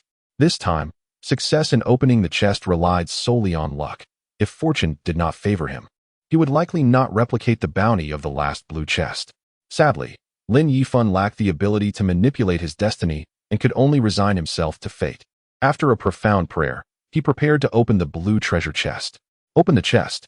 Talent activated. Fortune favors the opening. Among the items obtained, 1 random item undergoes a transformation. Acquired. Beginner mystical fruit. 2 acquired. Identification ticket. 1 acquired. Mountain bike. 1 the identification ticket. Triggered. Fortune favors the opening. Transforming into the Eye of Identification. Lin Yifan gazed at the cascade of information before him, his eyes wide with astonishment. Truly, the blue treasure chest bestowed upon him treasures of remarkable worth. His long-coveted, beginner mystical fruit had finally been acquired. Without a moment's hesitation, he popped both fruits into his mouth, garnering 4 points in random attributes. However, he did not allocate the attributes just yet. Instead, he marveled at the mountain bike before him. Chapter 73, The Eye of Appraisal. For Lin Yifan, this mountain bike was truly an unexpected delight. Given his current physical condition, the likelihood of encountering danger while scavenging for supplies was relatively low, even if he happened upon a few wild beasts or predatory birds. With the wind-chasing cloud-breaking bow in hand, he could easily vanquish them, unless he were to encounter ferocious creatures like tigers or lions. He could even deal with crocodiles with a bit of cunning. However, what troubled him most was the matter of travel, relying solely on his 2 legs. How far could he possibly go? Though his physical fitness had significantly improved, he was hardly a deity, just like tonight. When he managed to fell so many trees in such a short span of time, it had taken a toll on him. Had he not been chased by the worm-man skeleton, forcing him to fight for his life, he would have likely returned to his room to sleep long before midnight. In any case, he had done all he could and left the rest to fate. Traveling was equally a drain on his stamina. Not to mention it consumed a considerable amount of time. For instance, it took him an hour and a half to reach the waterhole from the shelter. He had often fantasized about having a means of transportation, such as a mountain motorcycle. Although this mountain bike could not compare to a motorcycle, it was certainly better than having nothing at all. Lin Yifan gleefully toyed with the mountain bike before turning his attention to the final item. It was a glowing orb. Initially, it had been a scroll, which transformed into a luminous sphere after an upgrade. What exactly was the Eye of Appraisal? Lin Yifan was uncertain, but he had a vague sense that it was quite an extraordinary item. The only question was how to use it. Cautiously, he extended his hand and touched the orb with his fingertip, only to be met with a stream of information before his eyes. Eye of Appraisal, special skill type item. Can merge with the eyes. Would you like to merge? A skill type special item? Lin Yifan raised an eyebrow, but did not hesitate to choose to merge. Whoosh. At the moment he made his decision, the orb flew towards him and divided into a slightly smaller sphere that entered his eyes. As the orb made contact, Lin Yifan felt a refreshing coolness wash over his eyes, not unpleasant at all, akin to having 2 drops of eye drops applied. After a moment, the cool sensation subsided, and upon opening his eyes, he noticed little difference. If anything, his vision was slightly clearer. He had previously suffered from mild nearsightedness, around 100 degrees. However, since he disliked wearing glasses and it did not significantly affect his daily life, he had never gotten a prescription. Nonetheless, nearsightedness was still nearsightedness, and it had some impact. But now, He felt his vision was remarkably clear, likely indicating that his nearsightedness had been cured. Just curing nearsightedness? Lin Yifan frowned slightly, feeling a tinge of disappointment. Although curing nearsightedness was indeed a good thing, this was an item acquired from a blue treasure chest and had undergone an upgrade. Was this all it could do? Wait. It was called the Eye of Appraisal, so it must be related to appraisal. Suddenly, Lin Yifan recalled that Qin Yuno had once wanted to exchange effective mosquito repellent from him and had given him a special blueprint. The accompanying instructions stated that it required an appraiser or an appraisal card to discern the item information. Now that he possessed the Eye of Appraisal, could he also identify the blueprint? With this thought in mind, Lin Yifan quickly retrieved the special blueprint. Indeed, as soon as the blueprint appeared before his eyes, the text underwent a transformation. Special blueprint requires an appraiser or appraisal card to identify and reveal item information. Item level, currently unknown, at least above fine. Would you like to appraise? It could indeed be appraised. Lin Yifan felt a surge of joy and immediately focused his thoughts. Appraise. As his intent settled, he noticed a mild coolness emanating from his eyes once more. With the emergence of this coolness, the blueprint before him began to change. Originally, the blueprint had been blank, merely a dull gray with a few peculiar patterns. While it felt somewhat mysterious, the patterns provided no indication of what the blueprint represented. However, now, the grayness gradually receded, revealing its true form. The information also transformed. Basic wall construction blueprint quality. Fine materials required per square meter. 30 granite 0, 40 lime 0, 10 kilograms glutinous rice 0. All within the walls are considered shelter. Upon reading the last 8 words, Lin Yifan's eyes lit up like bulbs. If everything within the walls counted as shelter, that meant if he could construct a sufficiently expansive wall and enclose an area, that entire space would be deemed a sanctuary. He had always felt constrained by the necessity of remaining within the shelter at night, even needing to bring along radiant stones and clear spirit flowers for a simple stroll. And yet there was still a risk of encountering danger. This way of living was unbearably stifling. Moreover, both the shelter and the ring space had limited capacity. When supplies became abundant, there was simply no room to store them. While stones and wood could be left outside the shelter, retrieving them at night posed a significant inconvenience. However, if he could create a wall to enclose a yard, all these issues would vanish. And most importantly, he could grow vegetables in the yard outside the shelter. Indeed, he could cultivate vegetables. Lin Yifan had previously examined the soil here. While it was not particularly fertile, it was far from barren. With proper care and some seeds, he could certainly grow vegetables. However, the hours of daylight were far too scarce, leaving little time for gathering resources and treasure chests, let alone tending to the soil for planting. The nights were plentiful, but he could not venture outside, forced to languish in the shelter. Once the wall could be established, he would be able to plant vegetables in the yard at night, which would be immensely comfortable. Furthermore, as long as he constructed enough walls, the yard would continue to expand, and building a manor or even a city was not out of the realm of possibility. The more Lin Yifan contemplated this, the more exhilarated and agitated he became. Yet, when he glanced at the required materials, he couldn't Oppose. Help but feel a headache coming on. Granite was a rare stone. To date, not a single piece had appeared on the market, and lime was similarly elusive. However, these two were natural materials that would inevitably surface in time. But glutinous rice was a different matter. This was a staple food, even if he occasionally found a little in treasure chests. It would only amount to a pound or 2 at most. To construct a wall, he needed 10 kilograms of glutinous rice per square meter, which equated to 20 pounds. Lin Yifan didn't oppose to even want to think about why building a wall required glutinous rice. He simply wanted to know where he could procure such a large quantity. Chapter 74. The burden of debt. Lin Yifan rubbed his temples, feeling a twinge of disappointment. Setting aside other matters, acquiring glutinous rice had proven to be quite a challenge. Yet, despite his disappointment, hope remained. Lin Yifan diligently studied the blueprint for a wall. Although he was not yet in a position to construct it, he vowed to build a grand estate for himself in the future. Next, he began to sift through the contents of his ring, eager to see if there was anything else from the past few days that required identification. Unfortunately, there was no second item. However, a thought struck him. There was indeed another object that warranted thorough examination. He retrieved a leather-bound tome from his spatial ring, the very one he had discovered earlier that day in the cave beneath the pond. Unable to decipher the text and pressed for time, he had not conducted any further research at that moment. Now, with leisure on his side, he could delve into it. He held onto a glimmer of hope that perhaps the eye of identification might be able to decipher these peculiar characters. Regrettably, it was of no use. Yet, while his eye of identification proved ineffective in interpreting the text, it did reveal that the entire tome was indeed subject to identification. Mysterious tome. Identifiable. Would you like to identify? Since identification was possible, Lin Yifan naturally opted to proceed. He raised an eyebrow as he observed the tome transform before his eyes. What had once been a small, tattered book, crafted from some beast's hide and marred with stains and dust, now appeared revitalized. Though it still retained its modest size, the grime had vanished, and even the damaged portions had been restored. The tome now displayed an ancient hue of beast hide, adorned with a series of characters on its cover. Alas, these characters mirrored those within the tome, unintelligible to Lin Yifan. However, the item description for the tome had undergone a transformation.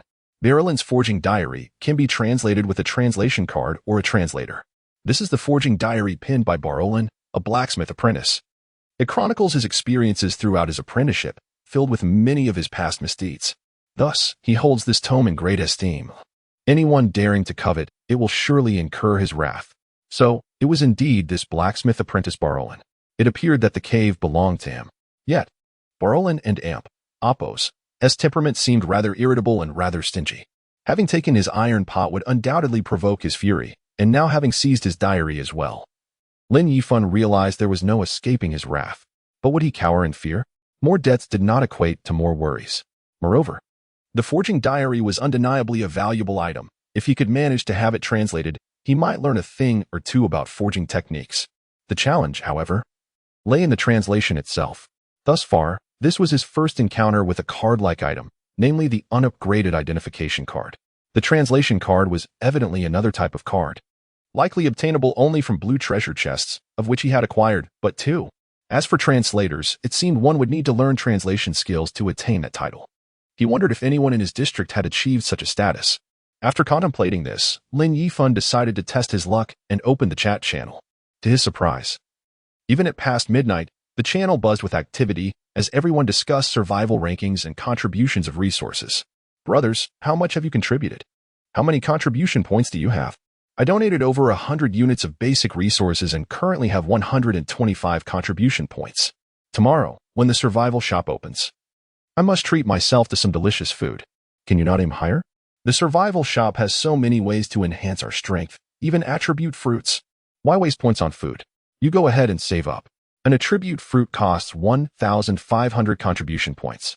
Even if I dismantled my level 2 shelter and donated everything, I wouldn't Apos accumulate enough. I wonder if there will be further opportunities to earn contribution points. It and Apos. Agonizing to see so many good items and be unable to purchase them. Everyone, be patient. As long as we survive until tomorrow morning and our district remains in the top 100, we will earn 1,000 contribution points. If we donate a bit more, an attribute fruit will definitely be within reach. The president of the Eternal Life Society, Chen Yuno, mentioned that our district is currently ranked 42nd.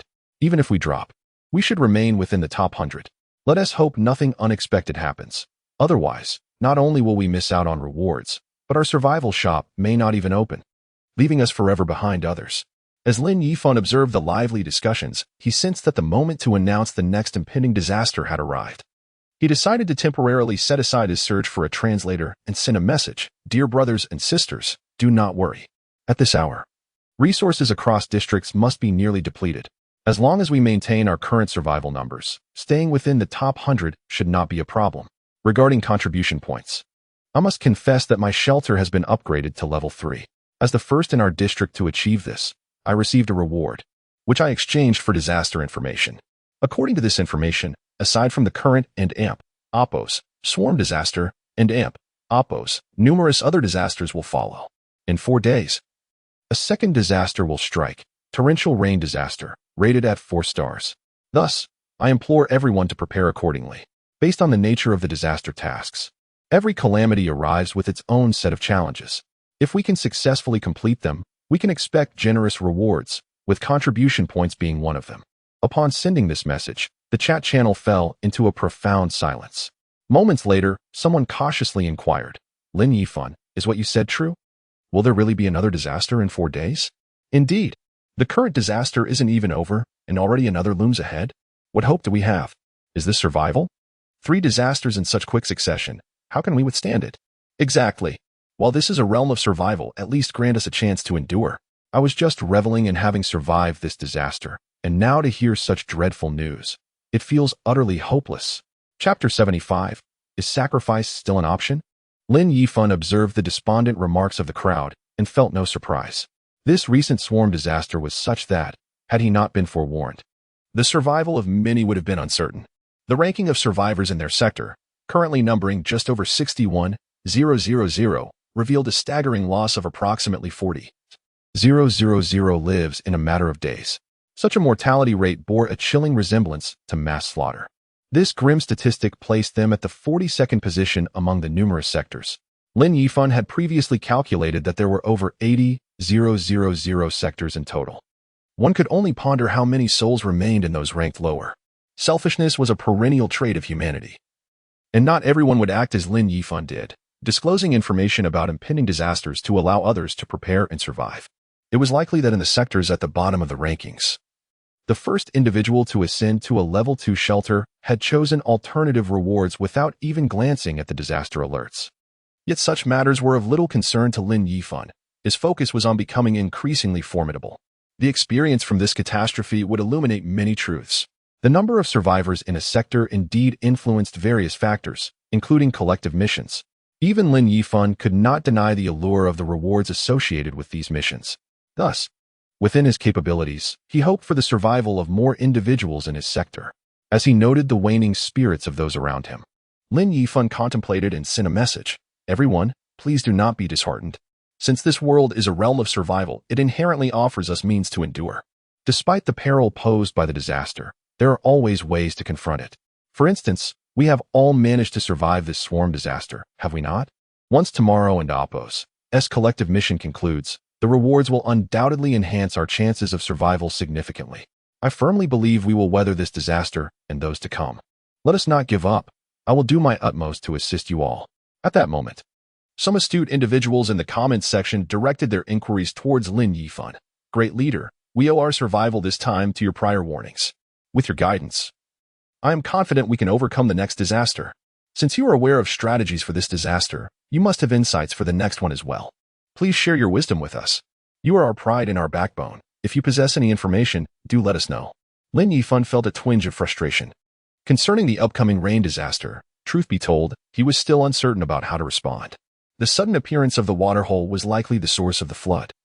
Yet he remained unsure how to address it. Just then, a new notification appeared.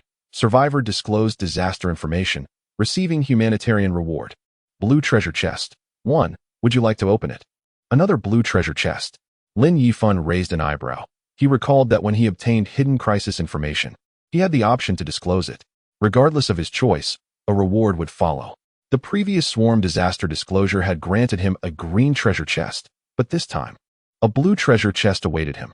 This unexpected boon delighted him, and without hesitation, he chose to open it. Open the treasure chest. Talent activated, unboxing brings joy. Within this treasure chest, you will find 3 items. You may choose to sacrifice them for a single item of your desire. Would you like to sacrifice? Lin Yifan furrowed his brow. He had not anticipated such an option. This left him in a quandary, as items within a blue treasure chest were exceedingly precious.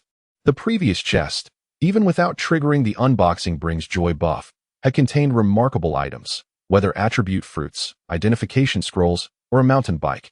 Each was of exceptional quality. Was it worth sacrificing such treasures merely to acquire something desired? Moreover, he had already secured means to obtain most of what he urgently required, leaving him without a particular longing. Wait, there was indeed one item he desperately needed, a diving suit. Without it, completing the waterhole treasure chest task would be impossible. While he could seek one out gradually, he had realized that the sooner tasks were completed, the higher their ratings and the better the rewards. Although he had not completed this task as promptly as the previous 2, Lin Yifan still hoped to finish it ahead of time. He feared not finding a diving suit to complete the task. Failure would be a significant loss. Additionally, he sensed that the task involving the treasure chest was likely connected to the waterhole. Therefore, regardless of the quality of the items from the blue treasure chest, completing the task took precedence. With a plan in mind, Lin Yifan decided to refrain from wasting further time in indecision. I choose to sacrifice.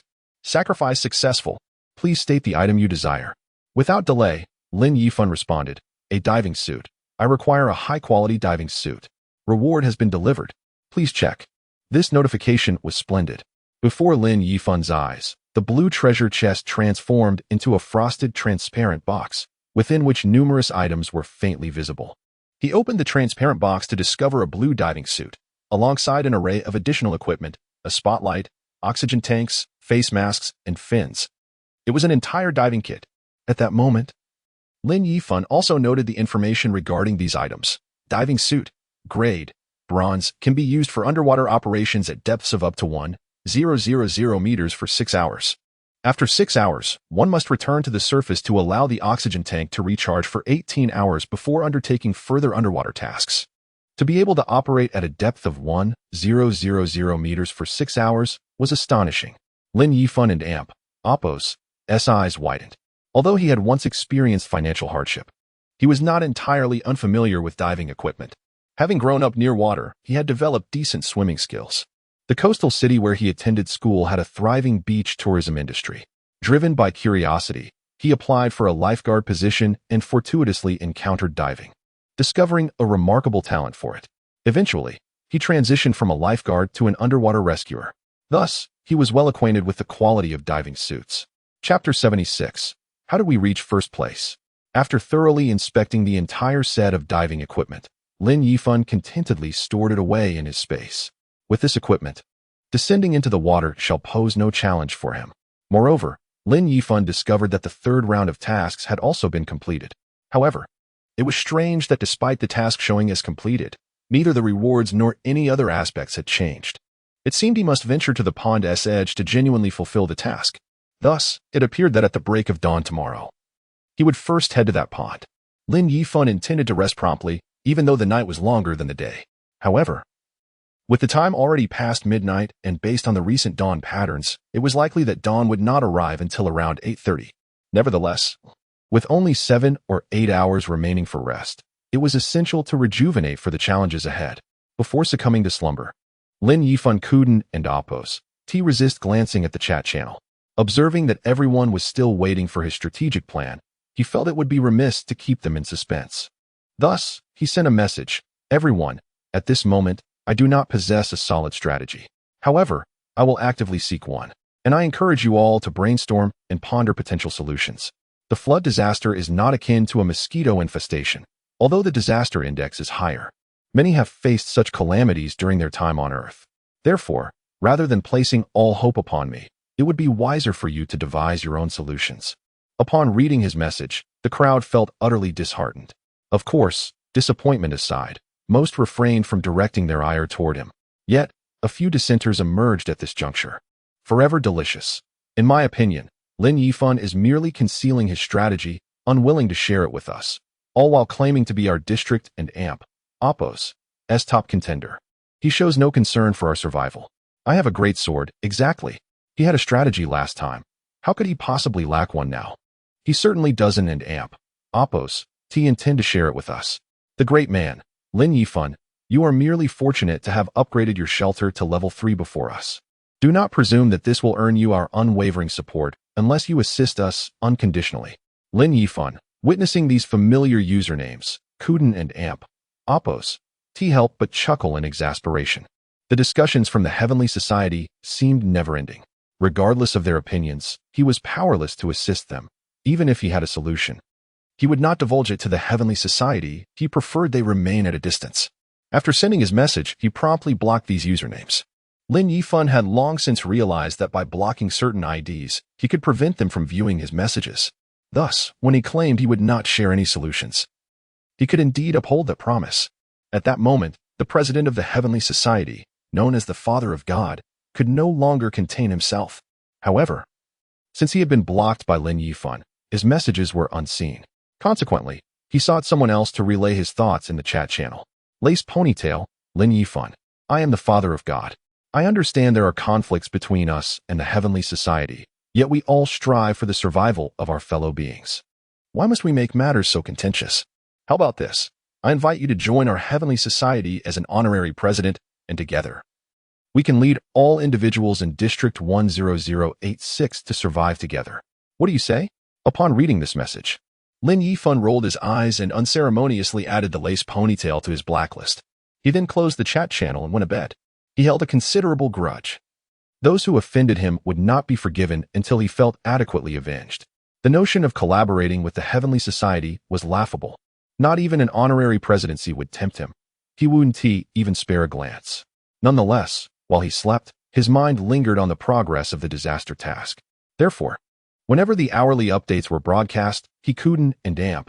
Oppos, resist checking in. 1 a.m., 40th place, 2 a.m., 33rd place, 3 a.m., 28th place, 4 a.m., 20th place, 5 a.m., 16th place, 6 a.m., 12th place, 7 a.m., 8th place. Lin Yifan observed his rankings steadily improve, and to claim that he was not thrilled would be a lie, particularly at 7 o'clock, when they entered the top 10, a turn of events he had never anticipated. With an hour remaining until the task concluded, perhaps they could ascend even higher in the rankings. After every update, Lin Yifan would share the information with Shin Yuno, who acted as the spokesperson to disseminate the news to everyone in District 10086. Thus, not only was Lin Yifan awaiting results, but the entire community was anxiously anticipating the outcome. However, for Lin Yifan, merely entering the upper ranks sufficed. Everything else held little significance. Hence, he diligently prepared a hearty breakfast and even prepped his lunch, ensuring he need not rush back for it later. He still had leftover buns, which he pan-fried alongside a bowl of meat soup, relishing every sip. For lunch, he prepared roasted meat and steamed buns. While they would cool in his space, they would remain palatable. Of course, Lin Yifan preferred rice, but he had none at the moment. Moreover, he unearthed some ginger he had cultivated in his nurturing soil, cutting it into small pieces to auction off. Having ample basic supplies, he deemed it more beneficial to trade whole ginger for more valuable items rather than boiling it into ginger soup.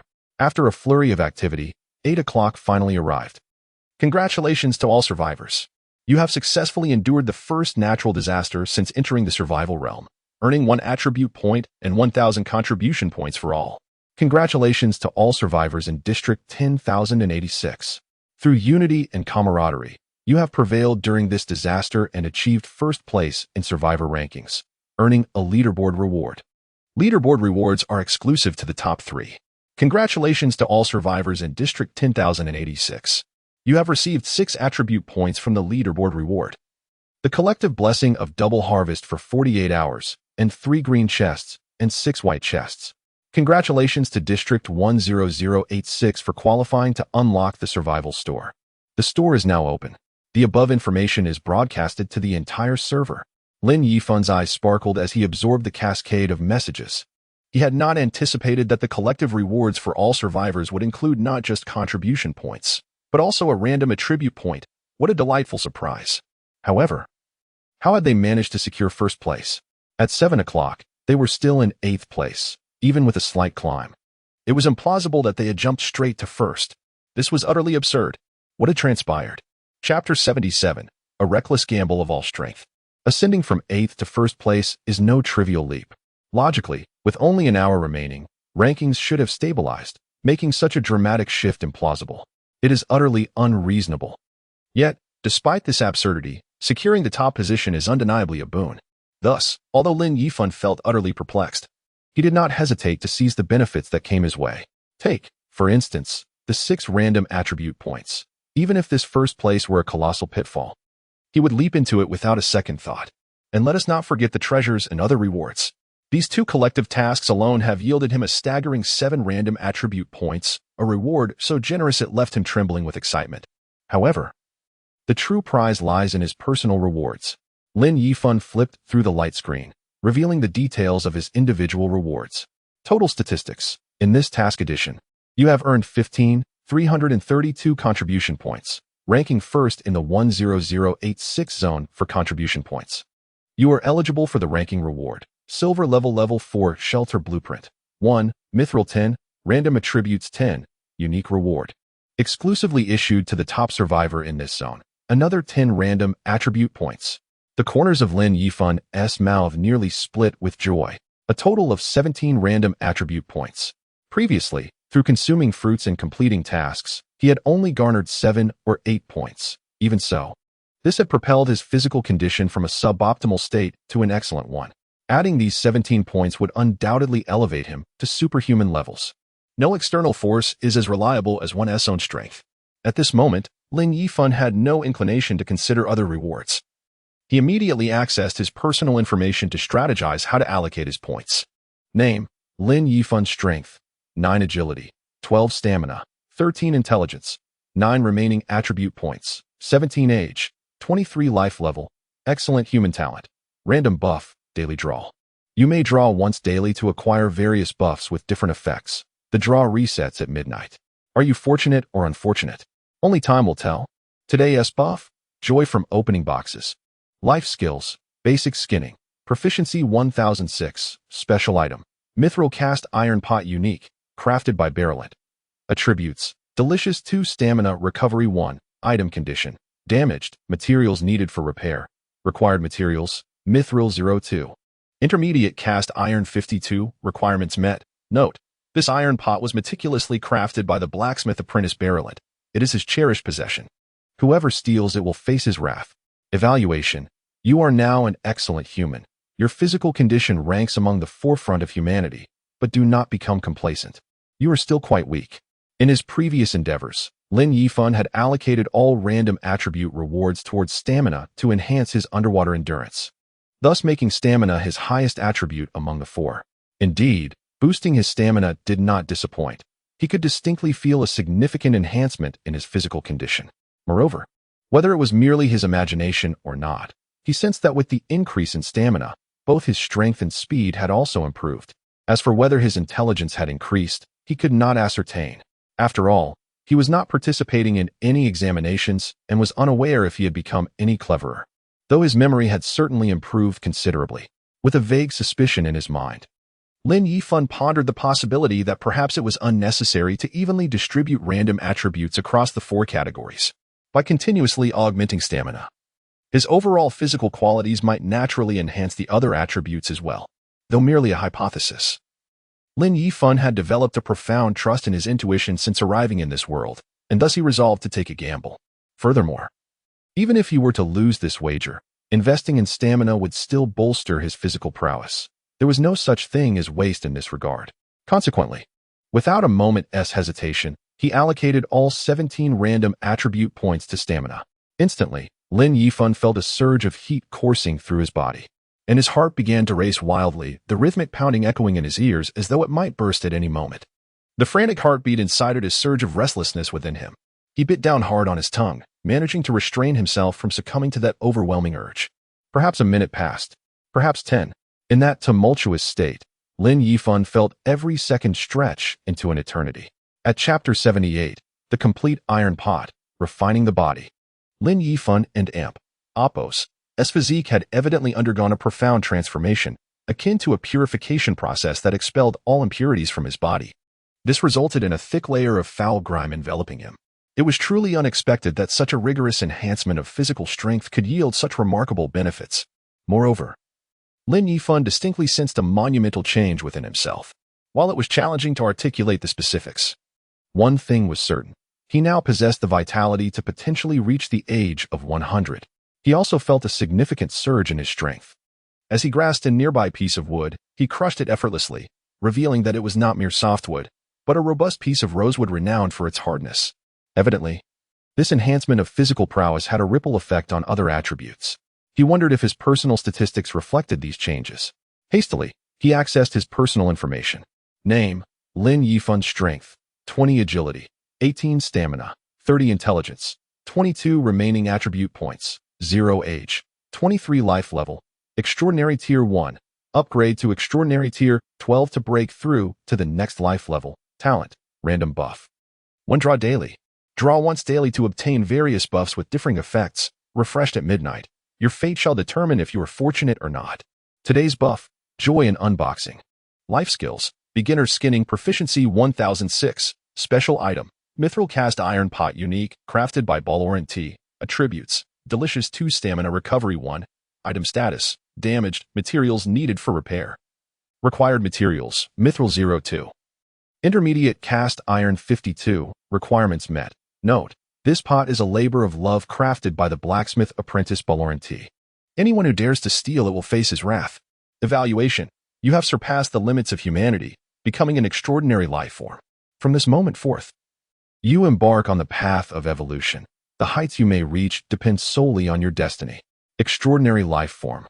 This was indeed the essence of being an extraordinary life form.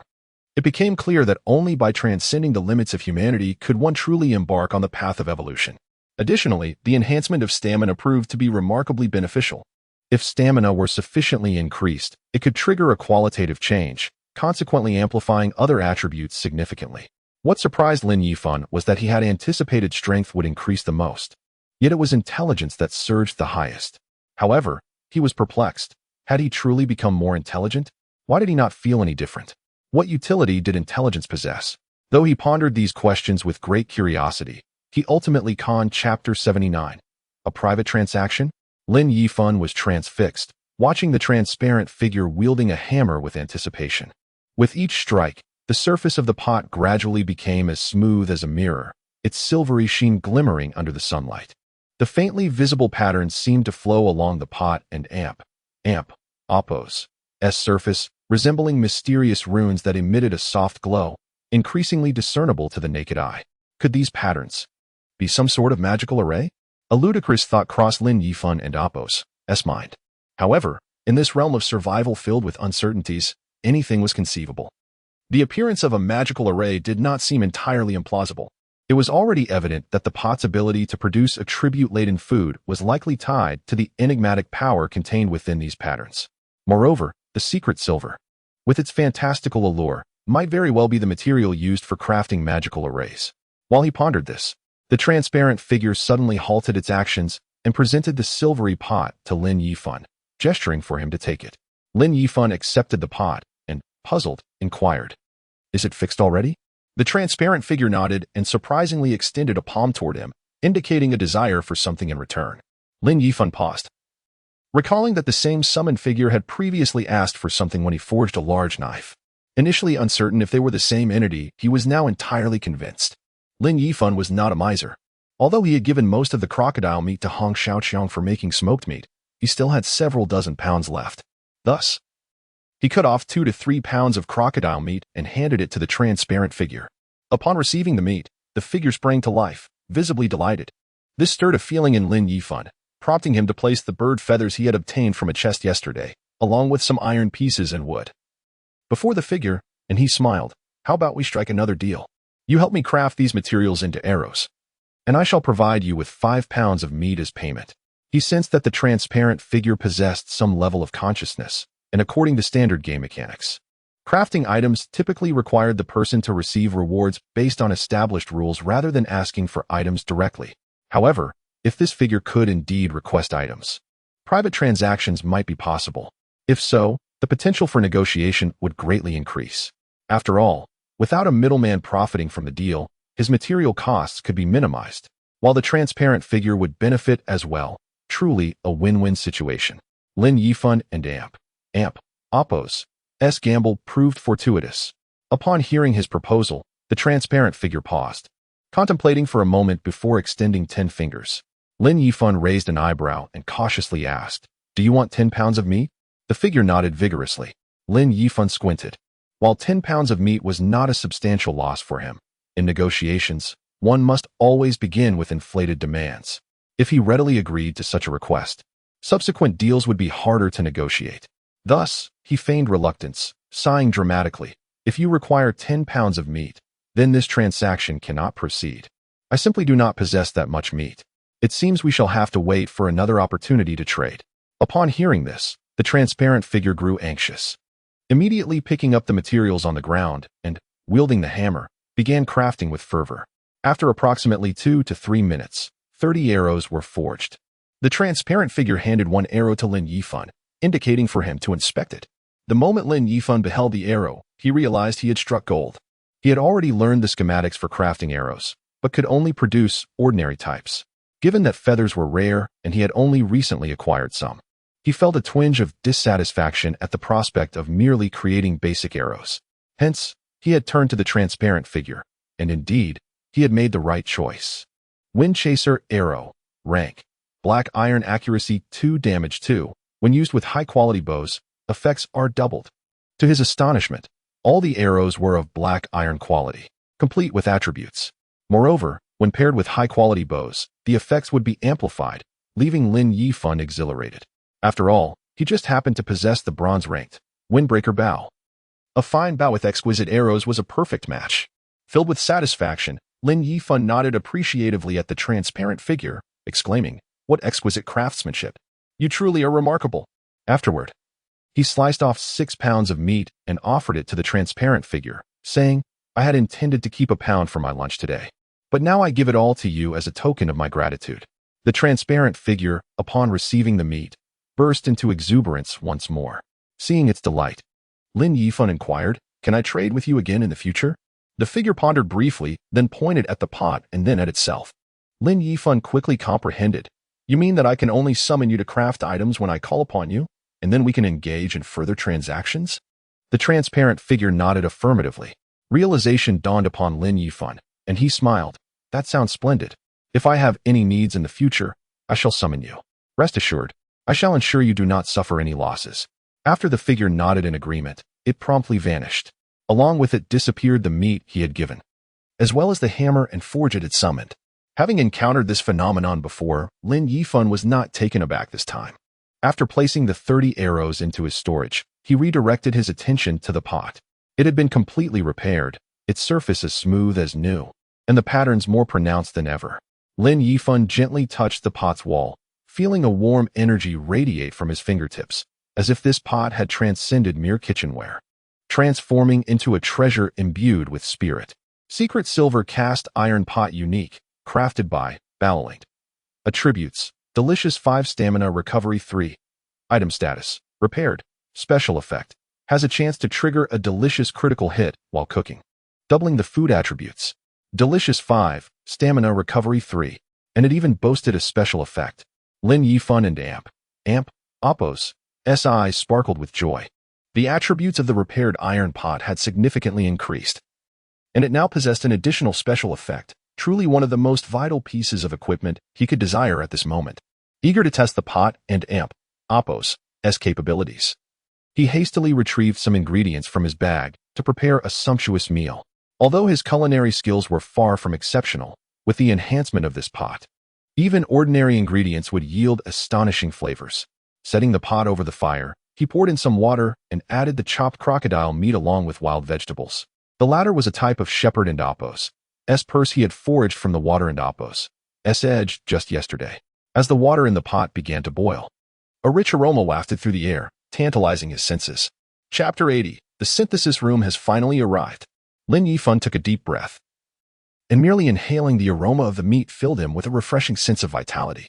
The efficacy of this pot was indeed remarkable. He felt a surge of joy within and continued to focus on his culinary endeavors. Before long, a pot of fragrant crocodile soup was completed. Lin Yifan ladled a spoonful, gently blew on it, and eagerly brought it to his lips. Instantly, a warm energy flowed from his throat into his limbs, as if he had been infused with new vigor. Consuming delicious crocodile soup, Stamina Recovery 3, Temporary Strength Boost 1, Duration 1 hour.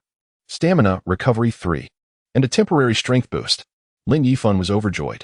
The effects of this pot exceeded his expectations, significantly enhancing the food and Appo's attributes and providing additional benefits. With this pot, his upcoming adventures were assuredly more secure. After satiating his hunger and thirst, Lin Yifan felt he had reached his peak condition. He stood up, stretched his muscles, and sensed the abundant power coursing through him, stirring excitement in his heart. However, it was still dark outside, according to his estimation.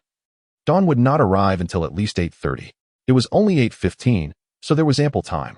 Lin Yifan moved a wooden stool and sat down by the fire in the living room, using the mithril cast iron pot to reprocess the meat he had initially prepared for lunch. He also took out the silver level tier 4 shelter blueprint. At that moment, he remembered that since upgrading his shelter to tier 3, he had not reviewed the shelter's information. The reason was simple. He had yet to obtain the tier 4 shelter blueprint, making the information irrelevant, as he could not upgrade the shelter regardless. Now was the time to examine it closely. Bronze-level brick house, 60 square meters, layout, 2 rooms, 1 hall, 1 bathroom, 1 kitchen, grade, Tier 3 insectoid defense 3, overall evaluation. This is a single-story house constructed of stone and brick. Though its craftsmanship is rudimentary and its appearance lacks elegance, it offers robust protection against insectoid threats. However, this shelter is not waterproof. In the event of a flood, please evacuate promptly to preserve your life. Next level, basic Tier 4 shelter, 2-story brick house, upgrade conditions, basic Tier 4 shelter blueprint, 1-1. You have obtained the basic Tier 4 shelter blueprint. Would you like to upgrade? Basic Tier 4 shelter upgrade requirements. Intermediate wood 300 0, intermediate stone 500 0, intermediate clay 200 0, intermediate cast iron 100 0, silver Tier 4 shelter upgrade requirements. Intermediate wood 600 0, intermediate stone 800 0, intermediate clay 400 0, intermediate cast iron 300 0, advanced cast iron 50 0, glass 1512, ceramics 2518. Friendly reminder. Shelters constructed from higher quality blueprints will be sturdier, safer, and more comfortable. If survivors have the means, they are encouraged to build higher quality shelters. Lin Yifan stared at the long list of upgrade requirements, feeling overwhelmed. Even for an ordinary Tier 4 shelter, a substantial amount of intermediate materials was necessary, let alone for a silver-grade Tier 4 shelter. It appeared that achieving a Tier 4 shelter was out of the question until he had crafted the synthesis room. However, thinking of the synthesis room, Lin Yifan promptly opened the survival shop. Inside the shop, items that were previously grayed out and unavailable for purchase now appeared in vibrant colors. He had no interest in anything else. All he desired was the synthesis room blueprint. The cost of 5,000 contribution points was no trivial matter, even for Lin Yifan. He had nearly exhausted himself yesterday just to accumulate those points. It pained him to spend nearly half of them on this single blueprint. Nonetheless, without purchasing it from the shop, he would have to explore other avenues. If those avenues were easily accessible, the shop would not price the item so steeply. Given its urgent necessity, rather than wasting time and effort seeking alternatives, it was better to invest directly. Without hesitation, Lin Yifan purchased the synthesis room blueprint. It was a small scroll, and upon unrolling it, he saw a simplistic sketch of a synthesis room. However, blueprints were merely blueprints. Transforming them into a tangible object required gathering materials. Synthesis room, basic cast iron, 6024, mithril, 58, basic stone, 100-256. Fortunately, Lin Yifan possessed most of the materials required to construct the synthesis room, particularly the elusive mithril, of which he had just enough. Thus, only basic cast iron remained. This material had been difficult to procure a few days ago, but it had become more accessible in recent times. Without hesitation, he purchased the lacking basic cast iron from the auction house, trading 3 pounds of crocodile meat to compensate. Synthesis room, basic cast iron, 60-60, mithril, 58, basic stone, 100-256, sufficient materials available. Would you like to craft? Craft the synthesis room. Lin Yifan did not hesitate for even half a second and immediately chose to proceed with the crafting. Soon, the sound of clanging echoed in his ears. However, the noise seemed to emanate from the adjacent empty room, which he had previously stored some odds and ends in, but had just cleared out. To his surprise, crafting a synthesis room indeed required a separate empty space. Lin Yifan stood up and approached the door, where he observed 3 translucent figures wielding hammers and other tools, busily constructing the synthesis room. Upon closer inspection, he realized that these 3 transparent beings were not the same ones he had encountered before. It appeared that different items summoned different translucent figures. Recalling his previous transactions with the transparent entities, Lin Yifan sliced a piece of meat into 3 roughly equal portions. Once the translucent figures completed their task, he intended to offer each a share of raw meat. However, to his astonishment, the figures declined to accept it. They waved their hands in refusal and even bowed to him before disappearing. This left Lin Yifan perplexed. Was it only necessary to present offerings when a single translucent figure was present? Was it possible that these figures formed an organization, merely acting as laborers assigned to work? Offering them food could be perceived as a bribe, hence their refusal to accept it? What a thought! Clearly, he was overthinking things due to bureaucratic influences. Lin Yifan slapped his forehead, feeling foolish for his absurd speculation. Nevertheless, since they refused, it conveniently saved him the trouble. After tossing the crocodile meat back into his inventory, Lin Yifan finally turned his attention to examining the synthesis room. Chapter 81. The elusive hope. Lin Yifan pushed open the door to the synthesis room, and a faint scent of metal intertwined with wood enveloped him. In the center of the room stood a massive workbench, cluttered with various tools and materials. Several blueprints adorned the walls, meticulously annotated with an array of symbols and data. Although Lin Yifan could hardly comprehend most of the symbols and data, it sufficed for him to know how to utilize them. Approaching the workbench, he scrutinized the interface of the synthesis room. The screen displayed an array of items available for synthesis along with the requisite materials, including wood, stone, and wrought iron. Eagerly, Lin Yifan attempted to synthesize some basic items to observe the results. He selected the synthesis of intermediate wood, one of the essential materials for upgrading the shelter. Another reason for his choice was that his stock of primary materials was rather limited, as he had exchanged most of them for contribution points the previous night. Only a scant amount of primary wood remained for the campfire, numbering merely in the 20s. Nevertheless, his primary aim was not to amass materials, but to familiarize himself with the synthesis room. Thus, this quantity sufficed. At that moment, a series of notifications appeared on the system panel of the city. 5 primary woods can synthesize 1 intermediate wood. You currently possess 25 primary woods, allowing for the synthesis of 5 intermediate woods. Would you like to proceed? Lin Yifan had initially anticipated that 2 primary materials would yield 1 intermediate material. To his surprise, it required 5 primary materials to synthesize a single intermediate one. Such a synthesis ratio seemed excessively steep. Yet, did Lin Yifan have any other options? He had none, thus he reluctantly consented. Placing the required wood onto the workbench in the synthesis room, Lin Yifan suddenly recognized the workbench and Appos as familiar appearance. He hurried out of the room and into the living area, where he confirmed that the workbench he had previously crafted and left in the corner was now absent. Could it be that the synthesis room could automatically integrate the workbench into a unified entity? This certainly saved space. Muttering to himself, he returned to the synthesis room and activated the synthesis option once more. Soon, a soft glow illuminated the workbench, and the materials gradually merged within the light, ultimately forming a complete luminous orb that fell into the output slot below. Synthesis successful. Obtained intermediate wood 5. Success. Lin Yifan excitedly picked up a piece of intermediate wood and examined it closely. The texture was significantly denser than that of primary wood, with the wood grain displaying a transformation and a rich dark red hue reminiscent of mahogany. Clearly, both in color and texture, it was far more suitable for construction. Next, he attempted to synthesize intermediate stone and intermediate clay, yielding equally satisfactory results. Elated, Lin Yifan realized that with this synthesis room, he could expedite the collection of materials required for upgrading the shelter. Yet, a troubling thought crossed his mind.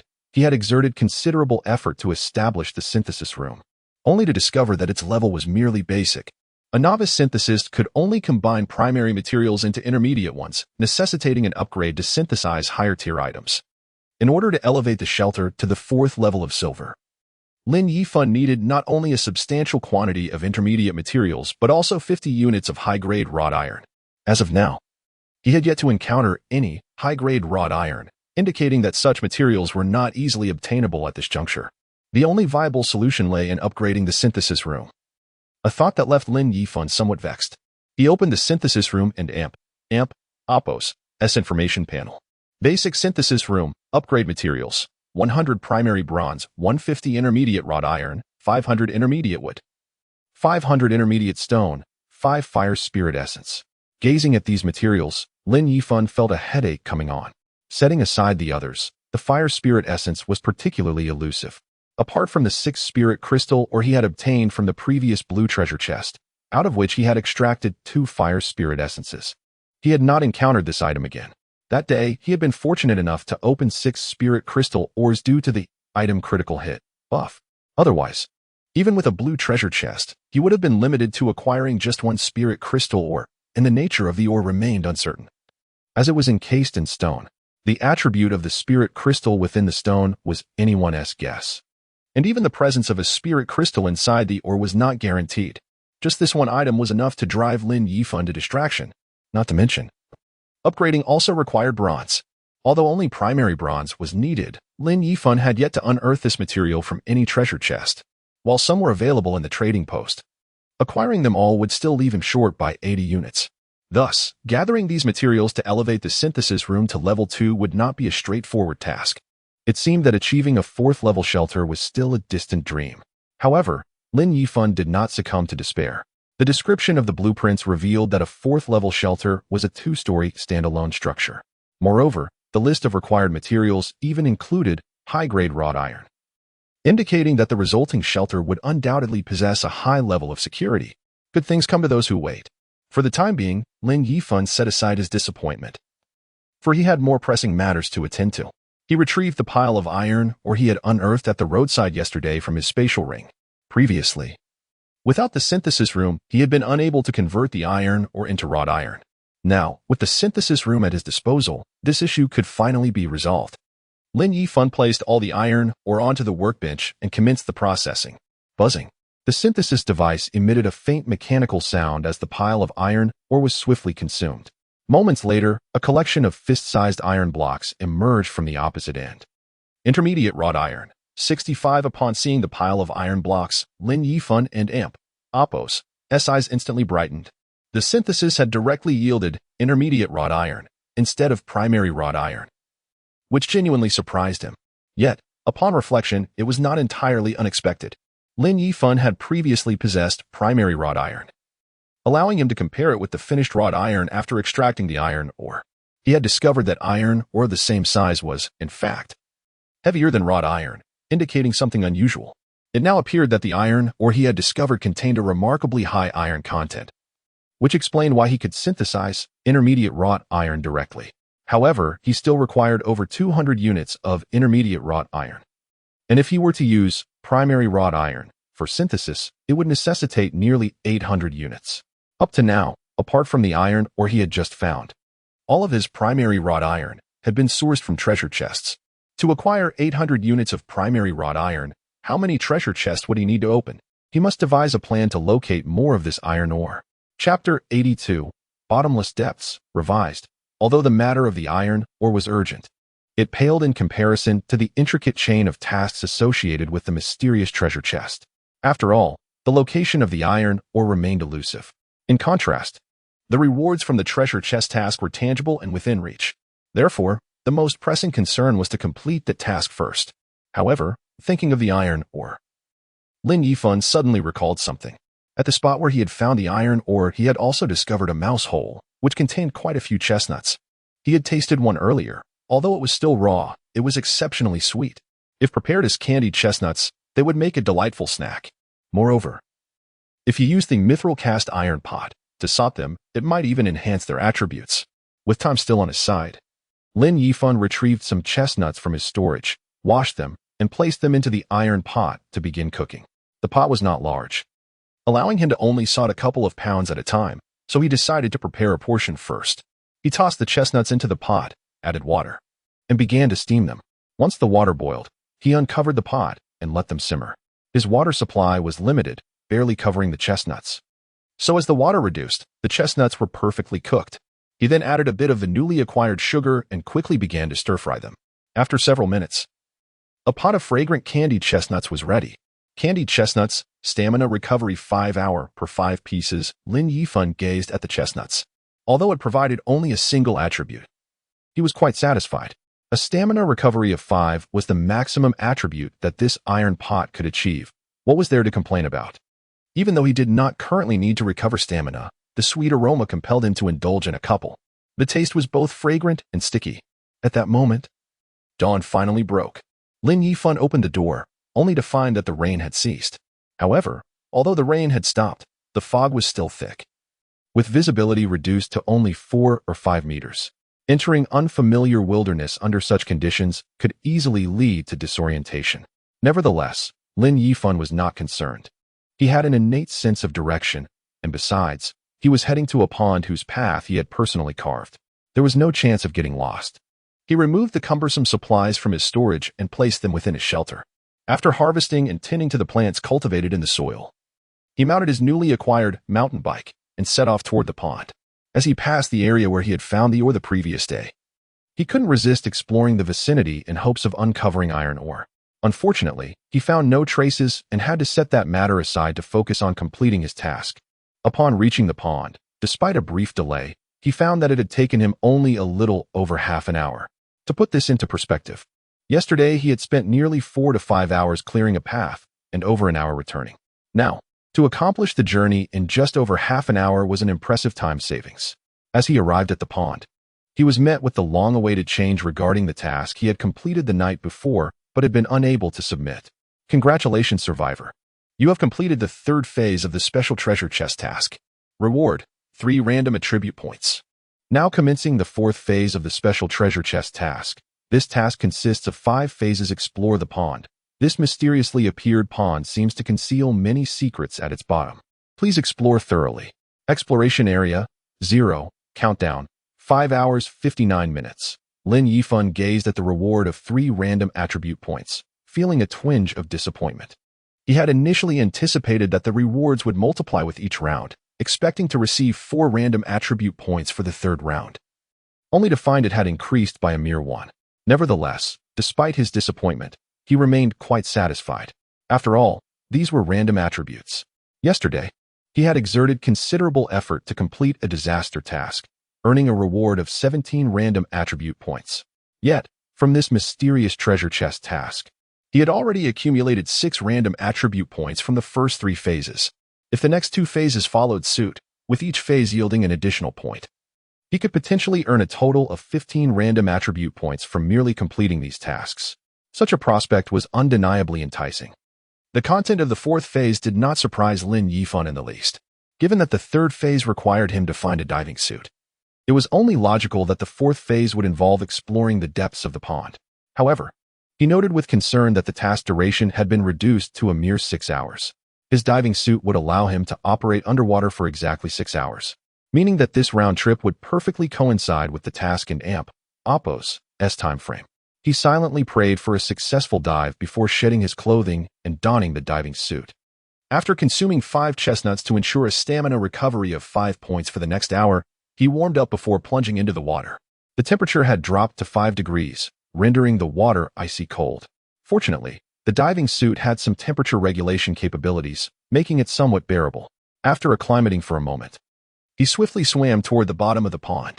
The cave he had discovered yesterday lay at a depth of 10 meters. However, even at that depth, the pond and Oppo's bottom remained out of sight, leaving Lin Yifan uncertain of how long he would need to swim to reach it. Soon, he arrived at the location of the cave from yesterday. He paused briefly to observe his surroundings, only to discover that the pond was entirely encircled by sheer cliffs. Moreover, from the marks on the cliffs, it appeared that the pond was artificially excavated. This revelation left him utterly astounded. The entire pond, enclosed by cliffs, implied that it was carved out of solid rock. Such a feat would not be easy, even in a high-tech era. He wondered how it had been accomplished and who had undertaken such an endeavor. After a moment of reflection, Lin Yifan dismissed the thoughts. Realizing that his primary focus must be on completing the task, there was no time to waste on such distractions. Gathering his strength, he continued to dive deeper into the pond. As he descended, the light diminished further until he was surrounded by darkness. He must have reached a depth of over 50 meters. Lin Yifan activated the searchlight integrated into his diving suit, mentally calculating his descent. Having once been a diving instructor, he was well aware of how light diminishes with increasing water depth. At a depth of around 10 meters, the light had already waned significantly. Yesterday and Oppo's success in locating the cave was indeed a stroke of luck. At 50 meters, there was virtually no illumination. Yet, even at this depth, Lin Yifan still could not discern the bottom of the pond, which only added to his unease.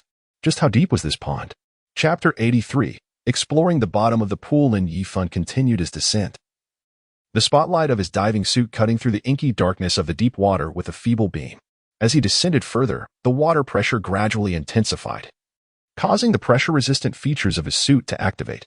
Yet, despite this, Lin Yifan could still feel the oppressive nature of his surroundings. The water had already surpassed a depth of 60 meters. Could this truly be a pool excavated by man? His mind swirled with disbelief, and he began to question the validity of his earlier thoughts. As he descended, he meticulously observed the rocky walls around him. Suddenly, he noticed peculiar patterns emerging on the walls at approximately 62 meters deep. These patterns were twisted and contorted, reminiscent of hieroglyphics, yet more abstract, resembling some ancient symbols. However, Due to the erosion from the water flow, some symbols had become indistinct and difficult to decipher. Curiously, the deeper he ventured, the clearer the patterns became, and a faint luminescence began to emanate from them, illuminating the dark abyss like guiding lights. An increasing sense of unease enveloped Lin Yifan, as if something were watching him from the shadows. A heightened vigilance surged within him, prompting him to slow his descent slightly while his eyes scanned the surroundings for the source of this lurking danger. However, he found nothing amiss. The bottom of the pool remained eerily silent, and Lin Yifan nearly lost track of how long he had been submerged. Fortunately, the timer on his diving apparatus enabled him to keep track of his time underwater. At last, he reached the bottom, the moment his feet touched the ground. A wave of relief washed over him. Even underwater, the sensation of not touching the bottom could feel disconcerting. As his feet made contact with the surface, it was as if a switch had been flipped. The previously pitch-black underwater realm, save for the patterns on the rocky walls, suddenly erupted with a dazzling light. Having lingered in the darkness for so long, Lin Yifan instinctively squinted against the brilliance. When he reopened his eyes, he was greeted by a scene of radiance. He soon discerned the source of the light, small stones embedded in the pool and Appos, as floor, each no larger than a fist, yet shining with a brightness rivaling that of an 80-watt incandescent bulb. The bottom of the pool was devoid of sand or silt, instead adorned with smooth marble tiles upon which the luminous stones were set. As he looked further, he noted that the pool and Appos' opening was less than 2 meters in diameter. Yet the floor appeared to be as expansive as a football field. Under the illumination, he could see tiny fish darting by, the water plants swaying with the currents, and the fragments of sediment settled upon the marble tiles, all laid bare before him. However, what truly captivated Lin Yifan's attention was a massive stone structure situated in the center of the pool's bottom. In awe, he beheld this edifice, which bore the shape of some ancient ruin, resembling a crumbling pyramid. The structure tapered from a broad base to a narrower peak, each level ascending like steps, yet curiously, a portion of the pinnacle was missing. Without hesitation, Lin Yifan propelled himself toward the top of the pyramid. To his astonishment, he realized he was far from the apex, akin to standing at the base of a celestial ladder and gazing upward at the heavens. A pang of anxiety gripped his heart, yet he quickened his pace, swimming vigorously toward the pyramid and Appos' base. At that moment, Lin Yifan observed that the surface of this structure was also clad in marble, adorned with unique patterns. These designs mirrored those on the rocky walls, evidently from the same civilization. However, the glow emitted from them was not green but a deep violet. As Lin Yifan continued his ascent, he noticed that the color of the patterns deepened as he climbed. Upon reaching the pinnacle, he was startled to find that the apex had been deliberately truncated. Upon closer examination, he discovered a small plate-like object at the top, seemingly intended for offerings. Regrettably, the plate was empty, save for a few grains of sand. Furrowing his brow, Lin Yifan reminded himself that his primary objective was to explore the entirety of the pool. Having reached the bottom, he wondered about the progress of his exploration. He activated the task progress display. Special treasure chest task stage 4. Total of 5 stages explore the pool. This is a mysteriously sudden appearance of a pool, seemingly concealing numerous secrets at its bottom. Please explore thoroughly. Exploration area, 15. Countdown. For hours 13 minutes. 15% exploration? Lin Yifan and Appos' brow furrowed deeply. He had already reached the bottom, and despite its considerable area, the illumination revealed everything clearly. How could the exploration be only at 15? What was the basis for this calculation? If this was merely 15, what remained of the remaining 85 to explore? Did it require touching each brick individually? Puzzled, Lin Yifan contemplated his situation. Realizing he needed to devise a plan to complete the task, he carefully retraced his earlier exploration, having kept an eye on the task progress before reaching the bottom. Thus, he could ascertain that prior to arriving at the bottom, the exploration area had consistently been at 0. This confirmed that the task and Appos' exploration criteria pertained specifically to the pool and Appos' bottom. Encouraged, Lin Yifan resolved to continue his exploration. Finding nothing atop the pyramid, he refrained from wasting further time. However, he needed to ascertain how the exploration metrics were calculated. As he shifted his position, he monitored the task progress. The moment his body made contact with 5 of the marble stones, the task progress increased by 1. Thus, his hypothesis was validated. The measuring standard for this task was indeed the marble at the bottom of the pool. Suppressing his excitement, Lin Yifan dedicated an hour and a half to ensure he touched every marble stone at the bottom. Upon checking the task progress, he saw that the exploration area had reached 95. But what could account for the remaining 5? Lin Yifan and Appo's brow furrowed deeply. He had explored every conceivable area at the bottom. Even spots devoid of marble had not escaped his attention, yet the progress remained short by 5. This was driving him to the brink of madness. Suddenly, a thought struck him. The plate atop the pyramid was now devoid of any offerings. Could it be that the final 5 of exploration lay within whatever had vanished from that plate? Chapter 84. Is this the water source? Yet, what precisely lies within the dish, and where has it vanished? According to the logic of the game task, if the items on the dish are indeed one of the conditions for task completion, there must be some clues left behind. However, the entire bottom of the pool has been thoroughly examined. If there were other objects present, they would surely be visible. Thus, the items on the dish must be hidden in an unexpected location. Lin Yifan pondered for a moment and swiftly swam back to the pinnacle of the tower. He scrutinized the empty dish and suddenly noticed that its edges bore intricate patterns reminiscent of those found on the rock walls and the surface of the pyramid. These patterns, however, were more refined and complex. Curiously, despite their intricacy, the wear on these patterns was remarkably severe. Logically, the rock walls, subjected to the flow of water, would be most susceptible to erosion, yet the patterns here appeared even more worn than those on the walls. It seemed as though someone had frequently caressed these patterns. But how could that be possible at the bottom of such a pool? Nevertheless, this was sufficient evidence to suggest that this dish was indeed extraordinary. Lin Yifan extended his hand, gently touching the surface of the dish, attempting to discern any hidden mechanisms or clues. Yet, the surface felt smooth and cool, devoid of any irregularities. Just as he was about to give up, he suddenly noticed a nearly invisible crack at the bottom of the dish. The fissure was so fine that it was barely perceptible unless under strong light. Lin Yifan's heart stirred as he delicately pressed the edge of the crack with his finger. With a soft click, the bottom of the dish gradually opened, revealing a concealed compartment. Inside lay a palm-sized stone slab, its surface similarly inscribed with mysterious symbols. But unlike before, these symbols emitted a faint golden glow. Lin Yifan carefully extracted the slab and held it in his hand. The moment he touched the slab, the task progress unexpectedly jumped to 100. He then noticed the screen before him flicker, displaying a series of task notifications. Congratulations, survivor. You have completed the 4th phase of the special treasure chest task. Reward, random attribute points, 4. Now commencing the 5th phase of the special treasure chest task. This task consists of 5 phases. Find the treasure chest. You should now understand that the entire pool is artificially constructed, and everything within it is full of mysteries. If you can locate the treasure chest, you may unravel the secrets of the pool. Countdown, 2 hours and 59 minutes.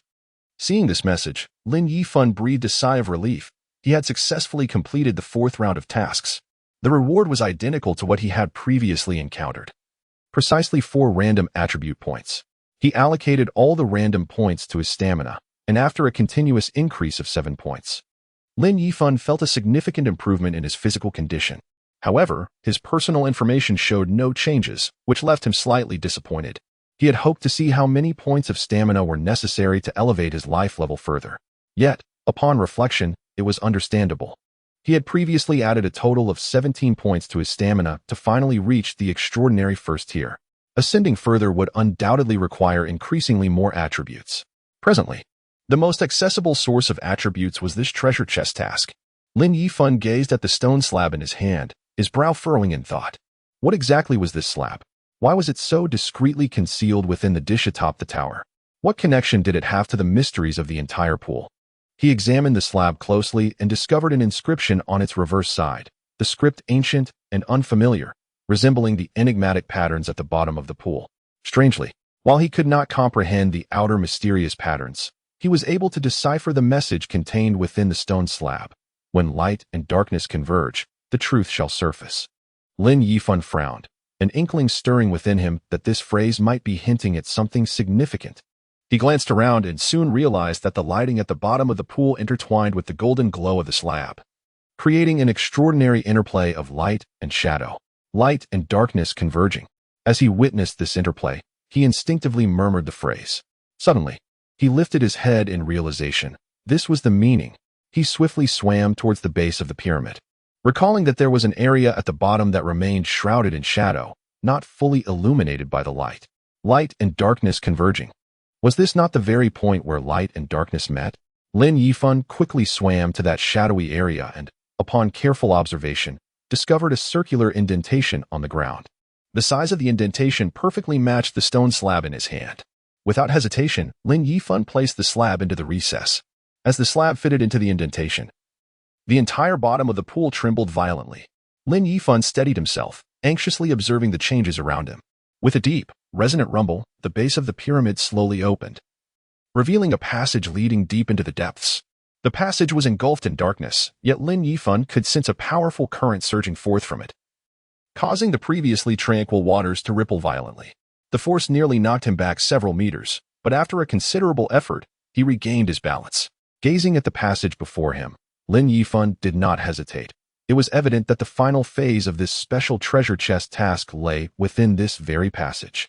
He took a deep breath, gripped his flashlight tightly, and resolutely swam inside. The passage was not long, and soon, Lin Yifan reached its end.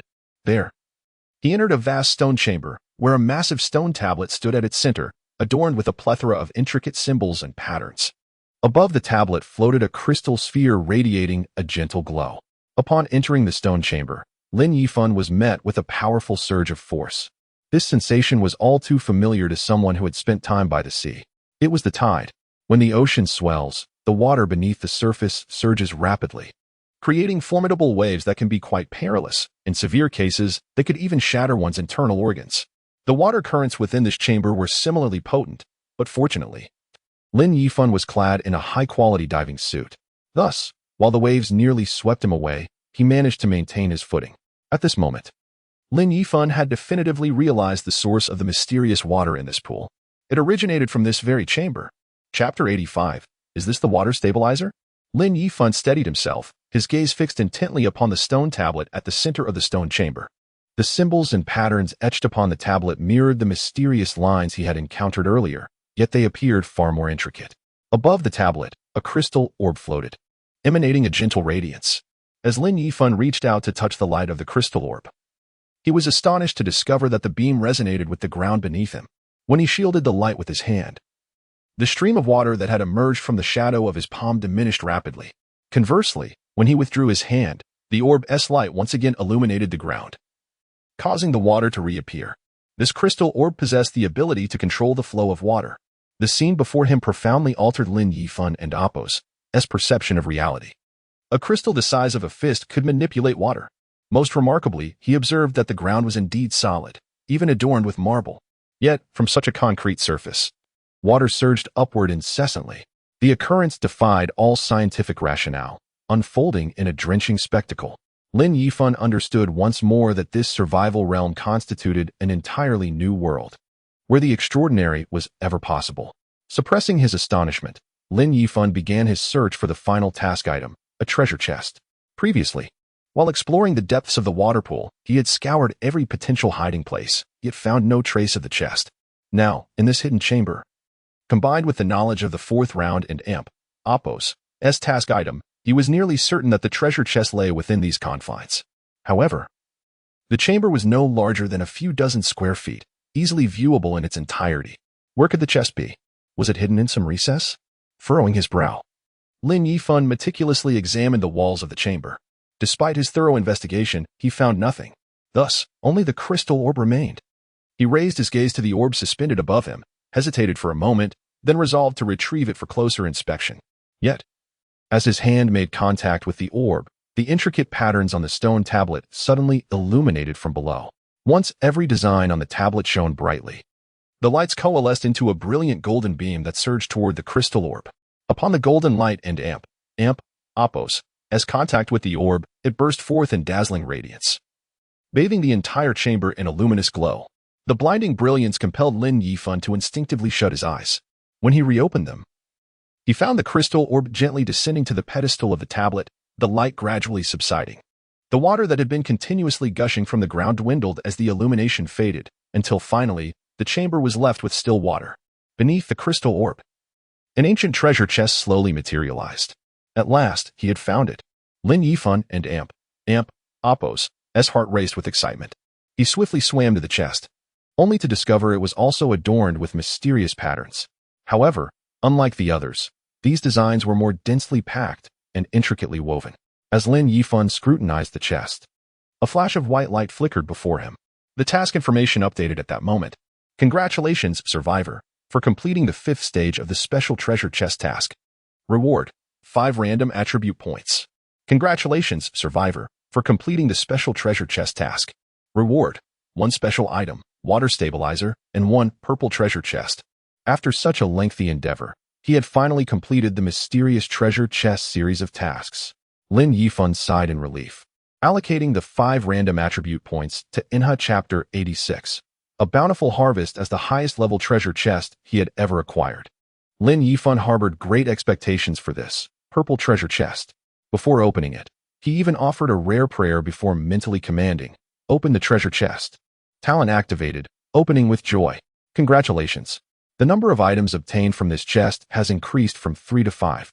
Mithril, 10 Superior Cultivation Soil, 1 Level 1 Squad Dungeon Teleport Scroll, 1 Dungeon Teammate Summoning Scroll, 3 players, 1 Boots of Swiftness Blueprint.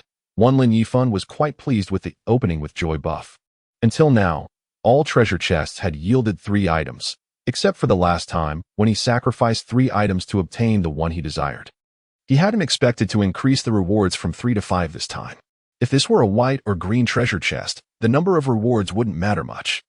But this was a purple treasure chest. The items obtained would undoubtedly be valuable, and the addition of 2 more rewards was a delightful surprise. However, he was slightly disappointed with the 5 rewards he received. Mithril was self-explanatory. He had obtained 8 pieces of mithril as a reward for completing the calamity task, allowing him to repair the damaged iron pot. Without a doubt, this was a crucial material, and accumulating more was always beneficial, even if it wasn't immediately useful. Superior cultivation soil was even more valuable. He had a considerable amount of cultivation soil in his shelter and had witnessed its remarkable effectiveness in nurturing plants. High-level cultivation soil could significantly shorten planting times. He held high hopes for this superior cultivation soil, as the fine cultivation soil he had previously obtained could make blueberry trees bloom and bear fruit overnight. This superior cultivation soil was of even higher quality, so its effects would likely be even more potent. He tossed the cultivation soil into his inventory, planning to plant something as soon as he returned. He had already decided what to plant: glutinous rice. He intended to build a row of walls in front of his shelter to create more space, and constructing those walls required a substantial amount of glutinous rice. Therefore, he needed to plant enough of it. Both superior cultivation soil and mithril were top-tier items. However, the remaining 3 items left Lin Yifan somewhat puzzled. The Level 1 Squad Dungeon Teleport Scroll and Dungeon Teammate Summoning Scroll, 3 players, were clearly meant for entering dungeons. However, Lin Yifan had never heard of dungeons before. On second thought, it seemed reasonable. The world had already been turned upside down. And if mysterious treasure chest tasks could be set as ring tasks, then adding dungeons was perfectly logical. However, what exactly was inside the dungeons? How dangerous were they? No one knew. Therefore, dungeon exploration required careful planning and preparation before venturing in. It was likely that dungeons contained abundant resources, but also powerful monsters and hidden treasures. The level of danger was probably considerable, which was why they required a team to complete. Since teamwork was necessary, he needed to plan this carefully. Since no one knew what dangers lurked in the dungeons, Lin Yifan intended to find some reliable teammates to explore this mystery together.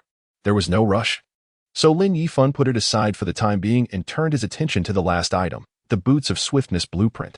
Lin Yifan was intrigued. Although he didn't oppose know the specific effects of these boots, a blueprint from a purple treasure chest couldn't oppose be too bad. He decided to study it carefully and see if he could craft them. Boots of Swiftness sounded like equipment that increased speed.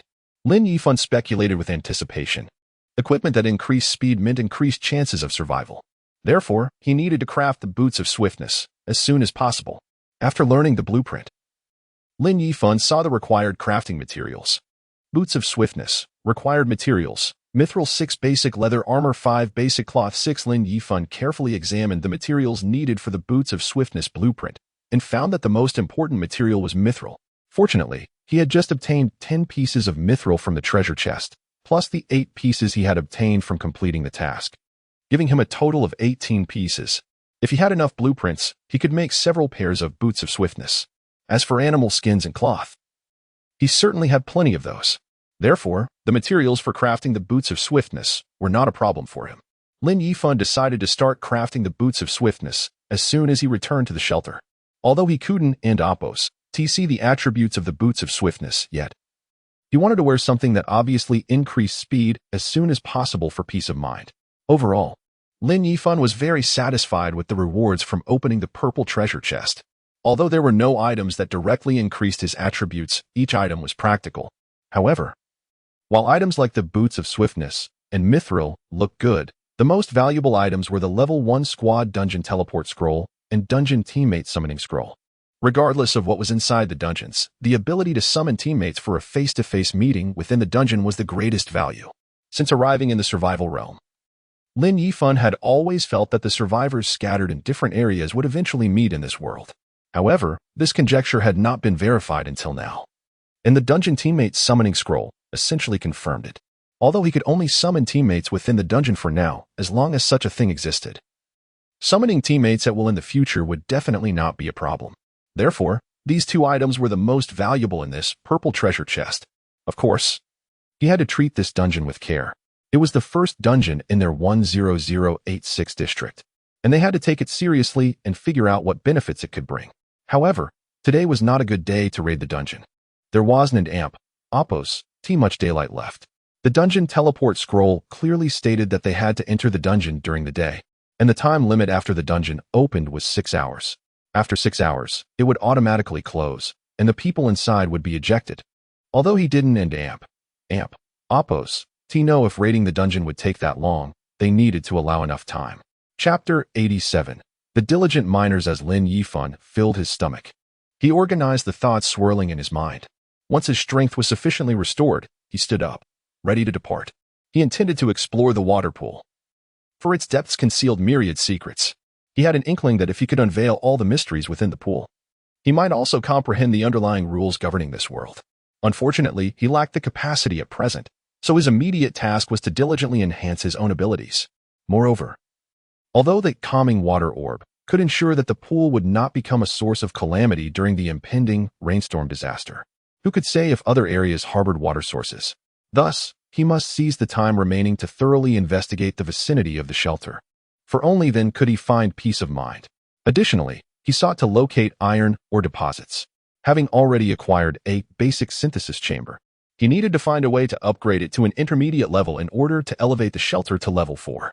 However, this necessitated a substantial amount of intermediate pig iron, and Lin Yifan had calculated that even if he were to exchange all the pig iron available in the auction house from the entire 10086 district, it would likely fall short. Therefore, his only hope lay in discovering iron ore. Lin Yifan retrieved his mountain bike and rode back to the previously explored rat hole. Although he had already scoured the area and found no iron ore, he reasoned that iron ore did not possess legs to wander aimlessly from one place to another. Hence, it must be nearby. He simply had not located it yet. After about 10 minutes, he returned to the vicinity of the rat hole and began to meticulously investigate. He even took out a hoe and began digging in the area where he had previously discovered iron ore. 0.5 meter, 1 meter, 2 meters. Lin Yifan was essentially burrowing, and to his astonishment, at a depth of 3 meters, he unearthed something unusual. The uppermost layer of soil consisted of decaying leaves, forming a layer of leaf mold approximately 0.5 meter deep. Beneath this layer lay fertile black soil, roughly 1 meter in depth, and further down, it transitioned into ordinary yellow clay. However, upon reaching 3 meters, the soft soil abruptly transformed into a hard rock layer, exhibiting a faint metallic sheen. Although its color was still far from that of the iron ore he had previously collected, Lin Yifan was certain that these rocks contained iron elements as well. This was a clear indication that he had finally struck iron ore. Elated, Lin Yifan refrained from continuing to dig deeper due to the dwindling time. The daylight was rapidly fading. Yesterday, dawn broke at 8 o'clock a.m. and dusk fell at 4:30 p.m. But today had shifted to 8:30 a.m. and 4 o'clock p.m., with only 20 minutes remaining until nightfall. Even riding his mountain bike back to the shelter would be a race against time. Therefore, he resolved to return to excavate the iron ore the following day. Of course, he could choose to remain and mine through the night, armed with blazing stones and pure spirit flowers. However, he had no intention of doing so. After a full day of exploring the lake's depths and digging here for an extended period, even though his body could recuperate with the help of chestnuts, his spirit was weary. Moreover, blazing stones and pure spirit flowers merely allowed him to remain unaffected by the mists and eerie whispers. Yet, the dangers of the night in this world were not limited to these. The memory of the worm-man bones he encountered last night lingered vividly in his mind. He had relied on the protection of the shelter to gather all the animal oil from himself and Hong Xiaoqiang, barely managing to vanquish the worm-man bones. However, being so far from the shelter, with no combustible oils at hand, encountering another, worm-man bones, would spell trouble. Thus, despite the allure of mining through the night, Lin Yifan decided to return to the shelter. He timed his return perfectly. As he arrived, night had just fallen, allowing him to avoid any risks. As usual, he brought the collected rainwater indoors, filtering it before using purified water to prepare dinner. With a mithril cast iron pot, even Lin Yifan and Appo's culinary skills, though modest, could yield a respectable meal. Nevertheless, he resolved to procure a basic cooking skill book. Although he had developed Wan Qingtan into a proficient cook, relying on others was not as reliable as self-sufficiency. After all, what belonged to others could never offer the same freedom as one's own skills. Furthermore, the mithril cast iron pot was ideally suited for cooking. A chef utilizing it would undoubtedly produce dishes of exceptional quality.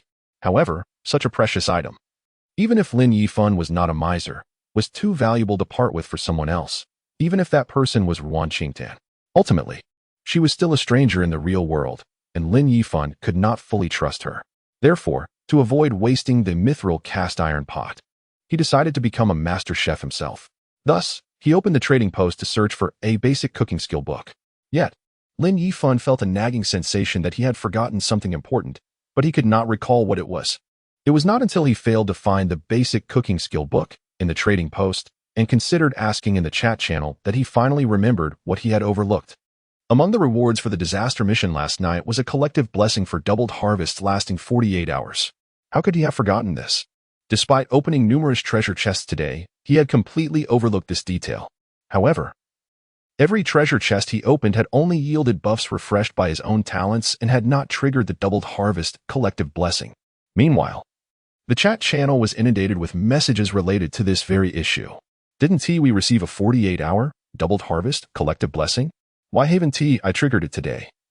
Regardless of whether I opened treasure chests or collected resources.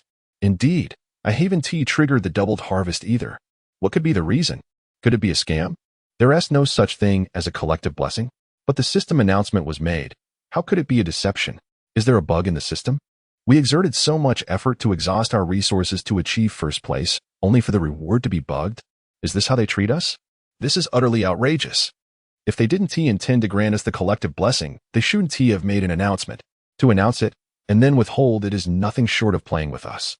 Chapter 88. A band of troublemakers. Lin Yifan gazed at the incessantly refreshing messages in the chat channel, his brow furrowed in concern.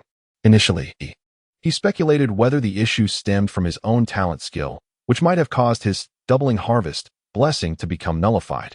However, to his surprise, others were encountering the same predicament. What on earth was happening? Could it be that the task rewards were capricious? If that were indeed the case, it would spell significant trouble. To secure this reward, a majority of the individuals in the district had contributed all their materials the previous night, resulting in the current ranking rewards. Now, with the announcement that the rewards had vanished, it was undoubtedly a crushing blow for them. Moreover, as Lin Yifan was the one who disseminated the information regarding the calamity task, if the rewards could not be realized, it was likely that no one would ever trust him again. Should he wish to undertake collective tasks in the future, it would certainly become a daunting challenge, with malicious individuals poised to create further obstacles for him. Indeed, within moments, voices began to rise in the chat channel. Jiulong Guangdao. This situation should be blamed on Lin Yifan. He persuaded everyone to expend all their materials for the task, and now the rewards have simply disappeared. Fang Jinsheng. The above statement holds truth. Lin Yifan, you deceiver. Did you know there was an issue with the rewards all along? Which is why you urged us to compete for first place. Wen Yi Shuai. It must have been intentional. This could well be a scam from the outset, aimed at swindling our materials under the guise of a collective task. Everyone, demand he return our materials. We cannot allow this fraud to go unpunished. Luyan Ludi, exactly. I sensed something was amiss last night. I only trusted Lin Yifan and willingly handed over my materials. In hindsight, it was truly foolish. Lin Yifan, return my materials at once. I am not a little yellow hair. Lin Yifan, you have gone too far. We all placed our trust in you, and you deceived us for our materials. You are despicable. Return what is ours. It is imperative. In less than a moment, the tone of the chat channel shifted drastically. Initially, the community was merely perplexed as to why the collective blessing of doubling harvest had not activated. Now, fueled by the intentions of a few, the disillusioned crowd had shifted all blame onto Lin Yifan. Observing the instigators, Lin Yifan recognized that this was yet another maneuver orchestrated by the Heavenly Society, which only served to heighten his agitation.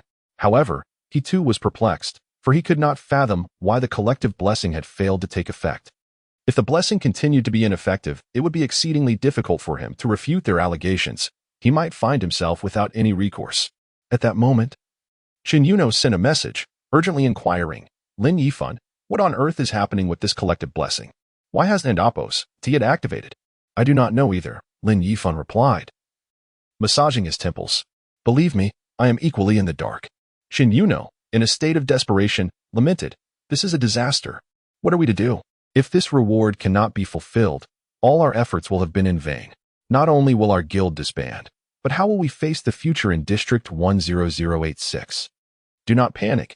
I will get to the bottom of this, Lin Yifan reassured her, calming his thoughts as he began to sift through the records of the task information. The task information records were maintained on a separate page, akin to the chat channel, with all past entries preserved. Thus, retrieving the records proved to be a straightforward task. Lin Yifan scrolled back to the earlier messages regarding the calamity task. Congratulations to all survivors. You have endured the first calamity since arriving in the survival realm. You are awarded 1 attribute point and 1,000 contribution points. Congratulations to the survivors of District 10086 for their unity and resilience during this calamity, achieving first place in the survival ranking. You are awarded the leaderboard rewards. Only the top 3 receive rewards. Congratulations to the survivors of District 10086, who received 6 attribute points from the leaderboard rewards, along with a 48-hour doubling harvest collective blessing, 3 green treasure chests, and 6 white treasure chests. Congratulations to District 10086 for qualifying to open the survival shop. The survival shop is now open. This information is broadcasted to the entire server. Lin Yifan meticulously read through the lengthy announcements, letter by letter, yet he still could discern no issues. Furthermore, these were system-generated broadcasts for the entire server, not something he had orchestrated. How could they be deemed invalid? Moreover, all other rewards had been duly distributed. Why was it only this particular reward that remained unfulfilled? Perplexed and troubled, Lin Yifan understood that a reliable solution was imperative at this juncture. Reputation is a fragile construct, painstakingly built, yet easily shattered in an instant. If he failed to resolve this matter judiciously, he would lose all credibility in District 10086. He aspired to unite the district's strength to confront the second calamity task, hoping to emerge victorious once more. Thus, the solution must instill a sense of assurance in everyone. Rubbing his temples in frustration, Lin Yifan acknowledged that finding a reliable solution was, in fact, simple. He merely needed to compensate for their losses. Consequently, he resolved to announce his decision in the chat channel. Everyone, I sincerely apologize for the failure of the doubling harvest collective blessing. I too am baffled as to why this has occurred. Regardless, the losses you incurred last night were indeed a result of my guidance, and thus I am responsible for making amends. I have decided that within 3 days, I shall return all the primary materials you contributed last night. I hope this incident will not fracture our unity, for should we face another calamity, the consequences could be dire. Upon sending this message, the troublemakers from the Heavenly Society immediately began to protest in the chat channel. Lin Yifan, spare us your pretenses. Had it not been for you, we Wooden and Apos, have lost so many materials last night. You owe us compensation. Do not use the greater good of the district to manipulate us. I'm not falling for it. The above statement is correct. This is your doing, and now you're here stirring up trouble. Do you take us for fools? If you intend to return our materials, it must be with interest. Indeed, you must compensate us with interest and offer a sincere apology. You have deceived us all. You must pay the price. Chapter 89, Regret engulfs me. Lin Yifan gazed at the chat channel, where individuals were relentlessly pushing their luck, and a surge of anger welled up within him. His willingness to compensate everyone with materials was, to put it plainly, an attempt to preserve his status as a star and to unify efforts for a favorable ranking in the impending disaster task.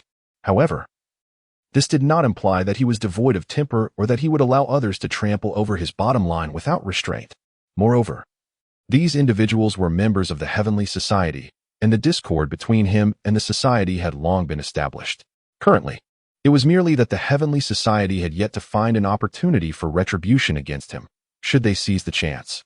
Their resentment would undoubtedly drive them to take merciless actions. Despite this, he felt no obligation to be polite. He coldly typed a message. I have previously stated that my temper is not particularly good. Since your grievances against me are so profound, why should I compensate you with materials? Therefore, I shall not provide any materials. Do as you please, as they do not concern me. Following this, he sent another message. To those innocent bystanders affected by this turmoil, do not blame me. I owe you nothing. My willingness to compensate was rooted in humanitarianism, considering the collective blessing had failed to take effect. However, it seems that my efforts were utterly futile, so why waste time and energy? If you wish to blame me, that is of no consequence. I am at peace with my conscience. What is the meaning of diverting misfortune? This is the very essence of it. Lin Yifan found himself increasingly dissatisfied with the majority of the individuals in Zone 10086.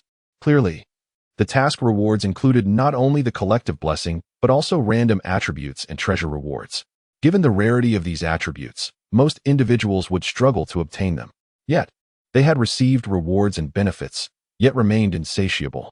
Fully aware that no one had received the collective blessing, they still chose to cast blame upon Lin Yifan when the Heavenly Society shifted the responsibility onto him, with most eagerly awaiting their share of the benefits.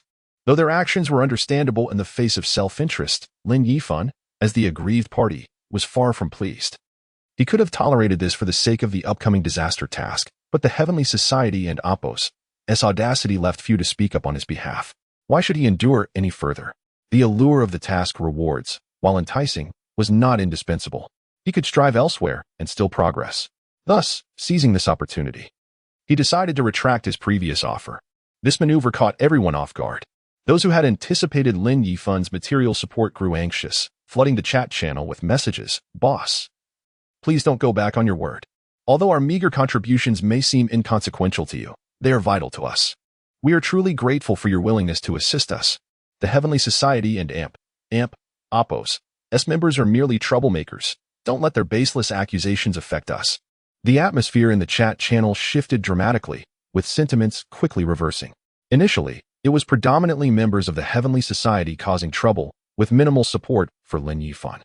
Most of the supportive messages were drowned out by the barrage of complaints, and without Lin Yifan's keen observation, he would have struggled to find them. Although he had declared he would not provide additional materials, he was not entirely devoid of compassion for those genuinely wishing to assist the common folk. Thus, he had privately messaged a few close acquaintances, assuring them that their materials would still be supplied, while firmly refusing to relent to others. Having made this decision, he chose silence, opting to feign indifference. This act of silence, however, triggered a backlash. The chat channel was filled with insults directed at the Heavenly Society. But these matters no longer concerned Lin Yifan. Even if they did, he lacked the inclination to engage. For he had just realized why the collective blessing of double harvest had not materialized. It required activation on his part, with a prerequisite situated within the newly opened survival shop. Though Lin Yifan was aware of the shop's opening and had even purchased a basic synthesis room blueprint, he had not delved into its details. The early morning rush had left him little time to investigate further. Now, with time on his hands, he thoroughly examined the survival shop and eventually discovered the method to activate the collective blessing on the final page. Collective Blessing Activation Card. Price: 1,000 contribution points. Only the individual ranked first in the entire region is eligible to purchase this card to benefit the entire area. Upon purchasing, you will receive a 12-hour pinned announcement. So do not miss this opportunity to garner support. Lin Yifan looked at the card, bemused. As the top player in Zone 10086, he had merely exploited this title without ever contemplating the role of a savior. Yet, it appeared that the realm of survival was compelling him toward this very role. What was the motive behind this? Pondering this conundrum, Lin Yifan resolved that the collective blessing must be activated, leading him to purchase the card. As he completed the transaction, A bold and red message instantly appeared at the top of the chat channel. Regional announcement. Survivor Lin Yifan has successfully activated the collective blessing, Double Harvest. Please cherish this opportunity. Countdown. 39 hours 59 minutes. The announcement was so conspicuous that anyone with sight could not help but notice it.